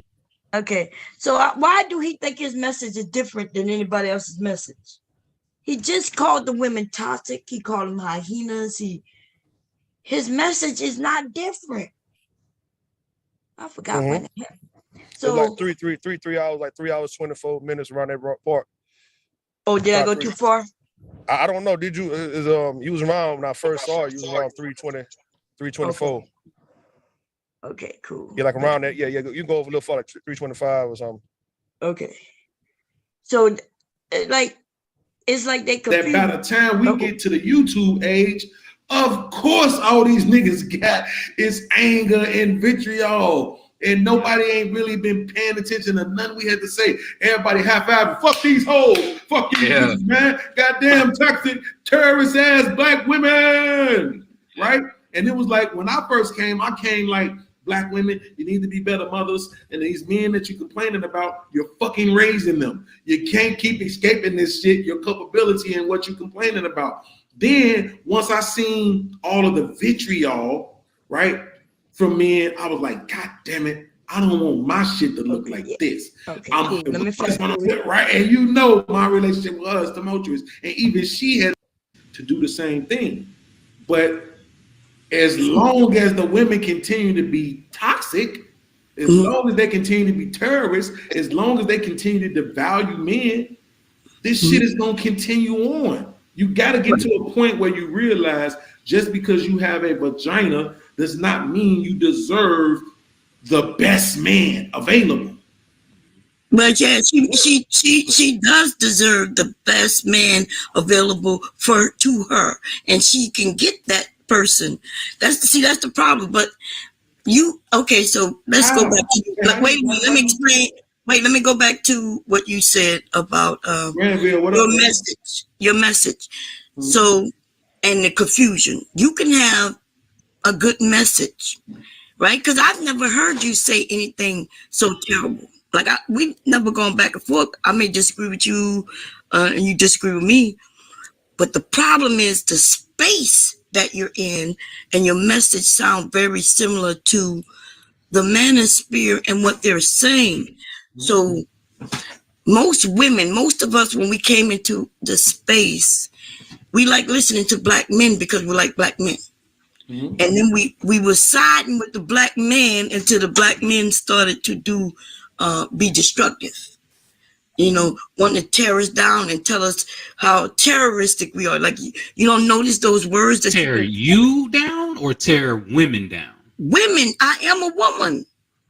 Just like if I say black men ain't shit, because I ain't say it to you, right? But you know that you're a black man. Y'all remember the podcast we were talking about the difference between how men when we have the conversation we know that we're not talking about all, but women when they hear us talk they think about all. That's not true. That's not true because when y'all say Oprah was doing this or so and so was doing that, and she was saying black men, then y'all was saying they was talking about us. Yeah, that's actually a good point. That's actually a good point. But see, here's the difference, though, right? If you say black men ain't shit, right? I get that. I get that. Even though we know that it ain't all, you didn't say all, but the inference there, right, is that in general, black men ain't shit. And the truth of the matter is that is a false statement. I agree. Okay, it's false. But if we say in general, if I say black women don't value black men, that is a true statement. That is not a true statement. That is not. Don't make no goddamn sense. No, the proof is so. If the proof is in the pudding, y'all heard it, right? I'm sorry. I missed this part. I was gonna come up here because he's talking about toxicity. You know what's toxic? A man that's unemployed. That's extremely toxic. Would you agree, bro? I agree 100%. Hell, motherfucking yo. Yeah. That's extreme fucking toxic. So you just, what the fuck does he do? I want to know what this nigga do all day. Like, I wish I would have hit that motherfucking panel and throw the fuck out of him. I'm having regrets. When he go live next time, Bum, let me know. Okay. I got my notepad and I'm gonna ask him some questions. So y'all notice how I sided when he said all black men ain't shit, right? I said, well, okay, that's true. Not all black men are ain't shit. He said, so that's not a true statement. And then this nigga said, but when we said that black women don't support black men, or what he said? And he said, that's a true statement. Like, what? That's he what I'm said talking that about. Black women do not value black men. Yeah, that's right. And I said, that's not true. That's true. That's true. Like, what? Manosphere. And he a sweeping down. He's not Manosphere. No, that nigga is Manosphere. He's a 3 points. What's after 4.0? This is like 4.5. I forgot. Yeah, something like 5, 8 and the 5s now, I think. Yeah, these are. What he really trying to say is that black women ain't accepting men that don't have a certain standard. That's what he's saying. Oh, is that what he's saying? And yes, it is. Because listen, if a black man falls below a certain standard, he's considered trash. Period. Now, well, is that true though? Because even yes, Rude said. Well, even Rude admitted. I think we all admit there's some women who accept anything. Yeah. Mm-hmm. He got a woman to marry his big ass, and he's trash. So you're looking at men that might be in the streets and get their little money from time to time, scamming here and there, and they have their money, and they might get some bread and hit a lick, and they might be good for like 30 days, and they have a baby with them, right? I'm talking about all around, like so it's smart in a black woman space to be like, I'm not going to deal with a dude that's unemployed, like she said, that doesn't have a steady flow of income that's legitimate, because I know it can't sustain me. But then you have the women that's still going to deal with the hoodlums and the Pookie and Ray Rays that got money at sporadic times, where they up for a minute and then they in jail for a little minute, and then they like that aesthetic of him being in jail. Like, we can't deny the fact that a lot of women in the black community are still attracted to convicts and criminals and people that live their life in a unconventional way, and they're having babies by these people willingly. We can't downplay that. You're the one that tried to deny it just now, I thought. That's why I was quiet and let him talk. I'm trying to figure out Like, I'm denying what? I'm speaking the truth. This is At what first, happened. you were saying that women wouldn't mess with a man unless you got a certain standard. That's when I said, well, Well, no, I'm they got saying, women who don't. And status. Do you know that status, street status, is the same thing as the status that I'm talking about? I didn't say status, I say standards. Oh, standards. Yeah, status and standards are the same thing. So if you look like a hood nigga, if you look like a rapper, if you act like a rapper, if you move like that, how do you act then like she's a gonna rapper? go. She gonna go with that. She Yeah, gonna go with that aesthetic. So how Priest gonna project on me, man? Like you say, this is what I was saying about brother, these women. don't flip This it how on you me. feel. Now you Don't came flip up it here on saying me. that I done said that these women ain't worth being with, that they fucking with a certain Well, type of guy. we over that shit. What are we doing right now? No, I'm saying, Hold on, no, he repeating. No, you saying the same. You speaking on the women, saying that these women go with certain type of guy. You talking like these niggas in the Manosphere right now, Preach. No, what I'm saying, okay. Can I clarify Hey, myself real Bam. quick before this gets convoluted? Before this gets convoluted and muddy, right? Let me just clarify myself. I'm saying that certain women in our community are riddled with so much poison that have been put into their minds by the powers that be, that they're tricked into believing that a certain type of man is a real man and he's really not. And that's a person that they should pursue because it's going to give them wealth, or that's the person that's a masculine man. I'm not saying that I'm in the same alignment as you, bro. I'm just saying that I'm acknowledging that happens. And a lot of women are caught up in this trap. I'm not saying every woman is caught up in this trap. There are a lot of women that are caught up in this trap because of the way that they're raised, because our community has been poisoned with the powers that be. They poison our community so that we can go in a certain direction. Yes, I agree with that, bro. I agree with that. But I'm not saying that every single woman out there has fallen prey to that. I'm just saying that the majority of them have. The majority of them have. And well, a lot if the of majority of them have, The is it safe to majority say of them that have? Yeah. Hold on, can I make a point real quick? If the majority of them have, can we say then the majority of the black men in the community fit that Pookie and Ray Ray stereotype? Yes, I'm agreeing with that as well. Oh, okay. Yeah, I'm agreeing with that. I'm a small majority. I'm not a Pookie and Ray Ray. So they try to ostracize me.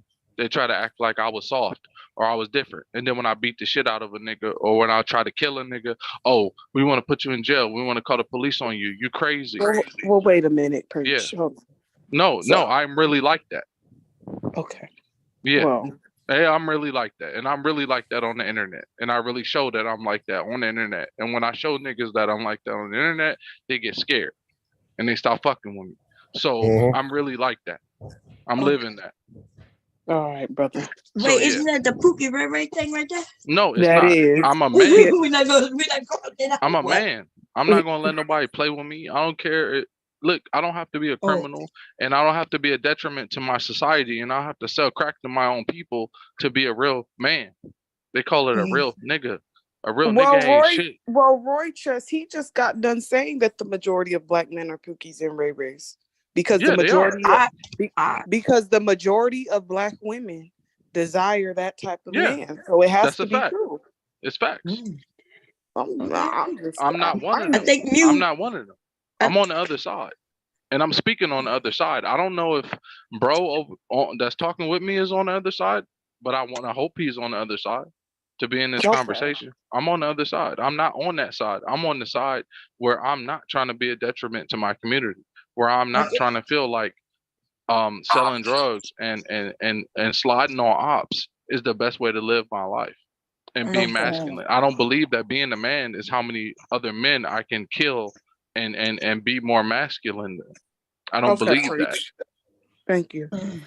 I think Mew wanted to say something. Would you say, Mew? Yeah. Hey, Mom. Hey, everybody. Yo. What's up? What's up? Hey, Miss Kim.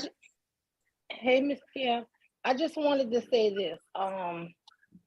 The guy podcast, Lil Podcast, look, I've been watching him for a few months. And I'm telling y'all, his story is so bizarre. Okay, so he said it was his girlfriend, long-time girlfriend, put him out right, and call the police on him and put charges on him. He had to leave the state and go stay with his mom because he didn't have nowhere to stay. He said his mom was toxic. He said that he constantly thinks about deleting himself. What? And yes, and that's how the woman told him to come back to him. He was staying with his mom. Then he went to stay by his cousin. His cousin got him a job. The cousin got him a job. Everything was good. And he was giving his cousin money. But because he quit the job, because he wasn't gonna let them talk to him any kind of way, the cousin got mad with him. And he had to go stay back with his mom, right? And the mom told him, you staying here, you don't want to work, so I'm not gonna keep paying for the grass man. He said, but when I'm not living with her, her ass pay for the grass man. So she expect me to go out there and cut the grass. This man so he wound up going to a hospital, y'all. Listen, this shit is bizarre. His story is so freaking bizarre. Didn't I say, Mom, this is the nigga that quit his job, that started a job and quit a job every 2 weeks? Yes, you did. Girl. So listen, so he wound up threatening to kill himself. So his baby mama, who he had beat up and shit, because he assaulted her and she put his ass out. Oh, damn. She got so scared that he was gonna off himself. She took him back, y'all. So he moved back to her house. And then he did another podcast and he was like, she noticed all I got. And she talking about, I got to go to work 2 jobs. She working 2 jobs. But she mad that I'm on the podcast all day and all night because I can't watch the kids. He can't watch his own young child who not school age, y'all. She still, even though he there, got to pay for a daycare. Damn. Because he's too busy on the internet. And he said, she noticed all I got. I swear to God, he was so serious. He's trying to build. I'm trying to build something for us. But this is the thing. She had to work 2 full-time jobs. That's a digital Pookie. This dude is nah, this ain't no digital Pookie. He in real life. He this not nigga who on y'all Section think. 8. Yeah, he not who he say he is. And then he get food stamps because I get the food stamps because she make too much, so she can't get it for the kids. He mentioned that he's on Section 8. He did mention suicide up on this, but he said it so quickly. I just let it go. You know what I mean? Like, and every time that woman want to put him out, he threatens her that if she do, he gonna kill himself. Well, that's crazy. I never threatened a woman I was gonna kill myself. That's some next level. And guess what? Tell Jesus really, I said hello. To me, he is mentally abusing this woman because the only reason why she took him back after he beat her was because she just did not want her children father to do that. Because I think she got 2 kids for him and 2 before him. But didn't he say he got older? Because he did say he's a stepfather. Mm-hmm. He's a stepfather. When he say fuck these kids. Where's the stats on that, Roy Chess? Because you men are not just gonna be sitting here making up stuff. 20%, 80% of the women are not having children by 20% of the men. Please stop saying that. They need to stop saying that because those stats are weird. It's crazy. This dude is for real. He's very unstable. He's a bum. And most I'm so scared that when he do go off because he back in that house with that woman and her children, and he does not like her older 2 children. He keep wanting them to move out. That's what he was saying in weird. He alluded to that when he said that kids should move out when they 16. Mm-hmm. Yeah, but that shit is weird. You want to put her children out and you don't work or do nothing, but you keep saying that these kids supposed to be doing all this. You're a grown man and you don't do nothing. Listen, Bomb, the next time you go up there, please drop it in the community, in your community. I'm pulling up next time because I'm gonna pull up and I'm gonna hop on the panel and what channel? I'm going to ask some motherfucking questions. I want to know why he thinks. I want to know why he thinks as a grown ass fucking man it's okay for him to be a bum. I need to know that. Yeah, who is this? Because I work. I have a career. You're not talking about you, preach. I'm not. Look, I'm not getting into it with you. You're too beautiful. I'm gonna leave you alone. Listen. I don't like getting into you because he you said pretty. his You be mom wanting is to fuck with me. toxic because Nah, she no, because she always pretty on and his she be case wanting to fuck with me. because all his mom worry about when you gonna get a job, baby. When you gonna start working, baby. That's I'm simping, toxic yeah, I'm to him. simping, nigga. I'm simping because she pretty. I'm simping because she beautiful. So what, nigga? Well, thank you. Nothing wrong with it. Nothing wrong with it. Men giving women. But what I'm saying is, invite that nigga That's a over real here man. next time. That's a real ain't nothing man. wrong with simping. Ain't nothing That's a wrong with real simping, man. bro. Shit. Ain't no, you lost love. See, your heart done This shrunk isn't to a man, but he talking shit to us, Bomb. This is where I like. How dare him talk shit to us online when his life is the way it is? Mule. I told you that's Manosphere men. Did you hear that nigga Mule when we were talking about rent and he told us, well, if rent is too expensive, you need to fucking move? Coming from a nigga that don't pay bills. Like, what the fuck? This man don't pay nothing. Pay bills, that's crazy. And when the woman get tired, he fights her, and then she call the police. And then if he gotta go stay back by his mama, he starts threatening deletion and all of that shit. And then he suckers her back into coming back. This dude right here is honestly, I was on his page, girl, just doing. It was so sad to me because I didn't want to play with him because I really been wanting to review this dude, some of his old talking, but I was like, I don't want to be the cause of him doing that, so that's why I left him alone. And I stopped going to his page, but now he working for Angry Man. Hey man, look, if you working he for on that Angry, Toxic Avengers. Yeah, he on that Toxic Avengers. He got his own show on Angry Man Network, Toxic Avengers, and he got his two shows. That ISYL, and he got that the Lil podcast. A kept bitch, a kept bum ass nigga that lives off women. That's why. Look, let him work for Angry Man. When everybody find out who this dude is, it'll come back to bite him in the ass. That's why this shit is ridiculous. Okay, let's play a little more of this shit, y'all. Here we go.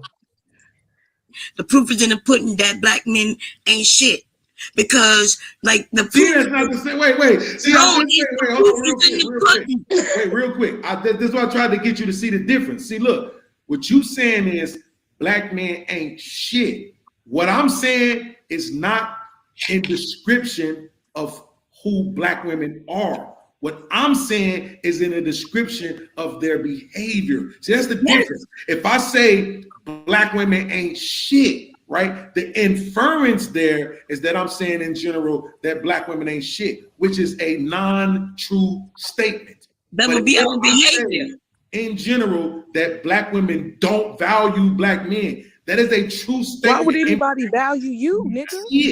No, listen. Black women value the hell out of black men. With these terms, because what does ain't shit mean depends on what it means to you and what it means to me. So if I say black men ain't shit, what does ain't shit mean? Tell me what that means, because you're not a pile of shit. So ain't worth nothing, ain't worth a damn. Right, like you know, like the nigga So you mean the value?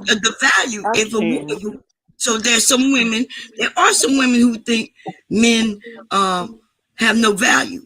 Right? Outside of what they can provide. And this is my argument. Some can't provide shit. That's look, now I get when he's quite angry. Listen, when I was listening to this shit, Bomb, I swear to God. Listen, I was thinking to myself as I was listening to him, I'm like, is he advocating for men to be bums and why they should not do anything? Why should you why you shouldn't require a man Taylor, to have a he fucking said job? that black men work for 500 years in this country for free. It's time for them to be able to rest on their lawn. I promise you. And it don't matter if his children mother. It don't matter if his children mother have to work 2 jobs. It don't matter because black men been working since they got to this country. So it don't matter that she has to work. So why? What the fuck is he teaching? He's teaching his kids something that his fat ass don't even fucking do. Remember, but he slipped up and said he don't care about no kids, and then he kept saying fuck those kids, and then he made it seem like he told his son he don't give a fuck about no education. And right. If it was for his daughter, fucking, like who would want to have a children by this fucking man, let alone be married or in a relationship with this man? Like this Section 8 dwelling bastard. I don't mean to cut the. I'm not shaming anybody for being on Section 8, but the thing is, this nigga ain't trying to do nothing about it. He just sitting up talking shit on YouTube all goddamn. Can I his just IP address needs to be banned. well, hold on. Can I real quick? If the man isn't, if the woman gets Section 8 because she's a single mother, I have a couple of sisters that have been on Section 8. I ain't worried about saying this on the internet because niggas can't whoop me anyway. They say something disrespectful, I'm punching you in the fucking mouth. So they've been on Section 8, $25 rent. I've seen the receipts, $25 a month for rent, utilities included. They fucked it up and let niggas sell drugs out of their fucking living situations and lost the shit and then got it back. Look, the amount of government resources that's out here for women for Section 8 is ridiculous. I've seen it happen. Where do they have where is there assistance for men, women, but not men? Wait a minute. Because he's on Section 8. Hold on. Yeah, exactly. Let me tell you something. Can I? It is for single parents. Hold on, ladies. It is not for ladies. single women. Can I finish what I'm saying? Yeah, but you gotta say it correctly. It's for single parents. Can I finish what Can I you am hurry saying? up? Oh, I'm you're sorry. saying a whole lot of nothing. I'm not going fast. I'm not going fast enough for your love. You want You're it not. fast? You want it fast? Damn, Preach. She want it fast. No, she want it Thought fast. it was on me, Preach. No, I got it. Yeah, no, I got it. She want it faster. You can't land your point. You don't know how to land the point, nigga. You that. But what I'm saying is, yes, a man can live in that dwelling. If he wasn't selling drugs and having guns on him in that spot, then yeah, she would have kept it for longer if they would have kept it low key. And that's a way that we can get over on the system. Have a low rent, have a man living there, working a job, not having his address be there. It could be at his preach. We don't want to preach this kind of stuff. Hold on. Y'all are cutting me off. Yeah, because we don't want to preach what you preaching, dude. We don't what you want people to they be start looking at black people but you giving advice. So but hold on, it ties into this what's going on with this dude. He don't have no kids. And I'm this is speaking a bum. on. And wait, hold on. You said she had kids though, and he's dating a his woman baby he's mama on don't Section live with 8, him. not he's on Section 8. He said wait a minute, she's not. How the fuck is he on Section 8? Because men can get on Section 8. He get the food stamps. He get the Section 8, just like Jay Prince. Because, listen, Jay Prince gets Section 8 and food stamps. This man gets a Section 8. How do you get? I want to get that. Is a lottery. It's a lottery. That's how you get it. Single men could get it, and single men with children could get it. I thought only women could get that. No, that's but not you know true. What? But you know what, Preach? Them niggas sit up there, don't know that, and bitch about it the whole time. They need to read. That's why reading is always fundamental. say the government bailing them out and everything like that. You can apply, and if you got a child or you want to raise it, you really can get on. That's real easy to do. I can get on. Even if you don't have a kid, you can get on Section 8. Right. How the fuck do you do that, bro? You going to apply? I've been working my whole life. You're probably over the income, but you're probably over the income. But if you gotta apply for it, that's the thing. But Section 8 is literally Section 8 is literally a lottery. Like it's just not something that you could apply for, and they're like, okay, there you go. There has to be like availability and openings. So you gotta wait. You gotta wait. It's a line. You gotta wait. There's people that've been waiting for 10 years. Well, these niggas is hoe ass niggas. These niggas bitches. And if you go on the internet and you try to act like you better than somebody because you being given something, I would love to fight one of these niggas. So bro. his mama kicked him out the house because he didn't want to fucking pay bills and she got tired of him. $25? How you ain't gonna pay $25? Section 8 is $25. I've seen he didn't want to cut the $25. grass. He didn't want to cut the grass, so his mama also, This nigga kicked his ass out, and so he started crying. He ain't got no space to talk about nobody. How come ain't nobody clown this man?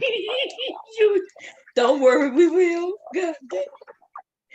I didn't know. I'm sorry. I didn't know nothing about that. Negate everything I just said. I didn't know none of that. That's what we was trying to tell you when you were saying it. I didn't even know men. I didn't know men could do Section 8 by themselves. I thought it was only single mothers. No, well, you got single fathers too, though. But I mean, everybody can. All you got to do is apply.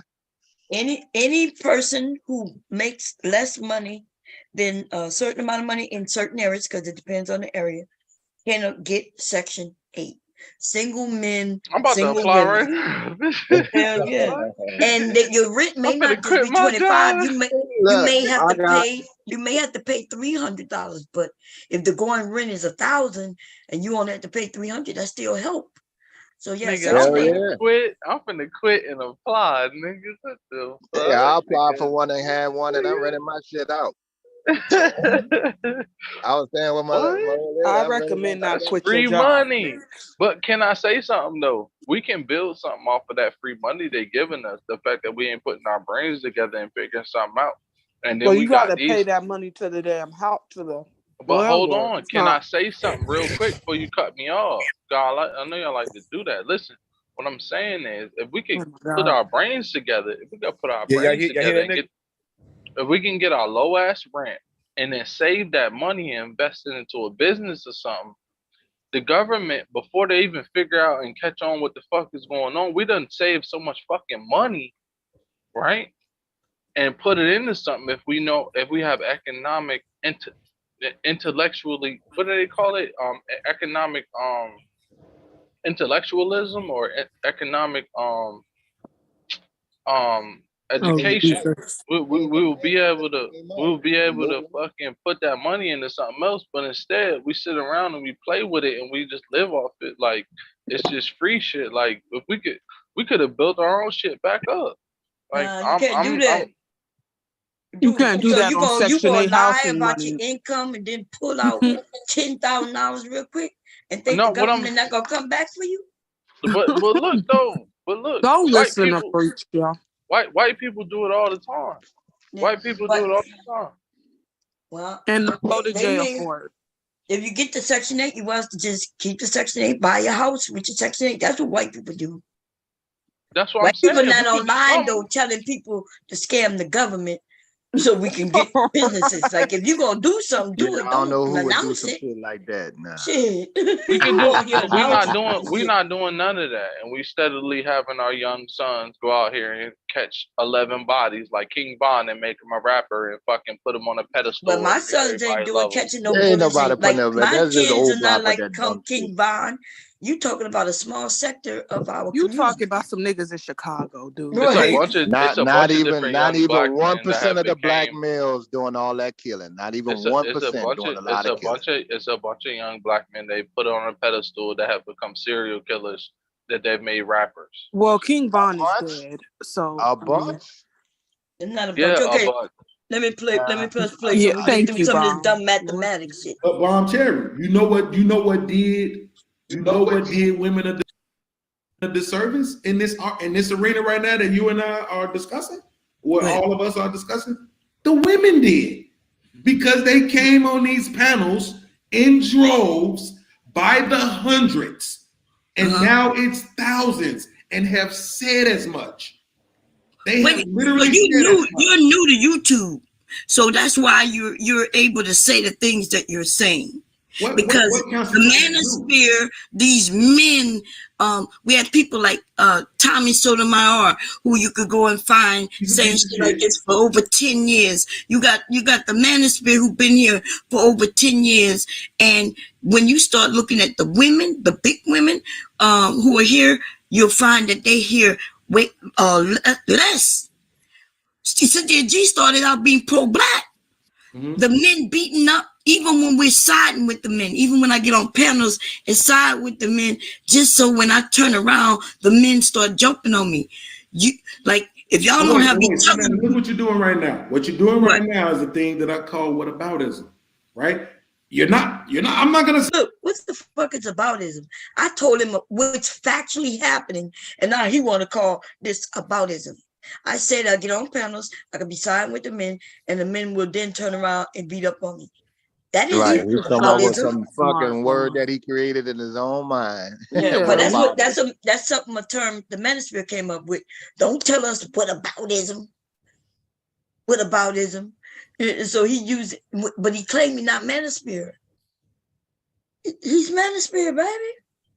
But he quoting them damn near verbatim sometimes. Yes. They are. Yeah, These that's are the term only used by them. the great grandkids of these manosphere niggas. These are these bastard ass But Bob, if that woman say you got to go, he gonna jump on her. She gonna call the people. He gonna have to go live with his mama. Listen, he hates I would shoot him. Women who there for him. This dude is crazy. Don't say that. No, if I ask you, if I say get the fuck out and you think you gonna jump on me, you getting shot. The fuck? Who says I'm not that? fighting no damn man. If a woman tell me to get out, I'll leave. I did that every time. Yeah, but he didn't leave. He beat her. That's based on what him. So yeah, he close to getting shot. Because you're right. If somebody was hitting my daughter, you know what I mean? Or somebody who think they can hit on me, yeah, they get shot. I'm just 100 real for you. And then I don't know. And women, we gotta stop being scared to say it. We need to literally say this so that men know that we're not joking. Do not hit me. Okay, don't. Facts. Shit. It used to be where the men knew not to hit because they knew the fathers would take care of their ass or the brothers. But now I'm not even scared of that because I know the fathers ain't around. I grew up. We ain't talking about you, preach. But you determined what he said though. He know the fathers. Wait. What I'm saying. How you know the fathers ain't around? Listen, I know that. Listen, they got one. The reason I don't hit women is for a higher reason, because I know it's not right. I know it's morally wrong, and these young men don't have no morals, so it don't even need to be a father. Even if she ain't got no father, you should still have something inside of you to tell you not to hit a woman because it's wrong, and that's what I'm getting at. So stop saying it's not about you, preach. It's not about you, preach. You capping, preach. You capping, dog. Stop it. The reason why you not gonna hit her, like I say, because you know her daddy get on your ass, her brothers get on. No. You said it right at first. You said it right at first. She ain't got no men around. The last relationship I was in, her father wasn't in her life at all. It wasn't no threat. It wasn't no threat to me if I would have put my hands on her. But I like to put my hands on niggas though. And every time I ask to put my hands on a nigga, he gets scared. So let's talk about that. Oh my God, y'all. Well, I understand what he's saying right now. He mad at, I don't put my hands on women. I don't have no desire to put my hands on no woman. I don't give a fuck how much she try to disrespect. I'm not finna put my hands on no woman, but I want to put my hands on a nigga. And every time I give him a chance to, he never take me up on that offer. And when he do, I'm available. That's funny, y'all. Talk about fighting. Stop playing with Preach. Let me play the video. Y'all stop playing with Preach, okay? Everybody out there listening, stop playing with Preach. Okay, because Preach said he tired of shit. He ain't putting up with that shit no more. Okay, here we go. Tell you wrong, right? I'm not gonna tell you you're wrong, but you just skipped over the point that I made, right? When I say out of my mouth that women, as a rule of thumb, right, devalue men, and I said it's evidentiary. You can see it. Not only that, the women have done a disservice to you in this argument because they've come on the panels and said as much. No matter how good a man is, he can't provide he ain't shit to them. Soon as they get mad at you, the first thing they want to say is, you won't make 6 figures, you make average. You notice with his argument, keeps sticking on if you can't provide. Nigga, be a provider, because that's what men do. Right. Says the man who can't provide. That's exactly. Right. That's why I'm Says the man who can't provide. Even the women are now providing. So why can't he be a provider? I am appalled and offended by him to think that he could open his mouth and tell us anything. Like, this is why it's just disrespectful. That's all. Yeah, when you get a chance, I need links to I wish we'd have had that background information Mule had before we went up. Right. I know that's right. I ain't lying. Because I would have drug him. Wait, listen. The one of the shows is on October 22nd, 2022. Now he did say, Bomb, he was gonna have a man show. I'll go up there for that because it was supposed. I mean, if he wanted to talk about women, and we could talk. Let me know when. Really want to get on it when he's talking about men, because then we can hold ourselves accountable. See, they don't want to do that. They don't want to go to the men part. That's what he was supposed to be talking about on this. Look at the title. I remember it was about fathers. That's why I came up, thinking we're gonna have a good conversation with some black men on fatherhood and parenting. Hey, this nigga go straight to Manosphere shit. Yeah, let me skip forward and see. I know he built like a Teletubby. Yeah, because he gonna argue the same dumbass points, and then based on me speaking and shit, some people gonna come up. But wait a minute, let me find it. Okay, that's when some people come up. Let's see. Okay, let's listen. That ain't the only niggas I know that do that is light-skinned niggas, and they do it for your benefit. Mm-hmm. Okay, so in this point, he was talking about women withholding sex. And of course, I'm gonna do what they say. I'm gonna say, well, about the men who withhold sex, right? And he mentioned the only ones who doing that. He was doing like what Rude do, talking about men don't do that. Men don't do that. I was like, yeah, men do that. And even when I said it, I said, well, the man, he comes home from work and he's tired, right? He's been working all day, and so I never said that he just withhold it out of meanness. I just said he might be tired. But anyway, here we go. I don't know what men are doing in the bed. Y'all men got to stop. Like, I don't know what the women are doing in the bed with y'all, but y'all assume that y'all know what men are doing in bed with us. No, what I'm saying is this. Light-skinned dudes, I've been around these niggas a lot growing up. And the one thing I can say about light-skinned dudes, light-skinned dudes is the one demographic of niggas who just have this certain. So he been in bed with light-skinned niggas. But they not always trying to what we call jump the bones, right? They not always trying to jump their woman bones. You know what I'm saying? They don't spend every waking moment trying to screw on their girl. What is he talking about? It's stupid, something stupid, girl. I'm always trying to smash my girl. Just be like, shit, I know she with me. They be feeling like she can't do better than me. You know what I'm saying? So I'm seeing these guys operate. I be like, bro, okay, I see what you're saying, right? Because I'm always trying to smash my shit. Okay, let's say today you screw your girl and you do a move where you wave your hips 7 times. And for whatever reason, when you do the wave your hips 7 times, that shit just give her this crazy orgasm, right? Okay, what? Now you fuck her tomorrow. What the fuck? If you don't wave your hips 7 times, he never had sex before. Is he a virgin? It's a problem. Y'all missing it. What are you doing? Let the shit play. I'm sorry. Missing the point he was about to say. That's why you don't know. He's saying that if he do his hips 7 times to give it this great orgasm, if the next day, if he don't move his hips 7 times, then she don't have an orgasm. And he's saying that, oh God, here we go. Right? So that's why now they understand I can't spend all my time trying to fuck you. You got to understand that I have a whole life. I got business to take care of. I got shit to do, people to see, friends to hang out with, kids to raise, work to do, all this other shit going on. I'm not going to spend my everyday trying to sniff up your ass. You're never going to be able to use this pussy against me. That's something that I've seen work out a lot for light-skinned dudes. And I'm talking about we was young. We was 18, 19, 20, and them niggas understood that shit. Whereas me, I'm every minute I possibly can. I don't want to do nothing else. He don't want to work. He don't want to get a job. He don't want to cut the grass. Get ready to say. He don't want to do shit. He just He like don't want to do everything. anything. Then did you? And he ain't got no business to take care of. Like, what the fuck is going on? Like, I'm just I hey, can't. bro, is bro slow?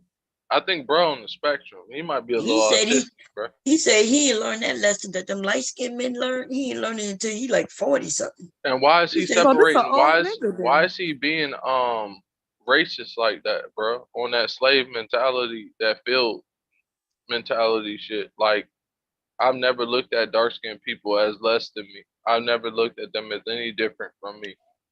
Why is he doing that? I don't know why they do that. That nigga tripping. Like, I don't understand. I don't understand that. Niggas, I'm in Florida, South Florida, in the hood. Niggas try to be like, oh, you a light-skinned nigga, you can't fight. So I had to fight niggas. I had to fight a lot of people. And they respected me after that, but they wouldn't respect me until after I fought them. And until after I did certain things to show them that I was not soft. I understand that. But it's still a culture of that down here in Florida, in the hood. And people act like it doesn't exist. It does exist. Fort Lauderdale. Well, you the one who asked him why you doing it. So, but it does exist. It does exist. But he dark skinned. Yeah. So But he a dark skinned soft nigga. But you the one. Oh, okay. I get it. What you're saying? Soft dark skinned nigga. Yeah, that's rare. But you could say that. So you saying? I got my name. I got my name Preach from a hood nigga. A hood nigga gave me the name Preach because I like to read the Bible. I stayed with my Bible with me.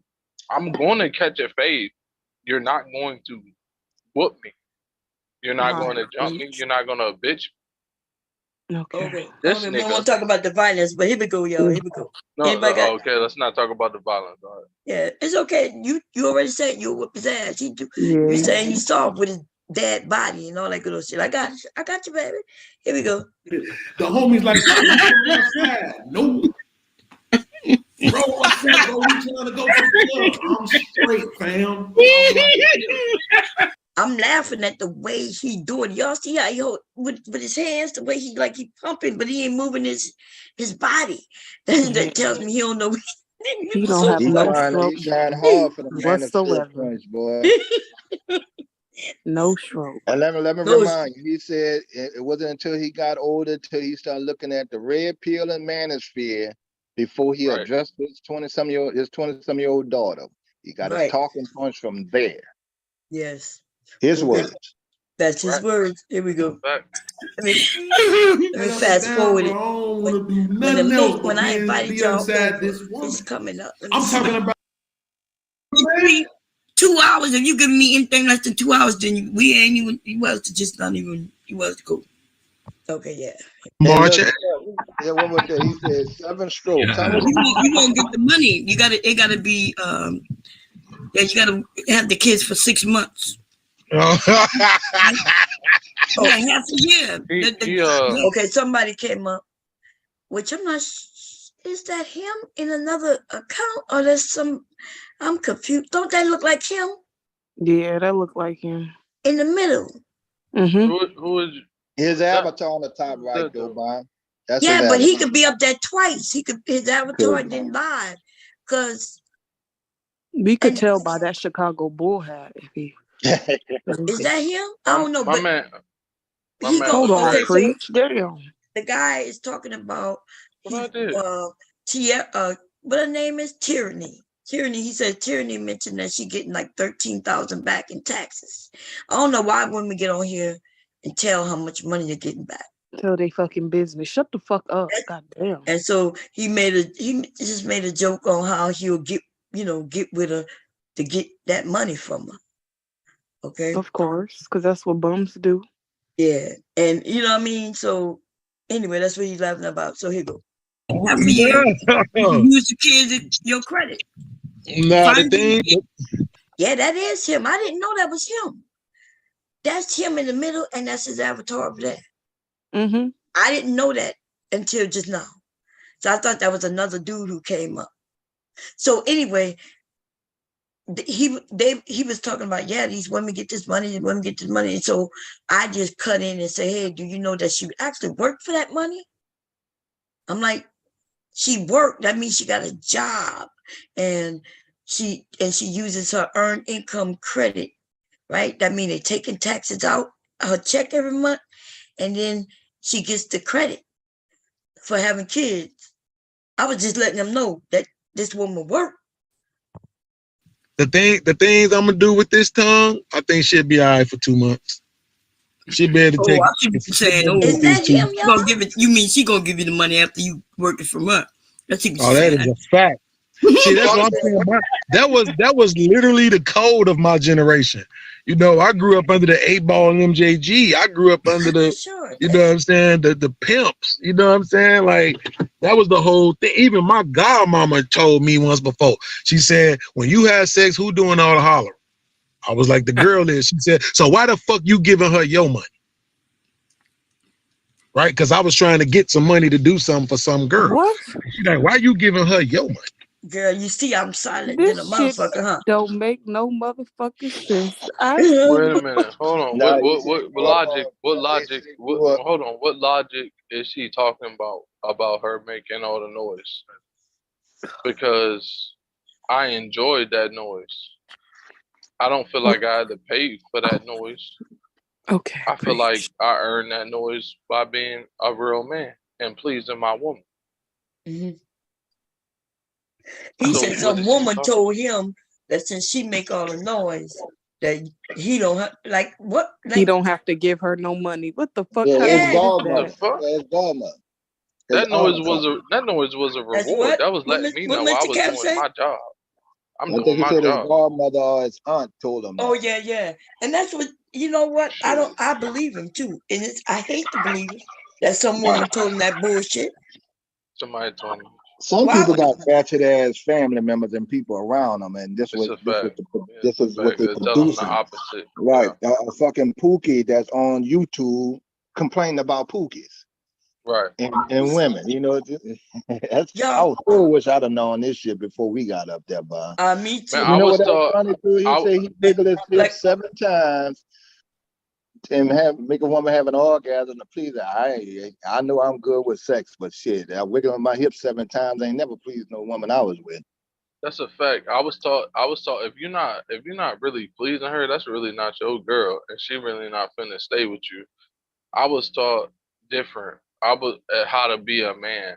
And as far as the whole spectrum. Let's get back. We don't want to talk about the sex. Let's go ahead. But what I do want to say is that it's sad that some women talk negatively about women to men. Like, I never sent my sons out to the wolves. You know, of course I say, hey, you got to be careful who you deal with. I was letting them know that there's good people, whether it's women or men, right?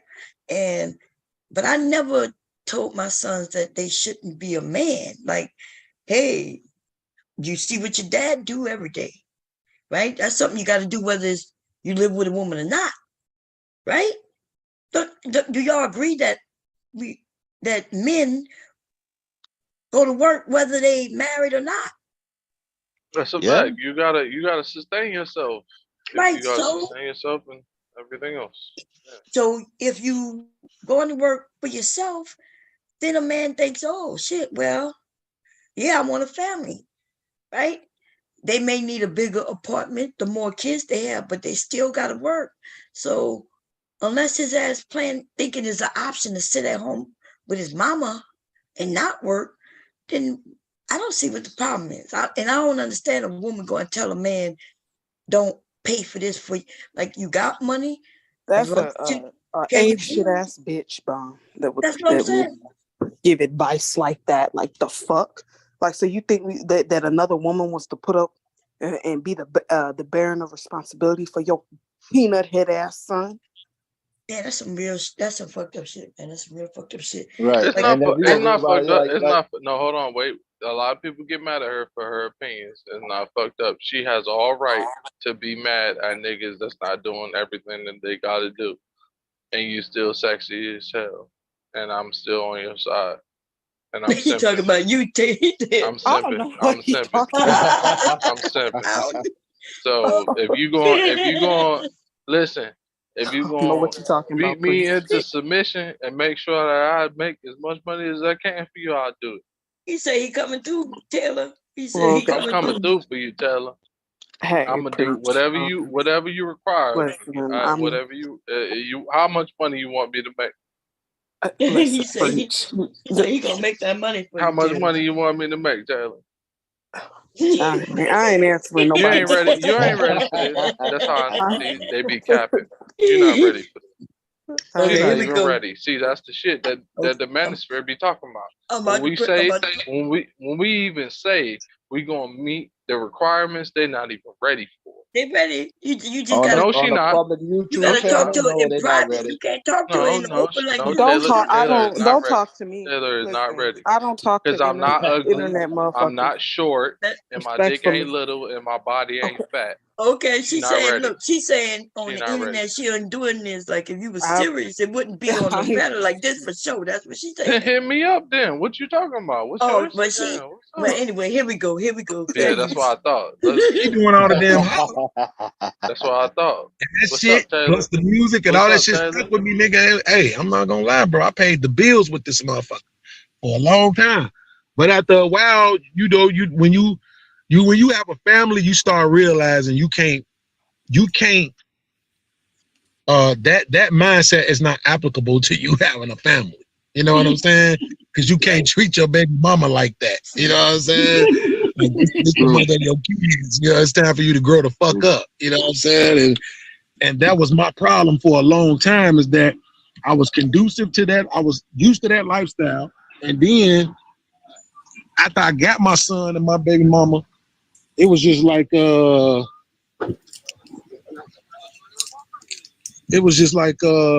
I won already. You know what I'm saying? Mm-hmm. I got the motherfucker who I want. I got my son, I got my family, I'm good. But it was like, no, nigga, shit, it costs money for this shit. It costs money to be a husband. It costs money to be a father. You know what I'm saying? And that wasn't a lesson I had got. I didn't get it early enough. You have to work. My son and mama ain't still together. That's how I got my son to get on his shit though. Like straight up, I'm like, bro, I said, you don't like the fact that me and your mama ain't together no more, right? He was like, no. I was like, okay, you know why we ain't together? Because nigga, I wasn't on my shit. All I did was spend my time worrying about her. You know what I'm saying? Being happy that I had you and her. I wasn't spending no time focusing on myself. Now, why you put it on her? You know what I'm saying? Huh? I wonder why you put it on her. I spent too much time worrying about her. You should have been focused before you even met the woman. Right. I guess maybe whoever the woman is who taught him about that, yeah, the aunt, huh? Yeah, the aunt. Maybe them the ones who. You said you ain't have to work. You heard that? You said you ain't have to work. These niggas ain't gotta work. They ain't gotta do shit. Okay, here we go. Because you trying to groom your son to work when you don't work. Yeah. Okay, here we go. So once I told him that, shit, he started getting on. He got on his purpose. You know what I'm saying? Let me get to my bag. And my son just say 4 G's, bro. He been working for 9 months. He just say $4,000. Nigga, I ain't never said $4,000. You know what I'm saying? I think that's the message. I think that's the message that a lot. That nigga say, I ain't never said 4 G's. I'm like, I thought that shit was funny. Like the way he said it, you know what I mean? Like he's a grown man to say he ain't never seen. Bomb. At what point did you say, okay, this nigga's a bum? When you was up here, when he started talking. Like when you heard me laugh when that nigga said he ain't never said 4,000, and I burst out laughing. I was thinking, God damn! Like I thought he was joking. I can't. Lord, help us all. Man, here we go. A lot of young dudes need to hear, because a lot of guys don't get that type of message. And I get it on this YouTube space and in certain circles. You know, it's a lot of reused, regurgitated talking points. But when it comes down to it, it's like, man, you got to stay on top Shit, one of my biggest things I like to talk about is mental health and getting yourself structured, getting yourself together, making sure that you are good at peace with who you are. And when you can't, when you lost and you just wandering and you making decisions, and they may not be the best decisions or maybe the best decisions at that time. When you continuously making the same mistakes over and over again, do I want to take a picture on Gimme phone? Come on, take a picture right quick. Y'all excuse me, I gotta do some daddy duties. So Y'all got me on this damn stream. I'm supposed to be cleaning and shit. Like, God. I see your little cat. Is it boy or girl? Which one? It's a boy. I just got him a month ago. He like you, shit. He all under you and shit. You cats don't usually do that, huh? You get him to goddamn leave me alone. Cats usually like to be alone and shit. They like that cat love you. I don't know. I mean, shit. I damn spoiled the damn thing, so I'm pretty sure that's probably why. But so I give you a high five. Goddamn. He be tripping though, but nah, I'm gonna be well. If you still streaming, I'm gonna be back. I gotta clean this apartment. No doubt. All right, I'll be back. Y'all have a good one. Blessings. Bomb Cherry, you cool, man. I ain't got you cool too. All right. Have a good one. See, they got some guys actually listen to Nigga get this goddamn excited about it. Huh? I was saying at least they got somebody with some damn common sense and understanding. It wasn't that guy who just left, because he told me a story about his mama abusing him, and they blame all women. I don't even know whether to believe them. Like it's almost like all of them are saying they mamas abuse them. Now you know that some men and girls, because I asked them like, do you think if the mother was abusive to the son, and if she had daughters, was she abusive to her too? Every man unfortunately has stories about a woman abusing him in the Black community because a woman don't know how to deal with a young Black man and they've been separated from their fathers. But at the same time, we need to have things in place for Black men to step in that gap and structure those young Black men so that they don't become homicidal people. Let me ask this question. So they say that the women whip their ass, right? Their mothers. If their dad was there, because my mom whipped me.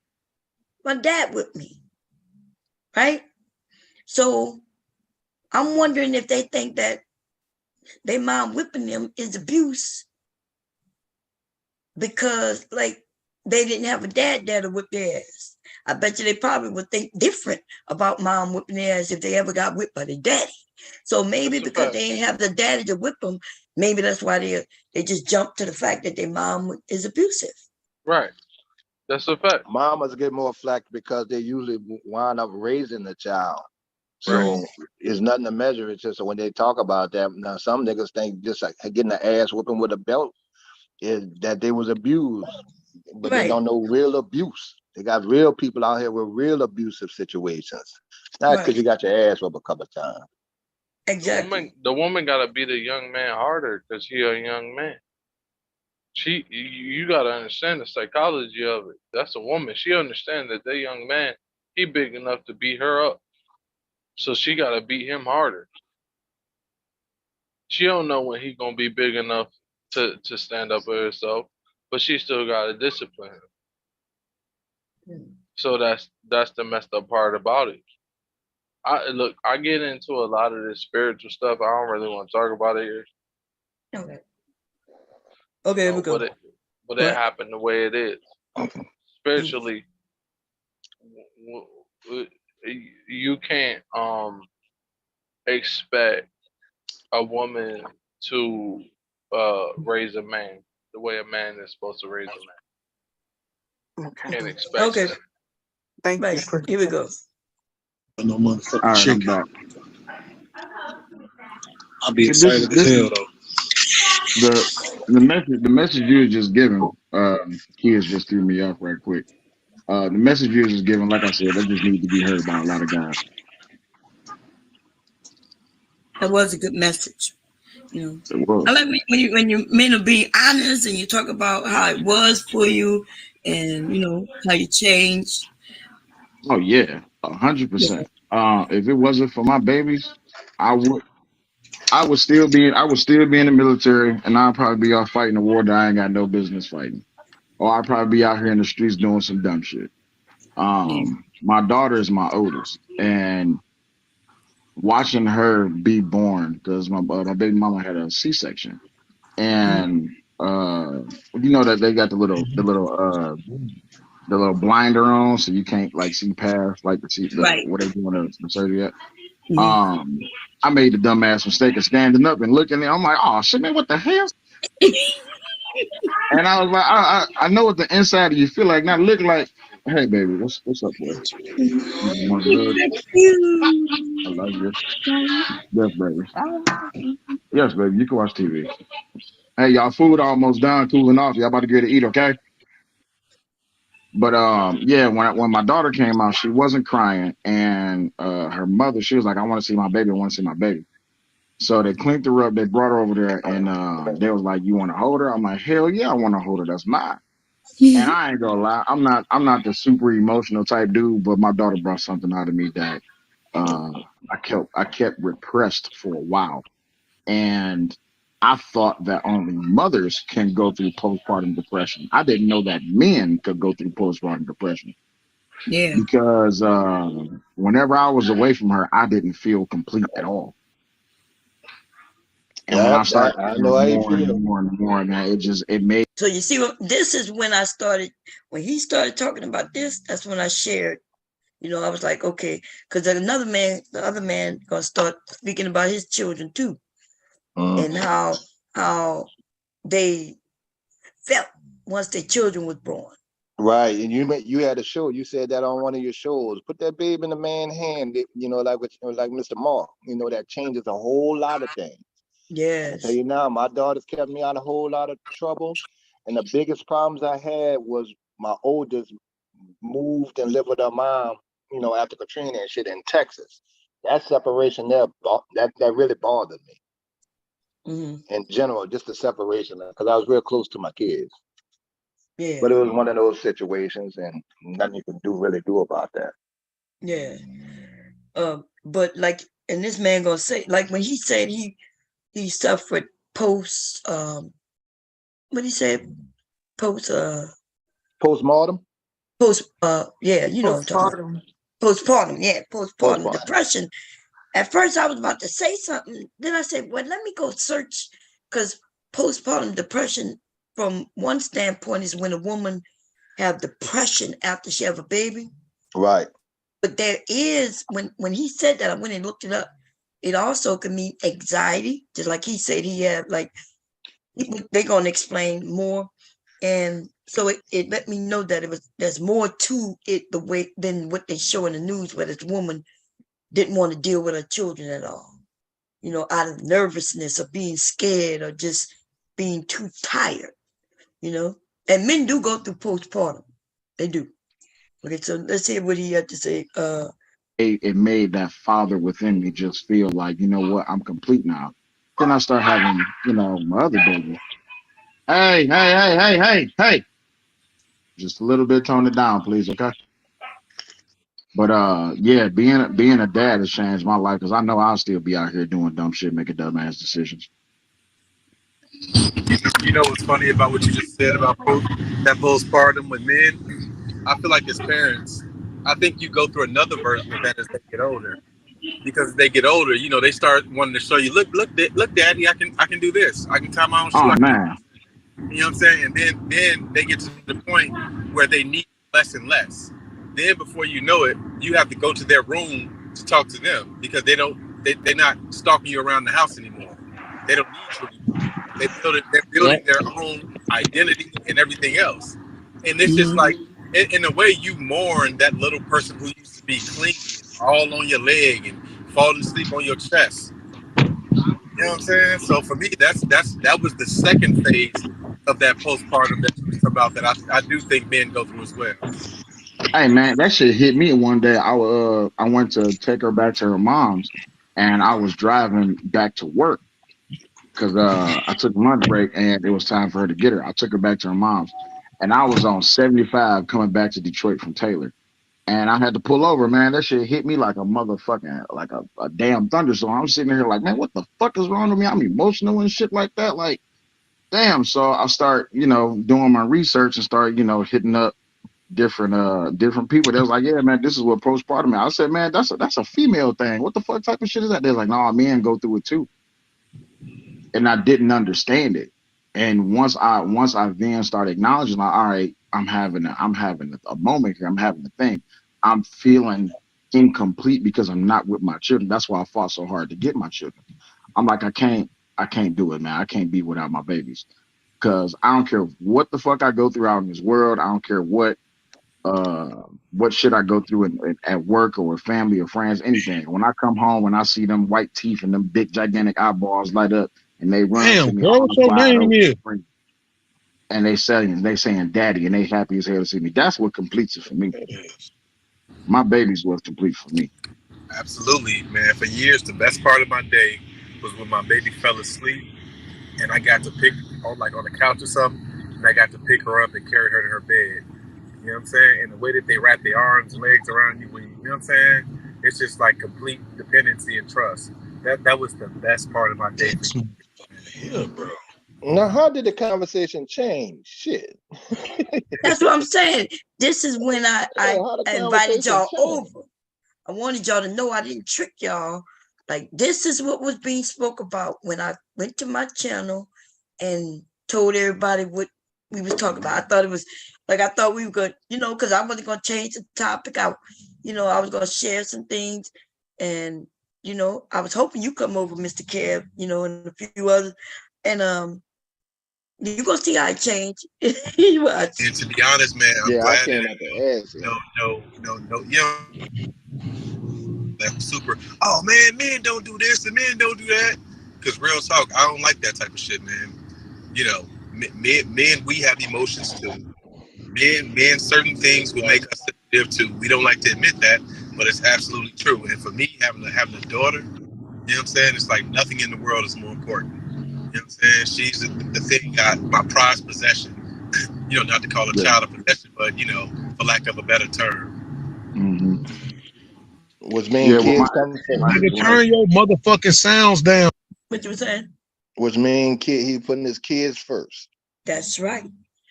They telling stories about how they love their kids, how their kids changed their life. You know what I mean? And how just seeing them smile when they come home from work, make them feel good. Like, this is a good conversation. Because I don't share where I'm at unless I think, that it's a good, safe environment. Even though we went through that shit in the beginning, when these men came up, it seemed like, hey, okay. I was like, yeah, let me share. So y'all could come over and we could see these men talk about families for real. And everything good. Okay, so here we go. Damn, nigga, damn. That shit all in my car. Ugly ass. I say this shit too loud, though. Yeah, I forgot I unmuted myself. This shit, I swear I'm glad he turned that shit down too. Like he heard me.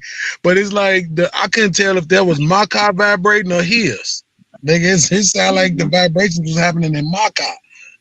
Like, nigga, your shit banging for real, nigga. You making my car vibrate. God damn.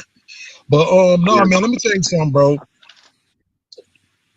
Real quick. Two things I remember happening as a parent. Three things. One, my daughter, I remember the first time I was feeding her a bottle, and she legit moved my hand out the way. Like, I don't need your help. Nigga, that shit hit me. I cried like a baby, nigga. Cause you proud, but at the same time, it's just like, damn. I was like, damn, she don't need me no more. Like, this some bullshit. You know what I'm saying? Like, she legit moved my hand off the bottle. Yep. You know what I'm saying? Like, move out the way, dog. I got this shit, man. You know what I'm saying?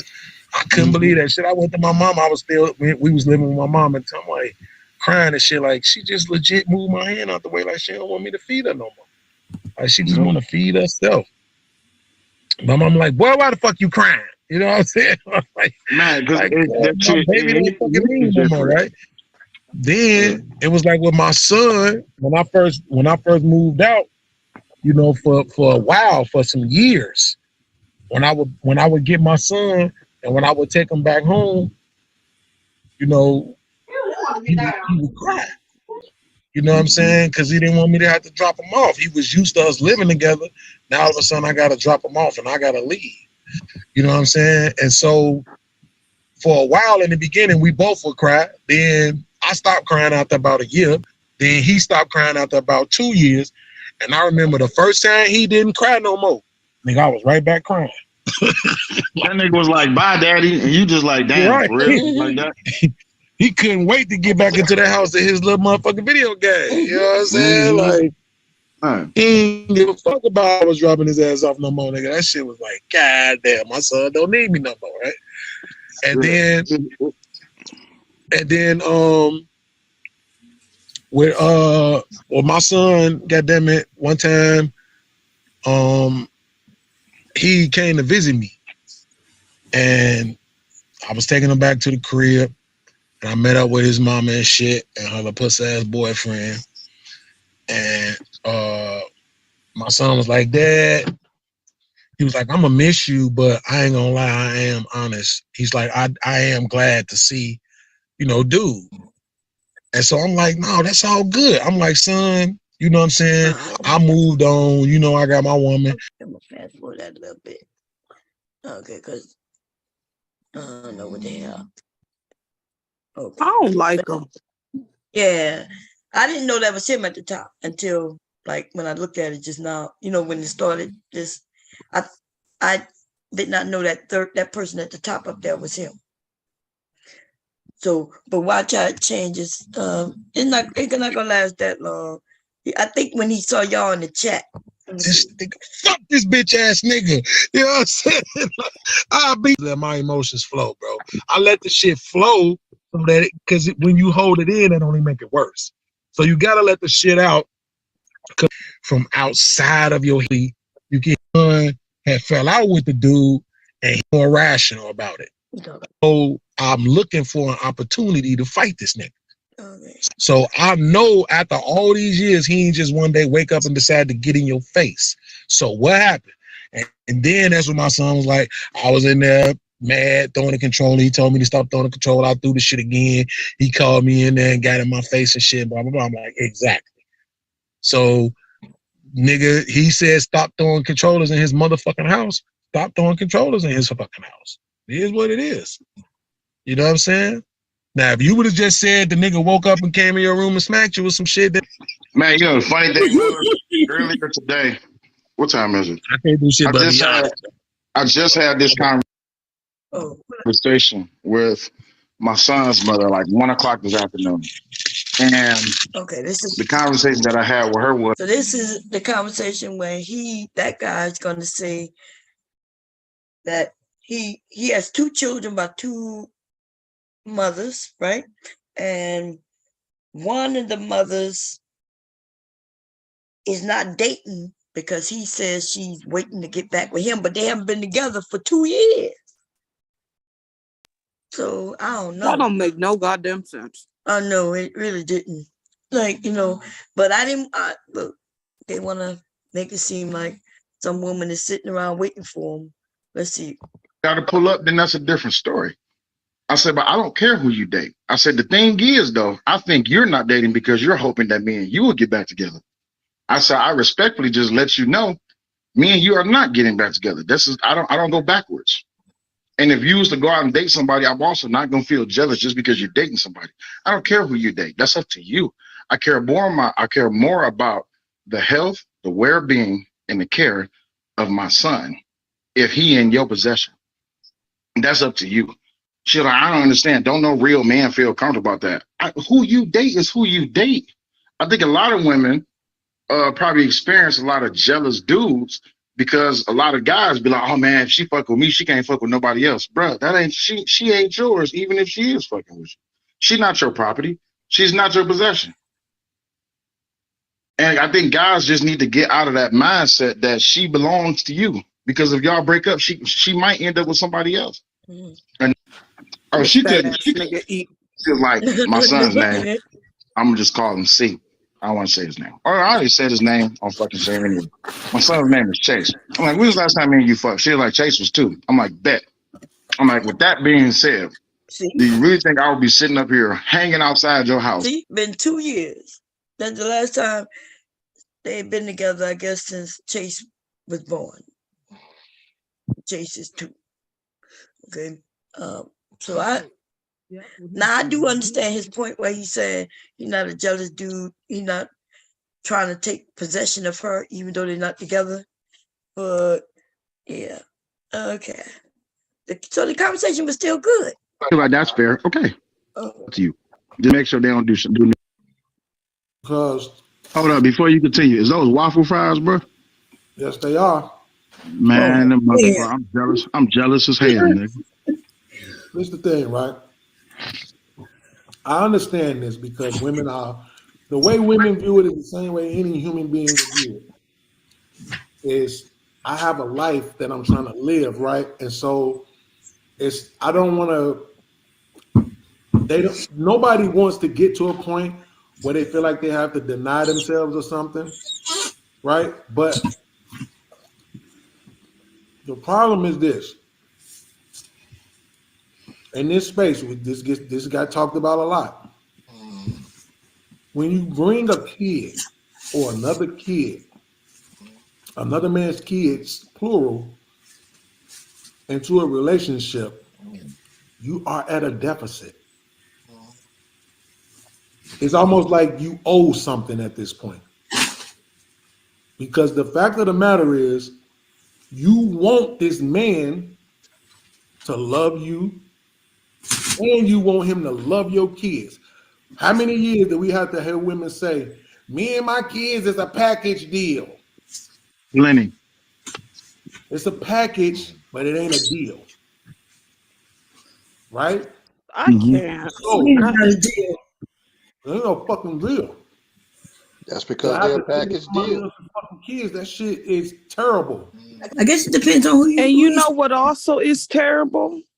What also is fucking terrible is being 40 plus years old on Section 8 with no goal, no drive, no motherfucking job, no plan. And for you to be on your little musty ass podcast talking shit to people, telling people what they should and shouldn't do. Like this nigga is something like this, the audacity. This motherfucker ain't got a pot to piss in or the window to throw it out, but he's saying what's a package deal and what isn't and this and that. Like, dude, how dare you? This motherfucker got the nerve, man. What's wrong with these people? Now you mind you, everybody was talking about their children, and everybody also mentioned that their children doesn't live with them, which means they have baby mothers, right? This guy down here was talking about how, when he was dropping his daughter off to the mother, and how he had to pull over, which means they don't live together. And this guy down here was talking about how his son, they don't live together, right? So we know we got baby mothers. Some of them have 2 baby mothers. So why would he come back? He starts shitting on stepfathers. Like, these men, children would end up with a stepfather. This guy up here is a stepfather and was raised by a stepfather. But only one of them going to be up here talking negative about stepfather, because the other 2 men, you could tell they disagree and they're going to end up leaving. They're going to end up leaving. This is, it just, There we go. Too, because some men don't have no problem with it and they think it's a deal. No. No. This is where the Fresh and Fits and all these guys, this is where they come in at, because what they're saying is this. If you give those men an option to pick this girl, let's say I seen a picture of you when you was in the military, Bomb Cherry. I was like, I'd fuck shit out of her, right? Okay, so let's go with that girl right there. I got that girl or the version of you that had some kids. Which one you think I'm gonna take? If you had the option of the same woman with no kids versus kids, you may want it with no kids. Yeah, most men gonna want it with no kids. But if you wanted me with kids versus another chick who may not have no kids, a lot of men might choose me with kids. Because they don't have no problem with kids, especially if they see what type of parent I am. They see that the kids are respectful and you know what I mean? Because it's funny because some of you are dads and you're not married to the woman. Therefore, you have created a woman with children. And it's almost like you're saying, okay, Bomb Cherry, she shouldn't get to be in no relationships no more because you recommend that no men get with women with children. You right now you're debating with other niggas and not me. Oh, okay. Well, yeah. I can pull my sleeves down. You ain't gonna be able to see it because I'm a black ass nigga. But you're not that black. On my arms, I have son of Maurice. That was my stepdaddy. I can't see no tattoos. Oh, that's not what I know. That's because it was done in jail, girl. It was done in jail. He got one of them jail tattoos. The fuck? That the real faded. But he said son of Maurice, and that was his stepdad. So that's when I was talking about the dude who gonna be against something that he was raised, like the men who were raised and they say their stepdads was great. Stepdad took a man and everything. Right. Now are telling other young men don't do this. Isn't that like, that's what I said to Ruth, that the dude gonna be like, he gonna say, do as I say, not as I do. Right. I mean, that's essentially what he's saying. I'm like, I hate when I'm motherfuckers. 31. Can I say something real quick? I'm 31. I'm considered a young man, right?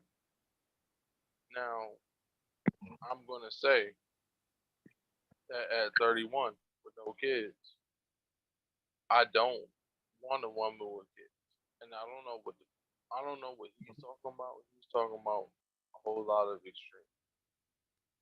But what I will say is that the way that things are going, as far as the dating market, a lot of single men that don't have children, the fact that they're being told, if you don't have this and you don't have that, if you're not at a certain status, if you're not reaching this and that, if you're not giving me this and that, and the threat of being married and getting divorced and taking half of your stuff, their mind state is, I will never date a woman with children. Also, there's an aspect of that child not respecting you as a man. Oh my God. Listen, Wait like a minute. y'all thinking we can never have this conversation. Yes, and we don't like, want to have this conversation because y'all seem to not want to have a real why conversation. Is that conversation so hard to have? It is not hard to have. Y'all just need to start thinking with your y'all? brains. You in this point when I'm talking about you right now. What are you talking about? Listen, I don't know. Listen, when you get with a woman and you like her and you find that she has children and you want to dump her, then do that. Don't start then blaming no goddamn children. Okay? If you get with a woman with disrespect for children. You're 100% right. You're 100% right. So, but you up here as a single man. You're right. I'm wrong. Contemplating some badass kids. I'm wrong. I'm wrong. I was wrong for even bringing that up. You're right. Only because you taking it off the top. I dropped yeah, the whole. thank you. I dropped the whole narrative. Good. I dropped the whole thing. Okay. It's cool. not the child's fault. It's the man's fault. It's not even the man's fault. What are you talking about? It's the man's fault for being too I don't know, soft or whatever. Soft? What? I don't know. If you're right. It's the man's fault not for arguing what? with you. Preach, you need to go to bed. For real, for real. I don't know. Did he just say it's not the child's fault? Was it the child's fault? Or are you insinuating that it's the child's fault? Men don't date a lot of women with kids because men don't. They do actually date a lot I've of been women seeing with kids. these niggas with Chuck E. Cheese. Why are you saying something that's not true? We're not having a conversation. No, you're saying things that's not true. That's what I was stopping you for.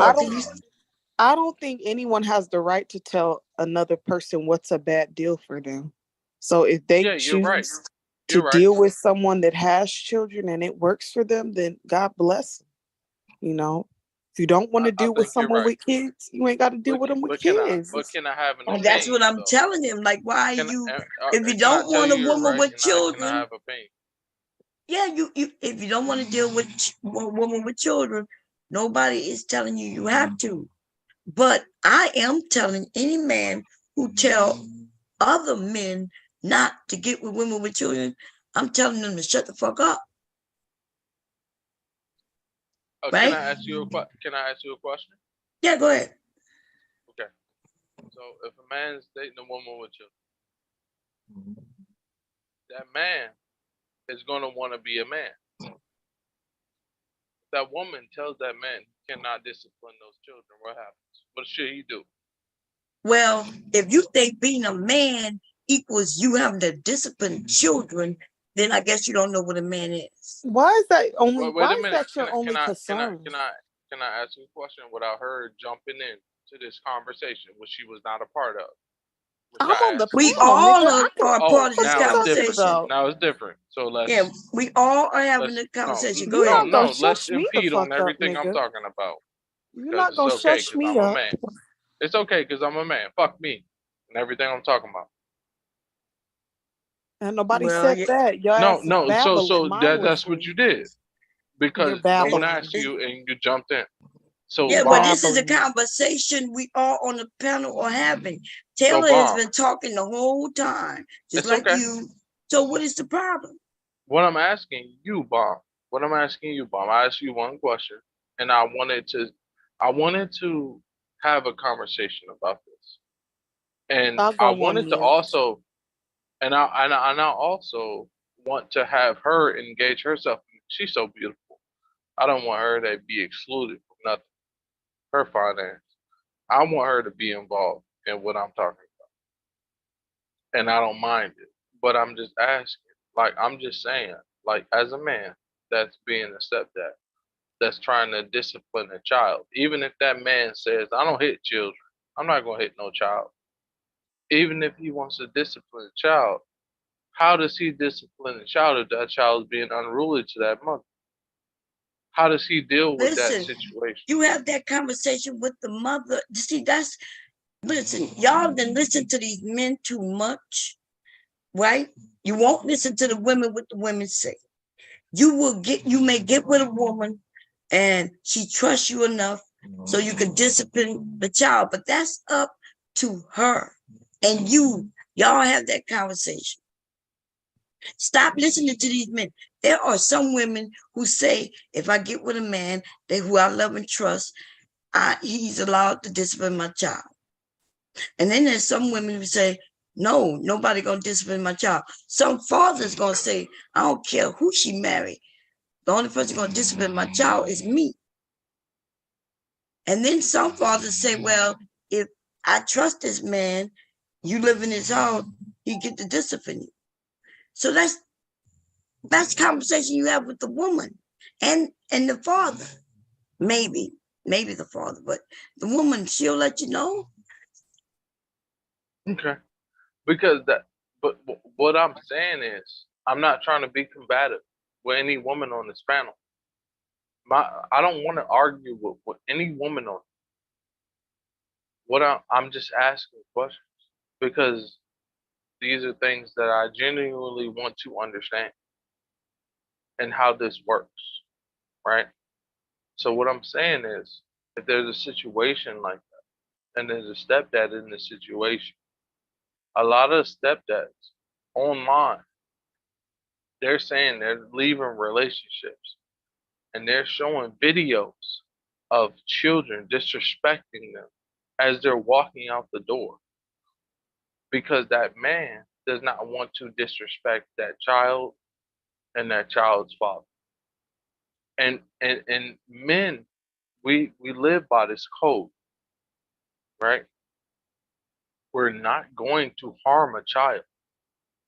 We're not going to harm a child. Code that. Listen, if you could show me videos of a child disrespecting a stepdad, then I can show you a video of stepdads disrespecting and whipping children. Show me videos of men harming children when they shouldn't.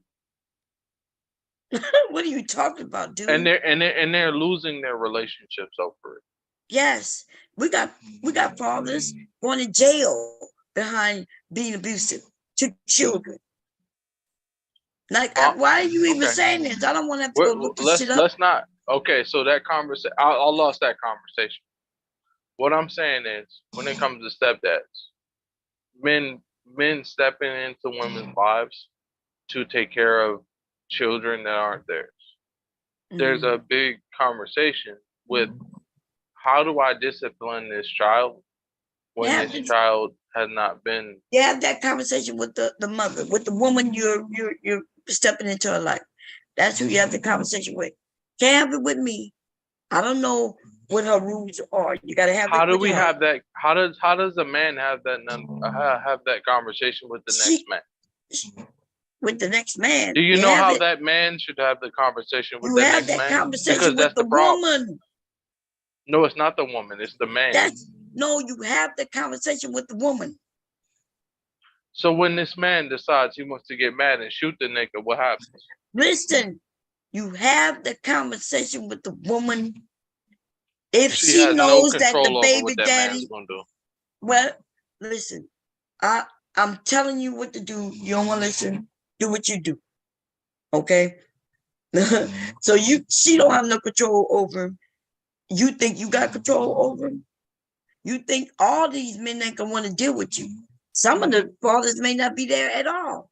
Like, I don't know what you asked me. I gave you an answer. It's really a simple answer. You talk to the mother. You're dealing with her, right? If you don't trust her and what she tell you, then why the fuck are you dealing with her? I agree with you. I agree. So she knows if the father is gonna have a problem, with you touching their child. I agree. And I agree with you. Discipline don't always mean spanking neither, right? Right. I never said discipline meant spanking. Discipline could just be a man sitting down and talking to a kid. My stepdad sat down and he talked to me and he told me what was right and what was wrong, and I understood because I knew he was a bigger man than me, and I knew that he could overpower me and whoop me. What is this? Like, I don't even know, because if you talking about what you're talking about now, then what's the problem?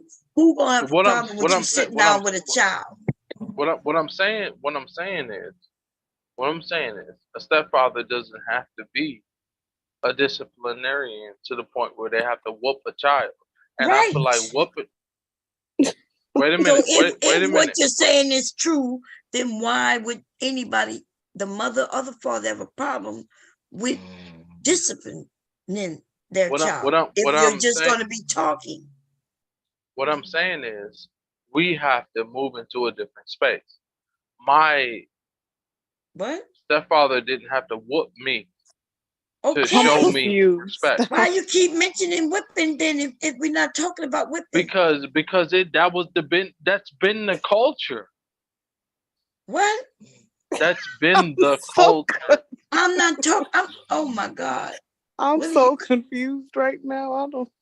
How are you confused? You never said been you're what? not talking. You said you're not talking about whipping. Preach, you talking about. You said you weren't talking about whooping, so that's why I'm confused. Now you talking about whooping. Well, okay. So let's have a level ground with one another. Let's have a We level really ground. want to get back to the video. Yeah, Oh, I really do. my bad. I'm gonna just shut the fuck up. Let's get back to the video. So he's talking about stepfathers, right? And if you're against, listen, if you're against being a stepfather, don't be a stepfather. I'm not saying there shouldn't be no stepfather. That's not what I'm saying. And I'm speaking on that. Why is she saying I'm going against what's talking about in the videos when that's exactly what they're talking? No, they're not talking about no spankings. You are.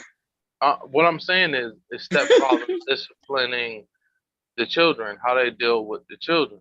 Yeah, but they're not talking about that in the video. You are. But it's how stepfathers deal with children, or how parents deal with children. Is that not what we're talking about, or should I? We were just talking about stepfathers, but if, like I said, any questions you have about that, deal with that. How about this? Since you're not a stepfather and you're not dating anyone with children, how about you just not even think about this? Because I shouldn't just even think about it. Yeah, because you don't have that issue, right? I don't have that issue, but I'm saying that it is an issue. But how is it an issue if you don't have the issue? But I'm a man. But what they got to do with anything? Oh, if I don't have, I should just address things that are directly addressed towards me. Okay, no problem. Yeah, isn't that how we live our life? You know, right. Yeah, no, I'm not out 100%. here trying to. I'm not out here trying to ask people how to stop being a drug addict. You know why? Because I'm not a drug addict. I'm not even. So why would I I'm waste only going to address things that are directly towards me. Right. There you have it. It'll make your life easier. Yeah. Bam. There we go. Now we on to something. Fair use. What I'm saying. Right? What I'm saying is it ain't a good deal. No way you have, no matter how you slice it. So you don't think it's a good deal is if you bomb Cherry, I meet you, you got a couple of kids, but you are a motherfucking multi-millionaire, and I don't gotta work. All I gotta do is take care of this your should have been a sign while you out doing I told you, Bob. I told you. Listen, when I came in the chat, I said, this nigga a bum. I was like, I wonder how long it's going to take for them to figure out that this nigga is advocating for men bumming. Because he just was all over the goddamn place. Didn't want to work. I got my Section 8 house. Ain't nobody can come in the house and tell me shit because this is my shit. I was just like, oh my God. You too goddamn. Mew was 100 on it. I didn't pick it up from this. Oh God! Now that I know that he's like, the only reason it's a deal if you got some money and I ain't gotta work. God damn. And I get to sleep with the pool girl. Then it's a good deal, right? Mm-hmm. But just in normal terms, it's a bad fucking deal because you're asking somebody to be. On one hand, you're gonna tell a man that he should be responsible for what he creates, and then on the other hand, women are asking other men to be responsible for shit they didn't create. Mm-hmm. Right? So that's what makes it it's a bad deal. I get it. This is crazy, man. It's wow. So let's see. This is what I'm saying. The reason this is one of the biggest issues with one of the biggest issues with women is one of the biggest issues with content creators that got 50,000 subscribers or more. Mm-hmm. They don't. Why do you make that specific number? That is about them. What? He said, "What content creators that have 50,000 subscribers or more?" Why do you say that? I don't know. I didn't even. He didn't get to finish saying what he was saying. No, he mentioned that number. He said, "Why?" He mentioned a number, but he was about to tell us what he meant because he was saying what they have in common. So right before he about to say it, you said something. So let's see what he about to say. He did mention a number though. Here we go. One of the biggest issues with content creators that got 50,000 subscribers or more. Mm-hmm. They don't like it when a motherfucker saying some shit that is about them, bro. It's okay. It does not mean that you're the worst. So it don't make sense. Why do it don't matter if a content creator has 10, 100, 1,000 people, right? If that just means he's clout chasing. Yeah, that's right. He's searching for a number. He about to mention Tommy. So He's searching for a number. He's searching for numbers. He's clout chasing. Yeah, he about to Tommy. He mentioned Tommy a few times. Like they must have got into it or something. I didn't ask him the details because I didn't want to get involved. But here we go. Person in the world. I'm not saying nobody should get with you. What you mean about them? What are you talking about right now? What I'm saying. Listen. I married my husband. We were married for 5 years before we had our children. He's the only man I've ever been married to. He just left the house just a few minutes ago. So when you say content creators think you're speaking about me, you ain't speaking about me. Most of y'all on this internet. No, I'm saying content. Y'all not misunderstanding me. I said, oh, okay, because I disagree with you. How women don't like to hear bad shit about women. Mm-hmm. Content creators don't like to hear bad shit about themselves either. Yeah, but I understand where you don't think it's a deal. You, as the individual, you're saying it's a bad deal. No, not me not me. Yeah, okay, it gotta be. Let me ask you this. Oh Lord. They had this on the episode the other day. This shit blew my mind. Sean, can you hear me? Yeah, I hear you. One of my favorite TV shows is Good Doctor. They're not even paying it. Y'all notice the men not even saying nothing anymore. Right? Yeah, because he's a ratchet ass nigga. No, they're not down there agreeing. They just ain't saying shit. Because he make no goddamn this man did literally the entire time. Well, up until this to this point and ongoing, he was not making no type of sense. Like and we was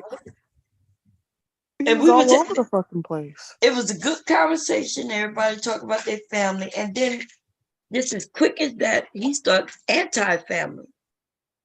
Yeah, so that's what I'm saying. Like everybody was the men was talking about. Yeah, I love my daughters. Yep, I love my son. Yep, yeah, they everything to me. And then bam, this dude started talking negative about families. It's like I don't know why. Here we go. Doctor. They had this shit on the episode of Good Doctor the other day. Blew my mind. Bomb Cherry. It's a dude on the show. He's gay. And he's dating the other doctor on the show, right? Mm-hmm. But he didn't tell the dude that he was HIV positive. Now, he got all the medicine and shit that makes his shit untraceable. Supposedly, when they get to that point, they can't spread it or pass it around, right? Mm-hmm. But the other guy was still upset because he didn't tell him. Do you think he should have been upset, or do you think he should be like, well, it don't matter because you can't spread it to me? Yeah, he should have been upset. I would want to know. So that means you understand when something is a bad deal. I understand what bad deals are, but what this got to do with what we were talking about? I'm trying to prove that you understand that something is a bad deal. He couldn't get the disease. It's kind of the same thing. What do you mean it's the same thing? He couldn't get the disease, but hold on. He couldn't get the disease, but he still felt like it was a bad deal for him to not be told that man was HIV positive, so he could make it. So you see what he's doing? He's trying to give me an example of what a bad deal is. And I'm like, I know what a bad deal is. I understand what a bad deal is. I'm just saying that all men not gonna think that being a stepfather is a bad deal. But see, he's trying to conflate now. He's trying to say, well, if you know what a bad deal is, then this is a bad deal. I'm like, what? And then we got one dude saying it's kind of the same thing. How is it kind of the same thing? Yeah, I would want somebody to tell me, like, if they HIV positive before I deal with them. Just like I would want that would be nice. Yes, and I want a man to tell me if he has children before I deal with him. I would want him to tell me that too. That would be nice. It would be a bad deal if me and this guy got to know each other, then we got serious, and then he sprung that he got some children on me.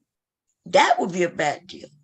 But if I find out that he got children, but I like him enough, you know what I mean? He told me about the children. I like him. He introduced me to his children, and we all vibing. Then we become a family. That's not a bad deal. But I don't know what these niggas are one track minded. Here we go. Own decision for itself. It's a bad deal. Right, I get that, but how somebody says the same thing. If you know I have a child and we're dating, and you know I have a child, I'm not keeping nothing from you. Not that aspect of it. Not that aspect of it. It's just a thing of whether it's a good deal or not. I think both of y'all made valid points. I'm gonna be honest. I think what Bean said makes sense. I think most guys would take the version of you with no kids. But then I think she made it. My bad, I missed your name. I'm sorry. I think you made a valid point in that I have chosen women with kids over women without kids. So I think both of y'all made valid points that I can personally identify with. See, that's what I like when the men come up and that they're not so ready to just agree with the man just because, you know what I mean? So he's like, I see valid points. There could be some men who don't want to be stepfathers. So he might think it's a bad deal. And then he said he personally have dealt with women with children. And he was okay with it. And this is what's problem with some of these men who think they got all the answers for every single man. And so when the man come up, he gonna ignore this man. Watch. Thank you. That's what I was saying. I wasn't saying he's wrong. I was saying that he's wrong. He's wrong about that being a bad deal for all men. There are gonna be some men who think it's a bad deal and they're not gonna take it. They may even think it's a bad deal and take it. But there's gonna be some men. Some men are okay. They're like, yeah, okay. I'll provide a little nuance and perspective too. For me, a person who don't want no more kids, you have to have a kid for me to deal with you. You absolutely have to, because you can't want more kids. You got to have it out of your system. So for me, I ain't saying it's a good deal or a bad deal. I'm saying that is the only deal I will accept. Yeah, I like that. And that's a good example that you gave. Because, if I got divorced and I wouldn't mess with a young man unless he already have children. Because I'm not giving him no more children, So yeah, I like that. I like that. Of course. Because he doesn't put any accountability on women to stop bringing kids into relationships. See, he didn't like his answer.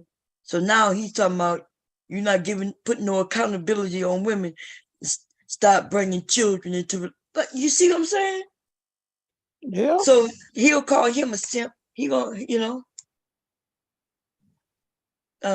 anybody got anything they want to say? He's a fat bastard. Fuck you, little podcast. Oh man.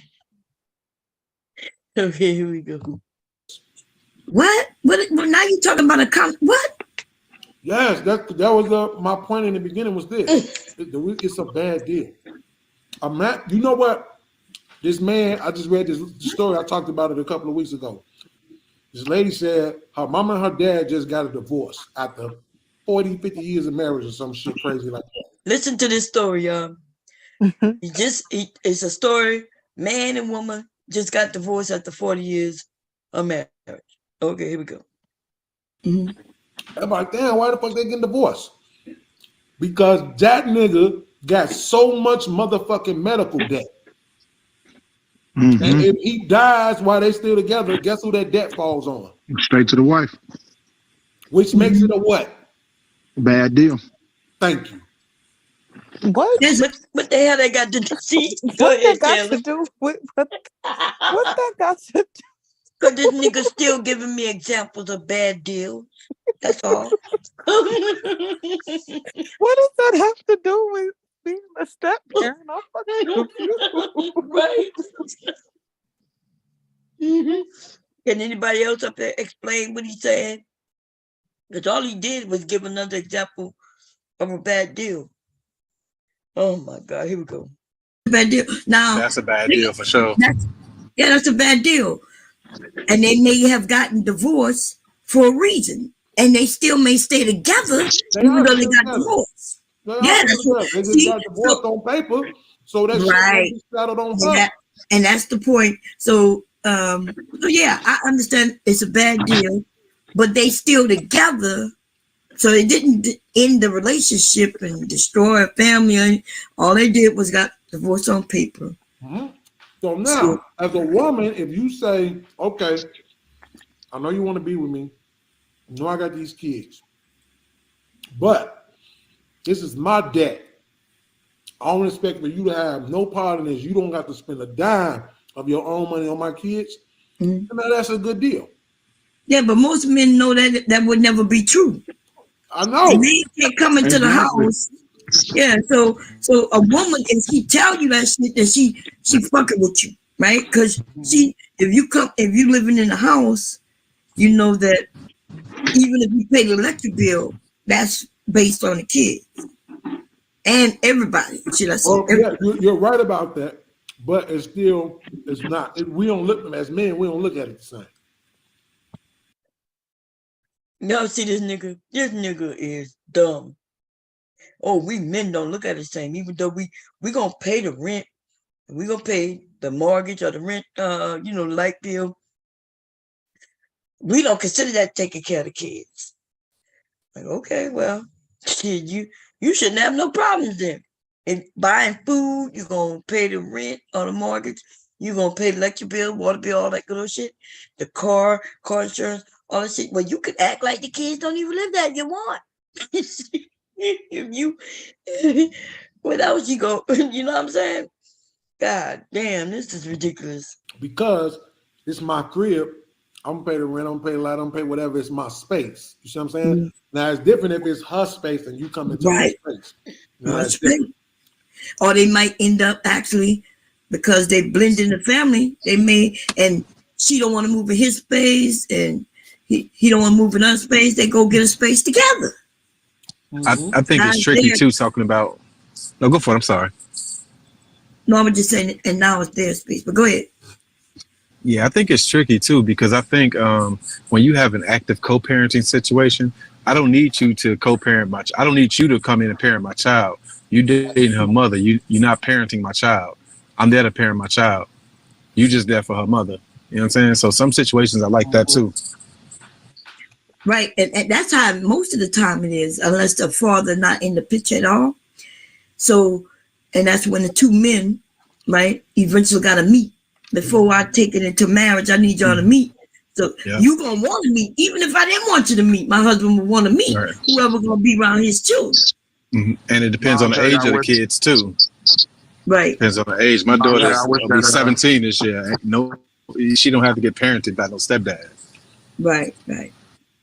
I wish that ideology was across the board, because a lot of dudes and women, they don't want you to meet. A lot of guys and a lot of women, they don't want you to meet the parent, because it's a possibility they still fucking around with them, right?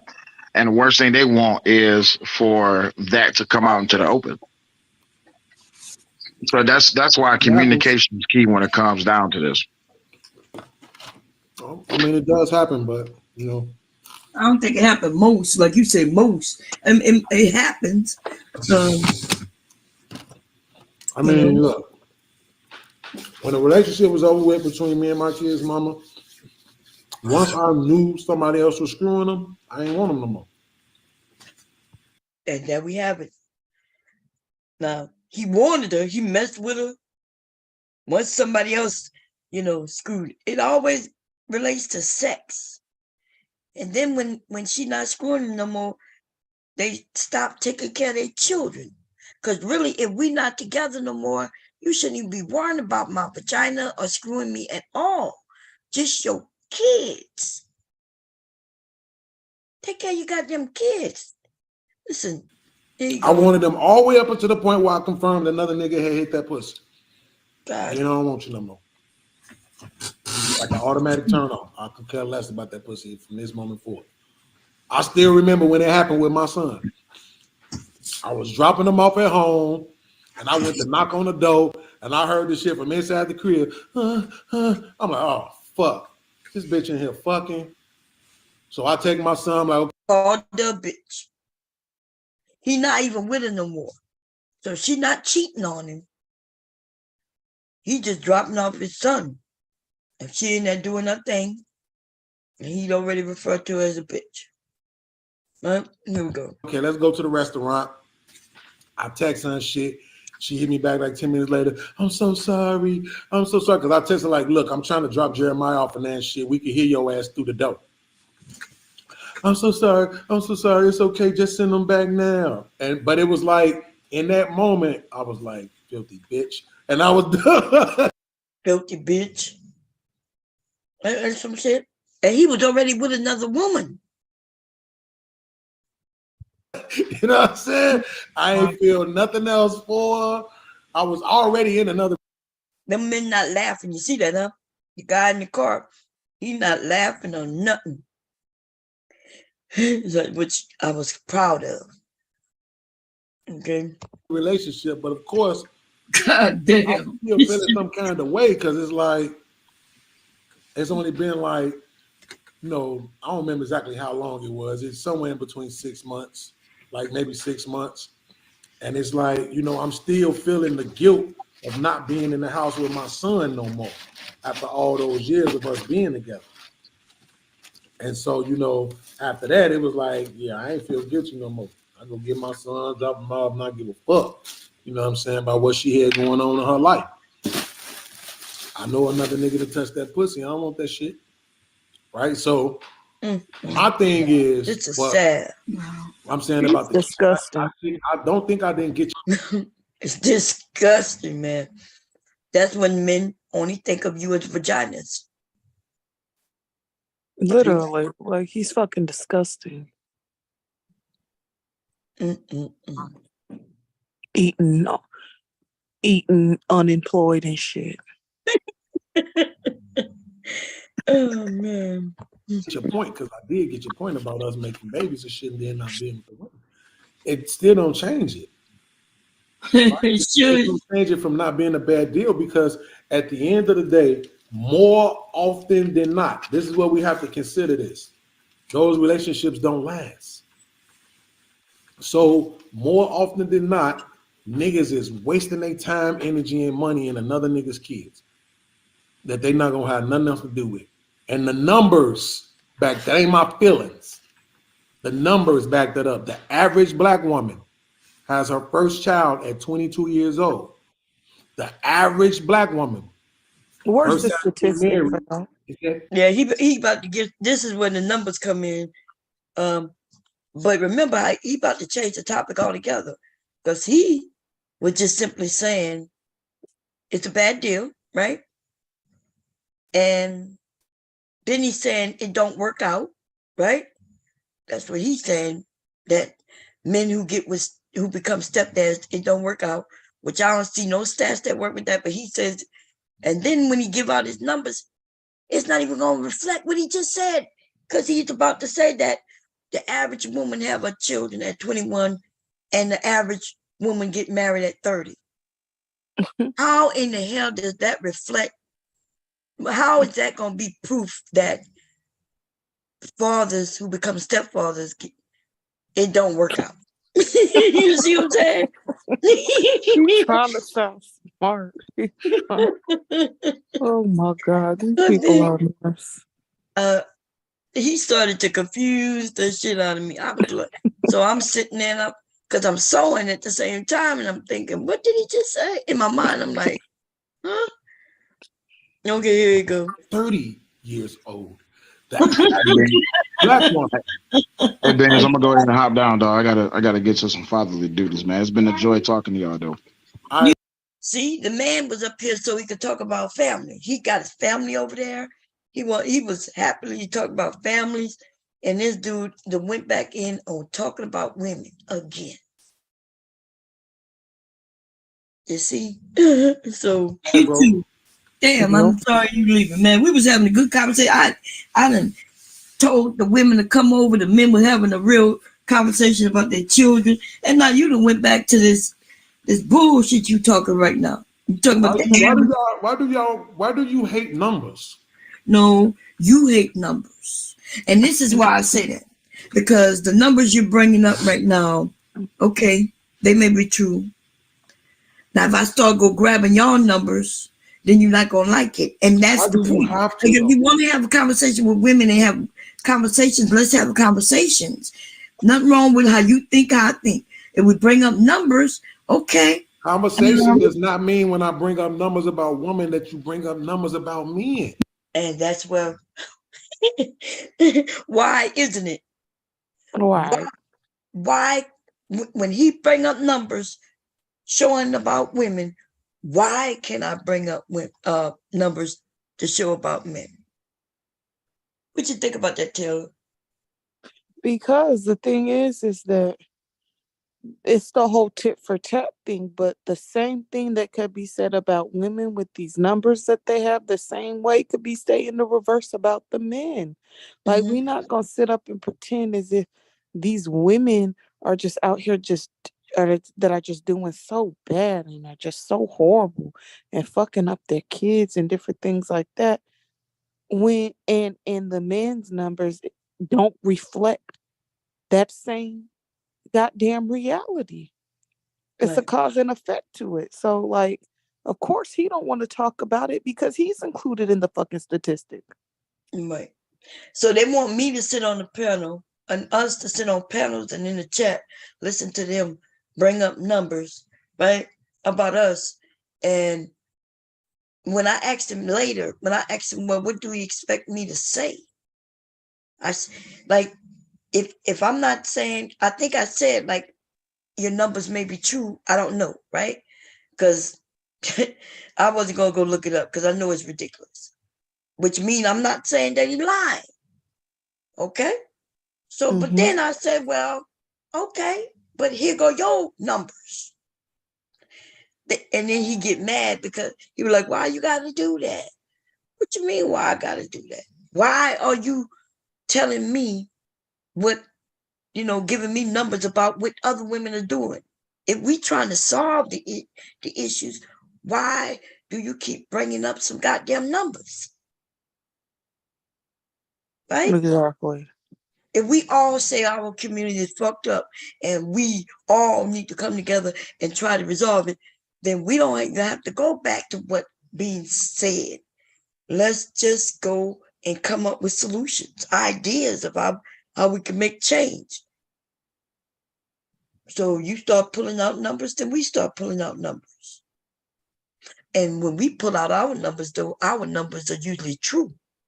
And their numbers, because he gonna mention some numbers when he mentions something that we all have went over before, when he gonna mention that Black men are mostly in their children's lives, but we all know that's fake.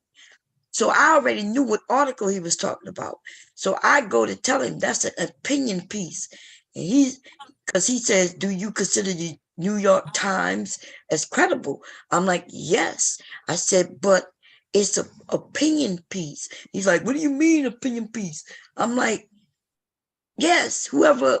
Do you know what an opinion is? Like, yeah, that's what I told him. I said, it's an opinion piece. How you know? I said, because it says it. That's why he wouldn't give me that link. Because, see, they don't read. These niggas don't read. Right at the top of that article, it says opinion. In the New York Times, they got areas where they report in the news. They got the obituaries.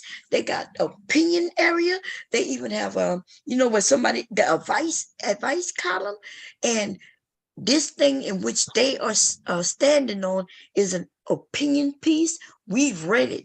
And on top of that, the New York Times themselves say the numbers that are indicated in this article is not factual. So when they have the little chart that claiming it, what they saying, I clicked on it and it took me to a website. This website is a Manosphere website, right? And even when they put their stats, I hit the link to see where the information that proves what they say, and it went nowhere. Like as if they just said it. That's it. It didn't have no site. It didn't link to nowhere. It didn't say it come from us. Yeah, and they think they're smart. They think they're clever, right? But those of us who know how to read and understand that anything that gives numbers, they have to cite who did the study, how they did the study, and what the results are. So I cannot. Even if I write an article and I put some stats in and a chart, right? I have to cite and say where I got the information from. So once I cite it, somebody can check to make sure I'm telling the truth. But when you clicked on their link, that shit went to a dead, like nothing of it, a 404. It said 404. Meaning this site does not exist. And I kept asking him to give me the link. I'm gonna look it up so we can see exactly what he's talking about. It was in the New York Times, that's true. And it was an opinion piece. It said opinion at the top. And in that little article, right, they had a chart, and I clicked on it. Like I said, it took me to the site, and in order to they say here, this is where I got the information from. And when I clicked on it, it went 404. That's how that shit went. That's facts. Here we go. What this dude have to say? Why not? That is a conversation. That is exactly what the conversation is. No, it's not. Okay, so not, and you know it. Okay, so on this topic, when you talk about bringing up these numbers, and you talk about the average, you understand when they say an average of a woman is a whole woman. So you want to do what the white people do when they lump us up, and then they want to take a half a woman here and a half a child there and a dog. You want to do that during our conversation? Is that because that's exactly what you're talking about right now? Yes, you're saying the average of all these women, the average of her having a child is at this age, and the average of her getting married is at this age. But we do know there's a lot of women who get married right out of high school. We know that there's a lot of women who don't have children until they're in their 30s, especially now. So by you saying something that they put into so they can get a look on how our community is. If you're going to use it that way, cool. And then when I start bringing up how the average of Black men can't read, and I start talking about how y'all are in a household with your children, then is that a real conversation for us to be happy? Because you only bringing it up because somebody said something about women. Yes. Right. And let me split the difference. The difference is like if proper communication. It's not. You're in a whole marriage. Wait a minute. Hold on, Sean. You in a whole marriage. So you telling me if you go to your husband and complain to him about something he's doing, his proper response is to bring up something you've done that he don't like? That's when I'm having in a marriage and my husband says something that I did. No. And I say that he did it too. Yes, that would be how I would do it. Yes. No, this is what you just said. You said if your husband bring up something. So even if I bring up, if you go to your husband and you say, Earl, I don't like it when you do this, and his response is, Bomb Cherry, I don't like it when you do that. You're trying to tell me that's proper communication? Yes, that's how conversations go. No, it's not. At that moment, I disagree. Wait a minute. So at that moment, he's telling me what he don't like, and then what I don't like. I hate that. Oh, I hate that. I don't know. That's how I know y'all don't know. No. Y'all want to just be able to come something, So it's one thing that you say you don't like it, It's something that they say they hate it. You know why they say they hate it? Because they know they've done it and it's been done to them, which means I'm correct that it's done that way. You may not like that it's done that way, right? If I go to hubby and say, hey, you left the keys, you know, or how about this? You left them pins on my mantle, even though you know I keep moving them. And then he turned around and tell me, well, you keep putting on my shirts when I don't like you wearing my shirts. Yeah, that's done. Right. I may not like it. I may not like that he brought up the shirts after I brought up his pins, but we cannot say that that is not how it's done. And that's the difference between when I'm talking to people. I'm not telling them that they need to like it. I'm just saying that is how lots of, and y'all correct me if I'm wrong. You ain't never been in an argument with somebody and you told them what you don't like, and then they turned around and told you what they don't like. Yeah. So I don't know why they telling me I'm wrong. Yes, nobody likes it, but it's still how lots of us communicate. Okay, go ahead. What you want? You want to say something, Taylor? No, these motherfuckers is stupid.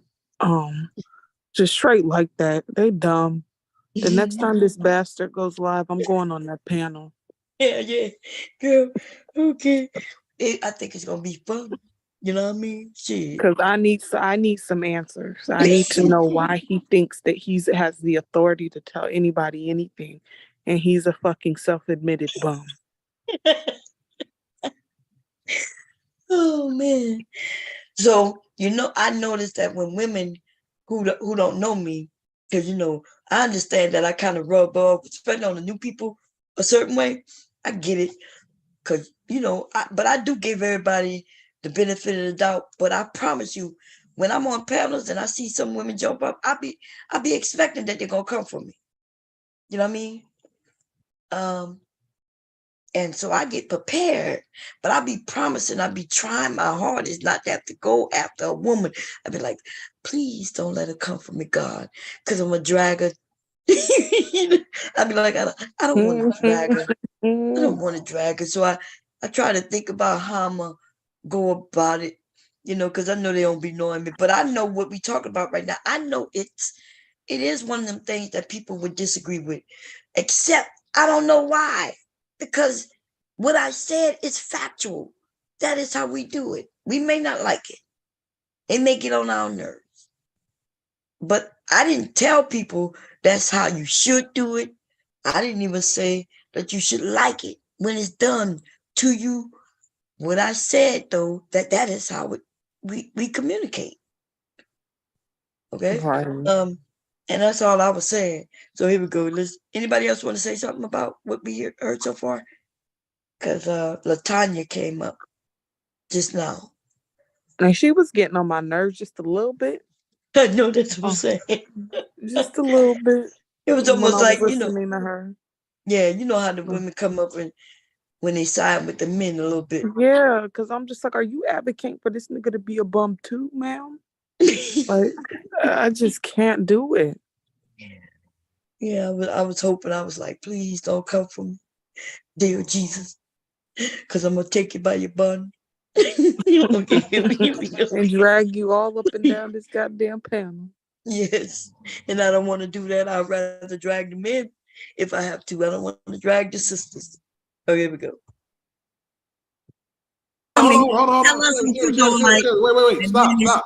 You gotta repeat what you just said because it was echoing. We couldn't really hear it. Oh, yeah, somebody. Now you said your husband say what now? I said, if my husband came to me to tell me the things that he don't like, he have a right to do that. I already know it's factual. If he say, hey, I don't like the fact that you wait till 9 a.m. to make the bed instead of 7 a.m. Right? And what's your response gonna be? I don't like it when you do this. Yes, listen, I agree. It's not like I'm saying that he's lying. So what do you mean? He's telling me what he don't like. I'm agreeing to it. I don't make the bed until 9 a.m. What doesn't mean that I'm going to tell him I'm going to change it for him. So he telling me what he don't like. I agree that that's what I do. And then now I'm going to say, well, babe, I know you don't like that. Okay, and I don't like when you do this. I don't like the fact that, but you know, so what's the fucking problem? That's the believe that conversation. you actually telling me you believe that's proper communication. That is how you have conversations. What do you mean? Y'all just want to Sherry, throw something in our lap and then want me to excuse it? No, that's not it. I think that's dismissive and unproductive conversation. If you come to me and say, Sean, how long you been married? How long you been married? 7.5 years. Okay, so I'm 33 years. You want to tell me how to have productive conversation with your mate? Now I'll say what you're doing is what Beans complains about with the content creators. I can't have an opinion because you have 300,000 followers. I can't have an opinion. You can have an opinion, but you can't tell me. I didn't even get my point out yet. When I told him, I'm not saying they couldn't have an opinion. I'm not saying that they're wrong, right? They're telling me that I'm wrong. That is, I don't know why people don't understand when I say that. I'm not on panels telling people that you're wrong for this, you're wrong for that. I never told a man you're wrong for not wanting to be a stepdad. I never told a man that you're wrong for not liking women and you rather get a dick stuck in your ass, right? I never tell them they're wrong.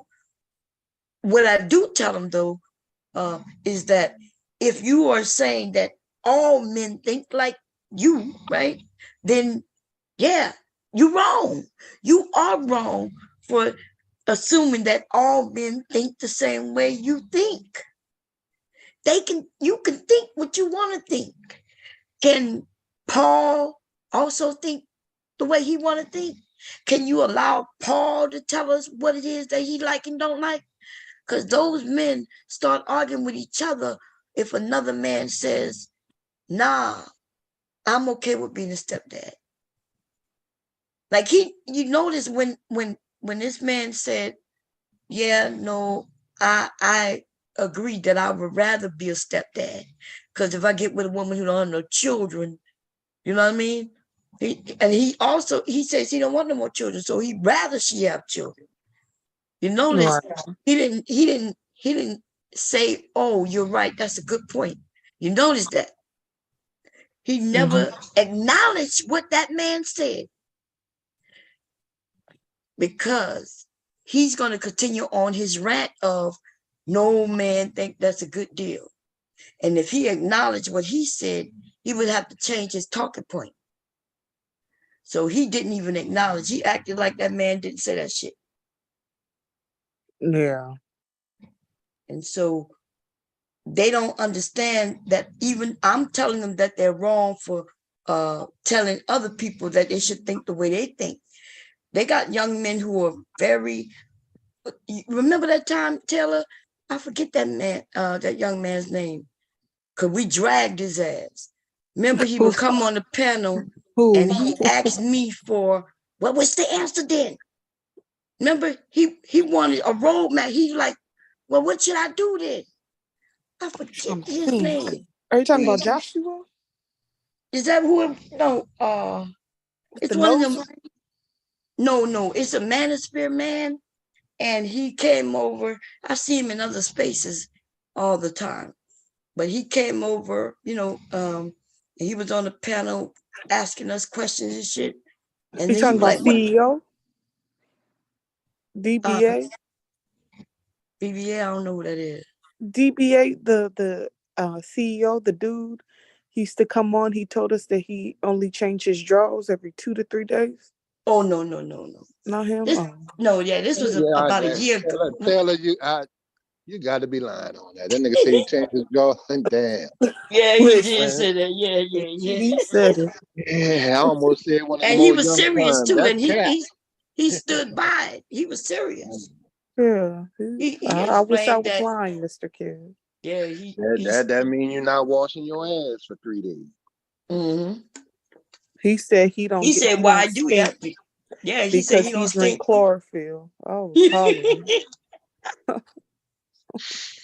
unless he took a bath and put the same drawers on.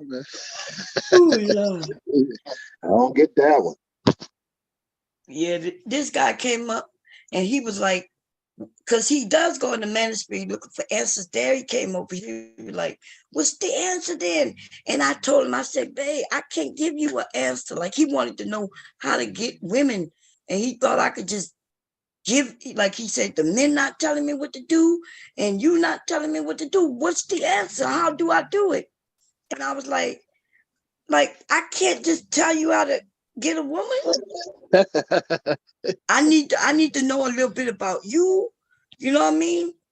You know, I like, and then I could give you some ideas. What I'm mostly trying to tell these men is stop listening to these dudes, because the shit that they saying is not gonna work. And then so he came over here telling me, asking me, what do I do? So I'm saying, listen to the Manosphere be having them niggas thinking they can strong arm a woman, you know, mentally. Yeah, you can't do that, man. Anybody, I don't care if we was in the olden days, you can't just really strong arm nobody and expect to be respected, you know. Yeah, I think when I came in this area, I think I've already seen Taylor. So I think you was here longer than me, Taylor, right? When you you was here on YouTube, I think longer than me. But we've seen what these different men have said from year to year. Mm-hmm. You know, we've heard these men kind of say, yeah, you got to, like, I've heard some of these men suggest abusing women, suggest withholding shit from women, which would be financial abuse, you know. Yeah, all kinds of shit. These men are talking about they want 2 women. Like, he gonna mention this shit about having 2 wives and shit while he claiming not Manosphere. This dude gonna just be saying all that bullshit. Hey, you know what else I caught on to, Bond, what he said? That nigga brought up he brought up Fresh and Fit. So now that's Manosphere, Red Pill, and Fresh and Fit. You say you got your advice from. Right, that's what he said. Yeah, that's 3 fucking main Manosphere dudes sending a fucked up message. But he gonna mention he gonna say he not Manosphere. That's the weird thing. He gonna say that. Yeah, I think we heard him a little bit because I fast forwarded, but he mentioned that, yeah, my message gonna get convoluted with others. Nah, your message is the same. He said he went in on That's Section because Red. it's the same damn thing. Ain't gonna get convoluted. The same shit. That's why you were telling them, man, we've been hearing this shit for the last 5 years. My time, 5 years. I'm like, oh, that's why I stopped really coming on YouTube. I said, these niggas really ain't talking about nothing but, you know, baby mamas. And where it started off with the weaves and the nails and shit, then it got to the BBLs and the baby mamas, and they destructed. That's why I ain't really had too much conversation. When I used to go up on the panel, same attitude, then them niggas get shut down. Just with simple logic, man, that don't make no fucking sense. Men don't talk about women like that. But them niggas do. They're like, well, this barbershop talk. No, it ain't. What whole ass barbershop you went to? That's what I be wondering. When they say this barbershop talk, I be wondering, do y'all men be really in there talking about this shit? No, dude. The most we'll say is somebody fine when it comes to women, such and such, but we don't really talk about our personal business like that. God, you know what I mean? Shit, that ain't gonna do nothing. That gonna make a lot of men want to knock it, you know, hit it too. So you don't do that. I've been in barbershop in 4 different fucking states. I ain't never heard that. Man, I've been thinking, damn, if this what these men talk about in barbershop, god damn. Cause usually when I walk in barbershop, the men look, they look, all of them look at me, they look at each other. I don't be thinking that they talking nothing bad. Yeah, never disrespected it. Yeah. Get their little hair cut. Now they may tone down the conversation, you know, to make it respectful when a woman come in with a child or a son. Then niggas will stop the cursing and stuff like that, you know, because a little kid in there. Yeah. You know, that's the only adjustments I ever seen. Man, it's crazy. Here we go. We did not do ranking. Oh, she a 6. Oh, she a 7. Oh, she a 9. I never heard that shit either. Yeah. Giving numbers and shit.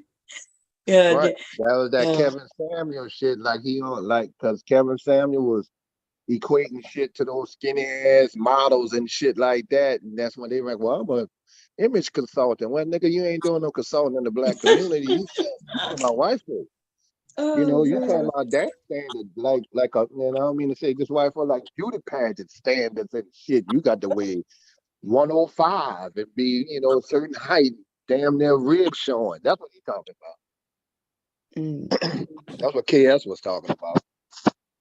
Yeah. Okay, here we go. Let's see. I didn't even get my whole point out yet before you dismissed it. But you told me that I was wrong. That's what I'm talking about. No, listen to what I'm saying. You can do whatever you want for you. Whatever works for you works for you, right? I'm not telling you how to adult or how to communicate. That's your choice. If your husband loves it, then that's great, right? But my point for me, right? I wouldn't allow my child to do that. I wouldn't allow anybody to do that. If I'm bringing something, and even at work, try that at work.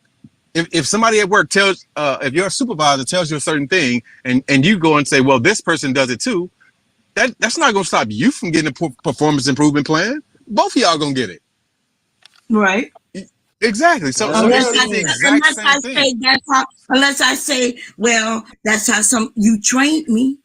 No, I don't give a shit. If you're taking a 2-hour lunch and you know, and I say, look, stop taking 2-hour lunches. You get 1 hour for lunch. Oh, well, these other 3 girls get it. Okay, well, all 4 of y'all are on a performance improvement plan. Right, but that's different. Who else is doing because now you're talking about something that you consider that's wrong, that we all know is wrong. We all know we get an hour break, and so we all know if you go over that, you're wrong. But if you telling me something that is just happening that's not necessarily wrong, but wrong in just your eyes, then what you want me to do, baby? But look, anytime you bring, if you bring it, listen to what I'm saying, right? If you bring an issue to me, that issue is a problem to you. It's wrong in your eyes. It bothers you. If your issues, if the things that bother you are not of a concern to me, then our relationship is probably not going to last or it's not going to be enjoyable. It's dismissive. If every time you do something to me, I say, well, you don't fuck as much as I want you to. So yeah, I can go and fuck these other women. It's stupid. I'm not saying you're stupid. Y'all heard what he just said? He just said, wait, let me rewind again so I can get it right. Let's see. You do something to me, I say, well, you don't fuck as much as I want you to. He said, so you don't fuck as much as I want to, so I'm gonna fuck these other women. So what? Why did he bring that? Because all I said is that my husband said he don't like me doing this. And then I said, well, I don't like you doing that. This dude just added a whole, they keep doing that. He didn't add it to where hubby says, okay, I don't like that. You're not having sex with me enough. So now I'm going to go fuck somebody. That's not even what we talking about. They all over the place. You see what I'm saying? Like, it's okay if hubby say, hey, you're not having sex with me enough. Okay, cool. And you know what I mean? But what the hell is this? Oh, I'm gonna fuck somebody else. What? Nah, he didn't change the whole conversation just that quick. Because I never said anything about hubby came and mentioned the bed, me making the bed at a certain time, and then told me he gonna fuck somebody else because I make the bed up. You know what I mean? Like what that? Why they do that? It's ridiculous. But anyway, listen. Like I'm gonna say it again. You don't have to agree with what anybody does. You don't even have to like it. You don't have to like it. You don't even have to do it. But to then tell somebody else. But he did say, well, I'm not telling you to not do it or do it. You do what you want. Yeah. I don't know why they're acting like they don't understand what I'm saying. Because like they said they don't like when people do it. Like I said, which means people do it. Okay. And here we go. So yeah, I can go and fuck these other women. It's stupid. I'm not saying you're stupid. I'm saying that behavior becomes stupid and nothing will ever get addressed. Nothing. Because once that happens, either one of us is gonna shut down or both of us are gonna shut down. And before that, I call that a gateway drug to sell them pussy. or supplemental periods. I mean, okay, however you want what you want. I'm saying. See, you know, this is the thing. You're breaking right now, by the way. You're bargaining. So this is the thing. We was having a conversation about us, what we actively do. You know, you was talking about your dating, your children, and then all of a sudden we go into women and a percentage of this and that is what I'm saying. Like, that is the breakdown of these conversations. You are listen. I'm gonna tell you the same thing I had to tell Daryl on earlier. You need to be honest with yourself about your triggers. So yes, because somebody could say something, right? And believe me, I have my own, so I'm speaking from experience. Somebody could say something, right?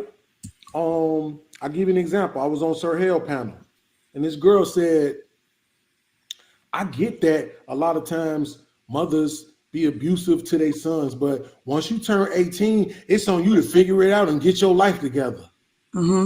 As somebody who went through that shit, I was immediately triggered. Went the fuck off on that chick.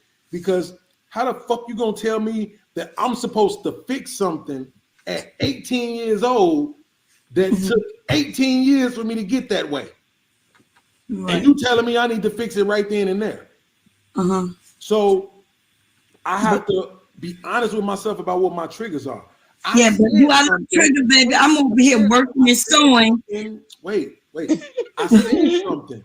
You don't even know the context in which I was saying it. You just heard what I said, and it sounds so familiar to the other content creators that you've heard it come from, and you know what came afterwards when they said, so you responded to it in a way you don't even know where I'm going with it. But at the end of the day, here's the point. I'm not lying. But you're making up shit right now. I'm not. I wasn't triggered. You said something, and then I mentioned the men. And then you said, that's how you got triggered. I did not. I'm over here sewing, making. Literally got triggered. Okay, I got triggered. No. Y'all think because you passive that means it's not aggressive. I think they want y'all to be triggered. Aggressive. Yeah, that's why I turned on the cam, because I promise you, I'm not triggered, upset. You know what I mean? Like, we were just having a conversation, but they like using certain words. They wanted you to get triggered, and then so they could throw it in your face that you got triggered. Right. Even if you don't get triggered, they claim that you're triggered. And so I turned on the cam so they could see that I'm over here working, like, you know what I mean? Like, I'm sewing. I'm not triggered. Well, the thing what he just said just now was you go something to the effect that you go react to what other people said. That's because you saying the same shit they said, dude. Right. It's the exact same thing. You putting out the exact same argument, and you just gave us, and you told us that you got your talking point from the Manosphere, Red Pill, and now Fresh and Fit. Before you talk to your daughter. So that's why you sound just like them. You saying the exact same thing. But he don't understand why you respond in the same way as you would to someone else. It's the same topic. It's the same bullshit. Want to see what she gonna say, and then I'm gonna fast forward some more to when you come up. Let's see. Light skinned chicks get everything, and that is so not true. No, it's not light skin. It's more just pretty in general. Don't matter if you light skin, if you're attractive. That's what you said, but that's not what podcast said. I'm making my own statement. That's like me. You want to talk about some 33 years? You want to talk about 33 years? I've been on this motherfucker for 45. You ain't finna gas like me. Yup. It's a such thing as light skin abusive to their sons. But once you turn 18, it's on you to figure it out and get your life together. As somebody who went through that shit, I was immediately triggered. Went the fuck off on that chick. Because how the fuck you gonna tell me that I'm supposed to fix something at 18 years old that took 18 years for me to get that way? And you telling me I need to fix it right then and there. So I have to be honest with myself about what my triggers are. But you are not triggered, baby. I'm over here working and sewing. say? You heard my question, right? Oh no, I heard your question because I used to do that. I used to do that all the time to everybody. Every time somebody brought something up to me, I would immediately point to something similar that they did. But I just learned over the years, like this is just me and my experience. For me and my ex, it just worked better, when we were finally able to get our communication together. That's just not something that I do anymore. But I used to do it a lot because it would just kind of derail the conversation. And then we would be arguing about something that he did, something that I did. Then we bringing up all this stuff from the past, and it just never gets nowhere for me. That was like my experience. So I try not to do that. But I am going to say this podcast, it's really hard to not do that, though. If you're coming at me with something that I did, I know I did it, I could take responsibility, but if it's something that you just did the same thing 2 weeks ago, it's hard to not bring that up.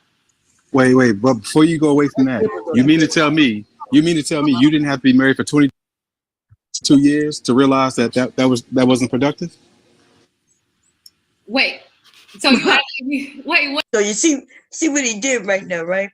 So she said, hey, I used to do that, and I don't do that anymore with an X. Now, mind you, it's an X, right? And then she said, but it's very hard not to do that because you told me you don't like me doing something, but I just saw you do it 2 days ago. So she was actually saying that, yeah, this is something that people do. The same thing I said. That people do it. She said she done it. She said she's changed. She don't do it as much. She said it's very hard not to do it. These men will act like, no, you don't do that. That's not how you do it. That's not how it's done. It seems like what a lot of them do, Bomb, is they'll go listen to your response, even in regular conversations like this, or your response, and pick one fucking thing, miss the point, and point that out, and then go right to the manosphere shit. Right. So he just told her, oh, you ain't have to be together 33 years to come up with that. I don't know, he taking a shot, but I don't know why. Because she essentially said everything I said. She agreed that she's done it. She agreed, she says, hey, she don't do it anymore, which is her option. And then she also agreed that it's hard not to do it. So I don't understand why he even said that. And that's when they just being petty, right? And ignorant. What did he say? Yeah, he trying to switch it up right quick. Oh, what did you say, sir? I'm disproving what she said, because Miss Terry said that if you know, by her being married 22 years, she's an expert more than anybody else in life. I ain't said nothing like that. As if we're not also living life. You are lying, and see, this is what y'all do. Y'all lie. I'm not lying. I'm exaggerating. Two different things. That's exactly. He said he's not lying. He's exaggerating. Well, actually, he's lying because he said something I absolutely didn't say. Now, exaggerating would be if I said something similar and you exaggerated, right? He's actually lying, right? Because my God. Exaggeration, that's not lying. Where you are exaggerating, you are lying. I did not say what you said. I said what I said was I exaggerated. That I was wrong. No, where I feel, since you're lying on me, I feel like it's a lie. You want to call it exaggeration, and this is when y'all like to play with words. So you said that I said because I'm married longer that you can't be right. That's not what I said. You told me that my communication skills was wrong, and see, now you mischaracterized what I said. I never said it was wrong. I specifically said more than once. I said if it works for you and your husband, then that's fine. He said that after he told me I was wrong and that you don't communicate that way. And then I got on him, and then he said, well, I can't tell you what to do. You see? So he want to say what he said after. So yeah, he eventually said, well, yeah, you know, I could do what I could communicate how I want, but originally they told me I was wrong. That's specifically what I said. I never said it was wrong. I never said it was wrong. Now you mischaracterized what I said. But it's not just you up here. That's what y'all were telling me, that is non-productive. And I said, well, I've been married 33 years. So to tell me that it's non-productive, while it's productive. See, I'm not the person who judge other people. I understand we all different. Our lives are different. How we handle things going to be different. How people believe they're right or wrong going to be different. It's on y'all end that y'all don't believe that. And because I'm a woman, everything I do that you disagree with, you're going to say it's wrong. So all I'm saying is, I'm not that kind of guy. I'm not that kind of guy. Now I don't think you are that type of guy until you, but I noticed that you men brown nose. Hold on. Listen. You know why you can't say that? Because when I gave you the example of somebody going through some shit that you know you weren't gonna fucking agree to, just because their relationship worked, you still said, no, motherfuckers shouldn't have been getting their ass kicked for 22 years. I said you asked me should they leave, and I ain't got nothing to do with that. I said that she shouldn't have been getting her ass beat. But see, you put it on the woman. But you know the person who wrong in that situation is the nigga who was whipping her ass. True. But see how you put that on that woman though. But what? My question to you was, would you advise women to stay? No, and I wouldn't advise her to stay. I wouldn't. I would not advise her to stay, and nor would I advise her to leave. Because it ain't none of my motherfucking. She should leave. She should absolutely leave. Why wouldn't you advise? Wait, why wouldn't you advise her to stay? Because I don't know anybody like that. I've never been in a situation like that. If a woman was getting beat, I may call the police if I see him beating her. Oh, well, then that means you want to leave. I don't want her to do. Listen. You finna have a nigga locked up and see somebody in my family. Listen, I'm old enough to understand that certain things, a woman or man, they gotta want to do certain things. I can tell her that I support her, and things like that. But I can't. The more I tell her to leave, the more she'll stay. I'm old. But look, no, that's not always true. So that's not always true. What's not always true? Nothing is always true. No, listen to what I'm saying. Like, let's just have a conversation. You don't have to get upset. I'm not upset, baby. Yes, you. Hold on, real quick, Sean. I get the point she's making, but look, it don't change the fact that you saw this thing you see this thing in a relationship, and you know that ain't healthy. So what I'm saying is, just because that relationship lasts, you still can say that thing that was happening was not healthy, and that's what we're saying. Oh yeah, so I skipped it some, but I guess when I mentioned that I'm married 33 years, then they start argument that just because you're married 33 years don't see that, and they always do that. They'll say just because you're married don't mean it's a good marriage, don't mean it's a great marriage. You know what I mean? So that's the argument they're at now. And then he mentioned something about a woman could be getting beat, and then he asks us would we advise a woman to stay if she getting beat, and I said no, I wouldn't advise her to stay. Then he said, see, now he back and say I didn't say I would have. I said I wouldn't advise her to stay. I wouldn't advise her to leave neither. Like, if this woman is just getting beat, do you think she coming to ask me some advice? She know what's happening to her. We watched this on a panel, but a couple of weeks ago, right over there on the Fight Club. A woman was up there with a black eye and knocked out teeth, and they was up there telling her she need to leave, and we all watched how she reacted to that. So I learned a long time ago that, hey, you can let people know you there for them if they need you. And, you let them know if it's somebody in your family, you let them know you love them. But you cannot force them to do something they don't want to do. So I don't know why, this dude even asked me this question, because do you think he really care about some shit like that? He don't care about no. That's right. He don't give a fuck about no woman getting her ass beat. he probably will say, like I said, he blamed the woman in his scenario to me earlier. He blamed the woman for getting her ass beat. And I, you know, and I was like, it's not her fault she getting her ass beat. The person who's doing the ass beating is the person who's at fault. And so that's what this is about. That's because your relationship has lasted 33 years does not mean your communication style is healthy, because it is not. Well, it is very healthy. And see, and so he's telling, like I said, there's no one communication style that works. Right. Right. See, your communication, people are different. Your situation work for you. People got to find their own. You can't lay out some blueprint on what to say, how to react on every situation, and expect that people to go by, particular guidelines. Nobody does that. We human. Thank you for saying that, because wow, they over there now they talk, that's a bad communication style.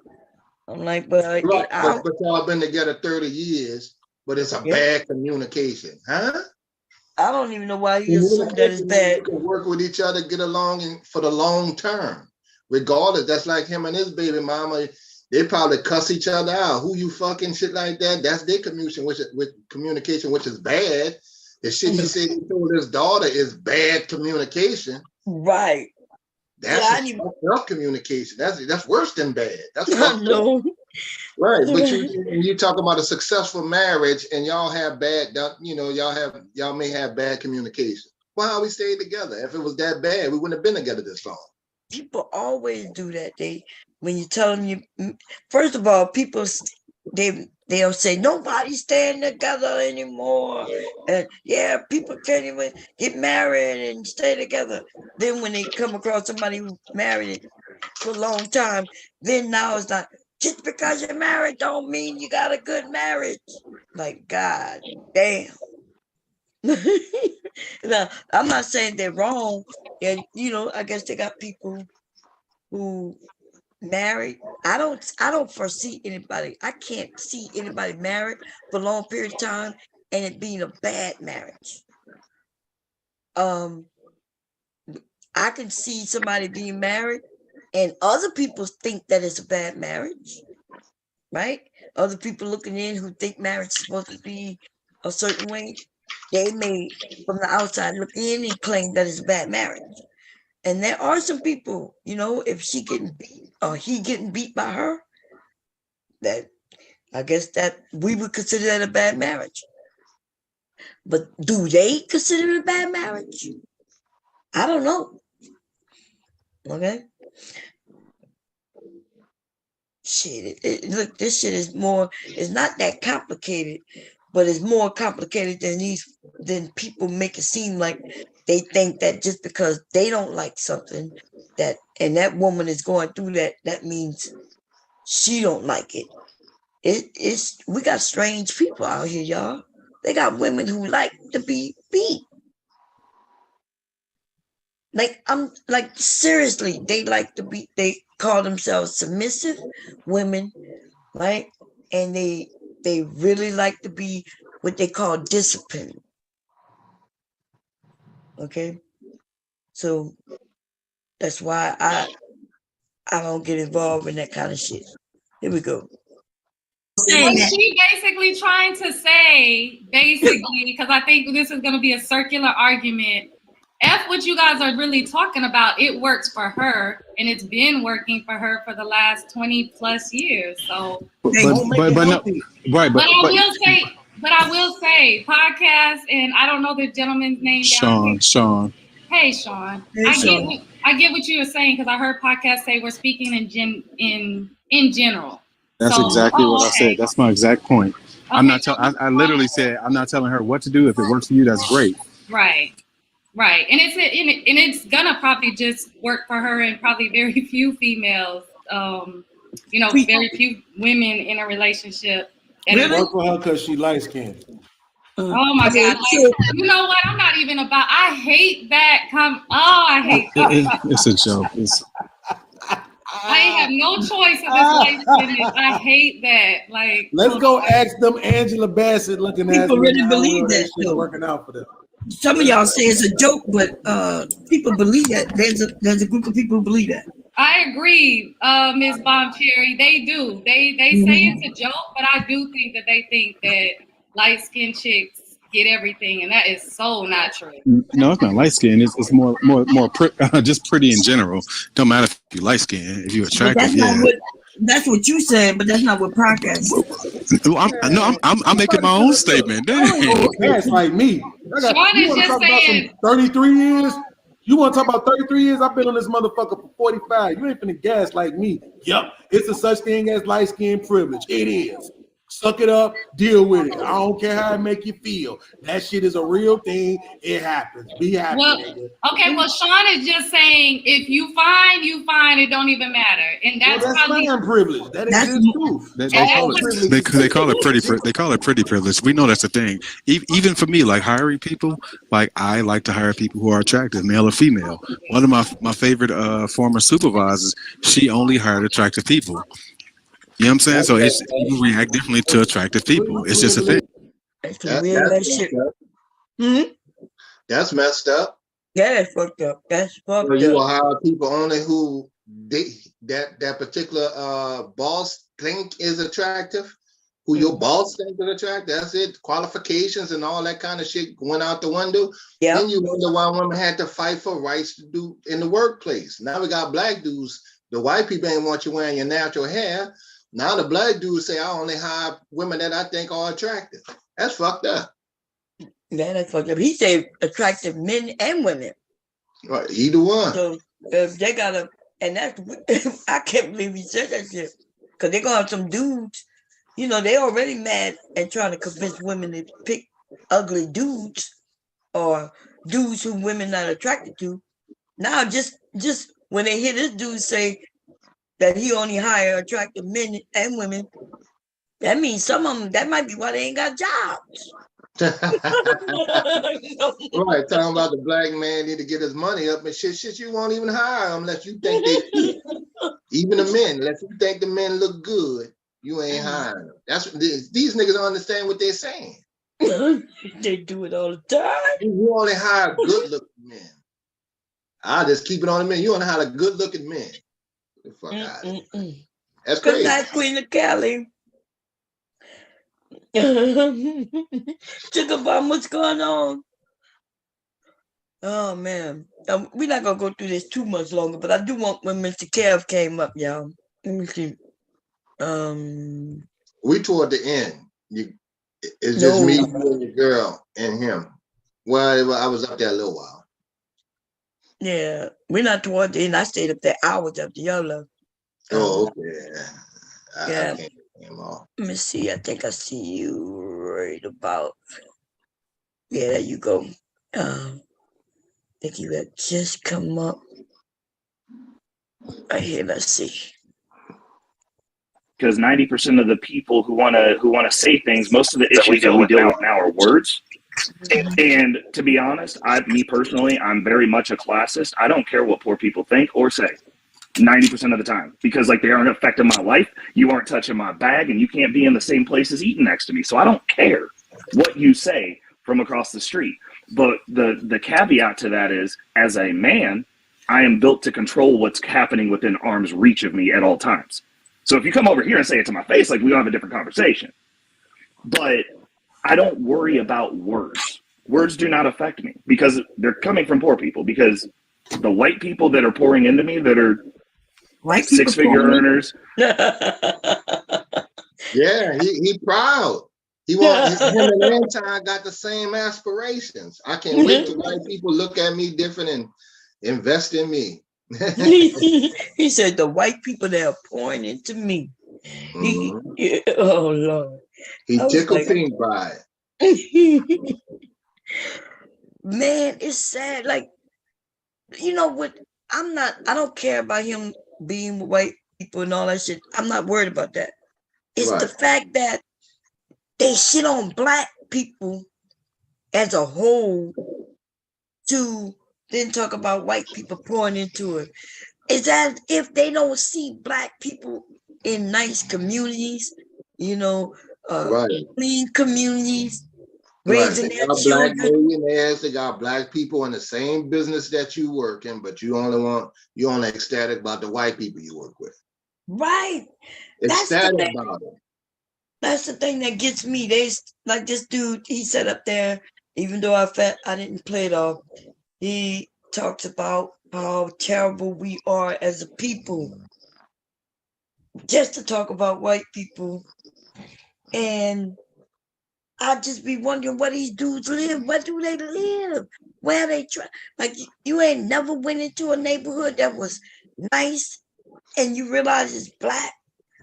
You know, you don't see good people, people who not on drugs and people who not criminals and people who not shooting people and they black people. You don't see none of that. It's like all day. Even if you're in the heart of a major city, you gonna have some drama, but you're gonna have mostly good, decent black folks. Yes, and they act like it's not that way. Yeah, they need to go join Miss Pearly things and that white boy then. Fuck. For all Yeah, that. I think that's what we was talking about. I think that's what brought up Pearly things and what's going on in the community and you know, here on YouTube. I think that's what we talking about. Let's play it so I can see. Oh, hell yeah. I got a bunch of millionaires that pour into me a lot because of my business. I own a business. Like, I got people pouring into me. I put myself in networks. I put myself in position to where I'm around people that can help me, and I don't care what they look like. Right. So I know that after a certain tax bracket, the stuff that I'm not even dealing with words. We're sitting around there going, oh man, this is some cornball stuff. Like, yeah, that's messed up, right? Like, yeah, this is all messed up. Like, how are we navigating? How are we making money and getting up out of this? That's the conversation. Well, America. Oh, go ahead. No, go ahead, talk.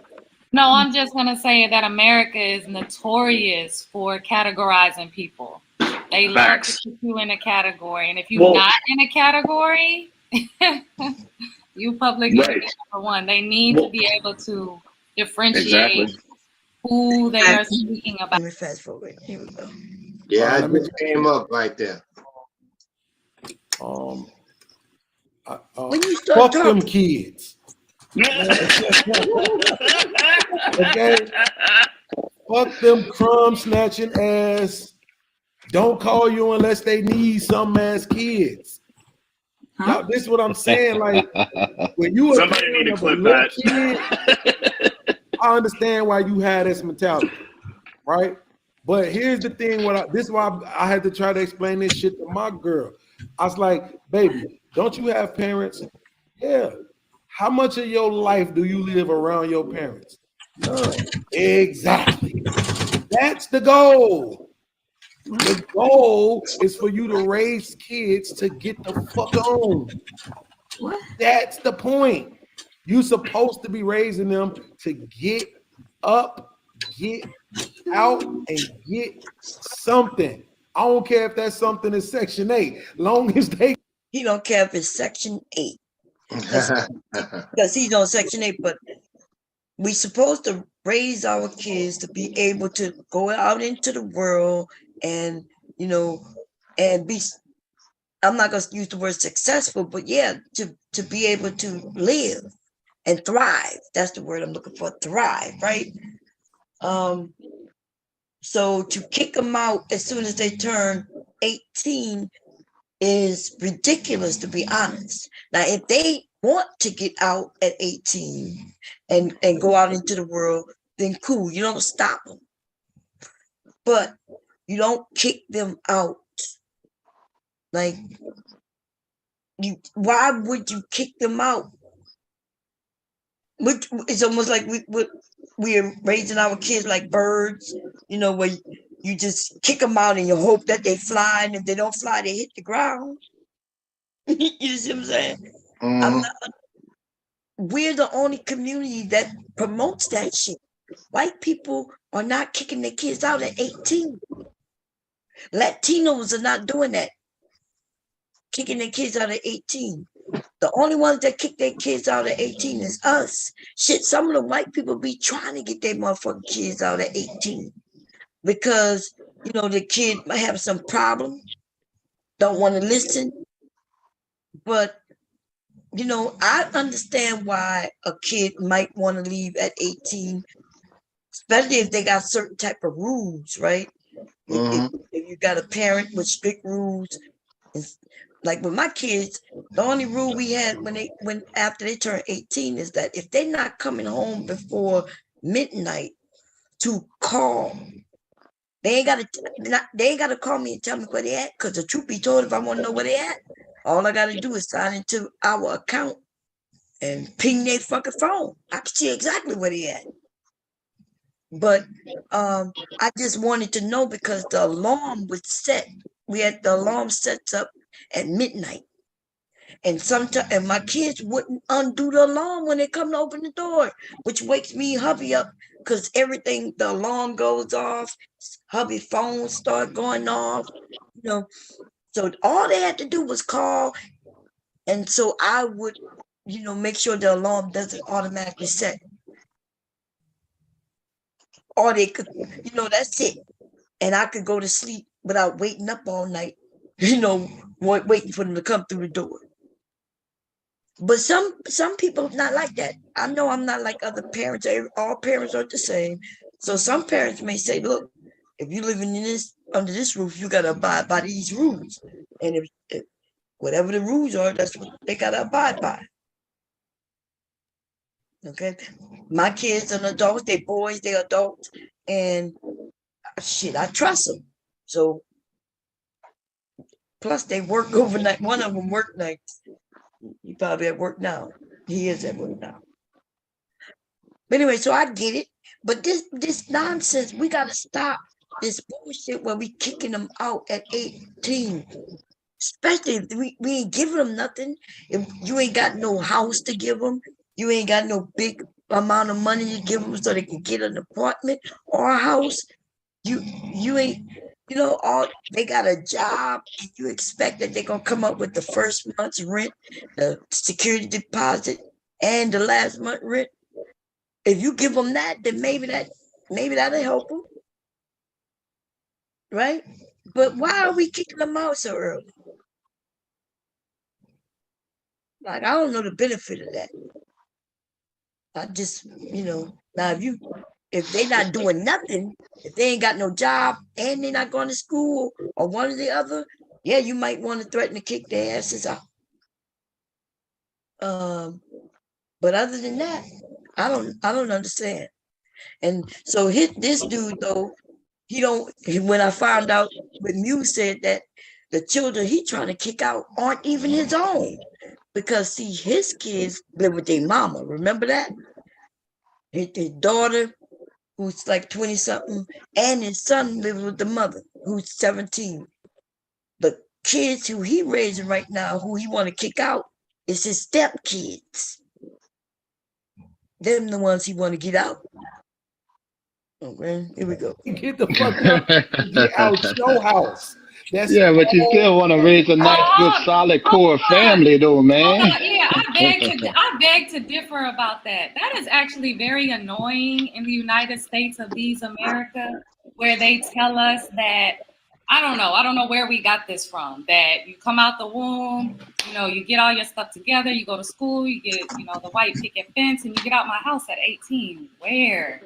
In the world, I've only known American families to do that. I know other nationalities that actually build empires by keeping their children close to them. Tell them, things, and then just making a change. Oh, just making a chain link and playing Monopoly in real life. Like, let's go get it. I don't understand this. I got you. Right here's the problem with that. None of you niggas ain't doing that. So I mean, my kids right here. I told you that earlier. All week. Yeah, so we doing that, sir. Yeah, we're making sure that way we can get the kids out advantages that other people have. You know, Kev, if we were actually doing that, people wouldn't say that black people are only a consumer class. We would actually own stuff and have that's all we do is buy. That's all we do is buy stuff. So no one's doing that. He is correct. No one's doing that. Well, listen about what you saying should happen. I'm saying that ain't happening. Whenever the women want to. Okay, when he says that if we were doing that, we wouldn't be a consumer class. Then what the hell? We still gotta buy shit. What is he? What?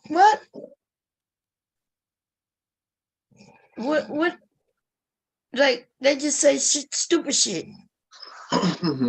Even if I bought, like my kids do live here, right? And by the way, there's a lot of kids at home, and I'm not gonna call them kids. We got a lot of young people at home.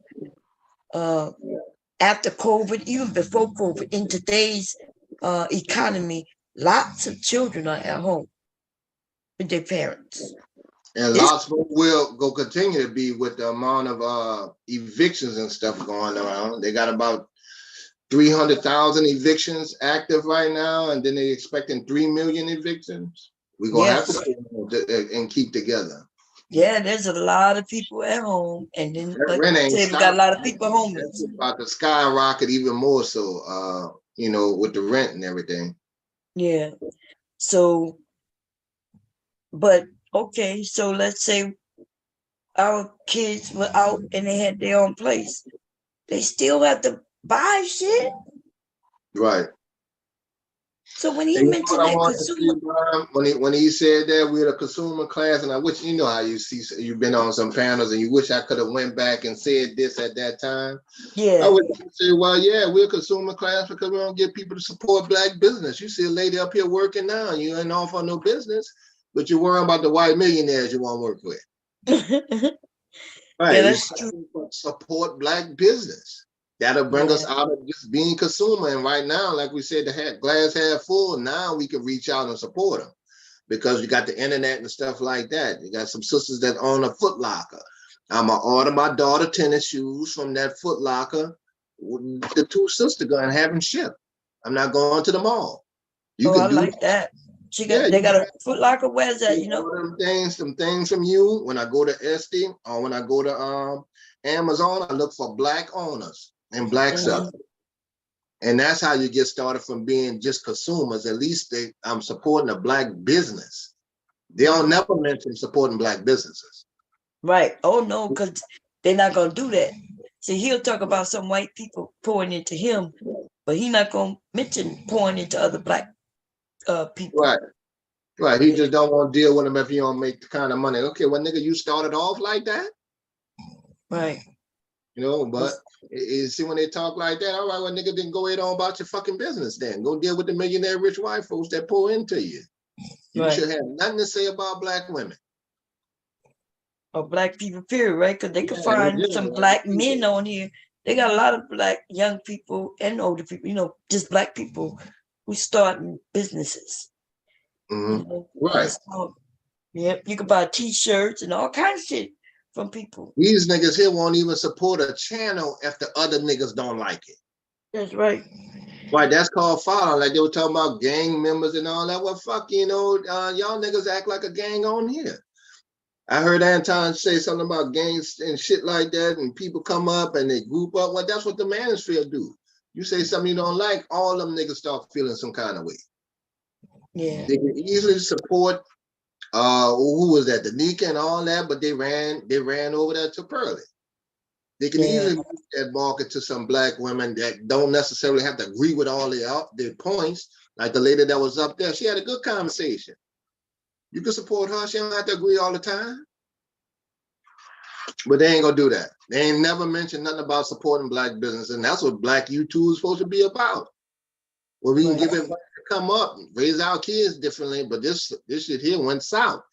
These niggas listen to the Manosphere, and most of them will go right to the Manosphere talking points. And we were just talking about men raising their children. Yeah. Good conversation about children and raising men when this shit started, and we go end it with this shit. It's always that. Yeah, here we go. The first thing they gonna yell out is, "You niggas ain't got no money." So apparently, letting your baby stay at home all day until they're in their 30s ain't helping. So where are these broads at? And I want to know why he went all the way to 30s until they're in their 30s. Right? It's not even about an age, but it is about because he was in his damn 30s. Oh, because I wonder where he got that from. Like my kids are still in their 20s, They got a few. They got to make it extreme, Bomb. You know that. They got to, it got to be extreme. So the extremeness pushes their point a little more, try to set it home, which don't work. Because most. Go ahead. No, I was going to say she about to ask where are all these broads, and she means black women who are doing all these things that these men are claiming. Right. Because she says, hey, I was surprised when these men say these happening, because she says she don't see it. I was like, look, I don't really see this. Have I ever seen any black woman do some crazy shit? Yes. And I've never seen a black man stay in his mama house till he was 30. I've never seen that. I've seen men leave home, come back when they got to switch jobs. I've seen them come back when they, in transition on something. Never from childhood to 30. And if that was so, that's not, who give a shit? Yeah, they're doing that today. They got some. They living with. They may not be with their mama. They done moved. Mama done kicked them out. Now they with the grandmama. Mm-hmm. Some aunts. And there's gonna be more of that. Yeah, it's gonna be more, man. We got to tighten up and do right. But hey, I don't know. That you guys keep talking about. I know. I never met one. I don't know what you're talking about. Bomb Cherry just said her youngest is 62 years old, and that nigga still live at the crib. And that's a beautiful thing. That's beautiful. It's not bad. That's a beautiful thing. Okay, cool. It's a beautiful thing until he meet a woman that want to sleep with him, and he got to say, I live at home with my mama. And he then already got women that want to sleep with him. He got grandkids. What I seen happen when I was younger, when my cousin moved to the suburbs, we was 16 years old. Well, he was 8, I think, when they moved out there. But when we was 16 years old, we the same age, he had friends that was 16 years old with their own cribs. It's weird that you put that. When my sons are grown men, right? We live in a nice space where they have their own space, they have their own bathrooms, they have their own rooms and everything. And when they want to be with a woman, because they do work, I guess they'll go get them a room, or they have space here. Like when the women come in, right? One of my sons don't bring women in, one do, right?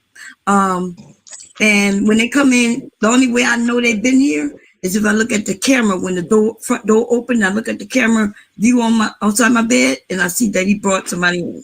Other than that, I don't know. One of my sons is on the 3rd floor. The other one, his room next to mine.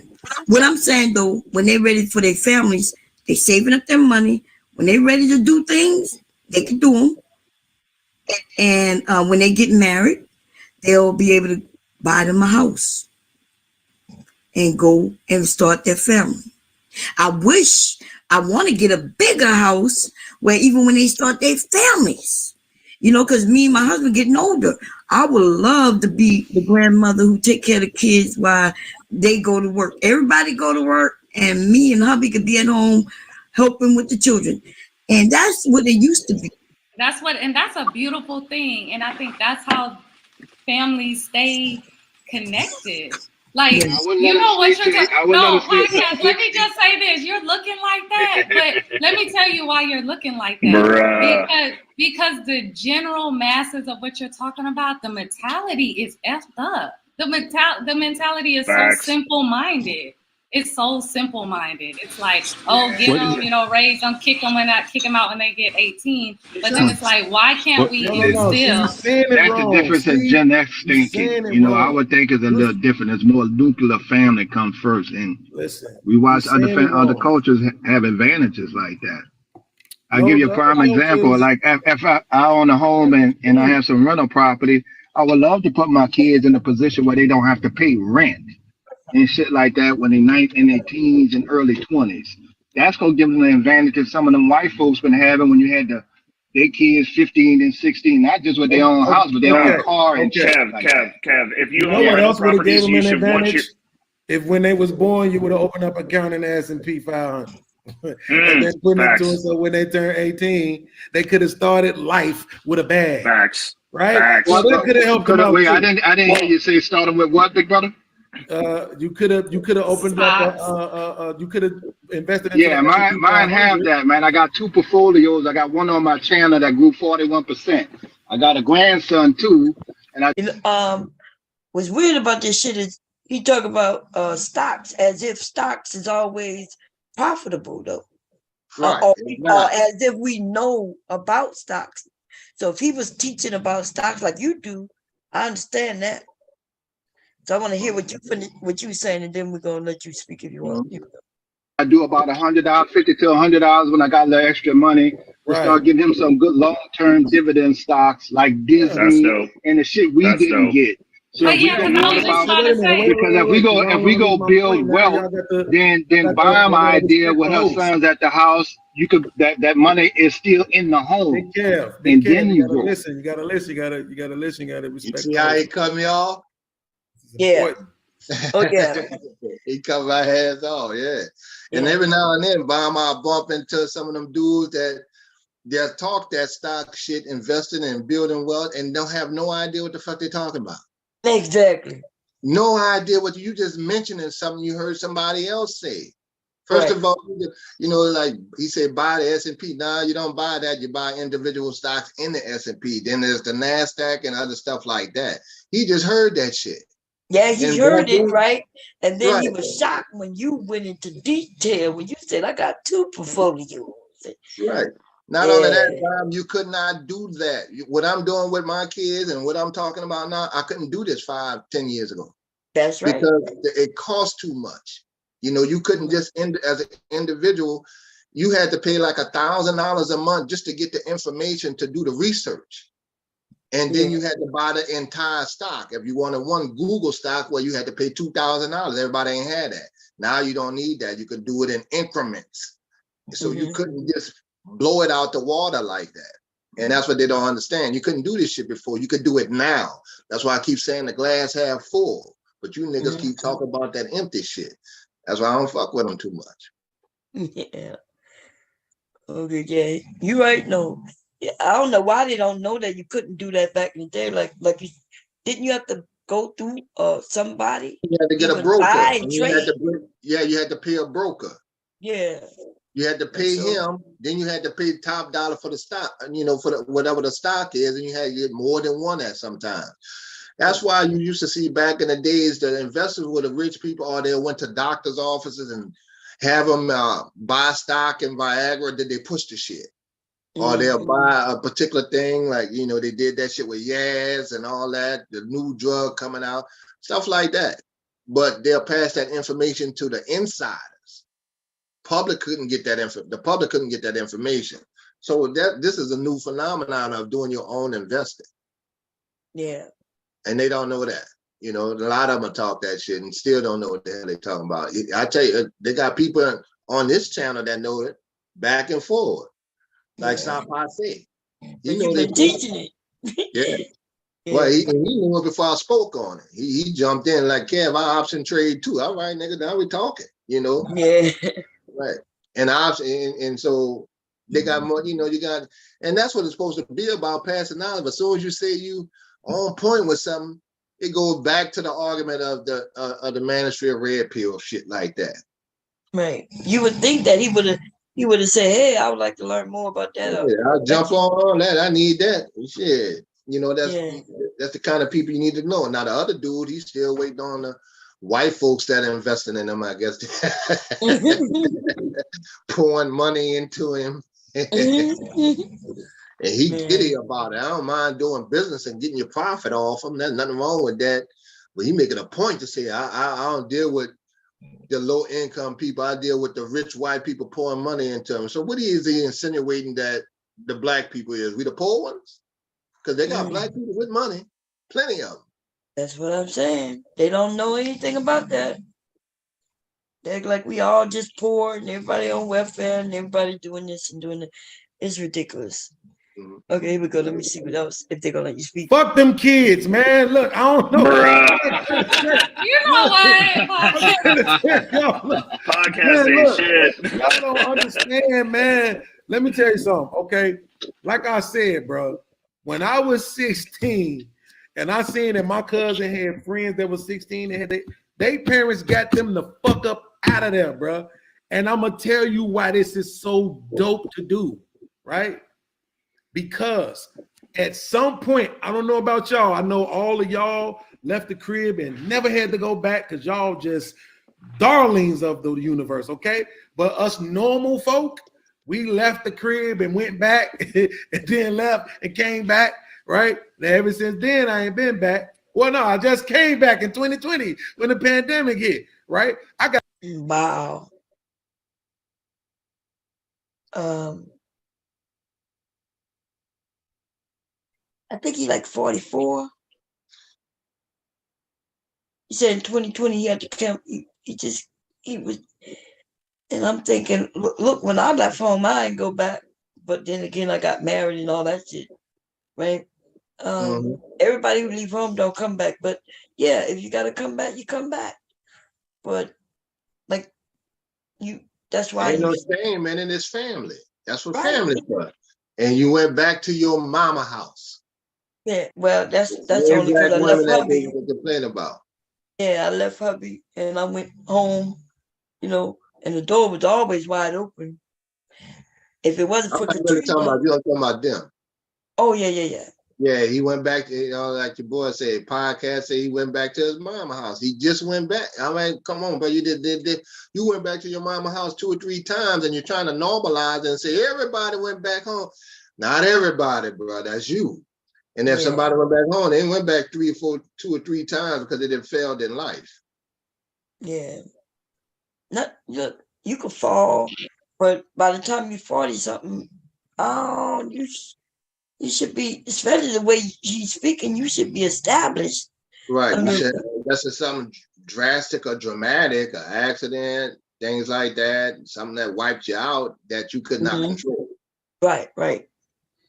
Injury or something like that, Remember, he gonna start talking like as if people need to move to cheaper rent. We could have asked him about what you do for a living. I know, I didn't ask him. We didn't know that. I mean, Mule knew all that information. I didn't know that. Yeah, I didn't know that information because I would have been like, well, what you doing? You know what I mean? Like, I just assumed he was a working man. I don't know. I always assume that about the men. I don't assume the worst. And then it just. Now the other dude up there talking about the white people pouring money in him, he wouldn't even talk to podcast black ass nigga. I wouldn't even talk. He just told you that. He just told you. I don't even talk to a world about the on the economic thing, But you're on podcast, channel. That's odd. I don't even be believing these dudes who say things like, "Yeah, somebody pouring into me." You know what I mean? Come on. You can make one little business deal and he didn't arrive. Right. We're not even sure he made a business deal. Yeah. Like it's just too many of them. A lot of them be lying. Yeah, these Kevin Samuels motherfucker alikes, lying about everything. Yeah. Here we go. Got a cousin right now I'm 45, that nigga 52. He just had to move back to the crib because he couldn't afford his bills no more. So he back at home with his mama, right? So what I'm saying though is that the thing about it is the parents So 55-year-old had to move back. He 45 had to move back. That's the kind of dudes he hang with. Yeah, but not only that, but don't you think that there's a lot more things they need to be talking about than women? Right. They talk about women being, need to be held accountable. They need to get together to talk about how they can stop themselves from having to move back to mama.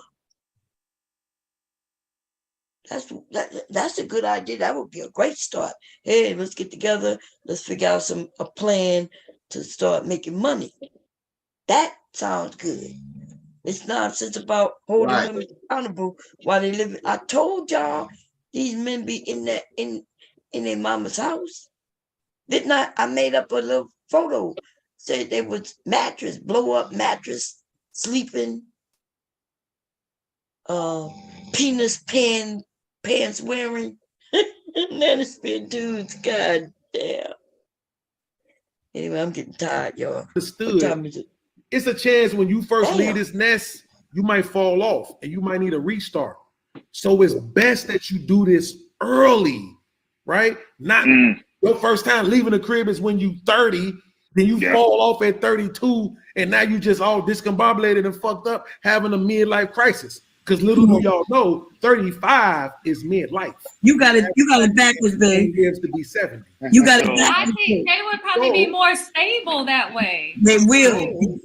So, right, when you had this kid and you help them get their own crib at 16, right? They fall off when they're 20, but they had 4 years of having their own crib. Guess what they want very badly? Their own crib.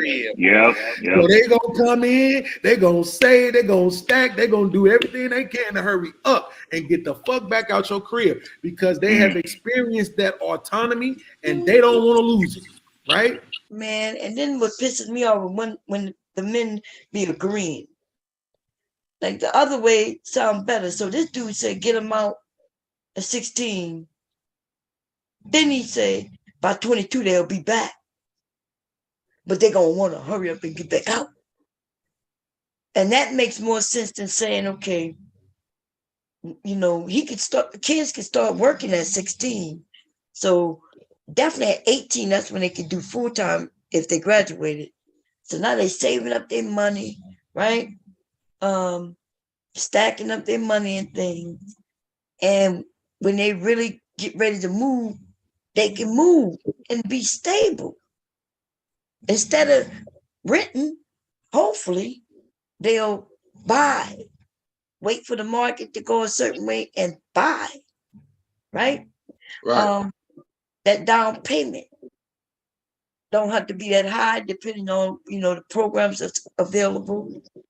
And then that may, even if they fall on hard times somewhere in their 30s, they have some money into that house. They might be able to sell that house if they had to. Or, you know, a mortgage is way cheaper than rent. Huh? They may be able to buy their house cash, negotiate some deals. Oh, yeah, it's hard to hell buy cash homes. Up here, like you got 200K. Yeah, it's good. Yeah, that shit didn't went up. You're right. You know I remember like 130, 140,000. You stack that up, you know, like you said, his daughter, then you can just buy cash. Oh, well, you might, if you stack up enough, you can damn sure make sure your payments don't bother you at all. You know, your monthly notes and anything, your mortgage, by putting a nice, sizable down payment on. Yeah, because, you know, it's way cheaper than renting, right? Buying the mortgage. And people will say, well, a lot comes with buying. Yes, a lot does. A lot comes with renting too. In renting, it only takes 3 months to get you kicked out. You know, if you buying, sometimes it takes a year and a half for them to foreclose on you. And they give you many chances to get out of foreclosure, you know what I mean? Before they really foreclose. And that's only if it get that bad. But rent is usually 2 times more than the place is worth for mortgage. People paying $1,000 on something that they were buying may only cost them $700 monthly. And then people are like, but when you buy, when shit go wrong, and I'm like, that's why they got companies that insure everything. You move into a house, you can insure all your appliances. You pay a monthly. It's just like as if you pay in the car insurance. You put insurance on all your appliances. So if something breaks, then you got a copay, but you get the appliance, a new appliance back in there. You see? They'll put your taxes into your mortgage if you want them to. Right. So your HOA dudes, if you got HOA dudes, they could put that in where you just, and they'll your payments will be the same, and you're paying that shit every year. Maybe every couple of years you got to pay a little more to adjust for the taxes, right? But it's way cheaper than paying for something that you could lose. We lived in a house for 16 years. Look, I promise you, I did not know we would be there that long. And the reason we stayed there that long is because of the affordability. Right. Like it was too good, even though they raised the rent every year, it was too good to move, yo. And if we would have stayed there, the kids would have had to go get their own place because it just wasn't big enough, for them to stay there as adults. But we moved to a bigger place. And think about your family. You come together with your family and you cook in a bigger place. If everybody do their part. White people be in that deep, in them homes deep. I don't know why people don't know this. They act like only Latinos or Mexicans. They act like Mexicans. Mexicans do be in the house deep. White Very people deep. Very deep. Sometimes 2 families. Yeah, but sometimes more than that. Mm-hmm. And they consider every room a bedroom. Like the living room might be split up into 2 bedrooms. The bedrooms, and even like in the dining room, instead of that being a table there, a dining room, they got mattresses even in that area. So, and then when they move out, they buy another house and start putting all their people in there. And then they end up buying another house. And then eventually by the end of it, they have several homes. So we don't want to live like that because we just not, we think we better, which I guess, we think we better, even though our situation seems to be more just as dire as theirs, right? Except we can literally buy when they have to go somebody else will buy the property for them. But yeah, we want these large ass places. White people get them large ass places and their family be living in there. My husband have a friend where he went into the army. His parents wanted to and was getting his check every month and got mad at their son when he went to be a man and switched it where he get his own money. Then when he got out, they wanted him to go move with, he did go back there. They didn't want him to leave. They live in a big house, right? Nice neighborhood. But they got like 8 adults living in that house. And all of them work. And they're paying for, they're paying for that house. Everybody help. You get a big enough house with enough space. And that's how you could do it. But we claim we don't even get along with our parents and shit. We don't get along with our people. That's why you can't do it. You know what I mean? Because if you want to get out because you can't stand them, then you ain't gonna be able to live together. So, like I said, before my son's girlfriend, before they broke up, right before COVID, in 2019, I was looking for a big house. We needed at least 3, 4, minimum 5 bedrooms, right? I wanted 5 bedroom with a full basement, whether the basement was finished or not. We didn't care because we could finish the basement ourselves. And, I want a large kitchen, and that way she could, you know, where the kids, because she already have a daughter, we just need another bedroom for the kids, like my grandson and her daughter, right? And so that's what I was looking at. I had sat down with her and I was like, yeah, we go. And I asked her to help me start looking. And then they broke up. They broke up not long after the baby was born. So after my grandson was born. And so that idea went straight to shit. But yeah, like think about it. Every adult can work in the house. And, you know, even hubby, up until he ready to retire, which he could have been retired if he wanted to. And he ready to retire, then it'd be me and him. And both my sons with their girlfriends or their wives could start having children. And we would be here to watch the children during the daytime while everybody go to work.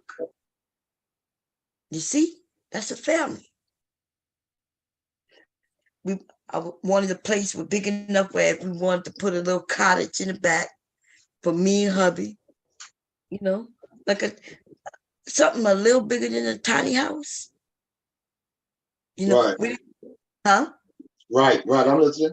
Yeah, it don't need a living room, and it didn't need a kitchen, because we would come to the house to get to the kitchen. We just needed like a cottage with a nice sized bedroom, our own bathroom, of course, and shit, that's it.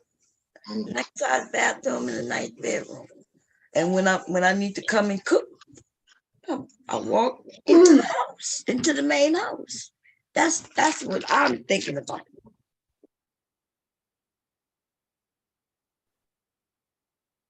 You know, and that way, when hubby and I get older, not only do we already have enough space where the family's there, they don't have to put us in a home.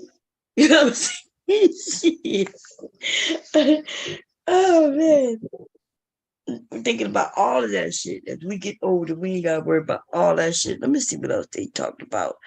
Did you remember talking about something else? Because that we No, need that to. was pretty much it. We just went into me, and you was going back and forth, and he was saying the stuff he did for his kids, and then he's still trying to say fuck the kids. I said, man, and we went to that putting your kids first thing. Oh yeah, he was against putting your kids first. He said women, the problem with them is they put the kids first. Yeah, that bullshit. Like, right. When should the kids be if they're not first? Right, you put the kids last. Oh God, man. Let's see what's happening right here. Somebody else's stuff to fold it, to get it together, still work, still cook every night. I was cooking for him every night. So the reason why, So that's a lot. So that's my answer for that. That's a lot of work. The reason why I asked the question is because it's funny to me how women always say that shit, right? It is a lot of work, though. I'm telling the truth. Okay, like to do that, you do that for 3 straight years, and nobody else does it. Here's the problem, right? Okay. If you're a woman, and let's say you're a surgeon, right? Do you think that you should get paid less than the male surgeons just because you're a woman? No, I do not. Okay. So why is it that when a man ain't working and all he doing is sitting around and cleaning house and cooking and shit, he the lazy ass nigga on the couch? But when a woman is not, he talking about himself. I know now it makes sense. Now it makes sense that Mule came up with a nigga. You talking about you?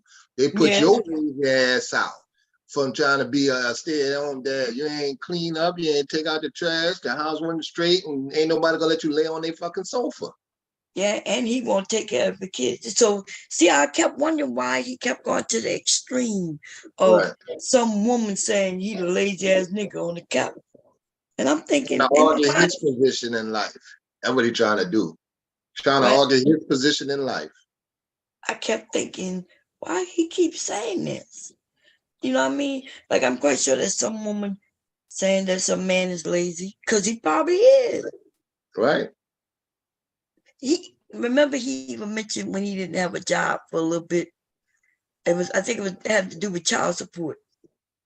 He made he might be one of them dudes that working ducking child support too and trying to make some YouTube money.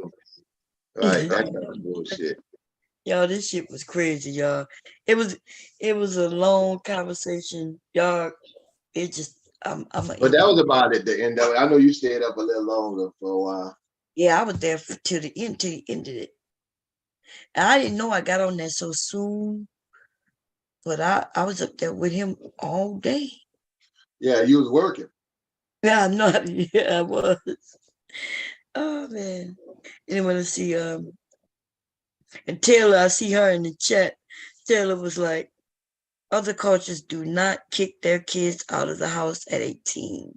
In the Italian culture, men don't leave the home until they are married and start their own family. That is a fact. Okay. He also started talking about moving. He mentioned his Section 8. It was crazy, y'all. It was crazy. Okay. But I'm gonna stop the share right there, y'all. Charday up here, she probably went to sleep on us. Mm-hmm. Oh, we 11 hours in. God damn. So anyway, I'm gonna get ready to go to bed. Yeah, I'm doing too. I'm sitting up here doing some work, but I'm about to go lay it down myself. I forgot this damn child didn't have school tomorrow. Oh, sure. Oh, yeah, that's right. She off the whole week, right? No, she was off Wednesday through Monday. Okay. For day Wednesday, the way her school is. Some of the other kids was out the whole week last week. But Wednesday, Thursday, Friday, and Monday was their spring break. Oh, okay. Yeah, my nephews, I think they got off Friday or Thursday. They off all this week. Mm-hmm. Tuesday, I'm gonna go check back with my boy. I know I'm gonna have to get back on. He's a barber, so he ain't gonna be back till the job until Tuesday. And I'm gonna get that number for Tasha for you. Okay. Yeah, I know I had to remind him because he still know her brothers. Oh, okay, yeah. And he said they don't live there no more, but he got to make a phone call and somebody else got their number, one of them things, third party stuff like that. He said, well, I'm gonna get the number for you, Kev. I know that. Yeah, he I've didn't been looking recognize for your wedding picture, but I said, that's Tasha. And he said, okay, yeah, man. Tasha doing all right. You know, I'm like, well, good. I was hoping she was still around. Yeah. But he said he gonna get it for you. Yeah, what 16-year-old can have their own place when you at? Yeah, he remember when, Mr. Gap, before you remember when he mentioned his son doing something and then starting credit. And I said, well, he's not gonna be able. He said he got good credit. I said, well, he can't start credit till 18. He was like, no, he can't. He got credit. I was like, no, he can't legally. Yeah, he came back and said that he put the credit under him. Like I could put I got my oldest daughter. One of the credit cards I have her name on it on the credit card too, and that's supposedly helping. But it's not like having it on your own. Right. But originally, though, he said that his son have good credit.